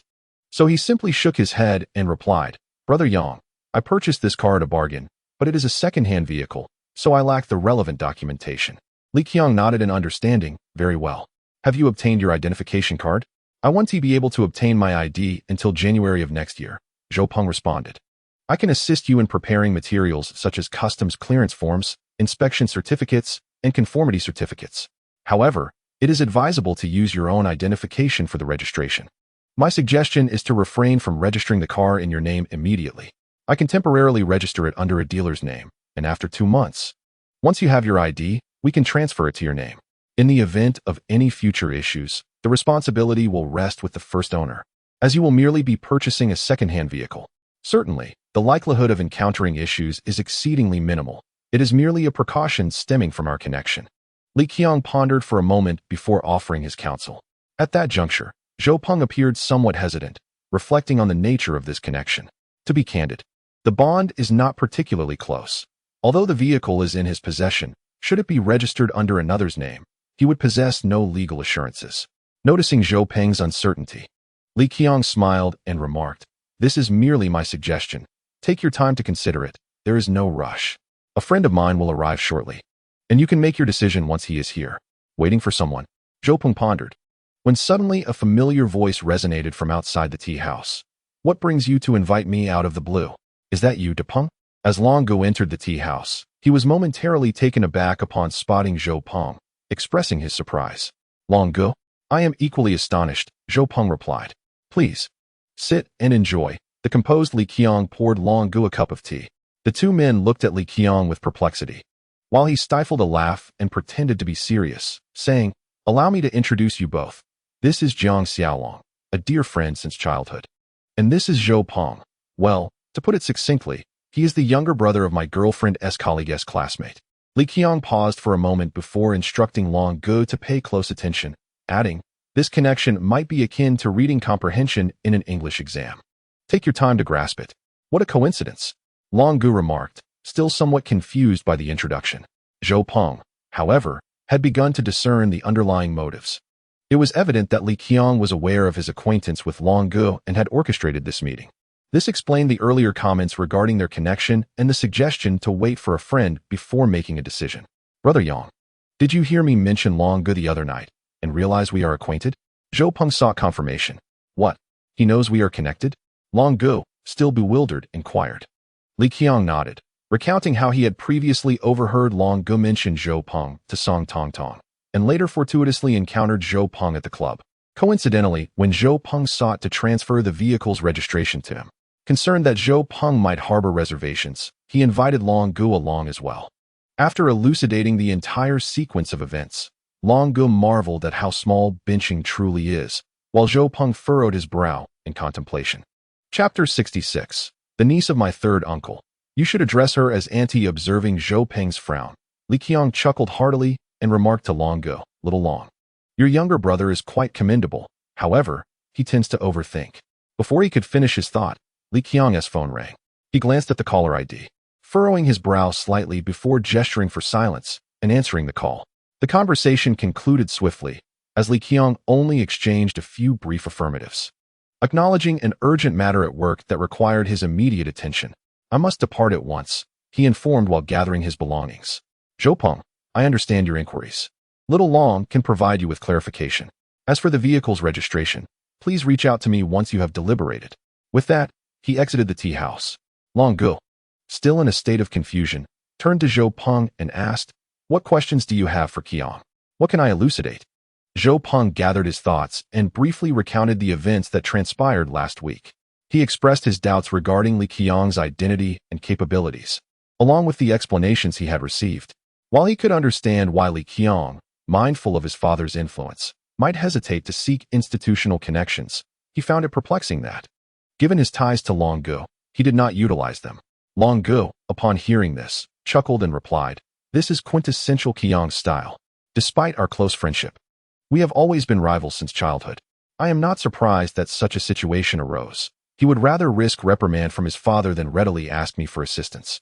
Observing Zhou Peng's confusion, Long Gu elaborated on their relationship and their history of both camaraderie and rivalry.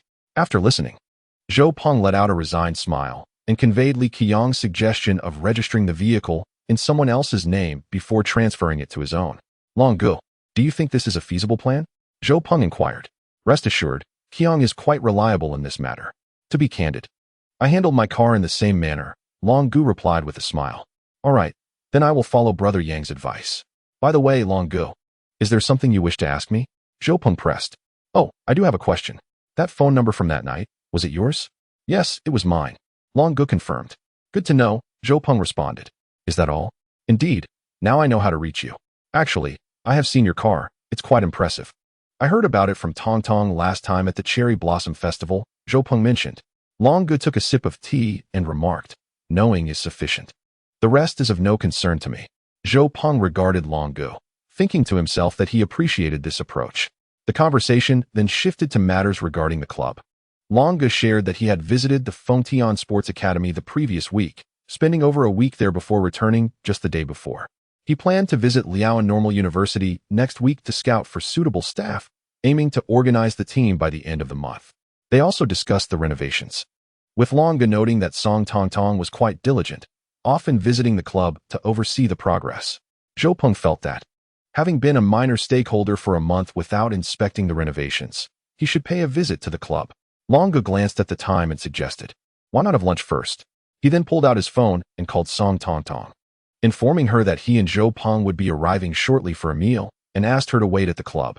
After ending the call, Song Tong Tong pondered for a moment before dialing her cousin Qianqian's number. "What are you doing at home?" she asked. "Nothing much, just reading," Song Qianqian replied lazily. "Come out and have lunch with me," Song Tong Tong insisted. "Not going. Every time I accompany you for lunch, I end up having to visit the construction site, which is a mess," she retorted. "Today's site is different," Song Tong Tong said cheerfully. "How is it different?" Qianqian inquired. "A classmate of yours will be coming over shortly." "My classmate? Zhou Peng. Where are you, sis? Tell me quickly."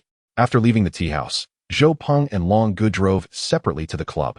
Upon arriving at the parking lot, they observed the bustling scene at the entrance, filled with workers coming and going, creating a lively atmosphere.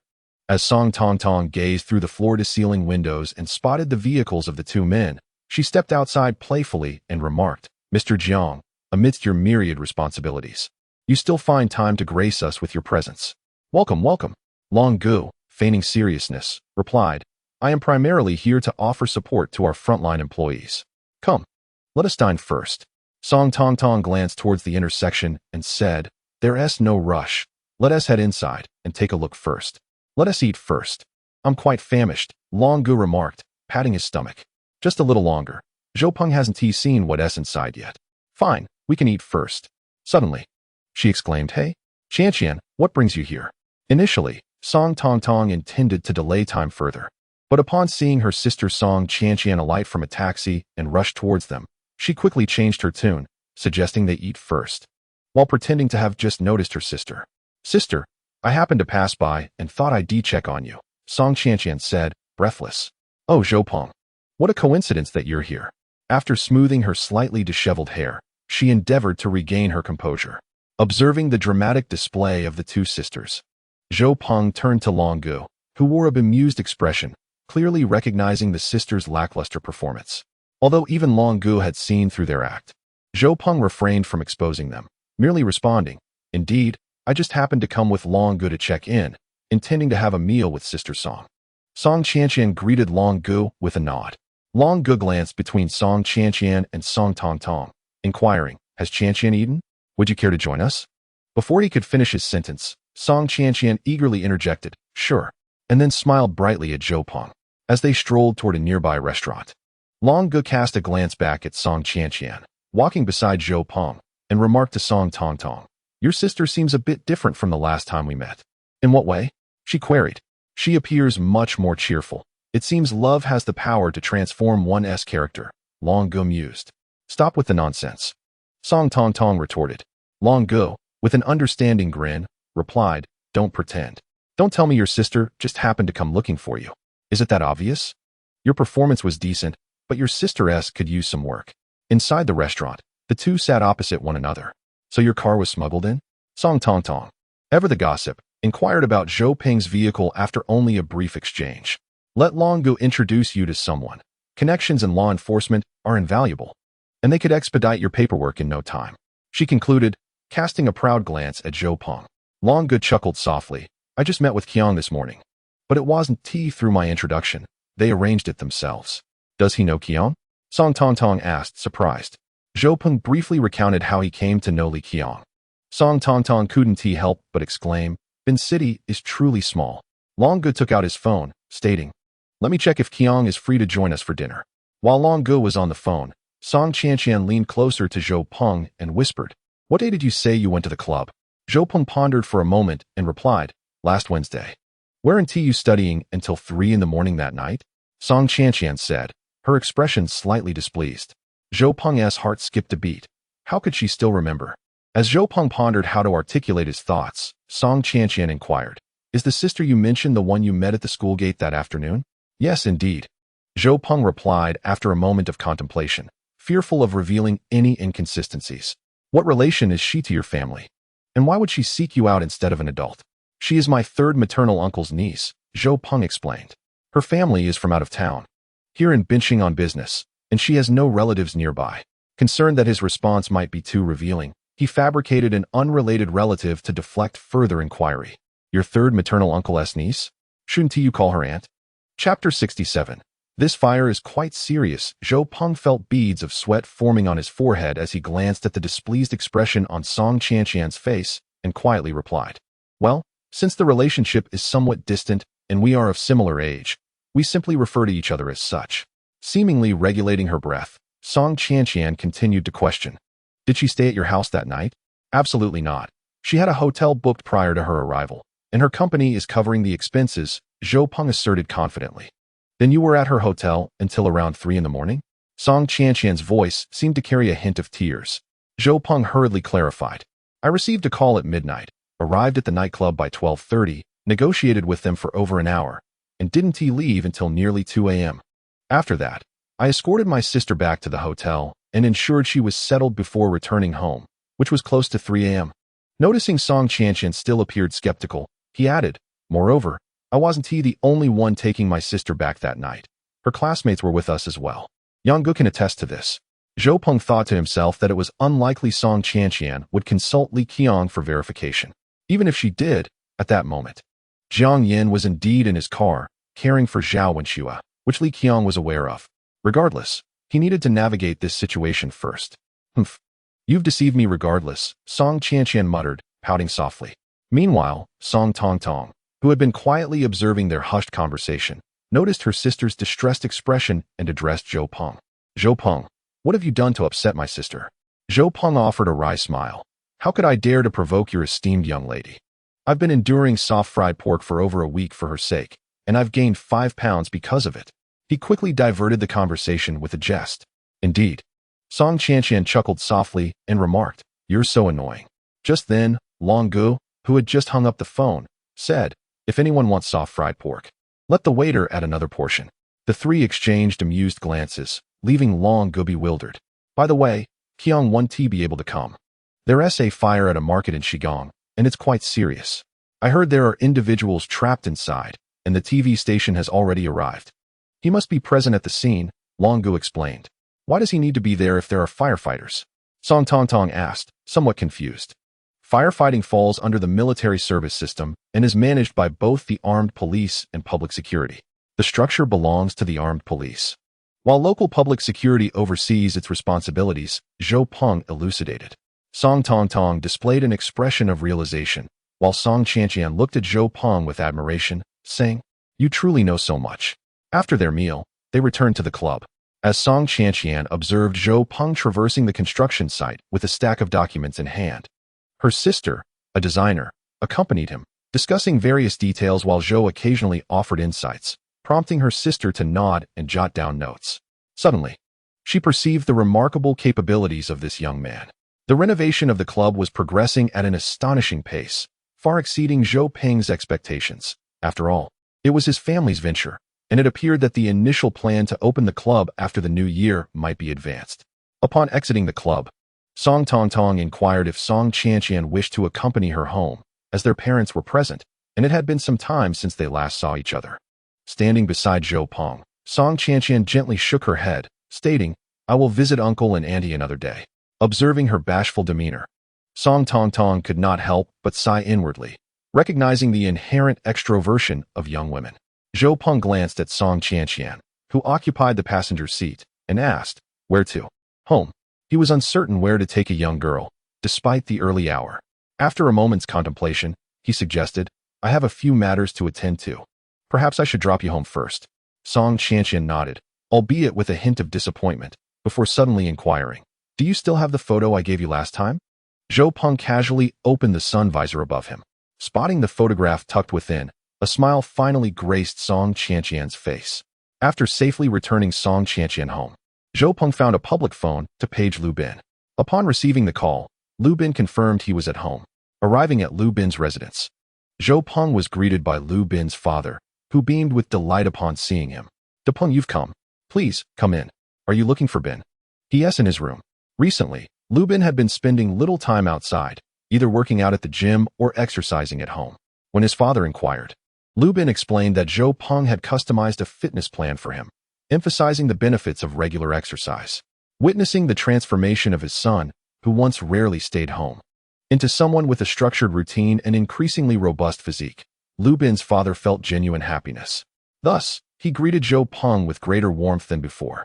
Zhou Peng exchanged pleasantries before entering Lu Bin's room, where he found Lu Bin performing fly exercises with dumbbells. "De Peng, just wait a moment. I'm finishing this set," Lu Bin called out, continuing his workout. Observing Lu Bin's increasingly defined muscles, Zhou Peng remarked, "No rush. Take your time and maintain your breath." After completing his set, Lu Bin took a sip of water and remarked, "It's strange, isn't it? I used to dabble in exercise sporadically, but since adopting a systematic approach, I've become increasingly addicted. Now, if I spend a day without moving, I feel utterly uncomfortable." "Indeed. And witnessing the transformation of your body must bring a profound sense of accomplishment," Zhou Peng replied. "Exactly," Lu Bin agreed. "It's great that you can sustain this commitment. I came to see how your training is progressing.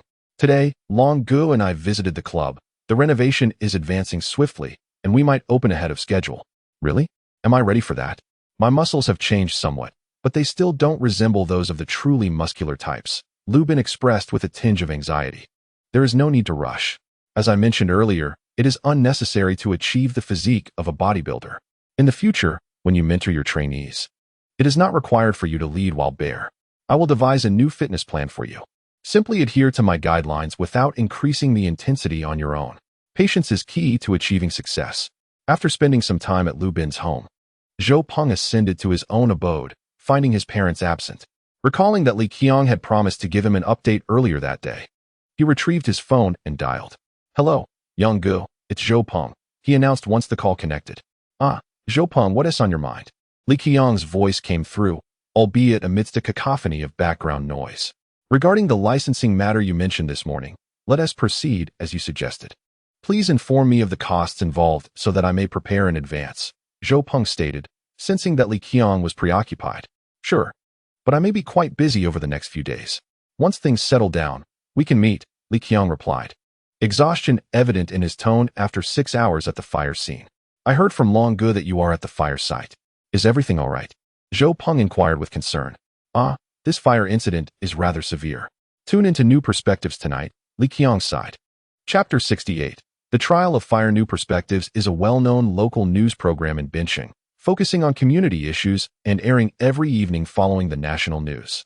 In his previous life, Zhou Peng never watched this program, yet it was a staple for his parents' generation.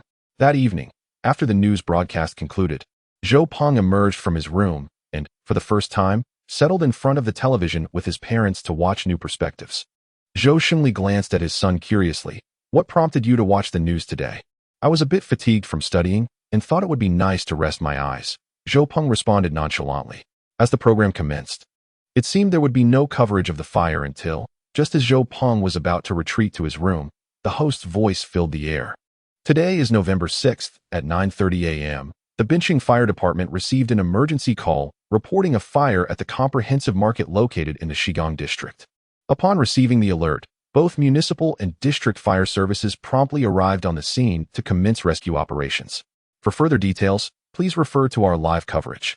The scene transitioned to the site of the fire, showcasing the ferocious flames during daylight, with fire trucks, ambulances, and police vehicles all present, creating a scene of frantic activity.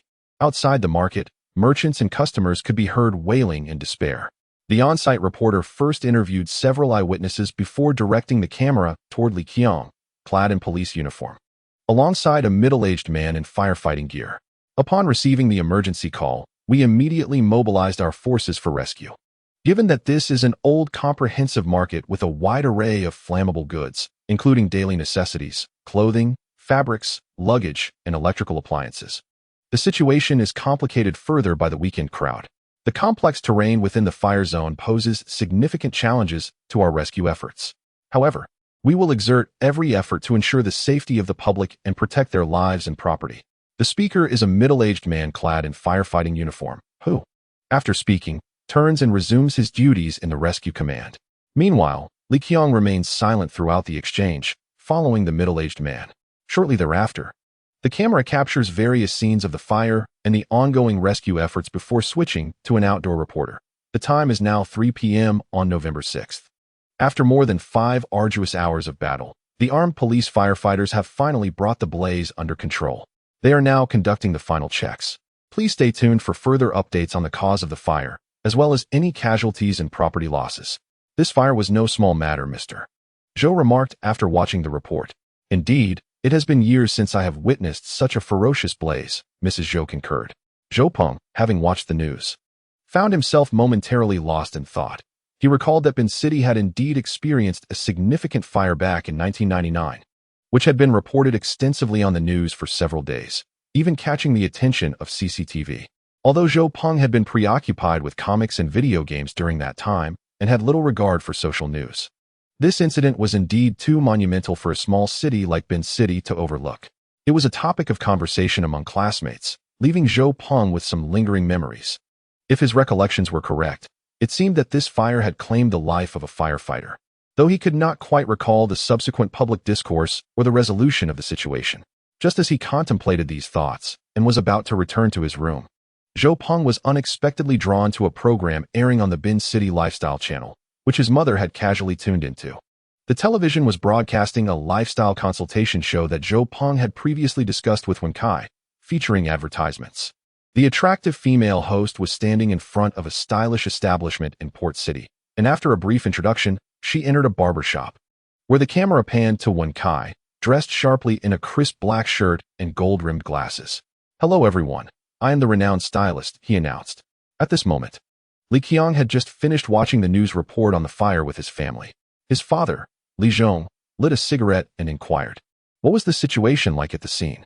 "The losses are quite severe," It has now been confirmed that 2 people have died and 5 others are seriously injured, one of whom is a firefighter still in critical condition.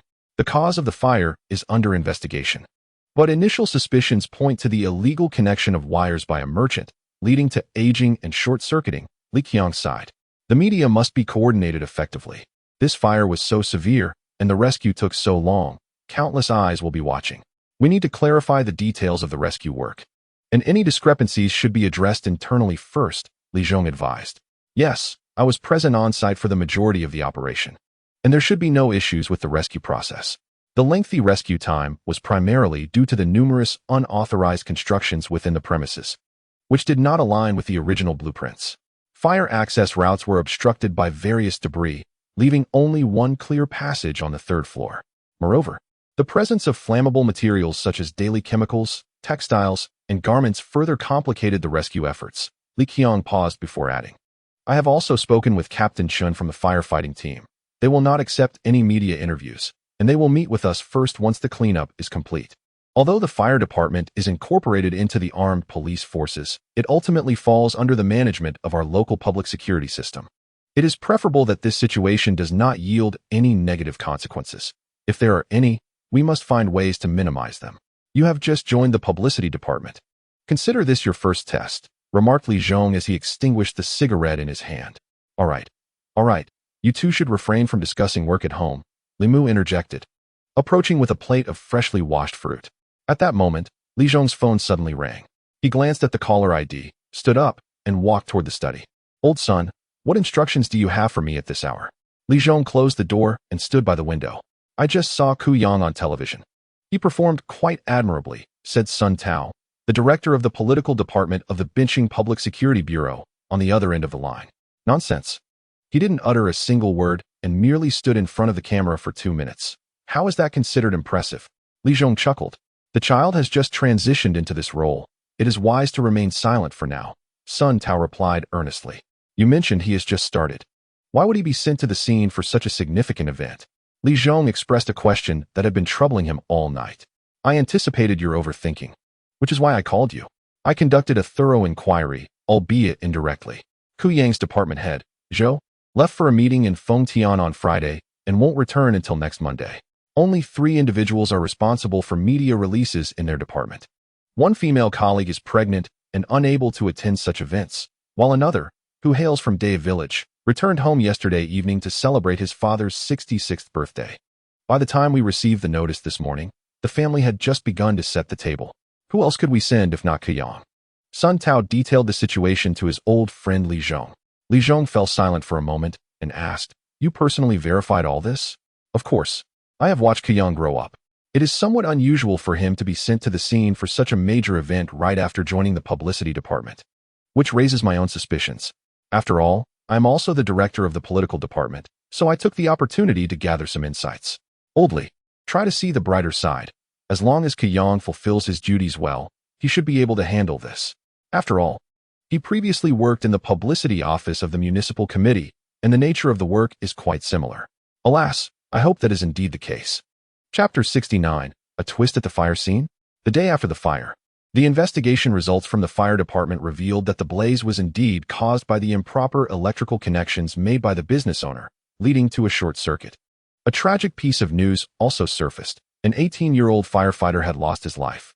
Li Ku Yang arrived at the office early and encountered Chen Dahai, the captain of the Binching Fire Brigade, whose bloodshot eyes betrayed a sleepless night. Chen Dahai handed over the report detailing the entire rescue operation, summarizing the situation briefly. When he spoke of the fallen firefighter, his already bloodshot eyes became even more crimson. That boy was just 18 years old. I personally recruited him, Chen Dahai, a stalwart man who had faced countless infernos, choked back his emotions. Captain Chun, please accept my condolences, Li Ku Yang said, unsure of how to comfort him. Chen Dahai lit a cigarette, striving to calm his emotions, and said, Please contact the media to issue a news announcement. Adhering to the facts is sufficient. However, I have a small request. Can we allocate more coverage to the fallen soldier, or perhaps create a special feature? This young man hails from a rural background, and his only remaining family is his grandmother. Our unit will certainly do everything in our power to assist, but we hope to garner attention from all sectors of society. Understood, Captain Chun. This matter poses no significant issue, responded Li Qiang, who also wished to contribute something for the boy. After bidding farewell to Captain Chun, Li Qiang reported on the situation to his superiors, who replied, "Portray the fire incident truthfully, and strive to promote the martyr's story." In the following 2 or 3 days, the mainstream media in Binhai City, including both television and newspapers, successively reported the specifics of the fire, encompassing its causes, the rescue efforts, the casualties, and the accountability of those responsible. Naturally, they also extensively covered the heroic sacrifice of the firefighter, who was posthumously honored as a martyr. The rural youth Guanhua from Ludong Province. On Wednesday noon, Zhao Yu, the class life committee member, routinely visited the reception room to check for any letters addressed to her classmates. Amid a stack of correspondence, she initially found nothing for her class. Just as she was about to leave, the elderly man at the reception called out, "Student, which class are you from?" "I am from class 1, Zhao Yu replied. "Take a look at this remittance slip. Is it for one of your classmates? If so, he must come to sign for it. The remittance cannot be collected by proxy." As he spoke, the elderly man produced a remittance slip from his drawer. Zhao Yu took it and examined it. The recipient was Binhai No. 10 Middle School, Class 3, Zhou Peng. Confirming its accuracy, she was about to affirm that it was indeed from their class when her gaze inadvertently swept over the remitting entity, New Youth Publishing House, Binhai City, Longjiang Province. Further scrutiny revealed the purpose of the remittance, manuscript fee, with an amount of 21,360 yuan. Staring blankly at the figure, the elderly man called out, "Hey, student, is this for your class?" Yet, Zhao Yu appeared to be oblivious, slowly turning to walk back to the classroom, her mind consumed by the thought of over 20,000 yuan in manuscript fees. Both of Zhao Yu's parents were ordinary workers, and their combined annual income barely reached 20,000. The thought that Zhou Peng, a mere middle school student, could earn such a sum from writing struck her profoundly. Upon returning to the classroom and finding Zhou Peng absent, she settled into her seat, casually picking up a magazine from her desk.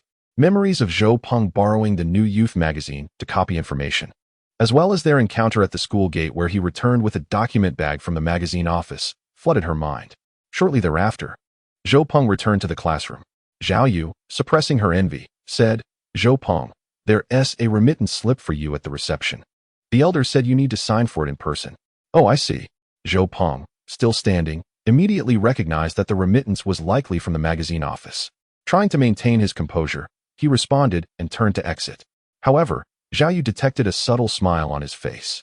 Upon retrieving the remittance slip from the reception, Zhou Peng felt a rush of excitement. While 20,000 yuan might not be a substantial amount in the grand scheme of things in the future, for a middle school student like him in this moment, it meant he would not have to worry about finances for the foreseeable future. Upon returning to the classroom, Zhou Peng fortuitously met Zhao Yu's gaze. She smiled naturally, yet Zhou Peng pondered whether she had seen the remittance slip. "Are there no letters from our classmates today?" Zhou Peng inquired tentatively. "None," Zhao Yu replied. "The gentleman in the reception room mentioned that there was a remittance slip for you, which must be collected in person." Zhao Yu refrained from disclosing that she had already seen the slip. Zhou Peng felt a slight sense of relief. After all, in 1999, 20,000 yuan was no trifling sum. "By the way, did anyone watch the news on Liao on TV yesterday?" Chen Yuan suddenly interjected, addressing a few classmates who were engaged in conversation. It turns out that the firefighter who sacrificed his life a few days ago was operating outside regulations. "I've heard that his title of martyr may be revoked." "I saw it too," one of the classmates chimed in.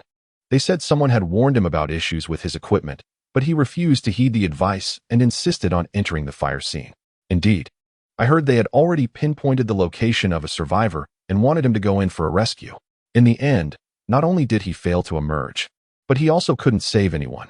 Under Chen Yuan's lead, a fervent discussion ensued among several classmates. While Zhou Peng listened, his brow furrowed in concern. At that moment, the department where Li Qiang was situated was in utter disarray. Initially, they had been methodically issuing announcements and news, deliberately cultivating the heroic image of the fallen firefighter, Guanhua, which had garnered favorable public response. However, yesterday, a piece of news shattered the tranquility. First, the local station in Fengtian aired a midday news segment that included footage from the scene.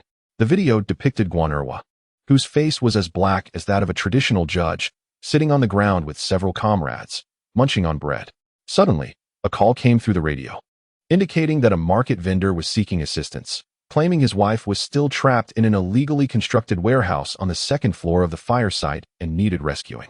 Guan Erwa volunteered, grabbing a fire axe along with 2 fellow firefighters as they prepared to enter the flames. At that moment, one comrade cautioned him, "Erwa, your oxygen supply is running low." Guan Erwa glanced at his oxygen tank, smiled at his comrade, and replied, "No worries, it'll suffice." The final shot captured Guan Erwa and his 2 comrades stepping into the thick smoke. Chapter 70. The truth of the matter. Initially, this news did not provoke significant reaction, as only nationally broadcast satellite channels could reach a broad audience, while local city stations typically catered to local viewers. Upon hearing this news, the authorities in Binhai swiftly contacted the Fengtian television station, hoping they would refrain from amplifying the impact and grant Binhai some time to investigate. However, their request was met with refusal. The response indicated that they were merely committed to journalistic integrity, striving for objectivity and neutrality in reflecting the true circumstances and specific facts of the situation, asserting that there was no need for concealment. Furthermore, they noted that if they did not broadcast it, others would. This infuriated the police and fire departments of Binhai, as well as the local media, who privately expressed their discontent towards the Fengtian station, yet found themselves powerless to alter the situation. Typically, it is not uncommon for cities within the same province to communicate with one another regarding significant events, and mutual courtesy is usually extended. However, a few provinces possess uniquely distinct dynamics. In this context, the provincial capital does not serve as the economic epicenter of its province, while a secondary capital city, such as Binqing and Liaonan, Qingdao and Ludong, Ludao and Minjian, and Pingqing and Yedong, takes precedence. These cities stand on par or even surpass the provincial capital, resulting in a subtle rivalry among these so-called sister cities, each unwilling to concede to the other. Although the broadcast from the Fengtian local station elicited some local reactions, Liaonan satellite TV also took note. Previously, during the ongoing coverage of a fire, Liaonan satellite TV had followed up on the reports. Yet if only positive portrayals are disseminated while negative news is omitted, public scrutiny is inevitable. Consequently, later that day, Liaonan satellite TV also aired a report, capturing the attention of viewers across the province and even the nation who had previously been informed about the fire. How could this happen? Why was it that such negative news was first unveiled by media in another city? How was the situation managed on site? Yang Donghai, the director of the publicity department of the Binqing Public Security Bureau, slammed his notepad onto the desk in frustration. Before him stood Li Qiang, their division chief Ma Changshuo, and the station chief responsible for maintaining order at the scene that day. "I don't care about the reasons. You must clarify this matter quickly, including the source of the video and the truth behind the incident. Find a way to restore the image of the Binqing public security system and provide an explanation to the fire department," Yang Donghai declared, his anger palpable. "Director, shouldn't the fire department be the one providing us with an explanation? We issued our announcement based on their report," Ma Changshuo murmured softly. "Nonsense. A soldier has sacrificed his life. That is a human life at stake. Moreover, I have known Qindahai for many years. He is competent, meticulous, and incorruptible. The rescue operations he leads have never encountered major errors. Even minor oversights are not shielded from scrutiny," Yang Donghai asserted solemnly. "The source of the video is easily traceable. On the day of the fire, a visitor from Fengtian happened to pass by Binqing and witnessed the scene. He had borrowed a small camera from a classmate who works as a journalist at Fengtian Television and captured footage of the incident. His initial intent was merely to document his experiences, and the striking visuals of several firefighters amidst the smoke and flames were indeed compelling. The following day, he returned to Fengtian, returned the camera and tape to his classmate, and requested that his classmate help him create a DVD of some travel footage. Upon reviewing the tape, his classmate discovered the footage of the fire scene. Meanwhile, Binqing media had already begun publicizing the sacrifice of Guan Erwa, and with the keen instinct of a journalist, he recognized that this would present a sensational conflict, promptly reporting it to the station's leadership. Thus, the subsequent news emerged. At the same time, the Binqing Fire Department was in an uproar, particularly among the former comrades of Guan Erwa from the Shigong team. They were still mourning his sacrifice, but the sudden news report shifted their grief into a profound anger. Guan Erwa was among the first firefighters to arrive at the scene that day. Before his final entry into the inferno, he had already ventured inside 3 times. While the average person might be oblivious to the significance of this, his comrades understood all too well that entering the fire thrice meant risking one's life on 3 separate occasions. Li Qiang returned to the fire station and sought out Chen Dehai, who subsequently summoned the soldiers who were on duty at the time, along with other personnel present. At last, the situation became clear. Guan Erwa and his team were stationed near the eastern gate of the market. Having previously entered the fire scene, Guan Erwa was aware that there was a staircase leading to the 2nd floor where people were trapped. When his fellow firefighters alerted him to the dwindling oxygen supply, he cast a glance at the oxygen tank. Familiar with the route, he believed that there was sufficient oxygen for him to ascend and conduct a rescue. Driven by his eagerness to save lives, he chose not to replace the tank and promptly entered the fire again. Perhaps there were flaws in Guan Erwa's actions. Yet his sacrifice was not truly a consequence of inadequate oxygen, as he and his comrades dashed into the flames. Making their way up the eastern corridor towards the 2nd floor, they discovered that some disorganized goods and shelves had toppled due to the extreme heat, obstructing the entrance to the 2nd floor. Concerned about the time it would take to clear the debris and the sufficiency of his oxygen, Guan Erwa decided to leave 2 comrades to handle the obstruction while he descended to replace his oxygen tank. Just outside the fire, he encountered a fellow firefighter awaiting assistance. Guan Erwa took the oxygen tank from him, secured it, and re-entered the blaze. Once inside again, he inquired via radio about the progress of the 2 comrades clearing the eastern corridor. Learning that the task was quite challenging, Guan Erwa, who had already entered the fire thrice, recalled that there was another staircase on the southern side that led to the 2nd floor.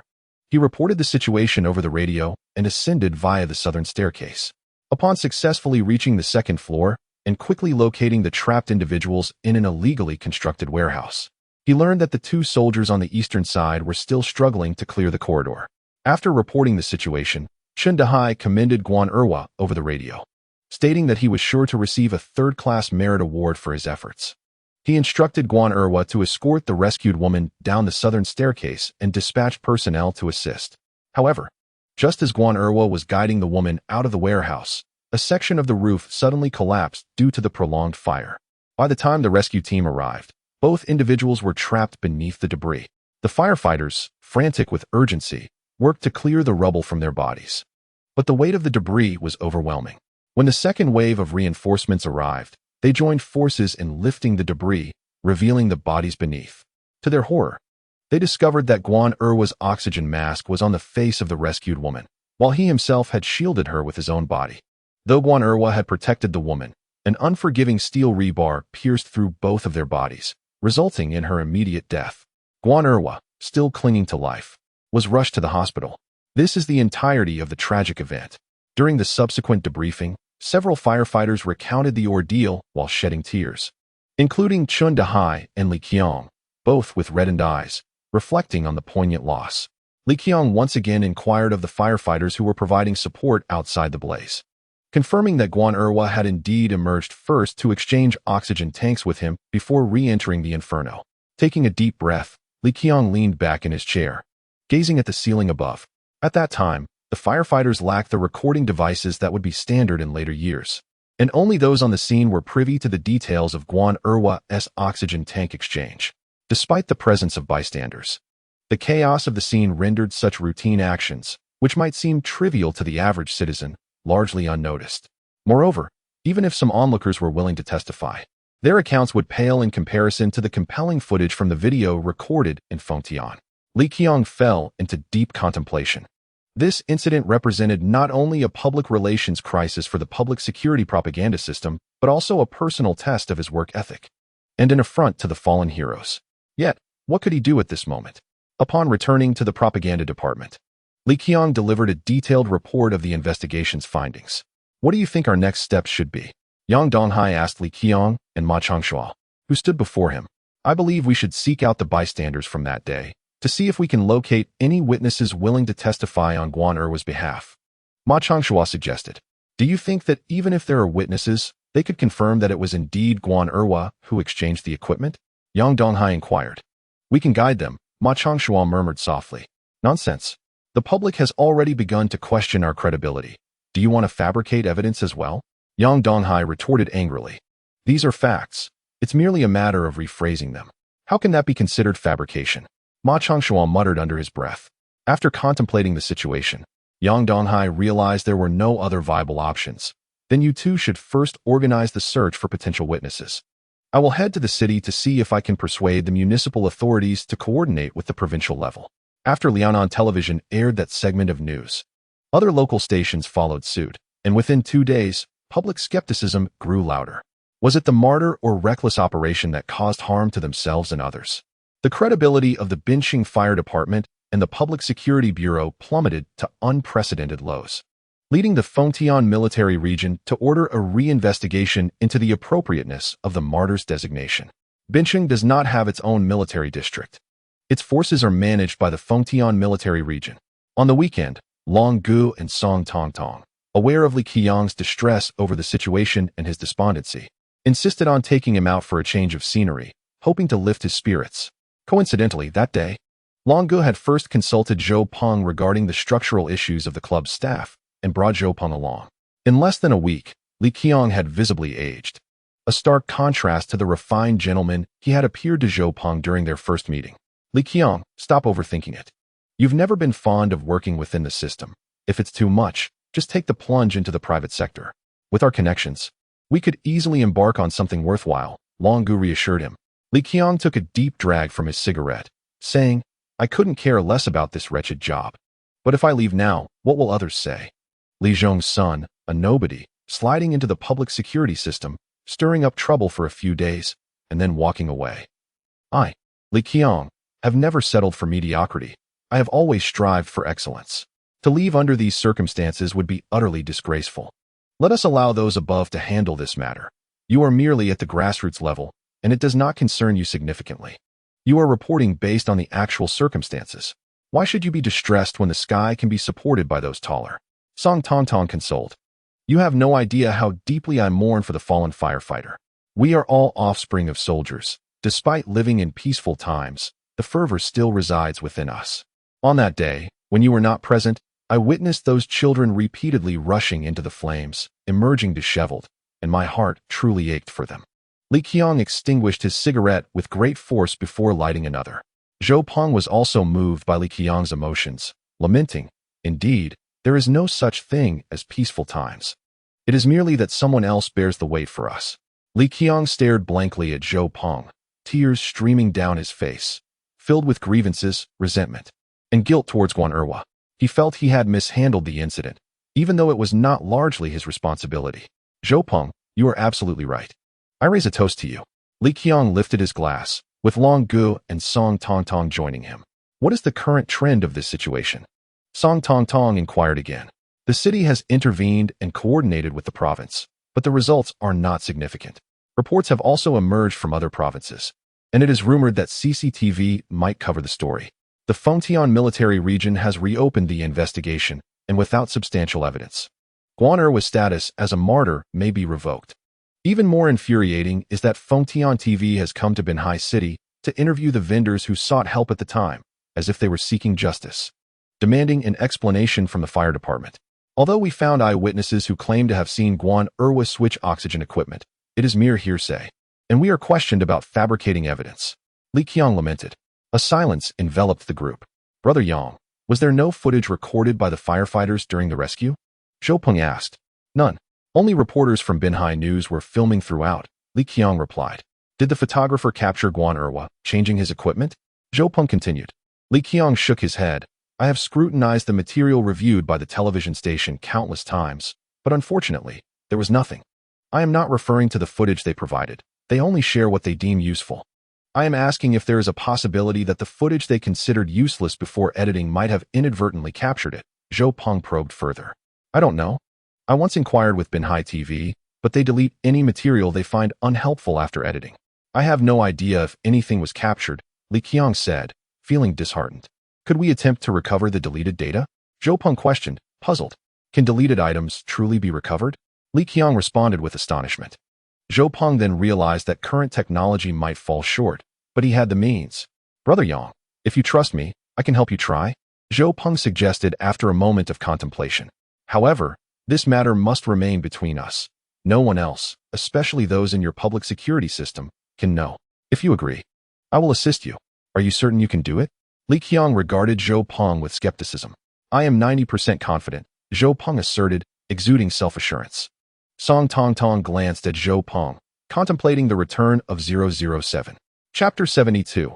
Let the bullets fly. For a while, Li Qiang accompanied Zhou Peng to the Binching television station, where they sought out the computer of the cameraman present at the time. To the astonishment of the onlookers, Zhou Peng adeptly opened the casing and removed the hard drive. The staff of Binching television were left in a state of disbelief at Zhou Peng's proficient handling. Sister, should we report this disassembly of the computer? Inquired the cameraman to a departmental leader nearby. At that time, computers were rare commodities, and if anything were to be damaged, he would be held accountable. Li Qiang interjected. No need for reporting. If anything goes awry, we shall compensate you with a new one. Having secured the hard drive, Zhou Peng and Li Qiang proceeded to an electronics store to acquire a conversion cable before returning to Zhou Peng's home. Upon entering, Zhou's parents were present. Seeing their son accompanied by an unfamiliar man, they were momentarily taken aback, followed by Zhou's mother inquiring, Peng, who is this? He is our class teacher. Here to assist me with supplementary lessons this weekend, Zhou Peng replied, slipping into his improvisational mode. Upon learning he was a teacher and noting Li Qiang's scholarly appearance, complete with glasses, Zhou's parents, despite his recent disheveled demeanor due to the fire incident, perceived him as the quintessential academic, unbothered by trivialities. Their suspicions vanished, and they welcomed him warmly. Zhou's father offered a cigarette while his mother poured water. All right, we need to study. Mom and Dad, please refrain from disturbing us, Zhou Peng said, leading Li Qiang to his room and locking the door behind them. As Li Qiang observed Zhou Peng skillfully operating a sophisticated laptop he had never encountered before, coupled with Zhou Peng's calm demeanor in handling his parents' inquiries, he recalled Jiang Xiaolong's mockery of Song Tongtong's naivety and the jest regarding Zhou Peng being 007. Why did Zhou Peng emphasize the utmost discretion regarding his assistance to the public security system? Was there more to Zhou Peng than met the eye? Imperial Jade Liquor. 180 a glass. How is the liquor? Listen as I extol its virtues. A thick cotton jacket and 2 pairs of cotton trousers, with sheepskin inside and cloth wrapped around, Zhou Peng mused. In his previous life, he had worked in advertising and amassed a plethora of materials daily, occasionally leading to operational errors. Thus, data recovery software was indispensable. After a prolonged wait, they finally managed to recover the deleted video footage from the hard drive. As Zhou Peng scrutinized the restored materials, Li Qiang was overwhelmed with excitement. Brother Yang, could you check the timestamp on the video from the television station? Zhou Peng inquired. No need to ask. I've watched that video countless times. It was at 13:25 in the afternoon, Li Qiang replied. Zhou Peng quickly located the video from 13:25, capturing several market vendors seated on the ground, weeping inconsolably. The disappointment was evident on Li Qiang's face. It seems it wasn't he recorded after all, he lamented. Don't rush. Wait a moment.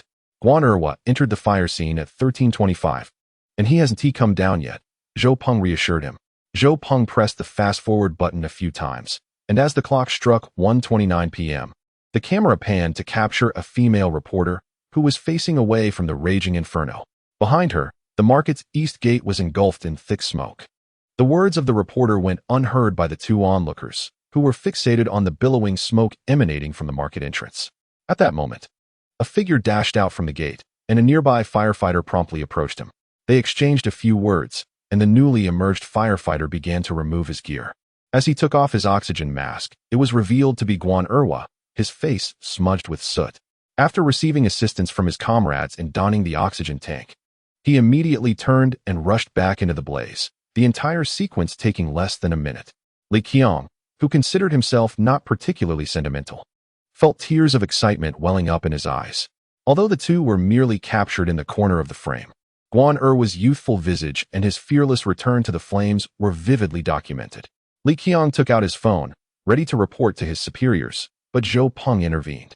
Don't be hasty, Yang Ge, Zhou Peng said, halting Li Qiang as he began dialing. What's the matter, Zhou Peng? Is there an issue? Li Qiang inquired, puzzled. With this video, it is only a matter of time before Guan Erhua is vindicated. However, to establish a model and restore the image of the Binching Public Security and Fire Department, we must strike back at the moment when we are most criticized and wounded. The time for that has not yet come, Zhou Peng explained. You mean to say that you, Li Qiang, as a person within the system, are beginning to grasp my intent, Zhou Peng implied. Let the bullets fly for a while longer, until CCTV picks it up. Li Qiang pondered for a moment before agreeing. All right, I trust your judgment. Let the bullets fly for a bit. Indeed, when the time comes, I shall present you with a gift that will certainly enhance the occasion. Zhou Peng remarked. What gift? Li Qiang was now fully convinced that Zhou Peng would surprise him further. That's a secret for now. But I need you to assist me in gathering some materials, Zhou Peng teased. Li Qiang approached Chen Dahai, requesting footage of the firefighting team's previous emergency responses and their rigorous training, as well as several candid photographs of Guan Erhua. Chen Dahai was grateful for Li Qiang's tireless efforts on behalf of the fire brigade, but felt that without substantial evidence proving Guan Erhua had changed the oxygen tank, any other actions would be futile. Qiang, I understand your desire to support the fire brigade, but wouldn't increasing publicity at this juncture be counterproductive? Chen Dahai expressed his true feelings. Li Qiang suppressed the urge to reveal that he already possessed video evidence, and simply replied, Allow me to do something for our brave firefighters. It might prove beneficial. While Li Qiang was uncertain about Zhou Peng's ultimate purpose for the materials, he complied with Zhou Peng's requests. Upon receiving the materials from Li Qiang, Zhou Peng was somewhat perplexed to find that they were all tapes and discs, as his notebook lacked a disk drive or a capture card. Yang Gu, I must ask for your assistance once more. I require a computer equipped with a capture card and a disk drive, as well as a camera capable of playing these tapes. Zhou Peng articulated his needs. I have a computer with a disk drive and a camera at home, but what exactly is a capture card? Li Qiang inquired. It is a hardware device capable of importing signal data from tapes into a computer for digital processing, explained Li Qiang. Enough talk. I can't comprehend, he declared. Proceeding towards the television station, Li Qiang, previously affiliated with the Municipal Propaganda Department, now serves in the Publicity Division of the Public Security Bureau, regularly interacting with media entities. Thus, borrowing a computer posed no challenge.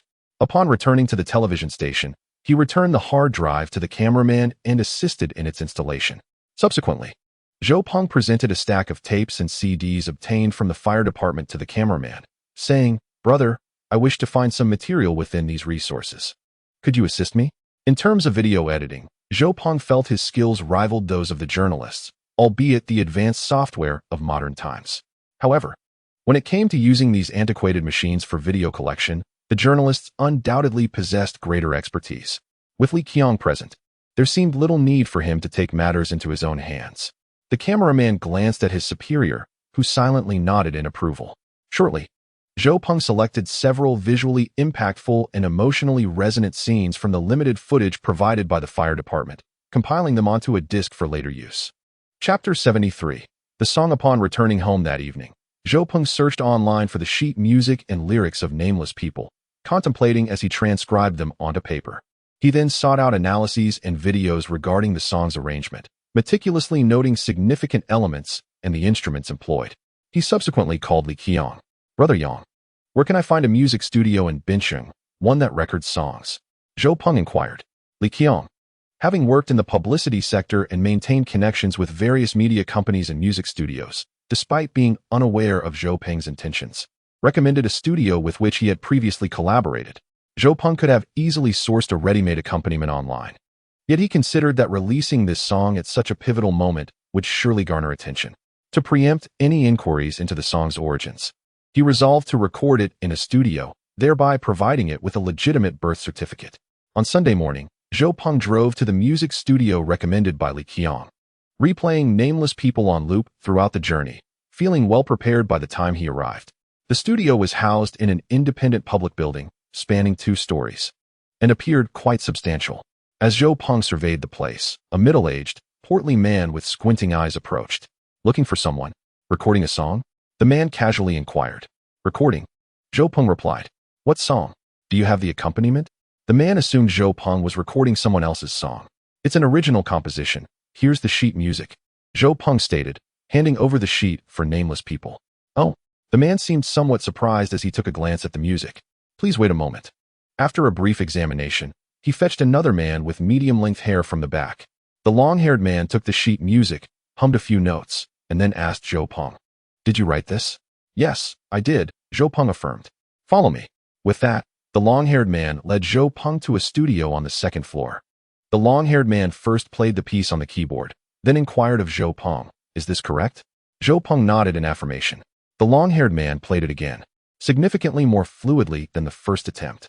Will you sing, or is there another vocalist? He asked. I will sing, Zhou Peng replied. All right. Then let us run through it together. The long-haired man adjusted his position and pressed down on the keys.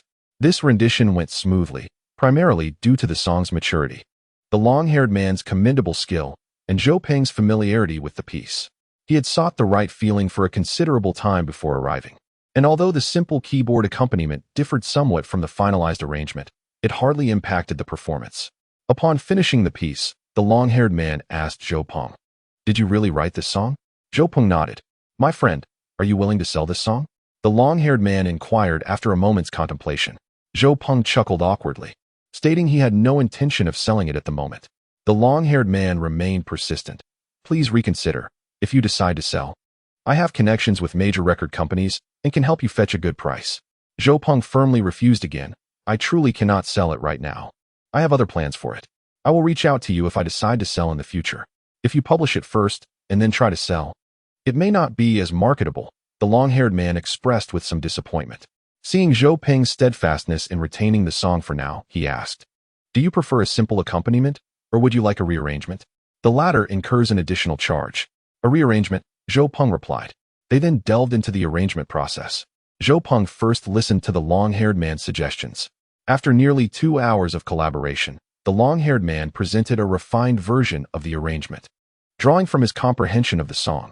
To Zhou Peng's surprise, the long-haired man's understanding of arrangement showed considerable skill, closely resembling the final compositions of later generations. Though he remained somewhat conservative in his choice of instrumentation, I believe this part can be approached differently, and this particular rhythm can be adjusted. Zhou Peng offered his insights, which the long-haired man diligently noted down. After Zhou Peng had finished sharing his thoughts, the long-haired man pondered them and then looked at Zhou Peng. Are you a music student? I just dabble in it for fun, Zhou Peng laughed. After some contemplation, the long-haired man agreed. All right, if we are to record, please come back in 2 days. Zhou Peng shook his head. I am rather pressed for time. Could we possibly expedite this process? Ideally. I would like to record it today. Also, should we not sign a recording rights contract? That is not feasible. We certainly won't complete it today. The arrangement process is not like in later times, where one person can finish it with just a computer, keyboard, and sound card. As for the contract, if you wish to sign one, it is possible, but it is not strictly necessary, interjected the portly man who had initially welcomed Zhou Peng, observing their discussion. We are indeed in a hurry. Is there any way you could assist us? I am willing to offer additional compensation, Zhou Peng reiterated. It is not merely a matter of extra money. At this stage, I need to first find musicians. Even if I assemble the entire ensemble, they will need time to familiarize themselves and adjust to one another. Even with everything going smoothly, can you guarantee a single take will suffice? Even renowned singers do not claim they can achieve it in one take. Sessions can extend over several days. Furthermore, there is post-production to consider. Completing everything in a single day is simply impossible, the long-haired man explained. Zhou Peng, unable to find another solution, decided to call Li Qiang to explain the current situation. Li Qiang guessed that Zhou Peng was likely preparing gifts for the fire department, even if that were not the case. Given the significant assistance Zhou Peng had provided in data recovery, he could not remain indifferent. Just as Zhou Peng hung up the phone of the stout man began to ring. The stout man answered, Hello, Shaoli. Yes, I see. All right, I will do my best. Understood, rest assured. While conversing, he squinted at Zhou Peng. After ending the call, he inquired, You are the one introduced by Shaoli from the municipal committee? Zhou Peng nodded, realizing that Li Qiang had yet to inform the stout man of his departure from the committee. The stout man turned to the long-haired man and said, This is Shaoli's brother. He is indeed in a bit of a hurry here, so let's think of a solution. The long-haired man responded, You know all the musicians I can contact, so you reach out to them. If we can get in touch, we can work late tonight to produce it. But the earliest we can record is tomorrow. If we can't reach any musicians, then there's really nothing we can do. The stout man glanced at Zhou Peng, implying that he had heard the circumstances. Zhou Peng nodded, acknowledging that given the limited conditions, it was not reasonable to force anyone.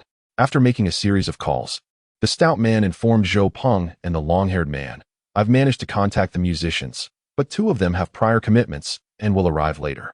We will work late tonight to finalize the piece. Zhou Peng expressed his gratitude, and then signed a contract regarding the production and copyright of the song before departing. Chapter 74. The arrival of CCTV on the following Monday. Zhou Peng decided to skip class for the first time since his rebirth. After rising in the morning, he feigned a sense of malaise and told his mother that he felt weak and dizzy, requesting her assistance in securing a day off from school. Seeing his distressed appearance, his mother insisted on taking him to the hospital. Zhou Peng quickly explained that he had simply forgotten to close the window last night and had caught a chill, assuring her that a bit of rest and some medicine would suffice. Once his father and mother left for work, Zhou Peng stepped out of the house and made his way to the music studio. Upon his arrival, the stout man greeted him, saying, "Daoquan is upstairs. They worked on the song until after 5 a.m. yesterday and are currently catching up on sleep. Please wait a moment. I will go fetch him." Although Zhou Peng felt somewhat embarrassed, he followed the stout man upstairs. Lu Daoquan, having worked all night, had barely slept for 3 hours when his boss summoned him. Though somewhat disgruntled, his spirits lifted upon seeing Zhou Peng. At 5 a.m., when the final arrangement was completed, he knew from years of musical experience that the song would undoubtedly be a hit once released. Zhou Peng had already promised that both of their names would appear in the arrangement credits, which meant that his long-held dream in music might finally come to fruition. Listen to this. What do you think? Lu Daoquan played the final arrangement. As the piece concluded, Zhou Peng was quite satisfied. It was nearly identical to the future song The Nameless, with a similarity exceeding 90. Very impressive. Well done. If it's convenient, let us record it now, Zhou Peng suggested. He then sang along with the new arrangement twice to get a feel for it. Due to its striking resemblance to the arrangement familiar to him from his previous life, he sang with remarkable ease. As the recording commenced, Zhou Peng, who had once dabbled in an obscure band, demonstrated commendable vocal skills, though he could hardly be compared to a professional singer. Rather, he was merely a notch above a karaoke performer. Upon concluding the song, Lu Daoquan shook his head, not because Zhou Peng's performance was particularly poor, but rather due to his lofty expectations for the piece. Noticing Lu Daoquan's expression, Zhou Peng felt a twinge of embarrassment, sought his bearings, and attempted once more. Although the second attempt yielded better results than the first, it still fell short of expectations. Lu Daoquan, whose anticipation for the song surpassed even Zhou Peng's, began to guide him through the lyrics line by line. Thus, after a morning of diligent recording, significant improvement was achieved, and Zhou Peng found himself quite satisfied with the outcome. Zhou Peng had no intention of debuting with this song. He thought that this would suffice. However, seeing Lu Daoquan, who had stayed up all night, with bloodshot eyes and a weary visage, displaying an even greater enthusiasm and seriousness than himself, made it difficult to voice his thoughts. Just as Zhou Peng hesitated on how to conclude the recording, Lu Daoquan spoke first. "Zhou Peng, given your current level, this is already the best performance you can deliver. Yet, there remains a lack of emotional intensity. I am uncertain about the specific purpose you wish to convey through this song. Perhaps you could envision the scene you aim to evoke and see if you can further stir the emotions. We'll record it one last time, and I'll add some harmonies during the chorus." Nodding in agreement, Zhou Peng moved to the window, lit a cigarette, and repeatedly recalled the reports he had seen in his later life regarding firefighting and rescue operations, as well as the poignant account of Guan Erwa's sacrifice recounted by Li Qiang, whose eyes had been red and filled with tears. After finishing his third cigarette, Zhou Peng composed himself and said to Lu Daoquan, "Let us do it again, but this time, after the last 2 segments of the chorus. Let's leave a brief pause, about 2 measures, after the guitar ends. I wish to add a monologue, and during this interval, I'll record some heavy breathing as a harmony, and I'll signal when to enter the music." When the recording concluded, the entire crew in the studio buzzed with excitement, particularly Lu Daoquan, who, despite having gone a night without sleep, felt no trace of fatigue. Zhou Peng's final performance had been exceptional, and the harmonies added to the chorus enriched the auditory experience of the song, especially the impromptu monologue Zhou Peng introduced before the last chorus, which served as a crowning touch. In the end, the stout man refused to accept any payment for the recording, stating that the arrangement along with Lu Daoquan's name was sufficient. After leaving the music studio, Zhou Peng made a trip to the electronics market, purchasing a burner and several blank discs. By the time he returned home, it was already past 4 in the afternoon. Within an hour, before his parents returned from work, he had crafted a compilation using the newly recorded song and firefighting footage. Later, around 7 in the evening, while Zhou Peng was reading in his room, His mother knocked on his bedroom door to inform him that he had received a phone call. "Hello, is this Zhou Peng? This is Song Qianqian. Why didn't you come to school today?" Zhou Peng had taken a day off, and Song Qianqian found herself somewhat distracted throughout the day. After school, she hesitated for quite some time before deciding to call him. "Are you unwell? Is it serious? Will you be able to come tomorrow? Do I need to?" "It's nothing. Just a slight cold. I'll be back at school tomorrow." Zhou Peng hurriedly interrupted Song Qianqian. Although the hidden nature of his roguish tendencies occasionally led him to relish their subtle flirtation, he had recently observed that Song Qianqian's behavior had become increasingly overt. Thus, Zhou Peng aimed to deftly manage the boundaries of their relationship. "Oh, well then, see you tomorrow." A hint of disappointment and a trace of reproach laced Song Qianqian's voice. That insufferable Zhou Peng. She had mustered considerable courage to initiate the call. Not long after hanging up, Zhou's mother knocked on Zhou Peng's door once more, informing him that another call awaited him. "Zhou Peng, why weren't you here today?" The voice on the line was that of Lu Jia. Although Lu Jia had cooled her demeanor towards Zhou Peng since the birthday gathering, she still felt a twinge of concern over his absence from class. "Are you sick? You don't seem like someone who would fall ill so easily. Have you skipped class to go out and have fun?" Lu Jia lowered her voice slightly as she posed the latter question. "I truly am unwell.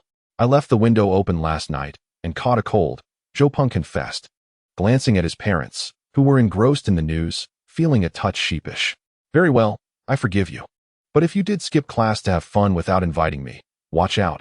I might just turn against you," Lu Jia declared, playfully shaking her fist through the phone. After ending the call, Zhou Peng returned to his bedroom, where his mother quietly remarked to his father, "I didn't expect our son to have such a good social circle. Everyone has a couple of close friends," Zhou's father scoffed. "Two of them are girls." Zhou's mother replied, her pride evident, as if their son had successfully courted two fresh and tender flowers.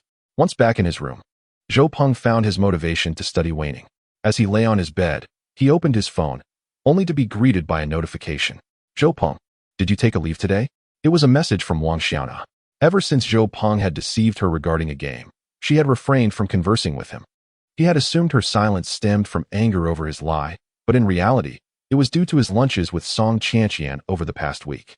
Just as he was about to respond to Wang Xiaona, a call came through. It was Li Qiang. "Zhou Peng, you should watch the news broadcast." Chapter 75. The Unknown. This was the second report by CCTV concerning the fire in Bincheng, known as the 116 incident.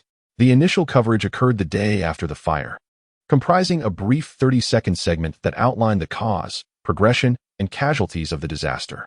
This second report extended to approximately 1.5 minutes, presenting follow-up information and airing footage from Feng Tian television of firefighter Guan Erhua entering the blaze.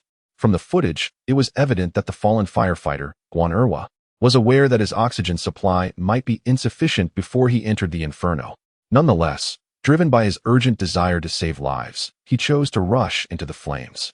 While it remains uncertain whether Guan Erhua's sacrifice was directly related to the lack of oxygen, one might ponder whether, had he possessed ample oxygen, he could have considered various strategies or had more time for reflection during the rescue efforts.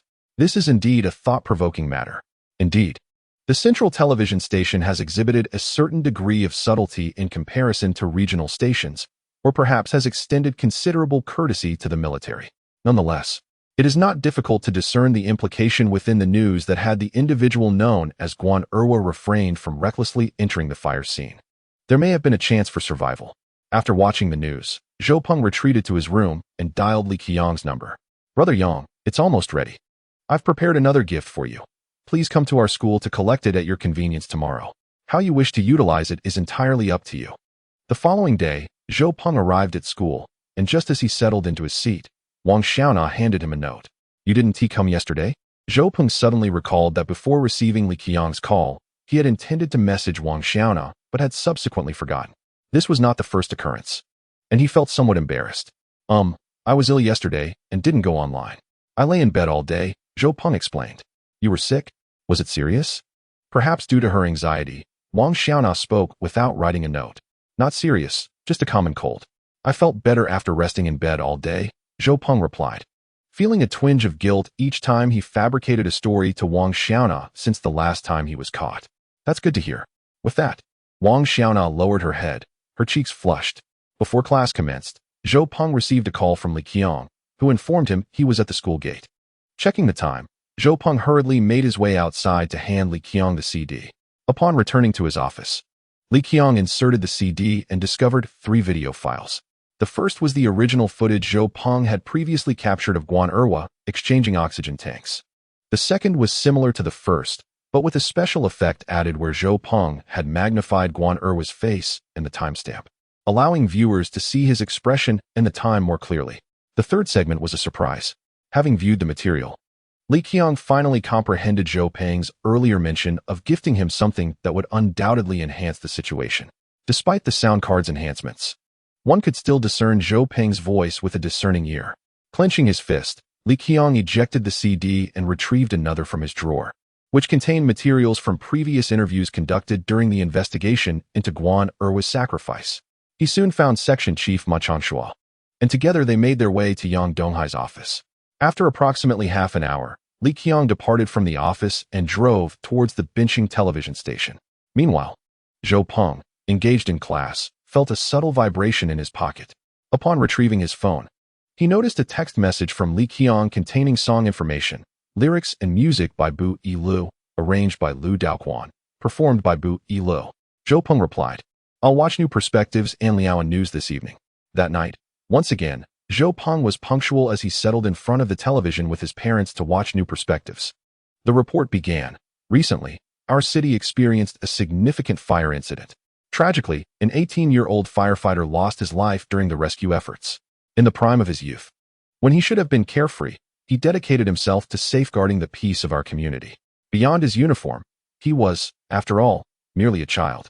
Recently, a disquieting rumor has circulated, suggesting that the brave firefighter who sacrificed himself during a rescue operation did so due to a breach of protocol, leading to both his demise and that of the trapped individuals. This is a notion we are most reluctant to entertain. Consequently, our reporters, in collaboration with the public security system and firefighting units, undertook extensive efforts to uncover evidence that unequivocally establishes Guan Erhua as a martyr deserving of honor. The broadcast then transitioned to interviews with fellow firefighters who participated in the rescue, including 2 comrades who entered the inferno alongside Guan Erhua, a firefighter who exchanged oxygen tanks with him outside the blaze, as well as the squad leader, Chen Dehai, who represented the team that carried Guan Erhua out. With voices choked with emotion, these brave souls recounted the harrowing events that unfolded. The scene shifted to the head physician of the intensive care unit at the First People's Hospital of Binhai, who stated that the individuals rescued alongside Guan Erhua had already lost all vital signs upon arrival. The cause of death was attributed to a steel rebar piercing through the chest, fatally injuring the heart. Although Guan Erhua also suffered a similar injury, it was not immediately fatal. However, due to the inhalation of copious amounts of thick smoke, his airways and lungs sustained grave damage. And despite all possible efforts to save him, he tragically succumbed. The broadcast then revisited interviews with eyewitnesses that had previously aired but were met with skepticism. Finally, an important video that had been deleted was restored, alongside a comparative timeline with the footage initially broadcast by the Fengtian station. These individuals are not inherently brave. Rather, they choose to embrace fearlessness. They are the color of flames, yet burn brighter than fire itself. None aspired to be heroes. They merely wished to remain nameless. As the host concluded, the screen displayed a poignant segment created by Zhou Peng, featuring the following lines. The city awakens to the glow of dawn. Yet shadows fall as lights fade. Imitators arise one after another. Characters left unacknowledged. Whom do you choose to revere? Whom do you resent? As the music began to swell, the visuals shifted to a silent city under the cloak of night, where a distant building was engulfed in flames, while several fire trucks raced toward the scene. The footage then transitioned to striking images of firefighters valiantly battling blazes and enduring rigorous training. Nameless beings, who am I? Who have I forgotten? It matters not. Who among us does not strive to the end of life? Perhaps exhausted and disheveled, perhaps leading a life of unremarkable humility, perhaps destined to remain unrecognized. Nameless beings, who am I? Who have I forgotten? It matters not, whose glory does not accompany tears. As the chorus resonated, the visuals intensified, showcasing firefighters injured, unconscious, and being carried from the fire by their comrades, disheveled and covered in soot. Interspersed were close-up shots and photographs of Guan Erhua. As the song approached its final chorus, The screen froze on a candid shot of Guan Erwa during training, captured by a comrade, his appearance disheveled, yet his gaze resolute. In the poignant backdrop of heavy breathing, Zhou Peng's voice echoed, "In your lifetime, have you ever fought for someone else's sake?" With a piercing roar, the most powerful segment of the chorus commenced. As Zhou Peng recorded the song yesterday, he was unexpectedly reminded of a narration he had encountered while perusing a short video platform. It resonated so perfectly with the essence of the song that he decided to incorporate it. This solitary monologue not only moved the ordinary viewers seated before their screens, but it also brought tears of emotion to the brave firefighters of the Bincheng Fire Brigade, who had gathered to watch in a unified manner. This song echoed their innermost sentiments, particularly the monologue, which seemed tailor-made for them, as they relentlessly strive for others' safety every single day. As the final lyric faded away, the scene froze on the tender, soot-streaked face of Guan Erwa, who, donning an oxygen mask and helmet, fearlessly charged into the flames. Ironically, this very footage had been the subject of skepticism on the Tianfeng platform. Simultaneously, subtitles appeared on the screen, proclaiming, "There is no tranquility in life. It is merely that others bear the burdens for us." This piece is dedicated to the fallen Guan Erwa and all firefighters across the nation. Chapter 76. The situation escalates. The New Perspective program is merely a local news segment aired in Bincheng, accessible only to its residents, thus possessing limited influence. However, that evening, the Liaoan satellite TV news also broadcast the same footage alongside the song Nameless. Consequently, cities throughout Liaoan province and other regions that received satellite broadcasts were exposed to this news segment. The following morning, upon arriving at his workplace, Li Qiang was summoned to Yang Donghai's office. Under Yang Donghai's persistent inquiries, Li Qiang maintained that he had discovered the video on a reporter's computer hard drive at the television station, claiming that the reporter had not entirely deleted it, leaving it behind unintentionally. He asserted that he had merely sought to explore this lead. As for the song, he explained that he knew an independent musician who, upon hearing Guan Erwa's story, was deeply moved and inspired to create this original piece. He felt it was a commendable song and suggested that a music video could be produced to honor Guan Erwa and the Bincheng firefighters when the recording concluded. "When did you find that video?" Yang Donghai inquired, his expression inscrutable. Li Qiang thought to himself, "Here it comes." When Zhou Peng had advised him to let things unfold for a while until the CCTV aired its report, he had anticipated that this matter would either be abandoned or, if pursued, would require readiness for possible criticism. Last Saturday, Li Qiang replied honestly, as this was undeniable. Many were aware of his retrieval of the hard drive from the television station. "Why didn't you report it immediately?" Yang Donghai continued, his face still devoid of emotion. "I wanted to wait until it was fully prepared for submission," Li Qiang explained. "What a coincidence that just as CCTV concluded its report, yours was ready. Was there not prior preparation? Were you simply waiting to counter CCTV? Perhaps it is merely a coincidence, but this song was recorded over the course of 2 days. Last Sunday and Monday. Typically, the recording of a song takes at least 5 or 6 days.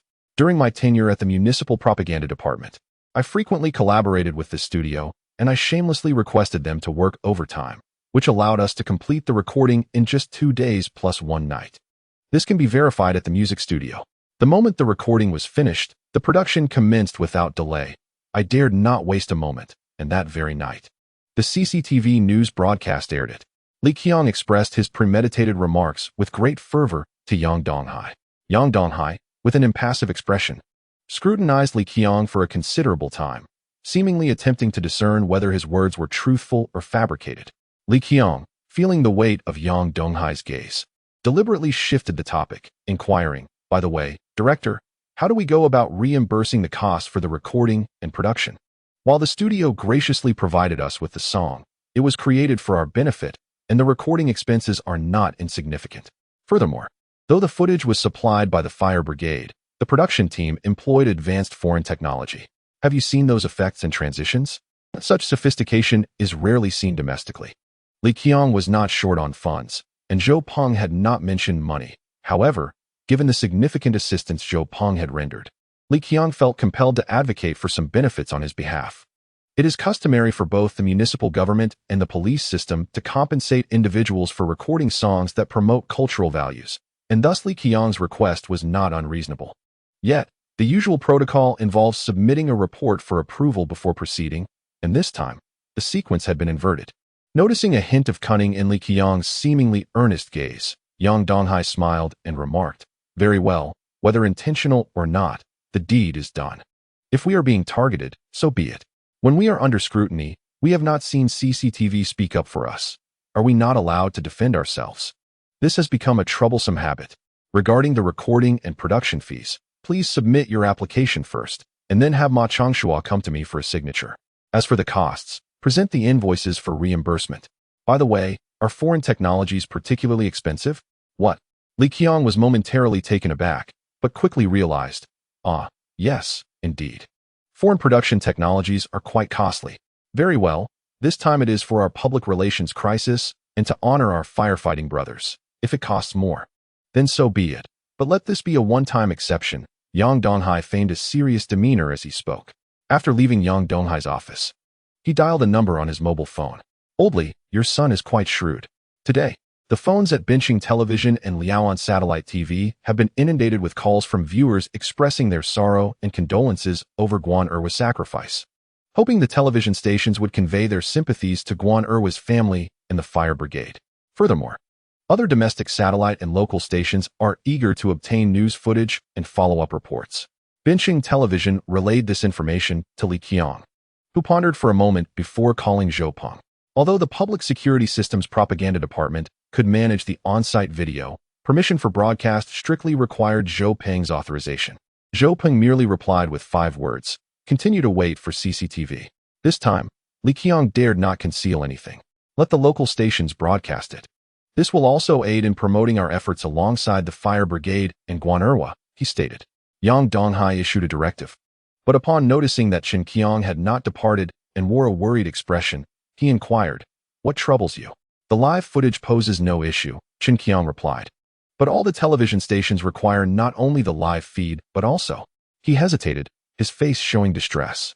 "Then provide it to them," Yang Donghai suggested. "The copyright holder disagrees." "Pardon?"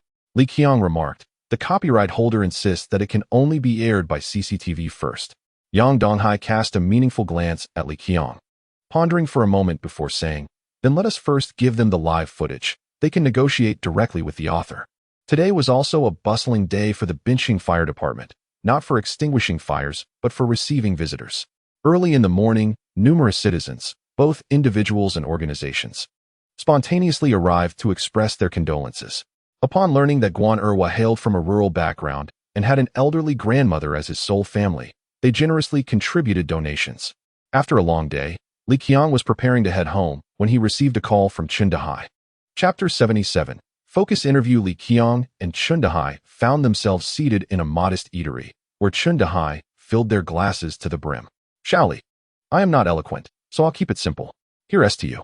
With that, Chun Dahai tilted his head back and emptied his beer. Li Qiang quickly raised his glass in response. "Captain Chen, you're too kind. Call me Chen Gu instead. I am merely a few years your senior. From now on, let us be brothers," Chun Dahai said with a hearty laugh. "All right, Chen Gu, I drink to that." Li Qiang promptly finished his beer. "Now for the second round. I toast in honor of Erwa." Chun Dahai downed another glass. "And for the third round, I represent all the firefighters in this toast." After 3 rounds, Chun Dahai showed no signs of fatigue, while Li Qiang struggled. He had scarcely eaten during the day and felt the effects of drinking 3 beers on an empty stomach. "Chen Gu, let us not rush. Let us have some food first and drink slowly," Li Qiang suggested as Chun Dahai prepared to pour more. "Take your time. We must drink deeply today. It has been too constraining these past few days, and I know you have faced your share of challenges. Without you, our firefighting team would still be enduring this predicament," Chun Dahai remarked. "Do not speak like that, Chen Gu. This is merely part of my duty," Li Qiang replied. Feeling a bit shy? Do not be modest. As events unfolded, nearly everyone from the military to the local level had given up, yet you persevered for us. You deserve this gratitude. Moreover, today is just the first gathering.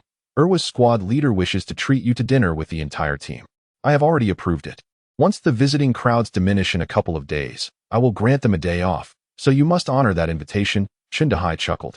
Upon hearing this, Li Qiang felt a pang of discomfort in his stomach. It is often said that soldiers can hold their liquor, and those who cannot are never intimidated at the banquet table. While Chun Dahai was manageable, handling a whole squad of soldiers presented a daunting challenge. At that moment, he even contemplated revealing Zhou Peng's involvement. By the way, Qiang, the song you all created is truly magnificent. It encapsulates the heartfelt sentiments of us firefighters perfectly. You have no idea, last night when that song played, it brought our entire team of burly men to tears, Chen Dehai exclaimed with fervor. Indeed, the song, bolstered by the accompanying visuals, profoundly resonated with every firefighter who viewed the news yesterday. Even during the replay this morning, some recorded it to watch repeatedly. In truth, the song was penned by a younger brother of mine, who was deeply moved by Erwa's deeds and specifically composed it for the firefighters. Moreover, the version aired yesterday was personally produced by him. Li Qiang mused that although Zhou Peng preferred not to disclose his assistance in recovering the video, he also deemed the matter of the song confidential. Oh, can you introduce me to this young brother? I would love to treat him to a drink. The straightforward Chen Dehai asserted, believing that drinking was the finest means of communication. That may be somewhat inconvenient. This young brother is still attending school, Li Qiang interjected. What does that matter? Nowadays, even middle schoolers are practically adults, Chen Dehai retorted before Li Qiang could finish. In fact, the discovery of the deleted video was significantly aided by his valuable input. Without his suggestions, Li Qiang might not have recovered the footage. Faced with the well-meaning Chen Dehai, Li Qiang found it difficult to accept such heartfelt gratitude alone. Indeed, heroes emerge from youth. After a few days of escalating developments, on Sunday, Li Qiang arranged to meet Zhou Peng privately. In the tea room during their initial encounter, Li Qiang handed Zhou Peng an envelope. Upon opening it, Zhou Peng found it contained 10,000 yuan. Brother Yang, this is for the song recording and production remuneration, Li Qiang explained. There were no costs for the recording, and the production expenses were minimal, Zhou Peng replied, placing the envelope on the table and pushing it back to Li Qiang. Li Qiang returned the envelope once more, insisting, take it. This is not a personal gift, but rather a promotional budget allocated by the department. Upon hearing this, Zhou Peng refrained from being overly modest and accepted the envelope, though he understood that Li Qiang must have exerted considerable effort to secure such a sum. Thus, he expressed his gratitude once more. As for the public funds, you should accept what is rightfully yours. I will personally gift you something in a few days. Li Qiang added, by the way, I heard recently that CCTV visited Erwa's hometown in Ludo. If all goes well, they will be arriving in Binhai City in the coming days, Li Qiang remarked, offering Zhou Peng a cup of tea. Seeing Zhou Peng remain unfazed. As if expecting this news, Li Qiang continued mysteriously, do you know which program team CCTV has dispatched for this visit? What program? Zhou Peng pondered, wondering if it was not the evening news. Focus interview, Li Qiang declared proudly. This revelation certainly took Zhou Peng by surprise. On Monday, a Yinjing licensed interview vehicle arrived at Binhai television station.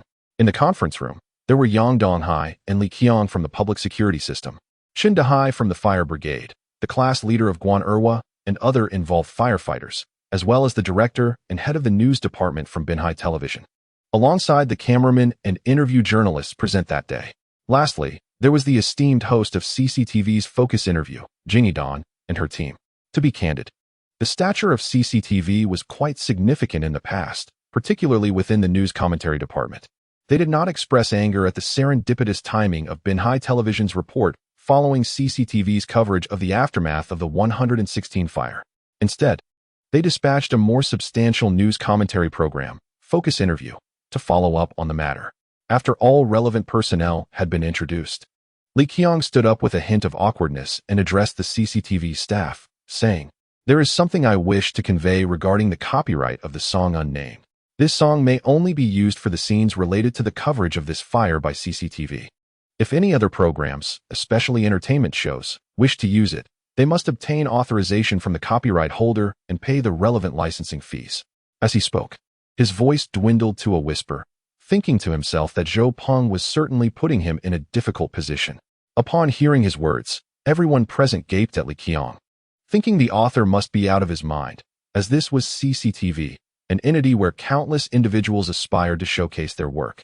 Afterward, Li Qiang forced a smile and retrieved a licensing agreement that Zhou Peng had provided him in advance.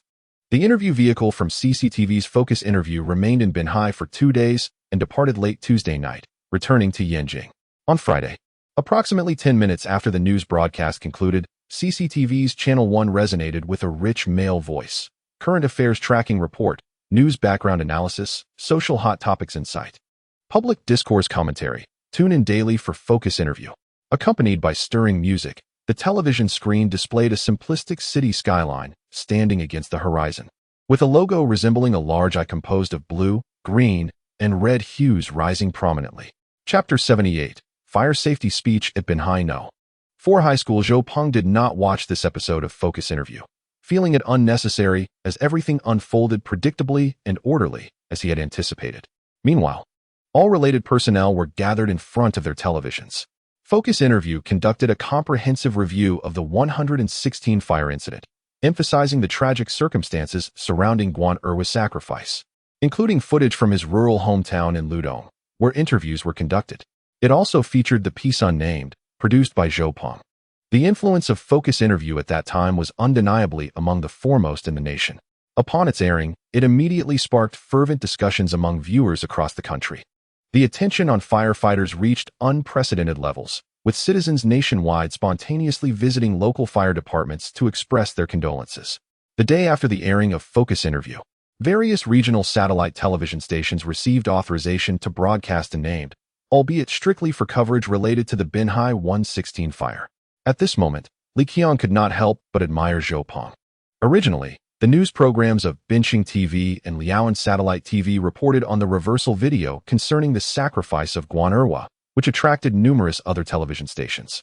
Although unauthorized, they hurriedly aired the reversal and related reports to capitalize on the news's momentum.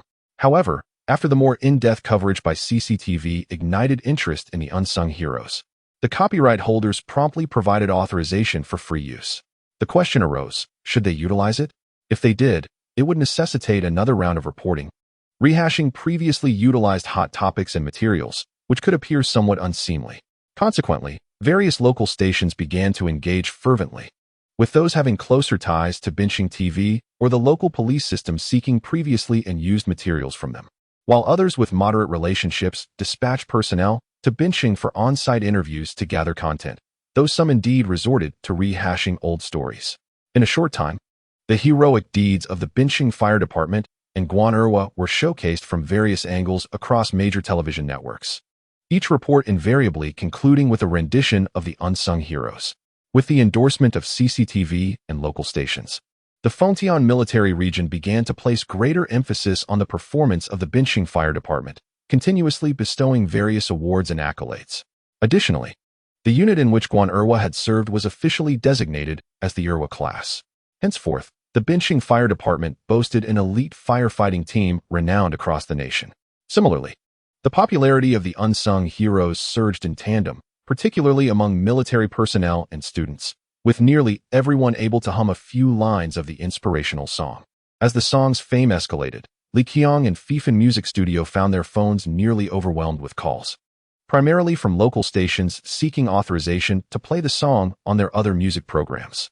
At this juncture, the public's awareness of copyright remained relatively lax, especially concerning lesser-known musicians. Media outlets that aired their works hardly sought to claim copyright fees and instead relished the opportunity. Thus, many media organizations seldom respected the original creators, often adopting a take-it attitude. Nevertheless, the media were not ignorant of copyright law when Zhou Peng offered free use along with a copyright authorization. They recognized that this creator was not easily trifled with, and thus followed the proper procedures to obtain authorization. The inquiries directed at FIFA Music Studio predominantly came from record companies. While Niu, an apparent pseudonym, was not widely recognized, the co-composer Liu Daoquan, bearing a clear real name, was known within the music industry, making it relatively easy to trace. The record companies reaching out typically sought assistance in contacting the original creator.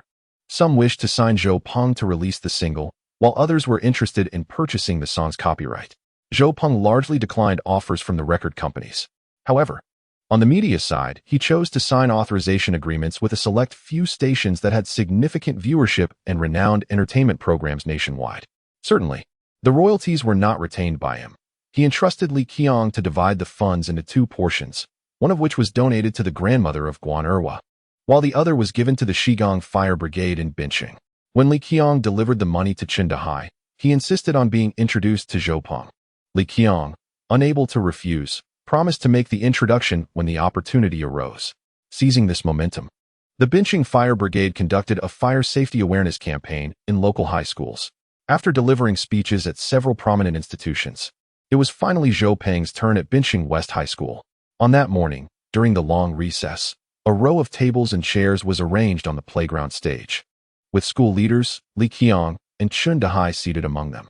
In previous speeches at other schools, the fire brigade had typically sent only a soldier or two from Erwa's class, or those who had participated in the rescue during the 116 fire.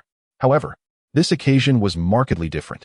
Not only did Chun Dahai attend personally, but the entire Erwa class was present as well. As the class leader delivered the fire safety speech, Li Qiang scanned the crowd to locate Zhou Peng, then whispered a few words to Chun Dahai, who subsequently directed his gaze towards Zhou Peng. After the class leader concluded the speech to a round of applause and returned to the ranks behind the leaders, the host invited Chun Dahai to address the students. Before taking the stage, Chun Dahai approached the class leader and exchanged a few words, then moved to the microphone. It is indeed a privilege to be here today at Binching West High School, sharing knowledge about fire safety and regulations with all of you. My expression of gratitude is not mere formality. It genuinely stems from my heart. The reason for my honor is that one of the students present today rendered significant assistance to our fire brigade during the tragic event of the 11/6 fire, and furthermore, provided tremendous encouragement to us and firefighters across the nation on a spiritual level. Rumors had circulated recently about the identity of the author of Unnamed, suggesting that he was a student at Binching West High School, igniting discussions among the faculty and students. Chun Dahai's words served to confirm these rumors. As soon as he finished speaking, the playground erupted in a buzz of excitement. Everyone began to glance around, whispering, including the teachers, who exchanged furtive glances. Even the principal on the stage turned to the vice principals and the director of education, inquiring if they knew which student Chun Dahai was referencing. Chapter 79. The mysterious author emerges amidst the clamor of the schoolyard. Only Zhou Peng stood apart, glaring at Li Qiang on the stage, regardless of whether he was seen, making a gesture that implied disdain. After Chun Dahai expressed his gratitude, he paused for a moment to adjust his uniform, then suddenly straightened his posture and called out in a powerful voice, "Erwa class, attention!" The soldiers in the back row responded in unison, startling the leaders seated before them. "All units, advance." The Erwa class members marched forward with coordinated, robust steps, standing beside Chun Dahai. "Salute." All the soldiers subtly turned towards the class where Zhou Peng was situated and rendered a formal military salute. Instantly, the venue erupted in applause. Simultaneously, the faculty and students of the entire school, following the soldiers' gaze, sought to locate the enigmatic student. Fortunately, due to Zhou Peng's tall stature, he stood at the back of the line, somewhat distanced from the podium. Nevertheless, the eyes of his classmates were predominantly fixed on the vicinity surrounding him. Zhou Peng, of course, was not foolish enough to return the salute. Instead, he joined his peers in applauding while feigning curiosity, glancing around and occasionally inquiring of those beside him. "Who is it? Who is it?" Standing at the rear of the line, the homeroom teacher, Su Lan, wore an expression of displeasure. "Zhou Peng, are you the only one who's curious? You remain silent while questioning everyone. Stand straight. If points are deducted, you will face the consequences." Seated at the podium, Li Qiang observed Zhou Peng's exaggerated antics with a smirk of malicious delight. Once the ceremony concluded, the soldiers uniformly lowered their arms and turned to face the front. Chun Dahai cleared his throat and announced, "Today, we have prepared a small performance for your esteemed school, featuring the entire class of Erwa." After a brief pause, he continued, "Ready to sing, The Nameless." The soldiers of Erwa class sang the song with vigor, their collective voices resonating loudly, despite some possessing less than perfect pitch. Initially, it was solely the soldiers singing, but gradually, students began to join in softly, and as more voices melded, the volume swelled. By the time the chorus arrived, it evolved into a grand choral performance by the entire school, creating a magnificent spectacle. Even some teachers joined in, softly humming along. In the days following the firefighters' departure, discussions among the student body at Binching West Middle School revolved around the identity of the mysterious student. Based on the gazes of the firefighters on stage, it could be deduced that the student was among the last 5 rows of the standing students, centering around Zhou Peng's class, Class 1 of the 3rd year, along with Class 2 of the 3rd year and Class 10 of the 2nd year. Each class was arranged in 2 columns, one for boys and one for girls. narrowing down the possibilities to approximately 15 or 16 boys in the last 5 rows of these 3 classes. These boys had recently faced countless inquiries regarding the authorship of the nameless, with virtually all of them, including Zhou Peng, vehemently denying any involvement. However, one boy from Class 2 of the 3rd year, named Kai Tao, who was regarded as a campus heartthrob, would always display an expression of hesitation whenever questioned. Although he never directly affirmed his authorship, he also refrained from outright denial. If pressed further, he would often respond with vague statements like, "Think what you want." And when someone claimed to have identified him as the author, he would retort, "I never admitted to anything. That was your assertion," or "Oh, please don't spread rumors." Kai Tao hailed from a literary family. His father was an office director in Beijing's broadcasting system, and his mother worked as an editor for the Beijing Evening News. Kai Tao possessed commendable writing skills, having participated in numerous provincial and municipal essay competitions, occasionally achieving accolades, although his works were often polished by his parents. Thus, a mysterious student has emerged in the school, and many are inclined to suspect it is the talented Kai Tao, known for his commendable writing skills. Particularly, some infatuated girls subconsciously believe that those who write beautifully and sing melodiously must possess appealing looks as well. In Kai Tao's worldview, students of his age who achieve success are bound to flaunt their accomplishments. It is akin to how he behaves during essay competitions. As soon as he wins an award, even if it is merely a consolation prize, he revels in the glory until the entire school is aware of it. Therefore, if someone achieves success without boasting, Kai Tao would not perceive them as humble or modest. Rather, he would instinctively suspect that their accomplishments are dubious. A person harboring foul thoughts tends to view everything through a tainted lens. Just as Kai Tao's award-winning pieces often bear the marks of his parents' influence, he remains unperturbed, for he knows his parents would never betray him. Conversely, the author of this nameless work would not dare to reveal themselves, fearing that others might uncover the lack of originality. Adding to this, his father, who works in the broadcasting system, had inadvertently mentioned that many in their unit had inquired about this author. Yet the individual adamantly refused to appear, further solidifying Kai Tao's beliefs. Thus, fueled by his overwhelming vanity, Kai Tao yearned to claim this unacknowledged honor for himself. Of course, he is clever enough to neither admit nor deny it, merely adopting an air of nonchalance, suggesting it could be him, though he chooses to remain silent. Even if one day the true author were to step forward, he could brazenly declare, "I never claimed it." In truth, Kai Tao's assumptions were partially correct. The work was indeed plagiarized by Zhou Peng. However, Zhou Peng was not fearful of exposure, as it was virtually impossible for the truth to surface. As a reborn individual, he understood that it was not yet the time for arrogance. Hence, he observed Kai Tao's clumsy performances with amusement, choosing to remain silent. Kai Tao's attempts at subterfuge led many students to believe he was the enigmatic author, especially among the adoring and naive girls, which resulted in him amassing a plethora of fans and admirers. Yet, 2 individuals remained unconvinced, Wang Xiaona and Zhao Yu. Wang Xiaona held Zhou Peng in high esteem, his every word and action resonating deeply within her.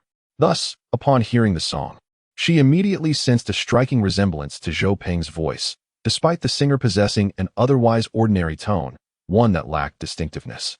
Even after being enhanced by sound engineering, she felt the voice echoed that of Zhou Peng. Consequently, when Chun Dahai's remarks during the fire safety seminar emerged, her suspicions were further solidified. On the other hand, Zhao Yu could not identify the singer, but the stage name piqued her interest. Builo seemed somewhat familiar. As a devoted reader of Boys and Girls magazine, she purchased each issue punctually. The latest edition featured a newly serialized novel titled Those Years, The Girls We Pursued Together. Though only 2 chapters had been released, the peculiar title and fresh writing style captured Zhao Yu's attention. Could it be that the mysterious author of the song was the same as that of the novel? If the enigmatic author of the song is indeed from Binhai West High School, then the only student she knows who has a connection to the magazine Boys and Girls is Zhou Peng. Chapter 80, Spring Festival Gala Invitation. The Binhai 116 fire incident has now passed for over half a month, and the fervor has gradually diminished. However, the song Unnamed Individuals continues to maintain its popularity due to the airing of several flagship entertainment programs on well-known television networks. After a busy period, Li Qiang has completed the necessary paperwork for Zhou Peng's car registration. One day, Li Qiang took the time to personally drive Zhou Peng's car away from Binhai West High School. That same afternoon, he returned the vehicle, albeit with a different license plate. Li Qiang did not request a single penny from Zhou Peng, considering it a personal gesture of gratitude for Zhou Peng's assistance with his recent work. Moreover, he fulfilled his promise of gifting Zhou Peng a new license plate. The new license plate Li Qiang provided begins with Liao, which corresponds to the license plates of Binhai City in Liaoan Province, specifically designated for the public security system. This designation does not imply that all vehicles bearing this plate are official cars. In fact, many private vehicles owned by personnel within the public security system also carry this designation, while some individuals outside the system might have connections to obtain such plates. Those who do are certainly not ordinary. Thus, disregarding the fact that Li Qiang's prepared paperwork is unlikely to attract scrutiny, Zhou Peng can drive this car without anyone raising an eyebrow at the sight of the license plate. This is not an exaggeration. In the modern age, vehicles bearing public security license plates enjoy certain privileges in terms of driving, parking, and even penalties for violations. Even if a violation is captured by the monitoring system, personnel behind the scenes will often delete such records by default. Once the license plates are affixed, hold on to the paperwork for now. The other party is a car dealer, and I have connections on my end. In a month or two, when your ID is ready, we can transfer it to your name, ensuring everything is foolproof. Li Qiang remarked while seated in the car. Thank you, Brother Yang, Zhou Peng replied. Don't mention it. By the way, there's something else I need to tell you. Li Qiang continued after Zhou Peng finished reviewing the car documents. CCTV has contacted me again. They hope your song can be featured in this year's Spring Festival Gala. What? The Spring Festival Gala? Zhou Peng exclaimed, taken aback. While he had anticipated the song's success, being featured in the Spring Festival Gala was beyond his expectations. Typically, the program team for the Spring Festival Gala begins preparations as early as July or August, and certainly no later than September. Now, with the end of November approaching, the third round of reviews is nearly complete, and the rehearsal phase will commence in December. The urgency of including the song in the gala was something Zhou Peng had not foreseen. In fact, ever since the first broadcast of unnamed individuals on Focus Interview, numerous viewers had called CCTV expressing their desire for the song to be included in this year's Spring Festival Gala. At that time, online platforms were not as developed, and there were no online comments, so the Spring Festival Gala preparation team was inundated daily with calls requesting the inclusion of unnamed individuals. The preparation team for the CCTV Spring Festival Gala has convened several meetings to deliberate on this matter. This particular song, from its arrangement to its production, stands out as a work of exceptional quality in this era. Its lyrics are uplifting and positive, aligning perfectly with the standards of musical programs featured in the gala. However, due to the strict regulations regarding the variety and timing of performances for the Midnight Countdown, it has become increasingly improbable to accommodate an additional song at this stage, leading to discussions on which song to replace. This has caused some delays in notifying benching. Zhou Peng promptly declined Li Qiang's suggestion. While he was open to the idea of casual performances, participating in the Spring Festival Gala was out of the question. He was well aware of his own capabilities. Should time pass and several remarkable songs emerge, he would not decline an invitation from the gala. However, the prospect of performing now seemed utterly ludicrous. CCTV expressed that if he preferred not to perform, he could authorize another singer to take the stage, with the copyright fees fully paid. They were sincere in their approach, primarily due to the public's enthusiasm. The popularity of his song was soaring, and the gala indeed required such uplifting music, Li Qiang urged. Zhou Peng hesitated. If he chose not to sing, allowing someone else to perform was not entirely out of the question, as a great song deserved a larger platform. Is there a singer in mind? Zhou Peng inquired. Not at the moment, as CCTV's initial intent was for you to perform. It's only after your refusal that they activated the alternative plan. Nonetheless, any singer who could perform at the gala would possess a certain level of talent, Li Qiang replied. Please inform them that I will perform, but I will select the singer, Zhou Peng decided after a moment as contemplation. Who do you intend to choose? Li Qiang asked. I'll let you know later, Zhou Peng responded, already having someone in mind but unable to recall the specifics of their current situation. He intended to look it up on his phone when he had a moment alone. All right, I wonder if CCTV will agree.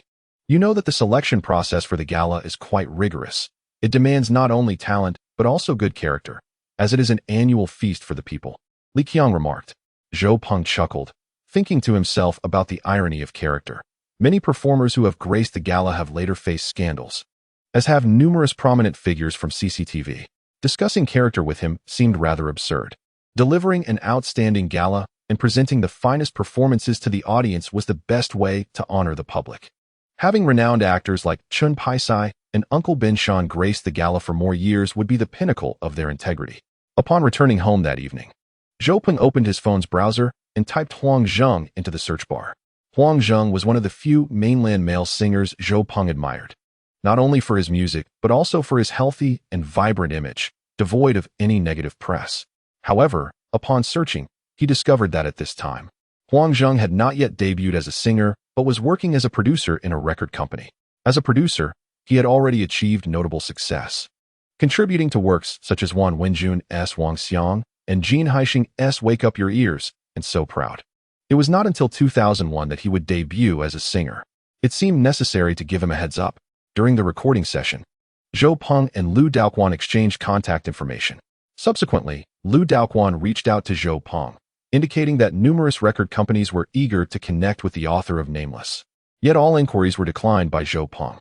As Nameless gained immense popularity, Lu Daoquan, one of the arrangers, also experienced a modest rise in fame, which consequently increased his workload.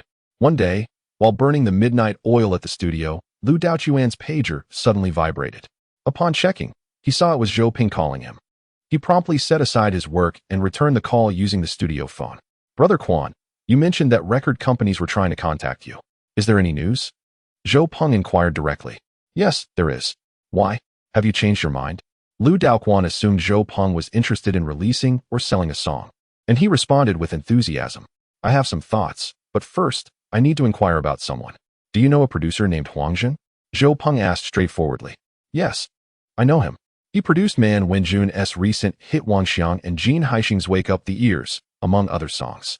He has gained some recognition," Lu Daoquan replied, displaying his familiarity with the music industry. "Could you help me get in touch with him?" Zhou Peng requested. "Contacting him shouldn't be an issue. But what do you need him for?" "He isn't a singer," Lu Daoquan questioned, puzzled. Zhou Peng pondered for a moment and said, "I once heard him sing by chance, and I believe he would be a perfect fit for Nameless. Are you considering selling this song to him?" Lu Daoquan asked.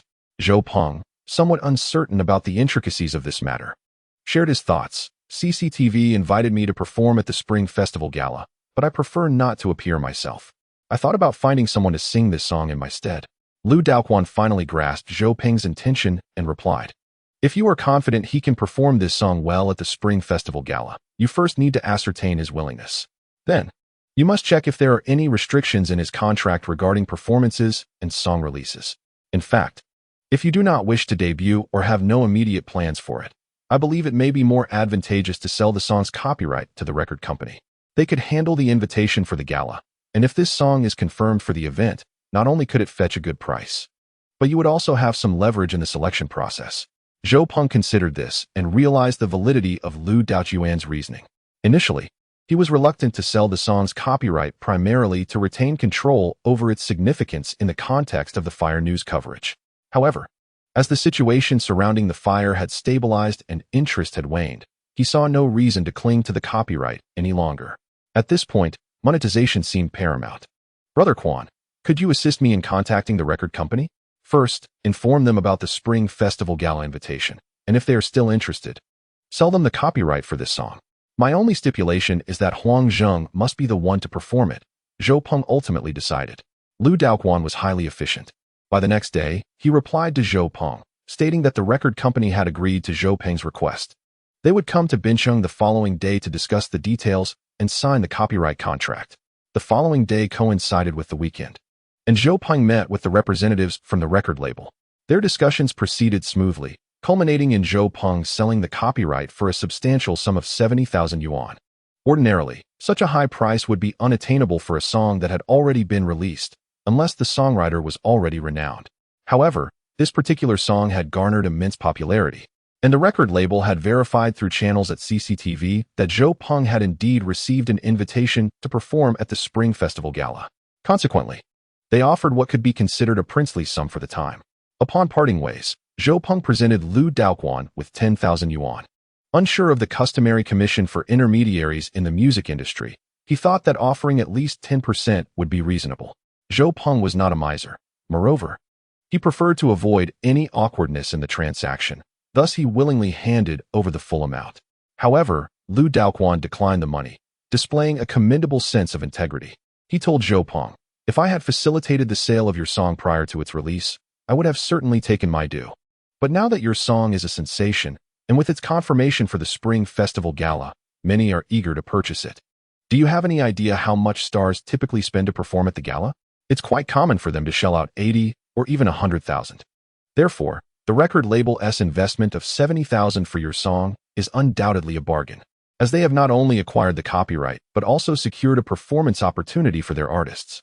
Thus, you need not worry about the compensation. The record company has already settled this with me." Lu Daoquan's sincerity stemmed not only from his character, but also from the promise of future collaboration.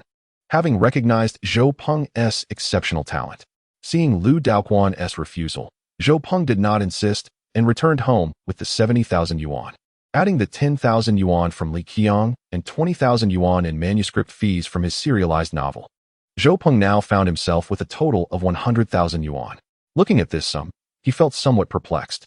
Since his identification card had yet to be processed, he was unable to open a bank account, and thus had no choice but to temporarily conceal the money in a box within his locked bookshelf, which his parents rarely disturbed. In the ensuing period, Zhou Peng returned to the tranquility of student life, attending school each day with a singular focus. By mid-December, on a weekend, Long Gu summoned Zhou Peng for a meeting. The rendezvous point was a fitness club that had nearly completed its renovations. Zhou Peng had visited once over a month ago and had not returned since. Upon his arrival, he observed that the overall design had begun to take shape. Convinced that once the equipment and staff were fully assembled, this fitness club would undoubtedly become a unique establishment in Binhai City and even in Liaonan Province. After touring the fitness club, Long Gu and Zhou Peng settled down in the office. The equipment has been ordered and will arrive gradually in the coming days.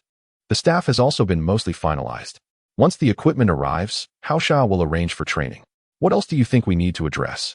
Long Gu inquired. Once the staff is confirmed, let's organize them to take their positions once the equipment arrives. Initially, they should participate in the training provided by Haosha. After their training, you may have the fitness instructors create several tailored training plans for different demographics. Subsequently, I will provide you with additional training plans, and you can encourage the coaching team to integrate their ideas, aiming to establish a unified standard. It would also be beneficial to arrange a collective training session for them. Furthermore, consider the employee regulations, reflect on them yourself, and I will gather some materials for you, as unified training is essential. Additionally, print some flyers and have the staff distribute them daily according to a schedule. Furthermore, seek suppliers for fitness-related products and procure sellable clothing, protective gear, and nutritional supplements. What should we set the membership price at? Inquired Long Gu. Do you have any expectations? Replied Zhou Peng. I think around 8,000 should suffice, right? Long Gu pondered and expressed his expectations. Zhou Peng reflected and said, 8,000 sounds reasonable. Let us set the 1-year card at 8,800. For the 2-year card, we could price it at 16,800 and offer some personal training sessions as a bonus. The 3-year card could be 24,800, which would include additional personal training sessions or perhaps some clothing and nutritional products. This should serve as a general framework. You can finalize the specifics. Shall we begin selling the membership cards now? There's no rush. Let us focus on promotion first. We can assess the response to the advertising in January. Zhou Peng suggested. Additionally, I recommend placing an advertisement on television. Yang Gu should be able to assist with that. I will provide the format and content for the advertisement later. By the way, Long Gu, there is something else I wish to discuss with you. Noticing that Long Gu had no further objections, Zhou Peng continued, I would like to introduce someone to the club. Long Gu looked at Zhou Peng with curiosity. Oh, who do you have in mind? Zhou Peng responded, I would like Lu Bin to join the club as a coach. Lu Bin?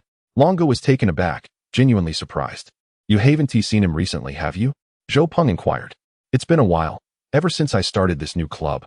I've been visiting my previous gym less frequently. I used to see him there occasionally, but since I closed the gym last month, I haven't encountered him at all, Long Gu replied. Zhou Peng chuckled. Lu Bin has been quite industrious during this time.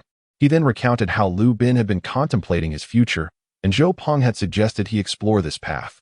He also mentioned that Lu Bin had been systematically studying and training under his guidance, yielding promising results. Zhou Peng, concerned that Long Gu might feel pressured, added, "My motivation to help Lu Bin stems from my gratitude towards you, as knowing him has enabled me to connect with a person of your stature. If it poses any inconvenience, Lu Bin's salary can be deducted from my share of the profits." Long Gu was not one to be stingy, and upon hearing Zhou Peng's rationale for recommending Lu Bin, he recognized the truth in it. Without Lu Bin, he wouldn't have had the chance to meet Zhou Peng, and consequently, the club wouldn't exist. With Zhou Peng's acknowledgement of his esteemed status, Long Gu readily agreed. "You need not worry about his salary. We have known each other for a while now. You know the kind of person I am. Just as you said, without Lu Bin, we wouldn't have crossed paths. Taking a step back, I have known Binzi for quite some time. If he truly wishes to come, I have several reliable individuals by my side to assist me," Dragon Brother proclaimed with grandeur. "Very well. I shall inform Bin Brother of this news when I return home tonight. You can contact him directly when the employees gather," Zhou Peng responded.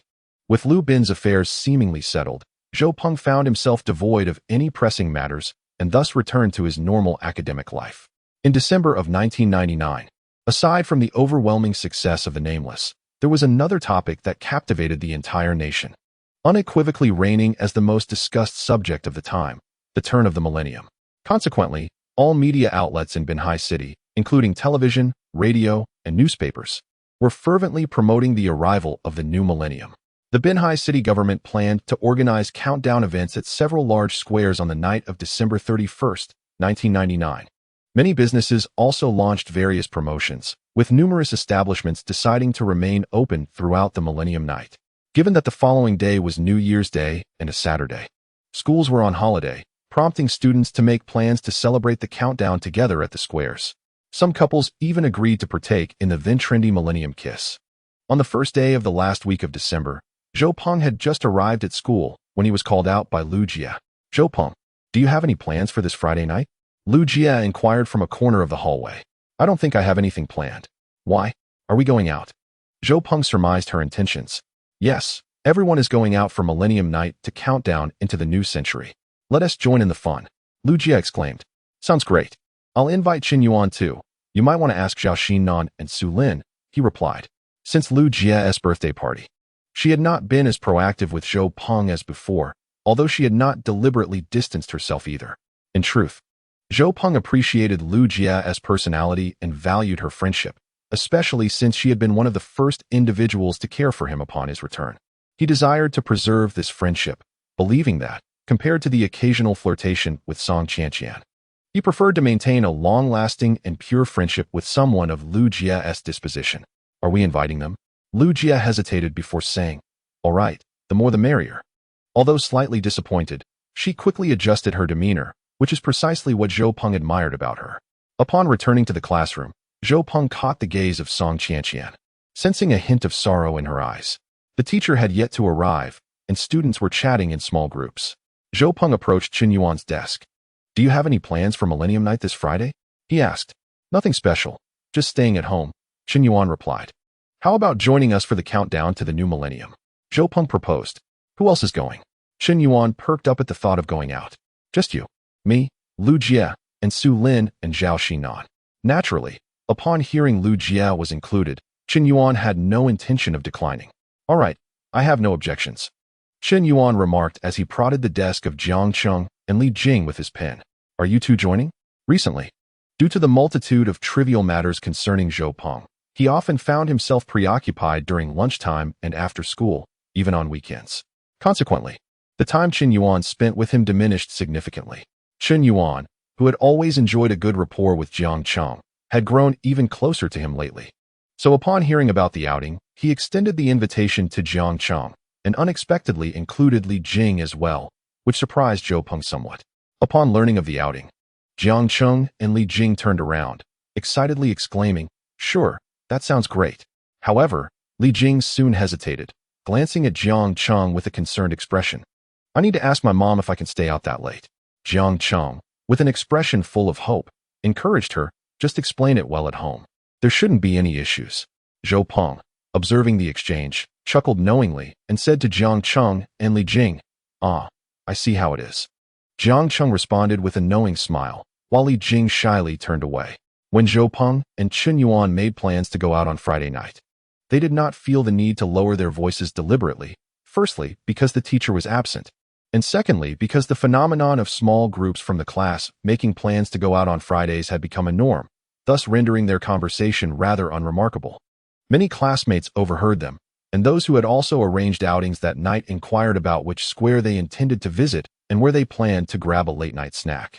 Not far away, Song Qianqian also caught wind of their conversation.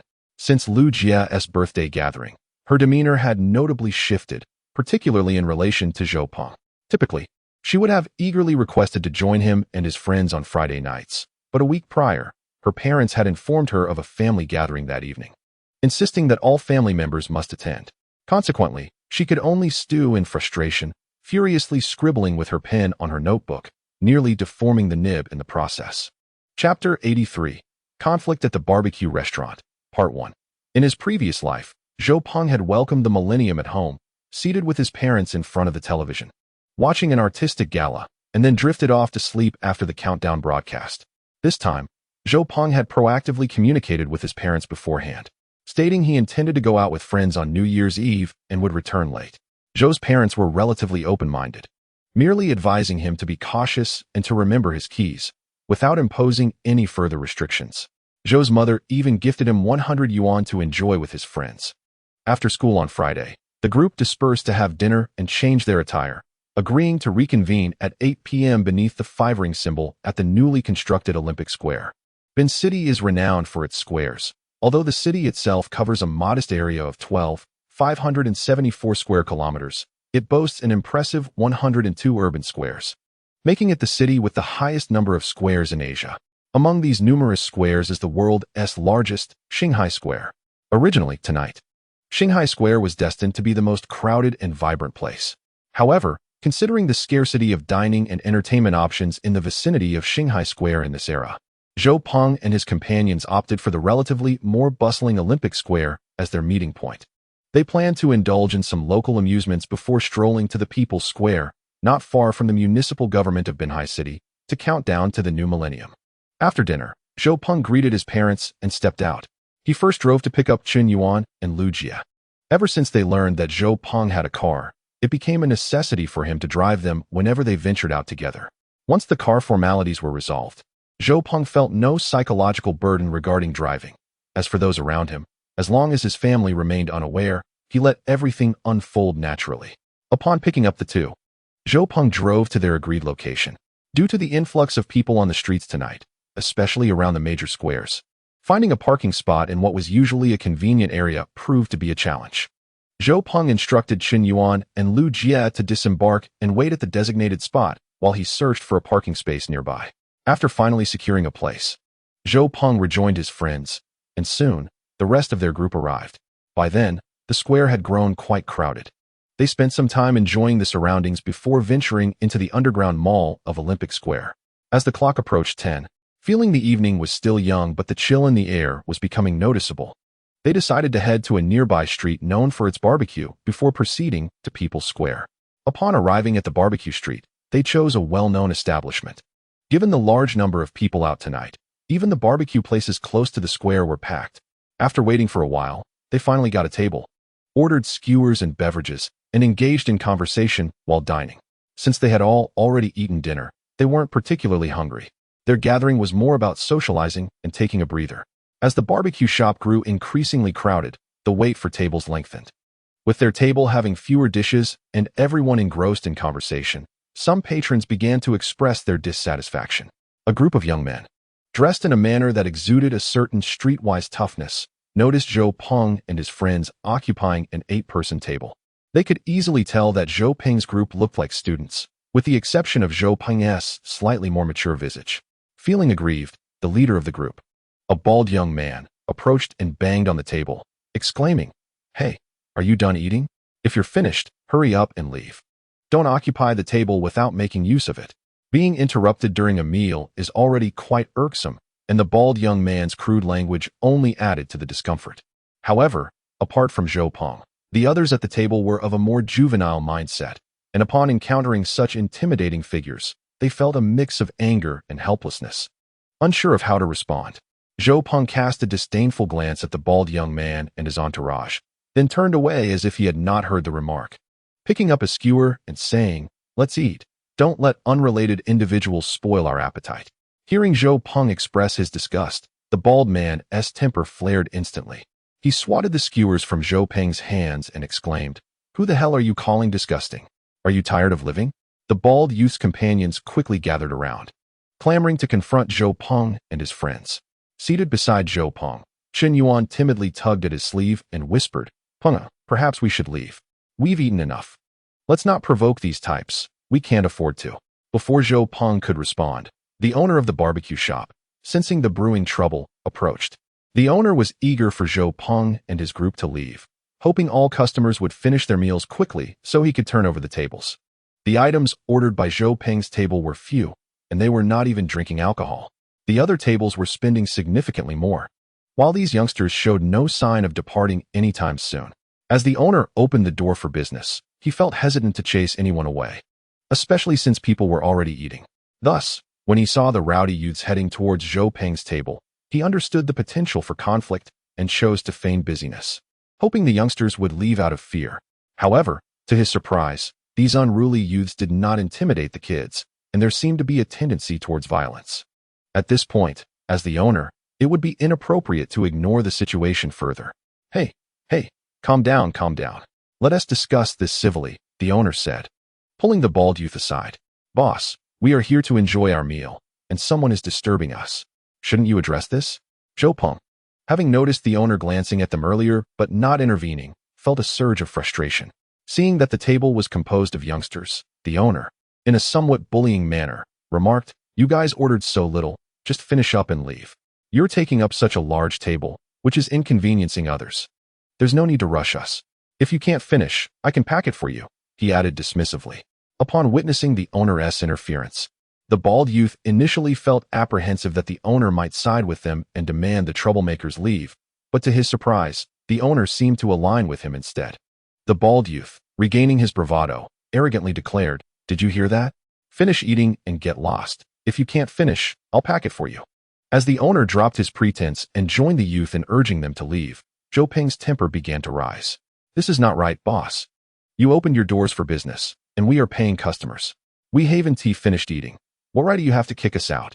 Besides, you didn't mention any minimum expenditure or time limits when we arrived. We've spent nearly 200 yuan here. Are you saying our money doesn't count?" Zhou Peng argued, presenting his case with conviction. Realizing he was at a disadvantage, the barbecue shop owner resorted to playing the rogue, claiming, "I didn't kick you out. It's fine for you to eat, but your commotion is disrupting other customers and affecting my business, and that is unacceptable." Zhou Peng, amused by the absurdity, retorted, "Are we the ones causing the disturbance? Clearly, someone is seeking us out. The incident occurred in your restaurant. Yet you refuse to address it and instead accuse us of causing a disturbance? I am indifferent to the details. I only know that a conflict has arisen between your patrons and us. You claim to be provoked, but the other party insists that it was you who instigated the trouble." At this moment, the owner of the barbecue shop revealed his unscrupulous demeanor without any pretense. Upon hearing this, the bald man immediately retorted, "You were the one who started it. You pricked me with a skewer while eating." Zhou Peng was left speechless, glancing around the restaurant. In these times, it is rare for establishments to have surveillance cameras, so video evidence was certainly lacking. As he surveyed the surrounding customers, he noted that some were merely enjoying the spectacle, while others, wary of the group that appeared unsavory, kept their heads down, focusing on their meals. It was futile to hope for a good Samaritan to intervene. With a sigh, Zhou Peng addressed the owner, saying, "As a customer dining here, I am being harassed in your presence. Are you truly going to ignore this?"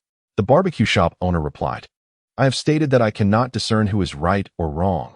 I am not a police officer and cannot adjudicate this matter." Zhou Peng responded, "Very well. We will leave, but please refund our money." The owner retorted, "What kind of logic is that? You expect to get a refund after eating? Are you trying to dine and dash?" Naturally, the owner refused to issue a refund. Zhou Peng then suggested, "Let us call the police and let them handle it. You claim I am causing a disturbance, do you not? You also allege that I pricked you with a skewer? If the police conclude that I did indeed injure you, I will compensate you for your medical expenses. If they determine that my actions disrupted your business, I will reimburse you for your economic losses. Zhou Peng fixed his gaze on the barbecue shop owner and the bald youth, pulling out a stack of cash from his coat pocket and slamming it onto the table. Zhou Peng had carried 2,000 yuan with him, not because he intended to spend that amount today, but rather due to a habitual inclination to carry cash during outings or family visits. This custom persisted even as mobile payments gradually supplanted cash transactions. Even in an era dominated by digital payments, Zhou Peng felt a sense of security carrying a few hundred yuan in cash. The sight of 2,000 yuan laid on the table indeed had a daunting effect. The restaurant owner, accustomed to handling money, recognized that his daily revenue was substantial. Yet in terms of individual table spending, it was rare for a single table to exceed 1,000 yuan in his establishment. Moreover, he was acutely aware of his own culpability and the potential repercussions of involving authorities. Even without the 2,000 yuan as leverage, he would not consider calling the police. The group of unsavory youths was thoroughly intimidated by the cash. Each of them had only a few hundred yuan on their person, and collectively they likely did not possess 2,000 yuan. They thought to themselves that they had encountered a child from a wealthy family. However, their greed soon overpowered the initial shock of the money. When Zhou Peng detected a glimmer of avarice and malice in the bald youth's eyes, he realized he had been foolishly naive. One finds oneself habitually presuming to navigate the conflicts of this era with the mentality and social experience of a later generation. In the future, due to the heightened legal awareness among the populace and the proliferation of surveillance systems, physical altercations in public spaces have become exceedingly rare. However, at present, as previously noted, we are amidst a time marked by a relatively high crime rate. Such impulsiveness not only flaunts wealth, but could very well invite calamity upon oneself. Recently, Zhou Peng has experienced a streak of good fortune, compounded by his association with individuals like Brother Long and Li Qiang, who are considered to possess a certain degree of capability in these times, leading him to feel somewhat invincible. Moreover, Zhou Peng subconsciously perceives himself as a man in his 30s, often forgetting that, in the eyes of others, he is merely a middle school student. The implications of possessing 2,000 yuan differ drastically between a middle-aged individual and a student. As his adversary momentarily lost focus, Zhou Peng's mind raced, and his hand instinctively slipped into his pocket, gripping his phone tightly. Should he contact Brother Long or Li Qiang? Yet, upon reflection, he realized that neither would likely arrive at the scene promptly, and exposing his phone might provoke even greater trouble. Zhou Peng quietly advised Qin Yuan. Inform Jiang Cheng that if a conflict arises, you two should protect the girls and swiftly retreat towards a crowded area. They are targeting me and should not pose a threat to you. If you find yourselves entangled, cry for help. The bald young man wrestled with his own indecision, exchanging a brief glance with his companions, ultimately resolving to act. During their silent communication, Zhou Peng noticed their eyes repeatedly darting towards the money on the table, prompting him to hastily return it to his pocket. Call the police. Is the police your father? Come out, and let's have a proper discussion. The bald youth felt a pang of discomfort akin to having his own money snatched away when he saw Zhou Peng conceal the cash, and he immediately reached to grab Zhou Peng's shirt. Anticipating this, Zhou Peng deftly deflected the hand and rose to his feet. Let us step outside to talk.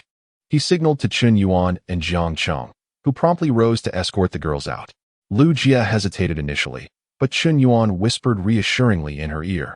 Do you not know Zhou Peng? Have faith, he has a plan. In truth, Qin Yuan was uncertain whether Zhou Peng truly had a plan, but he felt that he and the girls would be of little assistance and that it would be better not to distract Zhou Peng. This way, if escape became necessary, he would be unencumbered. The attention of the group of youths was wholly fixated on Zhou Peng, disregarding the students entirely. Jiang Cheng led Li Jing, Su Lin, and Zhao Xiannan ahead, with Lu Jia following closely behind, and Qin Yuan bringing up the rear, while Zhou Peng trailed behind Qin Yuan. The group of delinquents maintained a tight formation around Zhou Peng, ensuring he could not evade them. Onlookers anticipated that the money in Zhou Peng's pocket was no longer rightfully his. Some wore expressions of concern, while others eagerly awaited the unfolding chaos. Amused by the escalating situation, Zhou Peng observed those who reveled in misfortune, pondering that it was time for them to partake in the unfolding drama. Merely spectating was far too mundane, as a few individuals had already exited the barbecue establishment. Only Lu Jia and Qin Yuan remained inside. Zhou Peng stealthily pushed Qin Yuan from behind with a gentle, yet deliberate force, and whispered, "Gather at the entrance of the youth palace." Understanding the cue, Chen Yuan hastened to pull Lu Jie out the door. Meanwhile, Zhou Peng deliberately slowed his pace, positioning his body to obstruct a group of unruly youths. The gang, fixated on Zhou Peng, paid no heed to the others, their attention entirely riveted upon him. Fearing that Zhou Peng might escape, a bald-headed youth, caught off guard by Zhou Peng's sudden deceleration, collided with him. "Why are you pushing me?" Zhou Peng inquired. Glancing outside to see that the others had already vacated the premises, he halted and turned to the bald-headed youth. Mistaking Zhou Peng's hesitation for cowardice, the youth forcefully shoved Zhou Peng's back, barking, "Enough with the nonsense, hurry up and go out." This was precisely the moment Zhou Peng had awaited. As the bald-headed youth pushed him, Zhou Peng, as if struck by an unseen force, was propelled sideways. "Hey, don't push me," he exclaimed, colliding with a slender youth to his left, sending him crashing against a nearby table. The barbecue establishment employed flimsy folding tables that wobbled with the slightest force. The slight youth, resembling a small monkey, although failing to topple the table, caused it to shake violently, resulting in dishes, bowls, and even glasses tumbling to the floor. The laughter of 3 men and 2 women was abruptly replaced by a cascade of food and drink, drenching them in a chaotic deluge. This was soon followed by shouts of anger from the men, the piercing screams of the women, and the cacophony of shattered glass and ceramics. Realizing Zhou Peng's intent to incite chaos, the bald-headed youth reached to grab his collar. Zhou Peng forcefully resisted, exclaiming, "Don't pull me," as he leaned towards another table where onlookers had also been enjoying the spectacle. Zhou Peng's movement was more forceful this time, flipping the table and dousing another group of jovial men in a torrent of food and drink, shattering even more items in the process. In an instant, the barbecue shop descended into utter pandemonium. The first table's occupants clutched the slender youth, while the men from the second table lunged at Zhou Peng. Swiftly, he dodged, seeking refuge behind the bald-headed youth, feigning innocence as he declared, "It was him who pushed me," while pointing at the bald-headed youth. Immediately, 2 men rushed to grapple with the bald-headed youth, while the rest of the unruly group split into factions to assist both the slender youth and the bald-headed youth. Seizing the opportunity amidst the turmoil, Zhou Peng darted towards the door, flinging it open and preparing to escape. Although the bald-headed youth was entangled with 2 men, the realization that he had missed his meal and failed to rob Zhou Peng, only to be humiliated, ignited his fury. With a furious shout, he startled the 2 men into releasing their grip on him. A bald man rushed to the entrance, and just as he was about to seize Zhou Peng, he suddenly felt a firm grip on his arm. Turning around, he was surprised to find it was the owner of the barbecue shop. The owner, witnessing the chaos wrought by a few individuals in his establishment, felt a mixture of anger and regret. Initially, he had hoped to drive Zhou Peng and his companions away to salvage some profits, but the situation had escalated to this point. Seeing the 2 main instigators ready to flee, he hurriedly restrained the bald man from behind. The bald man, filled with fury, shouted at the barbecue shop owner, "Let go of me. We cannot allow that kid to escape." The owner, however, was not concerned with the bald man's grievances. His priority was to apprehend at least 1 person. He reasoned that even if the others got away, all losses would ultimately fall on the bald man's shoulders. In the meantime, Zhou Peng managed to escape the barbecue shop, where a crowd had already gathered outside, peering through the glass windows. He swiftly blended into the throng of people and ran towards the youth palace. The youth palace was not far from the barbecue shop. After turning 2 corners, Zhou Peng reached his destination in just a few minutes. At the entrance of the youth palace, only 1 girl was present. Upon seeing Zhou Peng approach, she hurriedly greeted him. Both Zhou Peng and the girl simultaneously inquired about Chen Yuan and Jiang Cheng. As it turned out, after leaving the barbecue shop, Chen Yuan and the others had hastened towards the youth palace. After walking approximately 30 meters, they heard someone behind them shout, "Hey, did a fight break out at that barbecue place?" Startled, they turned to look. Due to the large crowd around the square that evening, they could only vaguely discern some commotion at the entrance of the barbecue shop. Lu Jie grew anxious and insisted on returning to find Zhou Peng. However, Chen Yuan and Su Lin firmly held her back. Chen Yuan said, "You won't be able to help by going back. It's better if Jiang Cheng and I check it out." Lu Jie still wanted to return, but after some persuasion from the other girls, she reluctantly agreed to let Chen Yuan and Jiang Cheng go back while she and the other girls waited at the youth palace. By the time Chen Yuan and Jiang Cheng arrived at the barbecue shop's entrance, a sizable crowd had gathered, forming layers of onlookers. They hesitated to push through the throng, fearing they might incite chaos and draw attention from those inside. If Zhou Peng had already escaped, they would find themselves in a precarious situation if discovered. In truth, Zhou Peng had already slipped out of the shop, while Chun Yuan and Jiang Cheng were attempting to navigate through the crowd, unaware of each other's presence. When they finally maneuvered to a closer vantage point, Zhou Peng had already melded into the crowd. "Chun Yuan, have you seen Zhou Peng?" Jiang Cheng cautiously asked from behind a middle-aged man. "I don't think so. It seems like the owner and the bald man are still grappling," Chun Yuan replied. "Yes, I haven't seen him either. There seem to be a few unfamiliar faces gesturing as well, including a woman," Jiang Cheng added. Chapter 86. You should call 110 to report an emergency, not 119. In fact, after Zhou Peng had bolted from the barbecue shop, the ambience inside became relatively calm. The individuals present were now engaged in a debate over who should take responsibility, with minimal physical conflict occurring. However, the three parties remained clustered near the entrance of the barbecue shop, creating a scene of apparent disorder. As Chun Yuan and Jiang Cheng endeavored to observe the barbecue restaurant from varying perspectives, they incessantly shifted their positions and postures, inadvertently inciting discontent among some patrons eager to enjoy the spectacle. At that moment, as Jiang Cheng once again squeezed into a narrow space to peer ahead, a rather portly man behind him could no longer contain his irritation. With a forceful shove, he exclaimed, "If you wish to see, then step forward and do not jostle about here." Jiang Cheng, already slight of build and caught off guard, stumbled forth, propelled out of the crowd. The man's actions, coupled with Jiang Cheng's awkward predicament, elicited laughter from those nearby. In the midst of the crowd stood several diners who had retreated from the restaurant due to the ensuing commotion. The sudden emergence of Jiang Cheng and the portly man drew the attention of a few individuals at the center of the gathering. Coincidentally, the lanky boy, who had earlier been knocked down by Zhou Peng, was also at the entrance of the barbecue shop, having enlisted a companion with a horse-like visage to assist him in cleaning food stains from his clothing. Both the lanky boy and the horse-faced companion recognized Jiang Cheng.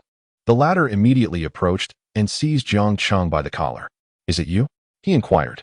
"Not me," Jiang Cheng instinctively replied. "Where's that little brat who ran away?" he demanded menacingly. Having heard that Zhou Peng had already fled, Jiang Cheng seized the opportunity to escape. With a swift pivot, he dashed into the crowd. Despite his loyalty, albeit somewhat lacking in common sense, Jiang Cheng shouted back to Chun Yuan, "Chun Yuan, run." However, his flight was futile, for the collar of his shirt was firmly grasped by the horse-faced man. Following Jiang Cheng's gaze, the lanky boy and the horse-faced companion quickly spotted Chun Yuan, who appeared visibly concerned. The lanky boy darted forward, and the onlookers parted to allow passage. Yet, as Chun Yuan attempted to flee, he found his path obstructed by the curious crowd. The lanky boy plunged into the throng and seized Chun Yuan as well. Chun Yuan, witnessing Jiang Cheng's fervent display of righteousness, felt a surge of frustration. Had he been from a different era, he might have sung a heartfelt ballad expressing gratitude for the warmth brought by companionship. Meanwhile, Jiang Cheng, aflame with indignation, exclaimed, "Why aren't you running?" Chun Yuan retorted, "Get lost." At that moment, the bald man and the restaurant owner, alerted by the commotion outside, emerged from within. Zhou Peng, having overheard a girl express concern for Chun Yuan and Jiang Cheng, retraced his steps towards the barbecue restaurant, with the girl trailing closely behind. Upon their return, they found a throng of spectators gathered at the entrance. Zhou Peng, uninterested in the girl behind him, pushed through to the front. There, Chun Yuan and Jiang Cheng were encircled by the bald man, the horse-faced companion, and the restaurant owner, their faces illuminated under the lights, revealing distinct red handprints, evidence of the blows they had endured at the hands of the bald man and his associates. Just then, Ma Yin kicked Chun Yuan and said, "Hurry up and call your classmate back, otherwise neither of you will leave today." At that moment, a few bystanders, unable to bear the sight, exclaimed, "Hey, don't hit the kid. Let's talk it over calmly." The group of thuggish youths, led by the bald man, immediately glared at those defending the youth and threatened, "Let us see who dares to meddle today." Faced with their fierce demeanor, the crowd quickly fell silent. Zhou Peng, observing the terrified and aggrieved expressions on Chun Yuan and Jiang Cheng, felt compelled to step out of the crowd and said, "Hey, are you looking for me?" Seeing Zhou Peng return, Chun Yuan and Jiang Cheng felt a mix of gratitude and concern. The bald man and the shop owner quickly approached Zhou Peng, You've got quite the nerve to come back, the bald man said, preparing to strike Zhou Peng. At that moment, Zhou Peng took a step back and declared, I've already called the police. You'd better not act rashly with so many witnesses around. Upon hearing Zhou Peng mention the police, the barbecue shop owner felt relieved, eager for police intervention. However, the bald man was taken aback, although they had not committed any serious crimes. Their record of brawling and petty mischief was not insignificant, with each having at least 3 entries at the police station. If the police arrived, regardless of whether they were the instigators or innocent bystanders, who would the police believe when a group of delinquents stood alongside students? Call the police? Who are you trying to scare? I wasn't raised to be intimidated, the bald man retorted, his aggression still simmering. Despite his apprehension regarding Zhou Peng's claim, the bald man, having bullied students and extorted pocket money before, was aware that students often feared retaliation. Out of 10, perhaps only 1 would involve their parents. And it was rare for anyone to actually call the police. Thus, while feeling somewhat uneasy, he sought to gauge Zhou Peng's resolve and posed a taunting question. Just then, the crowd began to stir, and a gap opened as several firefighters entered. Make way! Make way! What is going on here? The lead firefighter called out, parting the throng. The bald man, startled by the commotion, initially thought the police had arrived. However, upon realizing the newcomers were firefighters, he chuckled. Kid, did you call in a fire alarm? Didn't your teacher teach you to call 110 for the police? Why are you dialing 119? His words elicited laughter from the surrounding crowd. Chen Yuan, anxious, chimed in, Peng, did you dial the wrong number? Zhou Peng was equally bewildered. In truth, Zhou Peng had not called the police. He had merely been attempting to intimidate the bald man and his accomplices. He certainly did not wish to spend the Millennium New Year's Eve in a police station. And if he did call, it was highly likely that his parents would be notified, something he wanted to avoid at all costs. Chapter 87. The Assembly of Class Erwa, as today marked the Millennium New Year's Eve. The municipal government of Binhai City organized countdown events and fireworks displays in several large squares throughout the city, with many citizens also bringing their own fireworks to celebrate in the streets and nearby plazas. In light of the heightened emphasis on fire safety due to the crowded streets this evening, all firefighters in the city have had their leave canceled and are on standby around various public squares. Following an altercation at a barbecue establishment, a fire truck station nearby was the first to notice the unusual gathering of people. However, seeing no signs of fire or hearing cries for help, the firefighters remained steadfast at their posts. After a brief interval, the squad leader returned from a patrol and also observed a crowd gathering a few dozen meters ahead. He inquired of his colleagues about the situation. One firefighter speculated it might be a promotional event at the restaurant or perhaps a drunken dispute, but no one could be certain. Considering the circumstances, the squad leader decided to investigate further, instructing 2 firefighters to accompany him. As they pushed through the throng, they noted a small group of individuals seemingly engaged in a dispute, yet without any apparent fire. They did not feel alarmed. They attempted to disperse the crowd, urging them to move along. Just as the 3 firefighters were about to turn away, one firefighter whispered a few words to the squad leader. Upon hearing this, the leader turned to Zhou Peng and quietly asked, Are you Zhou Peng? Taken aback by the recognition, Zhou nodded in response. From Bin City High School, the leader confirmed again, to which Zhou affirmed with another nod. Observing the scene, the leader asked, Are you in trouble? Although Zhou did not recognize the firefighter, he quickly summarized the situation, explaining that he and his classmates had been harassed at the barbecue restaurant, with one of his friends having been assaulted. A bald individual, noticing the conversation, interjected, Hey, I've never seen a soldier's parent oversee their child. If there's a problem, it's the police who should handle it. Who do you think you are? Before he could finish, the squad leader, wearing steel-toed firefighting boots, swiftly kicked the man to the ground. Immediately, he grabbed the radio and commanded, All members of Team Erwa, assemble on Barbecue Street. Now, the radio crackled with responses as the crowd fell silent.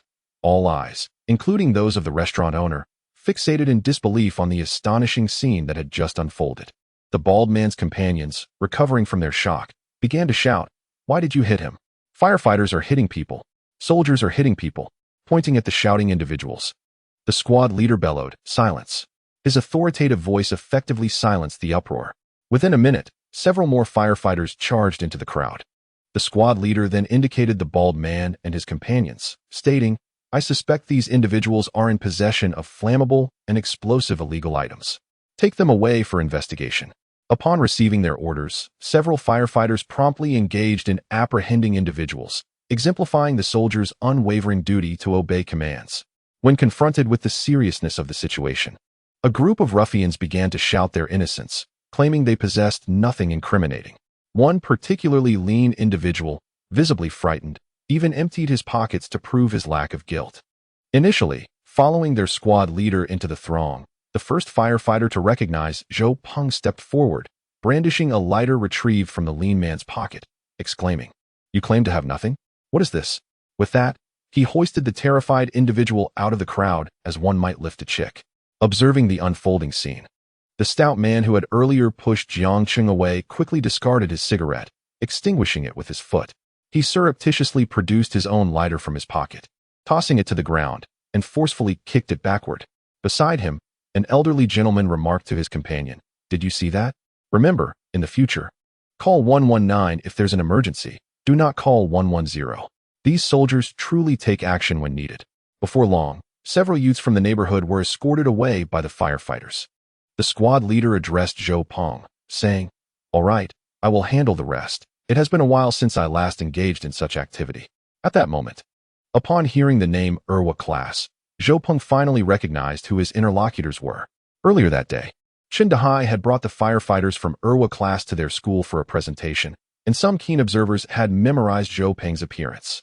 However, Zhou Peng, with average eyesight and seated far from the podium, had focused solely on Li Qiang and Chen Dehai, neglecting the firefighters.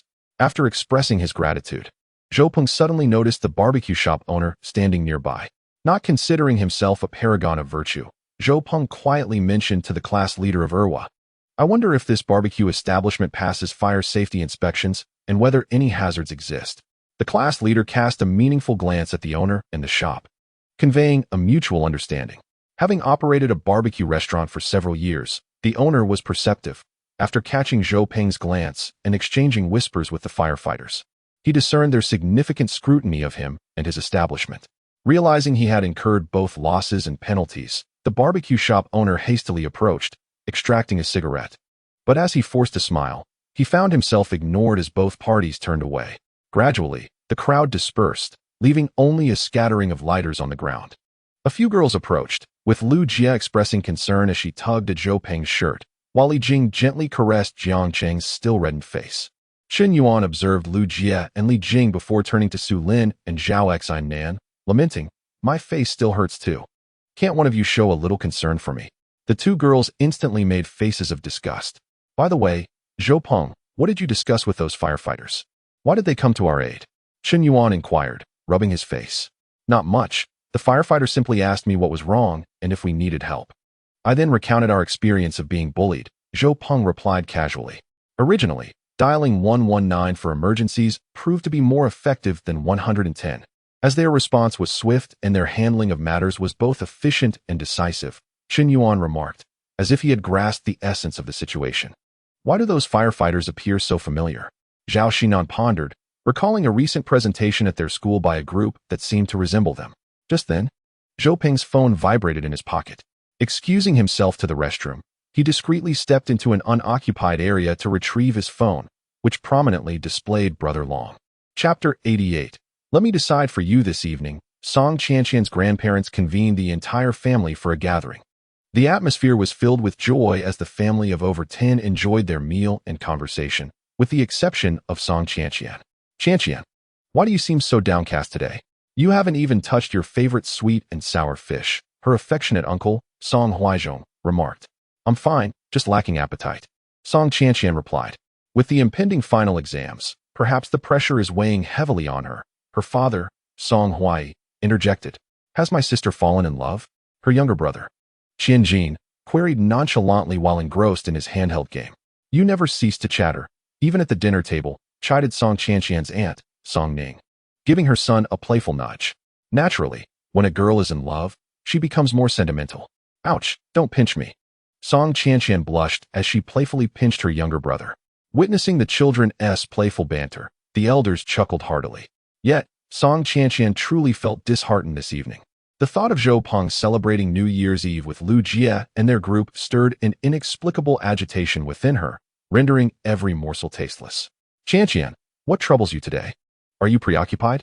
Song Tong Tong, noticing her sister's unusual demeanor, whispered in her ear. Nothing, Song Qian responded, but her hesitation was palpable. Song Tong Tong, sensing her sister's reluctance, raised her voice slightly. Qian, accompany me to the restroom. I'll go too. Jin chimed in, still fixated on his game console. Focus on your game. The ladies' room is no place for you, Song Tong Tong retorted as she led Song Qian out of the dining room. What is really going on? Speak to me, sister. Song Tong Tong implored in the hallway by the restroom. I wish to go to the square for the countdown, Song Qian confided. What is so captivating about that? It's freezing outside, and the crowd will be overwhelming, Song Tong Tong replied, perplexed. He and his classmates are going to the square for the countdown and to watch the fireworks, Song Qian admitted, her face flushed as she lowered her gaze. Zhou Peng? Song Tong Tong inquired. Yes, with female classmates? She pressed further. There are both boys and girls, including the girl from my last birthday celebration, Song Qian explained. Did he not invite you to join? Song Tong Tong's interest piqued. No, he didn't. Even if he had, I couldn't go anyway. Our family is gathering tonight. Just wait, Song Tong Tong declared, pulling out her phone. Sister, what are you doing? Song Qian asked, bewildered. Mind your business. I will take care of this, Song Tong Tong said as she dialed a number, muttering, our Song family girls will not be outdone by anyone. What a joke. After dialing, she waited impatiently for the call to connect. Hello, where are you? My sister and I are heading to the square to count down and watch the fireworks.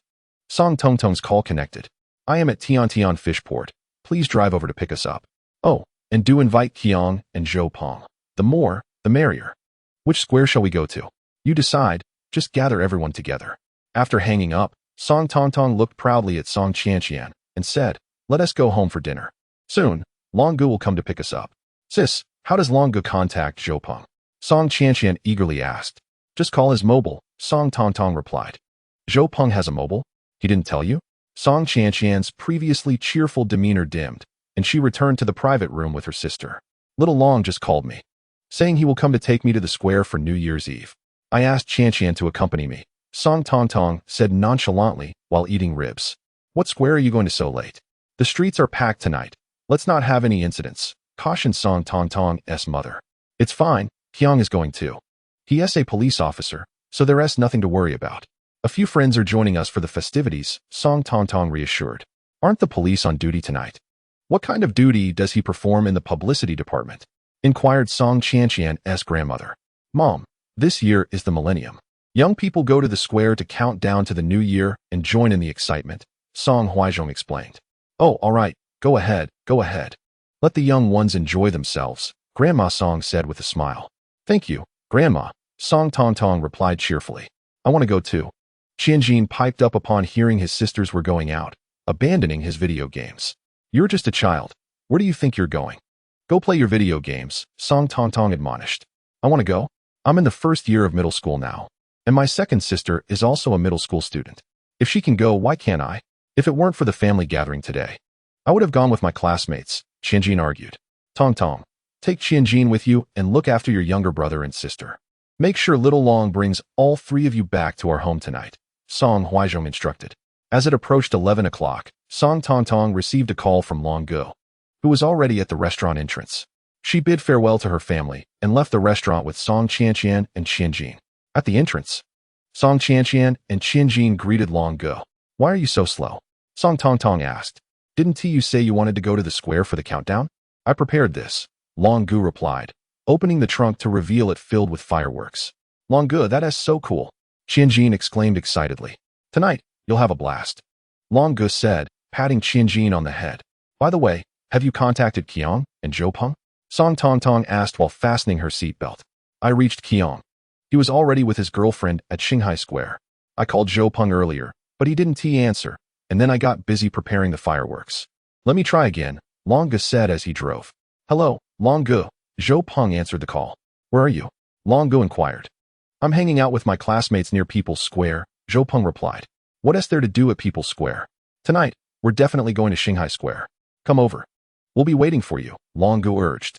You all? Zhou Peng asked. Yes, me, Qiang, your sister Tong Tong, and Qiang's girlfriend, whom you've met before. Long Gu identified. Long Gu initially intended to mention that Song Chanqian was also present, but upon seeing Song Tongtong waving repeatedly, he quickly masked his thoughts and said, "You all enjoy yourselves.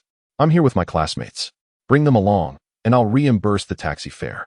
The more, the merrier. After the countdown, I'll treat everyone to a karaoke session."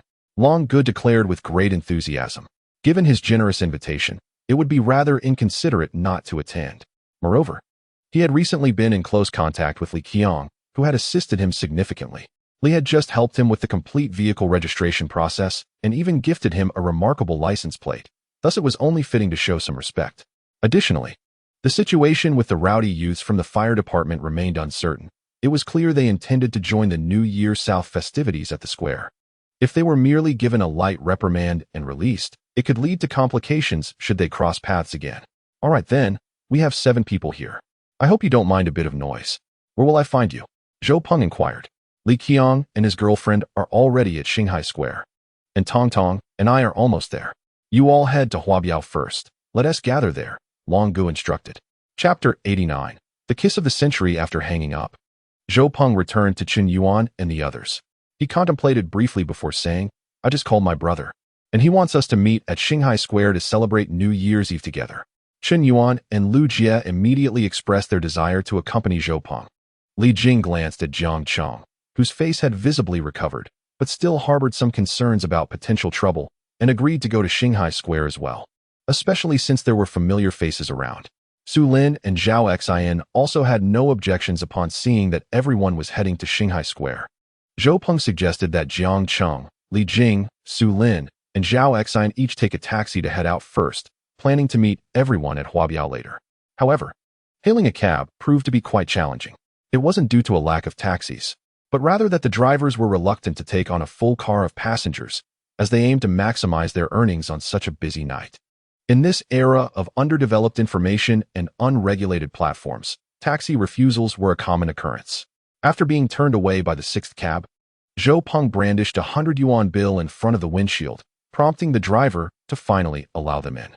Once the group of 4 departed, Zhou Peng, along with Chun Yuan and Lu Jie, drove towards Shanghai Square.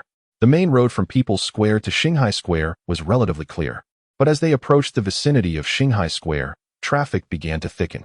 This was not only due to the sheer volume of people and vehicles, but also because of the special traffic regulations in place for the night, prohibiting private vehicles from entering the square. Fortunately, the license plate prepared by Li Qiang proved beneficial.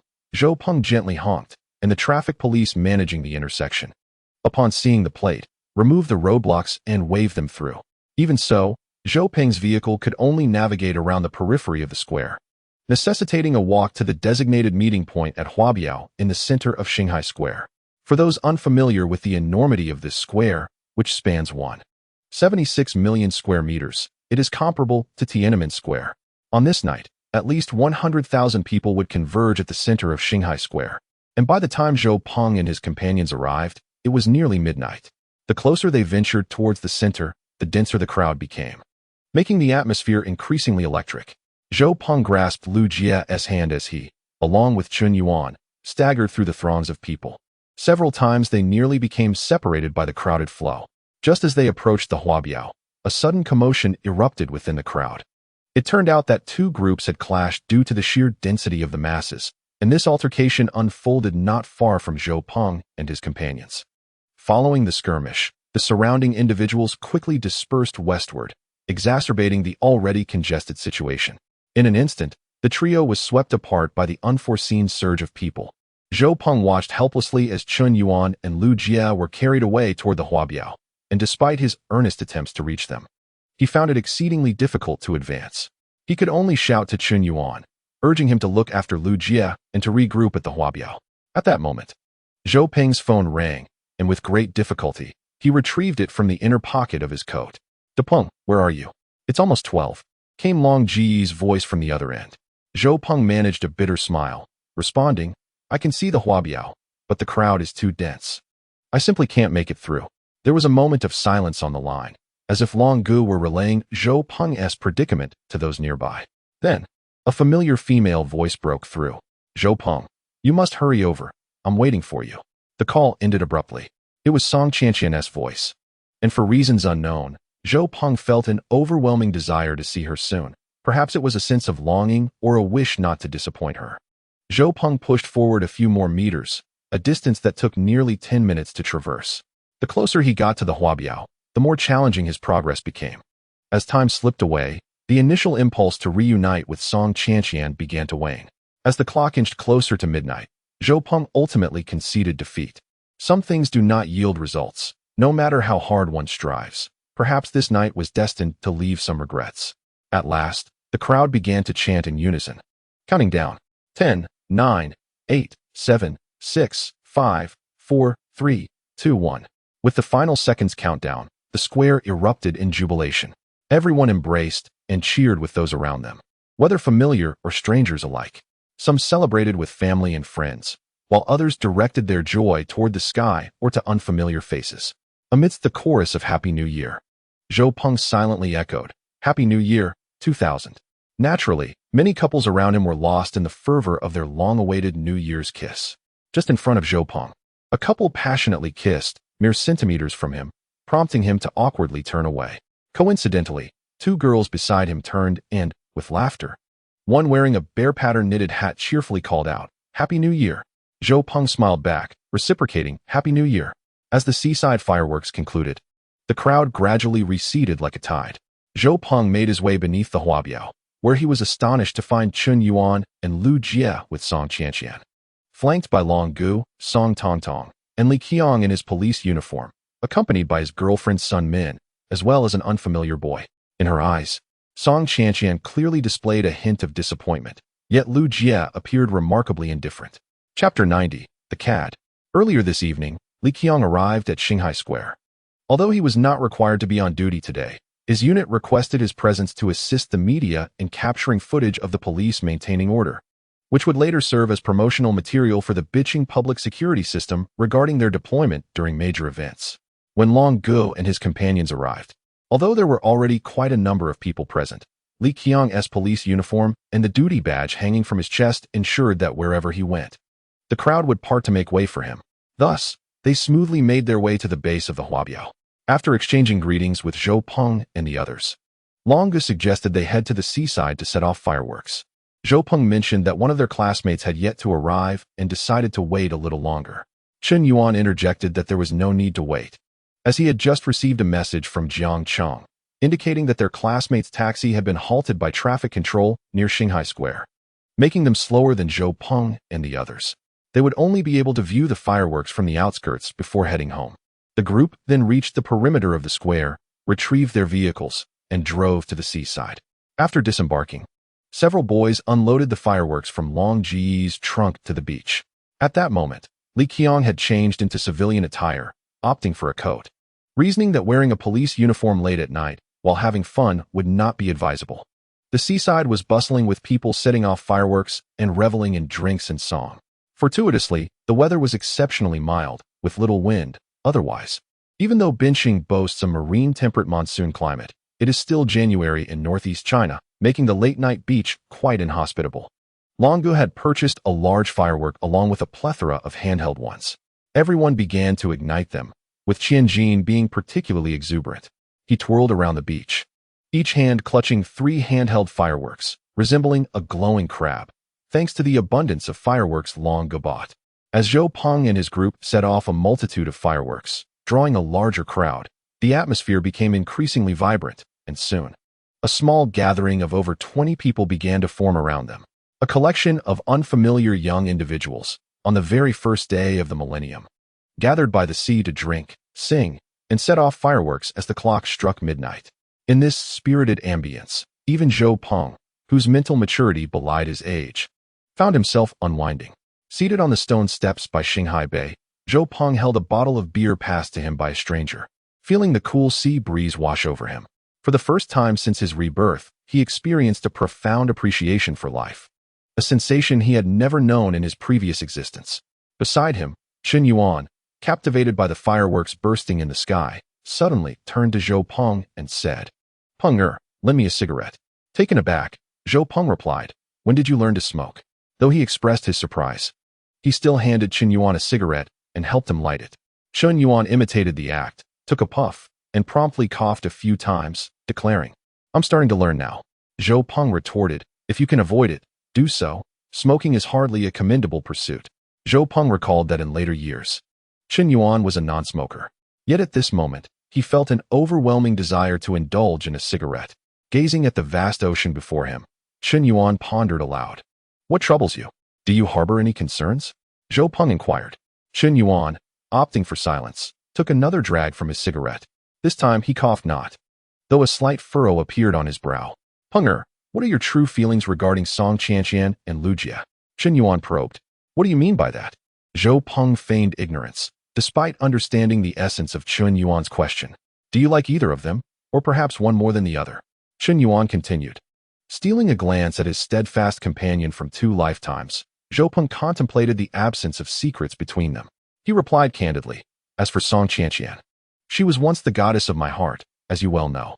However, after being rebuffed last year, I took considerable time to reflect and realized my feelings had been impulsive.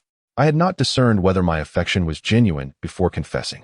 Presently, I have long since shed that initial fervor, yet she has recently shown me an unusual warmth, stirring faint ripples of nostalgia within me. If I were to say I still like her, it would be a smidgen, but seeing her with others brings discomfort akin to a child who, having once cherished a toy, no longer desires it, but is reluctant to share it with peers. Do you think I am particularly despicable?" "What does despicable mean?" Chen Yuan inquired.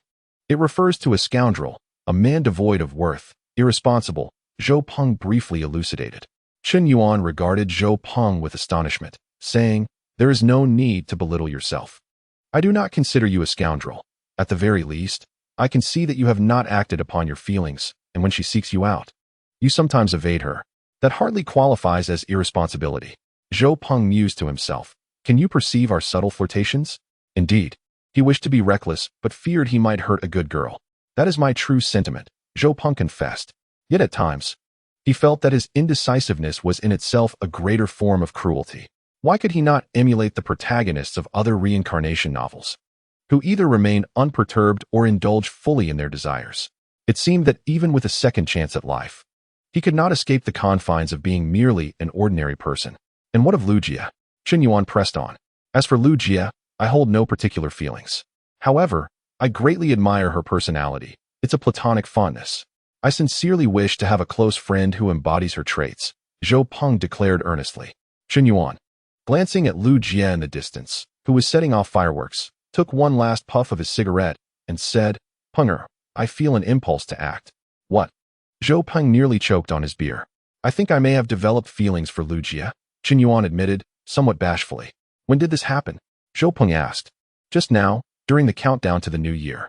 We embraced," Chen Yuan disclosed, withholding the fact that he had secretly liked Lu Jie for some time.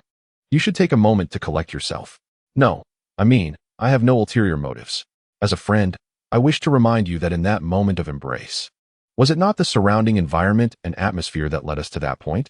In truth, Zhou Peng had sensed a peculiar affection in Chen Yuan towards Lu Jie, albeit with uncertainty. Primarily, Chen Yuan's usual demeanor was that of a playful and lively spirit. However, at this juncture, when Chen Yuan claimed it was merely a hug, Zhou Peng felt a twinge of concern that Chen Yuan might misinterpret his generous actions towards Lu Jie, not wanting his good friend to be seen as overly sentimental. Chen Yuan interrupted Zhou Peng, saying, "I understand your point. It was indeed influenced by the cheers and embraces around us. We were simply going with the flow. But in that fleeting moment of holding her, it felt as if my heart paused." Chen Yuan suddenly fell silent, seemingly reminiscing about that sensation, recalling the fondness that blossomed upon first meeting Lu Jie in middle school. "Have you ever hugged another girl and felt this way?" Zhou Peng inquired. "Of course. I've embraced others, but never with such feelings," Chen Yuan asserted with conviction. "When was that? Who did you hug?" Zhou Peng, unable to recall Chen Yuan discussing this topic previously, curiously asked. "Back in kindergarten, during games, I hugged several friends," Chen Yuan replied proudly. Playboy. Chapter 91. New Year's Wishes. Chen Yuan seized the beer bottle from Zhou Peng's hand and downed the remaining half in one gulp. With a certain flair, he hurled the bottle towards the sea and declared, "All right, Penger, I've made my decision. Since you truly have no feelings for Lu Jie, I shall act on impulse. Even if the outcome is less than ideal, I must give it a try."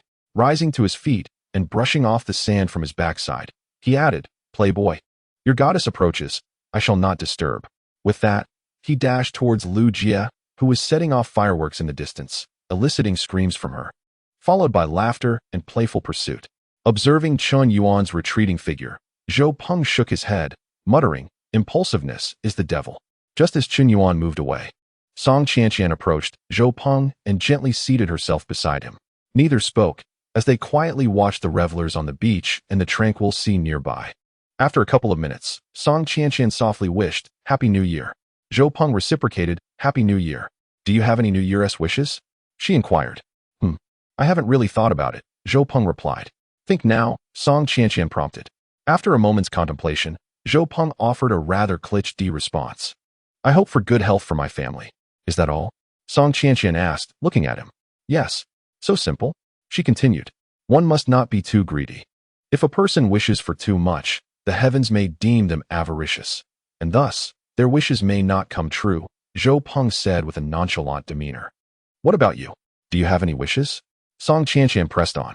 "My wishes are to be fulfilled by my own efforts," Zhou Peng replied. "What wishes do you hope to achieve?" Song Qianqian gently echoed his words and, like a curious child, continued to inquire. "To live well just once." "Then grant me some New Year blessings," Song Qianqian requested. Zhou Peng turned his gaze towards Song Qianqian, whose eyes were fixed upon him with unwavering intensity. Today, she appeared exceptionally beautiful. Her fair complexion glowed under the dazzling fireworks, radiating a captivating brilliance even in the deep of night. Reflecting on his earlier conversation with Chun Yuan and the myriad memories shared with Song Qianqian since his rebirth, Zhou Peng let out a deep sigh. "May your winters be warm. May your springs be free from chill. May there be light in the darkness and an umbrella in the rain. May you have a kindred spirit by your side throughout life's journey. May you find understanding in your joys and sorrows. And may your life be filled with love and effort. May your heart be untroubled and your thoughts remain pure." As Zhou Peng uttered the final words, he noticed that tears streamed down Song Qianqian's face, her expression a mixture of disbelief and sorrow. "You deceiver, you said one should not be overly greedy, didn't you? You claimed that greed would lead to disappointment." Not far away, Qianjin observed Song Qianqian's unusual demeanor and called out to her, intending to investigate further. Beside him, Song Tong, who had been discreetly observing the two, pulled Qianjin aside and whispered, "Don't go over there. Just entertain yourself." Qianjin attempted to protest, but was silenced by Long Gu, who dragged him away. "Long Gu, is that person bullying my sister? I must confront him," Qianjin exclaimed. His face flushed with anger. Long Gu sighed, replying, "It is your sister who is bullying him."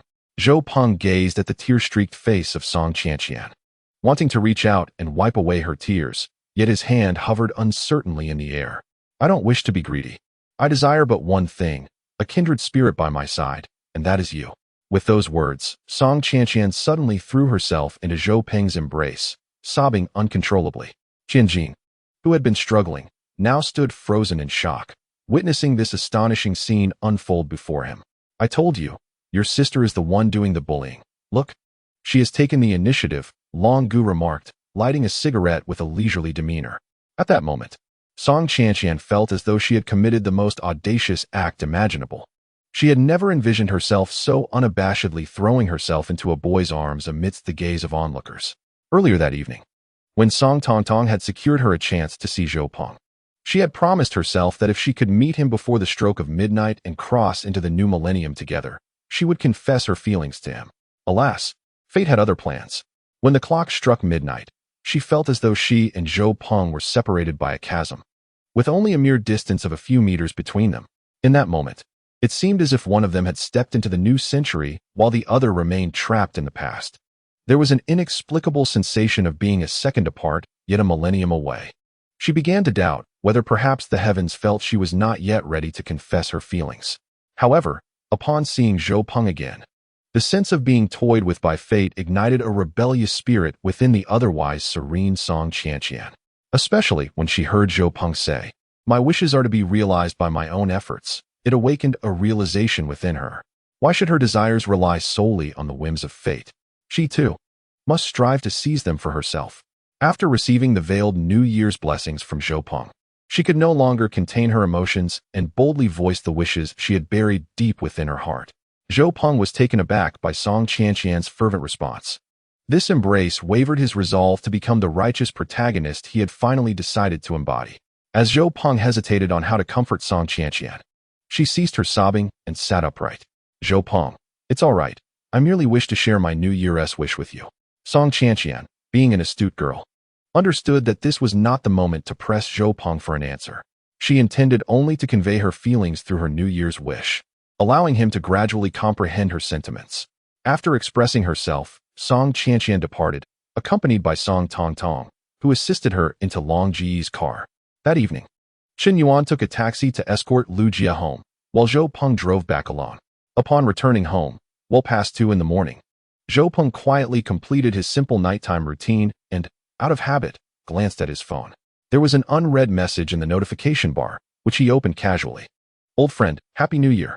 The sender was his only online friend, Wang Xiaona, with the timestamp marking the very beginning of the year 2000. Chapter 92. Family gathering on the morning of January 1st, 2000, Zhou Peng was awakened by his mother. The family was to gather at his uncle's house today. Zhou Peng had 2 uncles and 1 aunt, and he was the youngest in the Zhou family. Above him were 2 older brothers and 1 sister. Upon arriving at his uncle's house, Zhou Peng went to his eldest brother Zhou Yang's room, where Zhou Yang was engrossed in video games with their second brother, Zhou Su. Zhou Yang, the son of Zhou Peng's uncle, was 6 years his senior and had graduated from a vocational school, currently working at a home appliance company in Binqing. Zhou Su, the son of Zhou Peng's second uncle, was 2 years older than Zhou Peng and also attended a vocational school after failing to enter high school. Since childhood, Zhou Yang had been quite considerate of his younger brothers. After starting to work, he often treated them to delicious food and entertaining activities. Upon seeing Zhou Peng, Zhou Yang relinquished the game console for the younger siblings to enjoy while he reclined on the bed, perusing a magazine. Are you taking the high school entrance exam next year, Peng Peng? Zhou Yang inquired. Yes, in half a year, Zhou Peng replied. Do you think you'll be able to get into high school? Zhou Yang asked. I doubt it. None of the boys in our family seem destined for academic success. Zhou Su interjected while fiddling with the controller. If you can't get into high school, you can attend our school. I'll look after you, Zhou Su added. Who do you look down upon? I believe I'm quite capable, Zhou Peng asserted, feeling a rare sense of relaxation in the presence of his brothers since his rebirth. The 3 brothers shared a close bond. Their uncles and aunts had always treated him well, particularly after Zhou Peng's parents moved to the northwest, when they showed even greater concern for him, frequently inviting him over for meals or to stay for a few days. In truth, attending vocational school instead of high school was not the end of the world. Entering the workforce early had its advantages as well. When the time comes, I can recommend you to sell home appliances at the mall. If you perform well, you could earn over 1,000 a month in commissions, Zhou Yang, who had been working for more than 2 years, mentioned. In his early 20s, he was quite content with his current situation, lacking a clear plan for the future. Zhou Peng knew that his brother Zhou Yang would lead a relatively comfortable life in the years to come. The period following the year 2000 marked a remarkable era of rapid development within the home appliance industry. Not only did the variety of products flourish, but the public's recognition and purchasing power also saw significant enhancement. The concept of home appliances evolved beyond merely encompassing televisions, refrigerators, and washing machines. The vibrancy of the industry is evident from the sponsorship of the CCTV Spring Festival Gala. From 2003 to 2014, Medea emerged as the leading sponsor for 11 consecutive years, with the exception of 2012. However, with the meteoric rise of e-commerce platforms, the retail sector faced what could be described as a catastrophic upheaval. Zhou Yang's financial circumstances deteriorated markedly, compounded by a lack of financial planning and savings, leading to a period of financial strain. Zhou Peng, understanding that his elder brother would fare well over the next decade, refrained from intervening prematurely, believing that he would have sufficient time to amass capital. He resolved that, when the time came and if his brother were in need, he would extend his assistance. This encapsulates Zhou Peng's attitude towards his family, including his parents, as he preferred not to overly interfere in their established lives, even as they were set to distance themselves from him. His current focus was on enriching himself and steadily accumulating wealth. Once he possessed the means to care for himself and his family, he would relinquish the decision-making power to them, allowing them to determine the lifestyle they desired. Yang Yang, it's time for dinner, called out his aunt, knocking on the door. At the dining table, the family first raised their glasses to toast the arrival of the new year, followed by a warm family feast. Although the Zhou family belonged to the ordinary working class and dined on simple fare, the atmosphere was particularly joyful. In Zhou Peng's memories, despite the absence of his grandparents, the family elders still gathered together during festive seasons. "Where's my sister Ping Ping?" Zhou Fu inquired of his sister Zhou Shui. Zhou Peng was aware that the conversation would soon shift to their parents working out of town and his own arrangements, a topic that had caused discord in his previous life on this very day. This child, taking just a couple of days off, doesn't he want to be bothered? She'll return for the new year, Zhou Peng's sister, Li Ping, who had just begun her freshman year at university in Taheshi City within the province, stated. Zhou Mu, Sun Yu, remarked, "Sister, there's something I wish to discuss with you, and since everyone is present today, I'd like to bring it up." Noticing the seriousness in her tone, the others paused their eating. "After the new year, I plan to go to the northwestern region to participate in sand control efforts. Given our families are not particularly spacious, and considering Ping Ping is currently away at university, I propose that Peng Peng stay with his aunt for the time being. When Ping Ping returns from her break, we can then arrange for Peng Peng to stay with his grandparents." The Zhou family listened in astonishment. "Sun Yu, Peng Peng staying with me is not an issue. But what prompted you both to consider going to the northwestern region?" Zhou Fu asked. "It's not our decision. Our workplace is a supporting unit assigned to assist there. A group of us has been dispatched to aid in sand control. Those of us without connections are the first to be sent," he explained. "Isn't this supposed to consider individual preferences? Can one decline?" Zhou Peng's second uncle, Zhou Xingmin, interjected. "Perhaps it would be best not to go. If we do not, we will inevitably find ourselves on the next list of layoffs," Sun Yu remarked. At this moment, the nation was experiencing a wave of layoffs, and families like the Zhous, who held traditional values, placed significant importance on stable employment. "Let them lay us off. Surely anything would be better than that," Uncle Zhou Shenghua interjected. "What can we do if both of us are laid off? We lack the capital to start a business, and we have no experience in that regard." Peng Peng is set to take his high school entrance exam next year. If he manages to get into high school, that would be well and good. But if he performs poorly, the costs of self-funding his education would escalate. If both of us are laid off, how will we support him? Truth be told, we have considered it. Going there might not be so bad. All meals and accommodation are provided, which means minimal expenses. Besides, the salary is steady, and there are additional allowances. We can also return home during holidays, and they say we can be reassigned back in 3 to 5 years. Those who go to support the effort often have better chances of promotion upon their return, Zhou Xingli explained. "Victory, if you two have made up your minds. Don't worry about Peng Peng.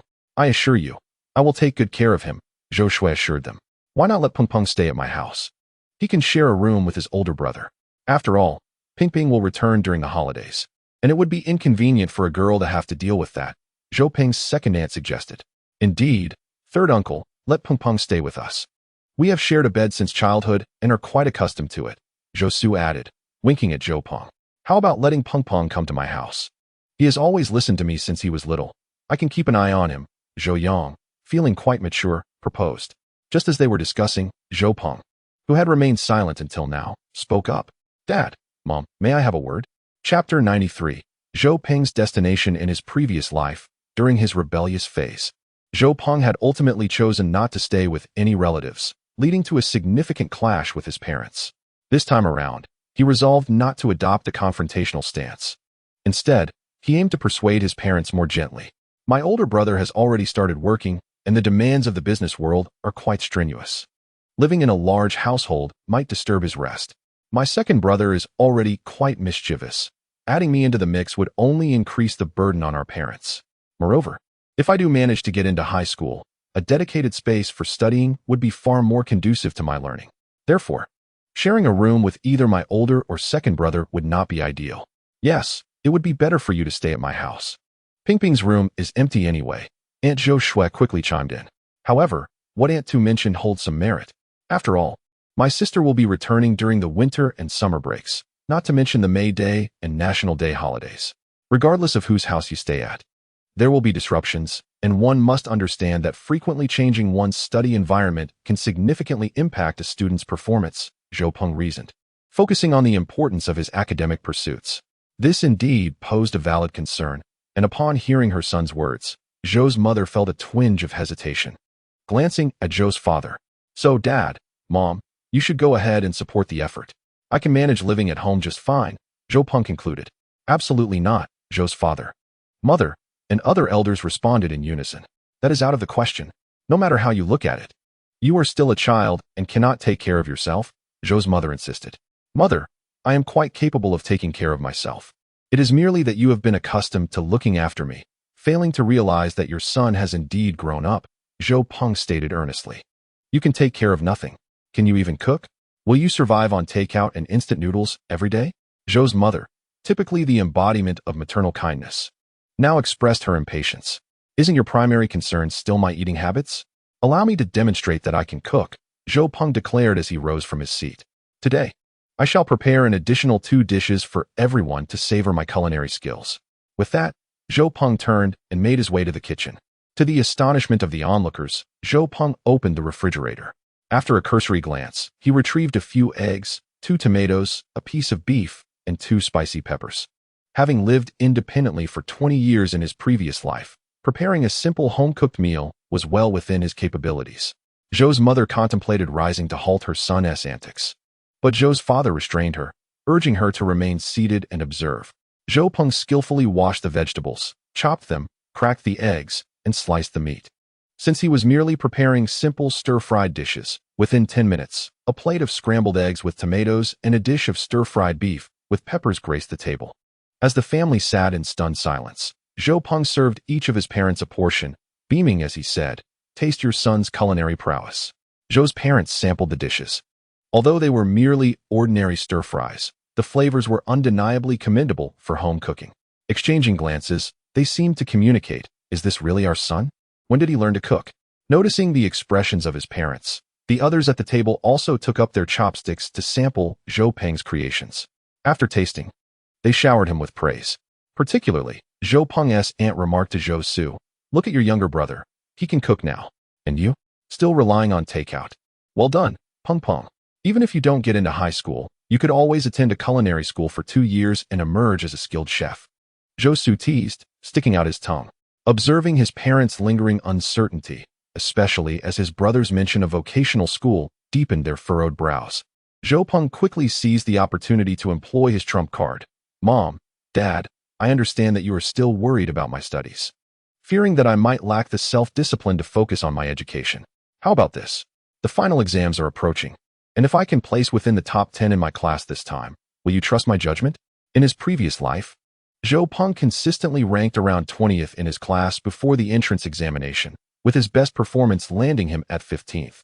With diligent effort in the final semester, gaining admission to an ordinary high school should have been feasible, at least reaching the cutoff for self-funded enrollment. Yet, it was his lack of discipline during the final semester that ultimately resulted in his failure to secure a high school spot. However, this time around, Zhou Peng felt a sense of confidence. Following his rebirth, he had devised a personalized study plan that suited him perfectly, coupled with a more mature and composed demeanor, as well as the invaluable tool he possessed. After 3 months of various assessments, he was confident that placing within the top 10 of his class should pose no insurmountable challenge. Upon hearing Zhou Peng's words, Father Zhou glanced at Mother Zhou and said, "Very well, if you manage to secure a position among the top 10 in your class during this final exam, I shall permit you to live independently." That evening, Zhou Peng and Zhou Su did not return home, as it was customary for the 3 brothers to spend a night together during festive occasions. On their way home, Father Zhou remarked, "Have you noticed how much our son has matured lately? He can even cook now." Mother Zhou replied, "Indeed, our son has become quite sensible.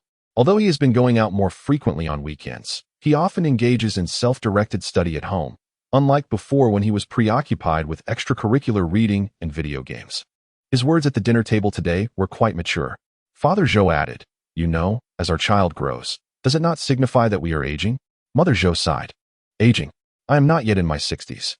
Come on, let us hurry home. With our son absent tonight, even if we are growing older, let me show you what it means to age gracefully."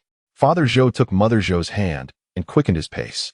On Monday, upon arriving at school, Wang Xiaona, with a stern expression, inquired, "Haven't you been online these past few days?" The communication between Wang Xiaona and Zhou Peng had become entirely devoid of tension. Zhou Peng thought to himself, "Oh no, on that day at midnight, Wang Xiaona left me a message and by the time I saw it, it was already past 2. I forgot to reply. No, Zhou Peng hesitated, searching for an explanation. Don't say your handheld device ran out of battery and you forgot your charger. I just checked. There's no charger in your desk, Wang Xiaona interrupted him. Unbeknownst to her, although she felt a tinge of anger towards Zhou Peng for ignoring her, she was even more troubled by the prospect of him deceiving her. Thus, before he could fabricate an excuse, she preemptively closed off any potential avenues for dishonesty. You went through my desk? Zhou Peng suddenly said, his expression turning serious.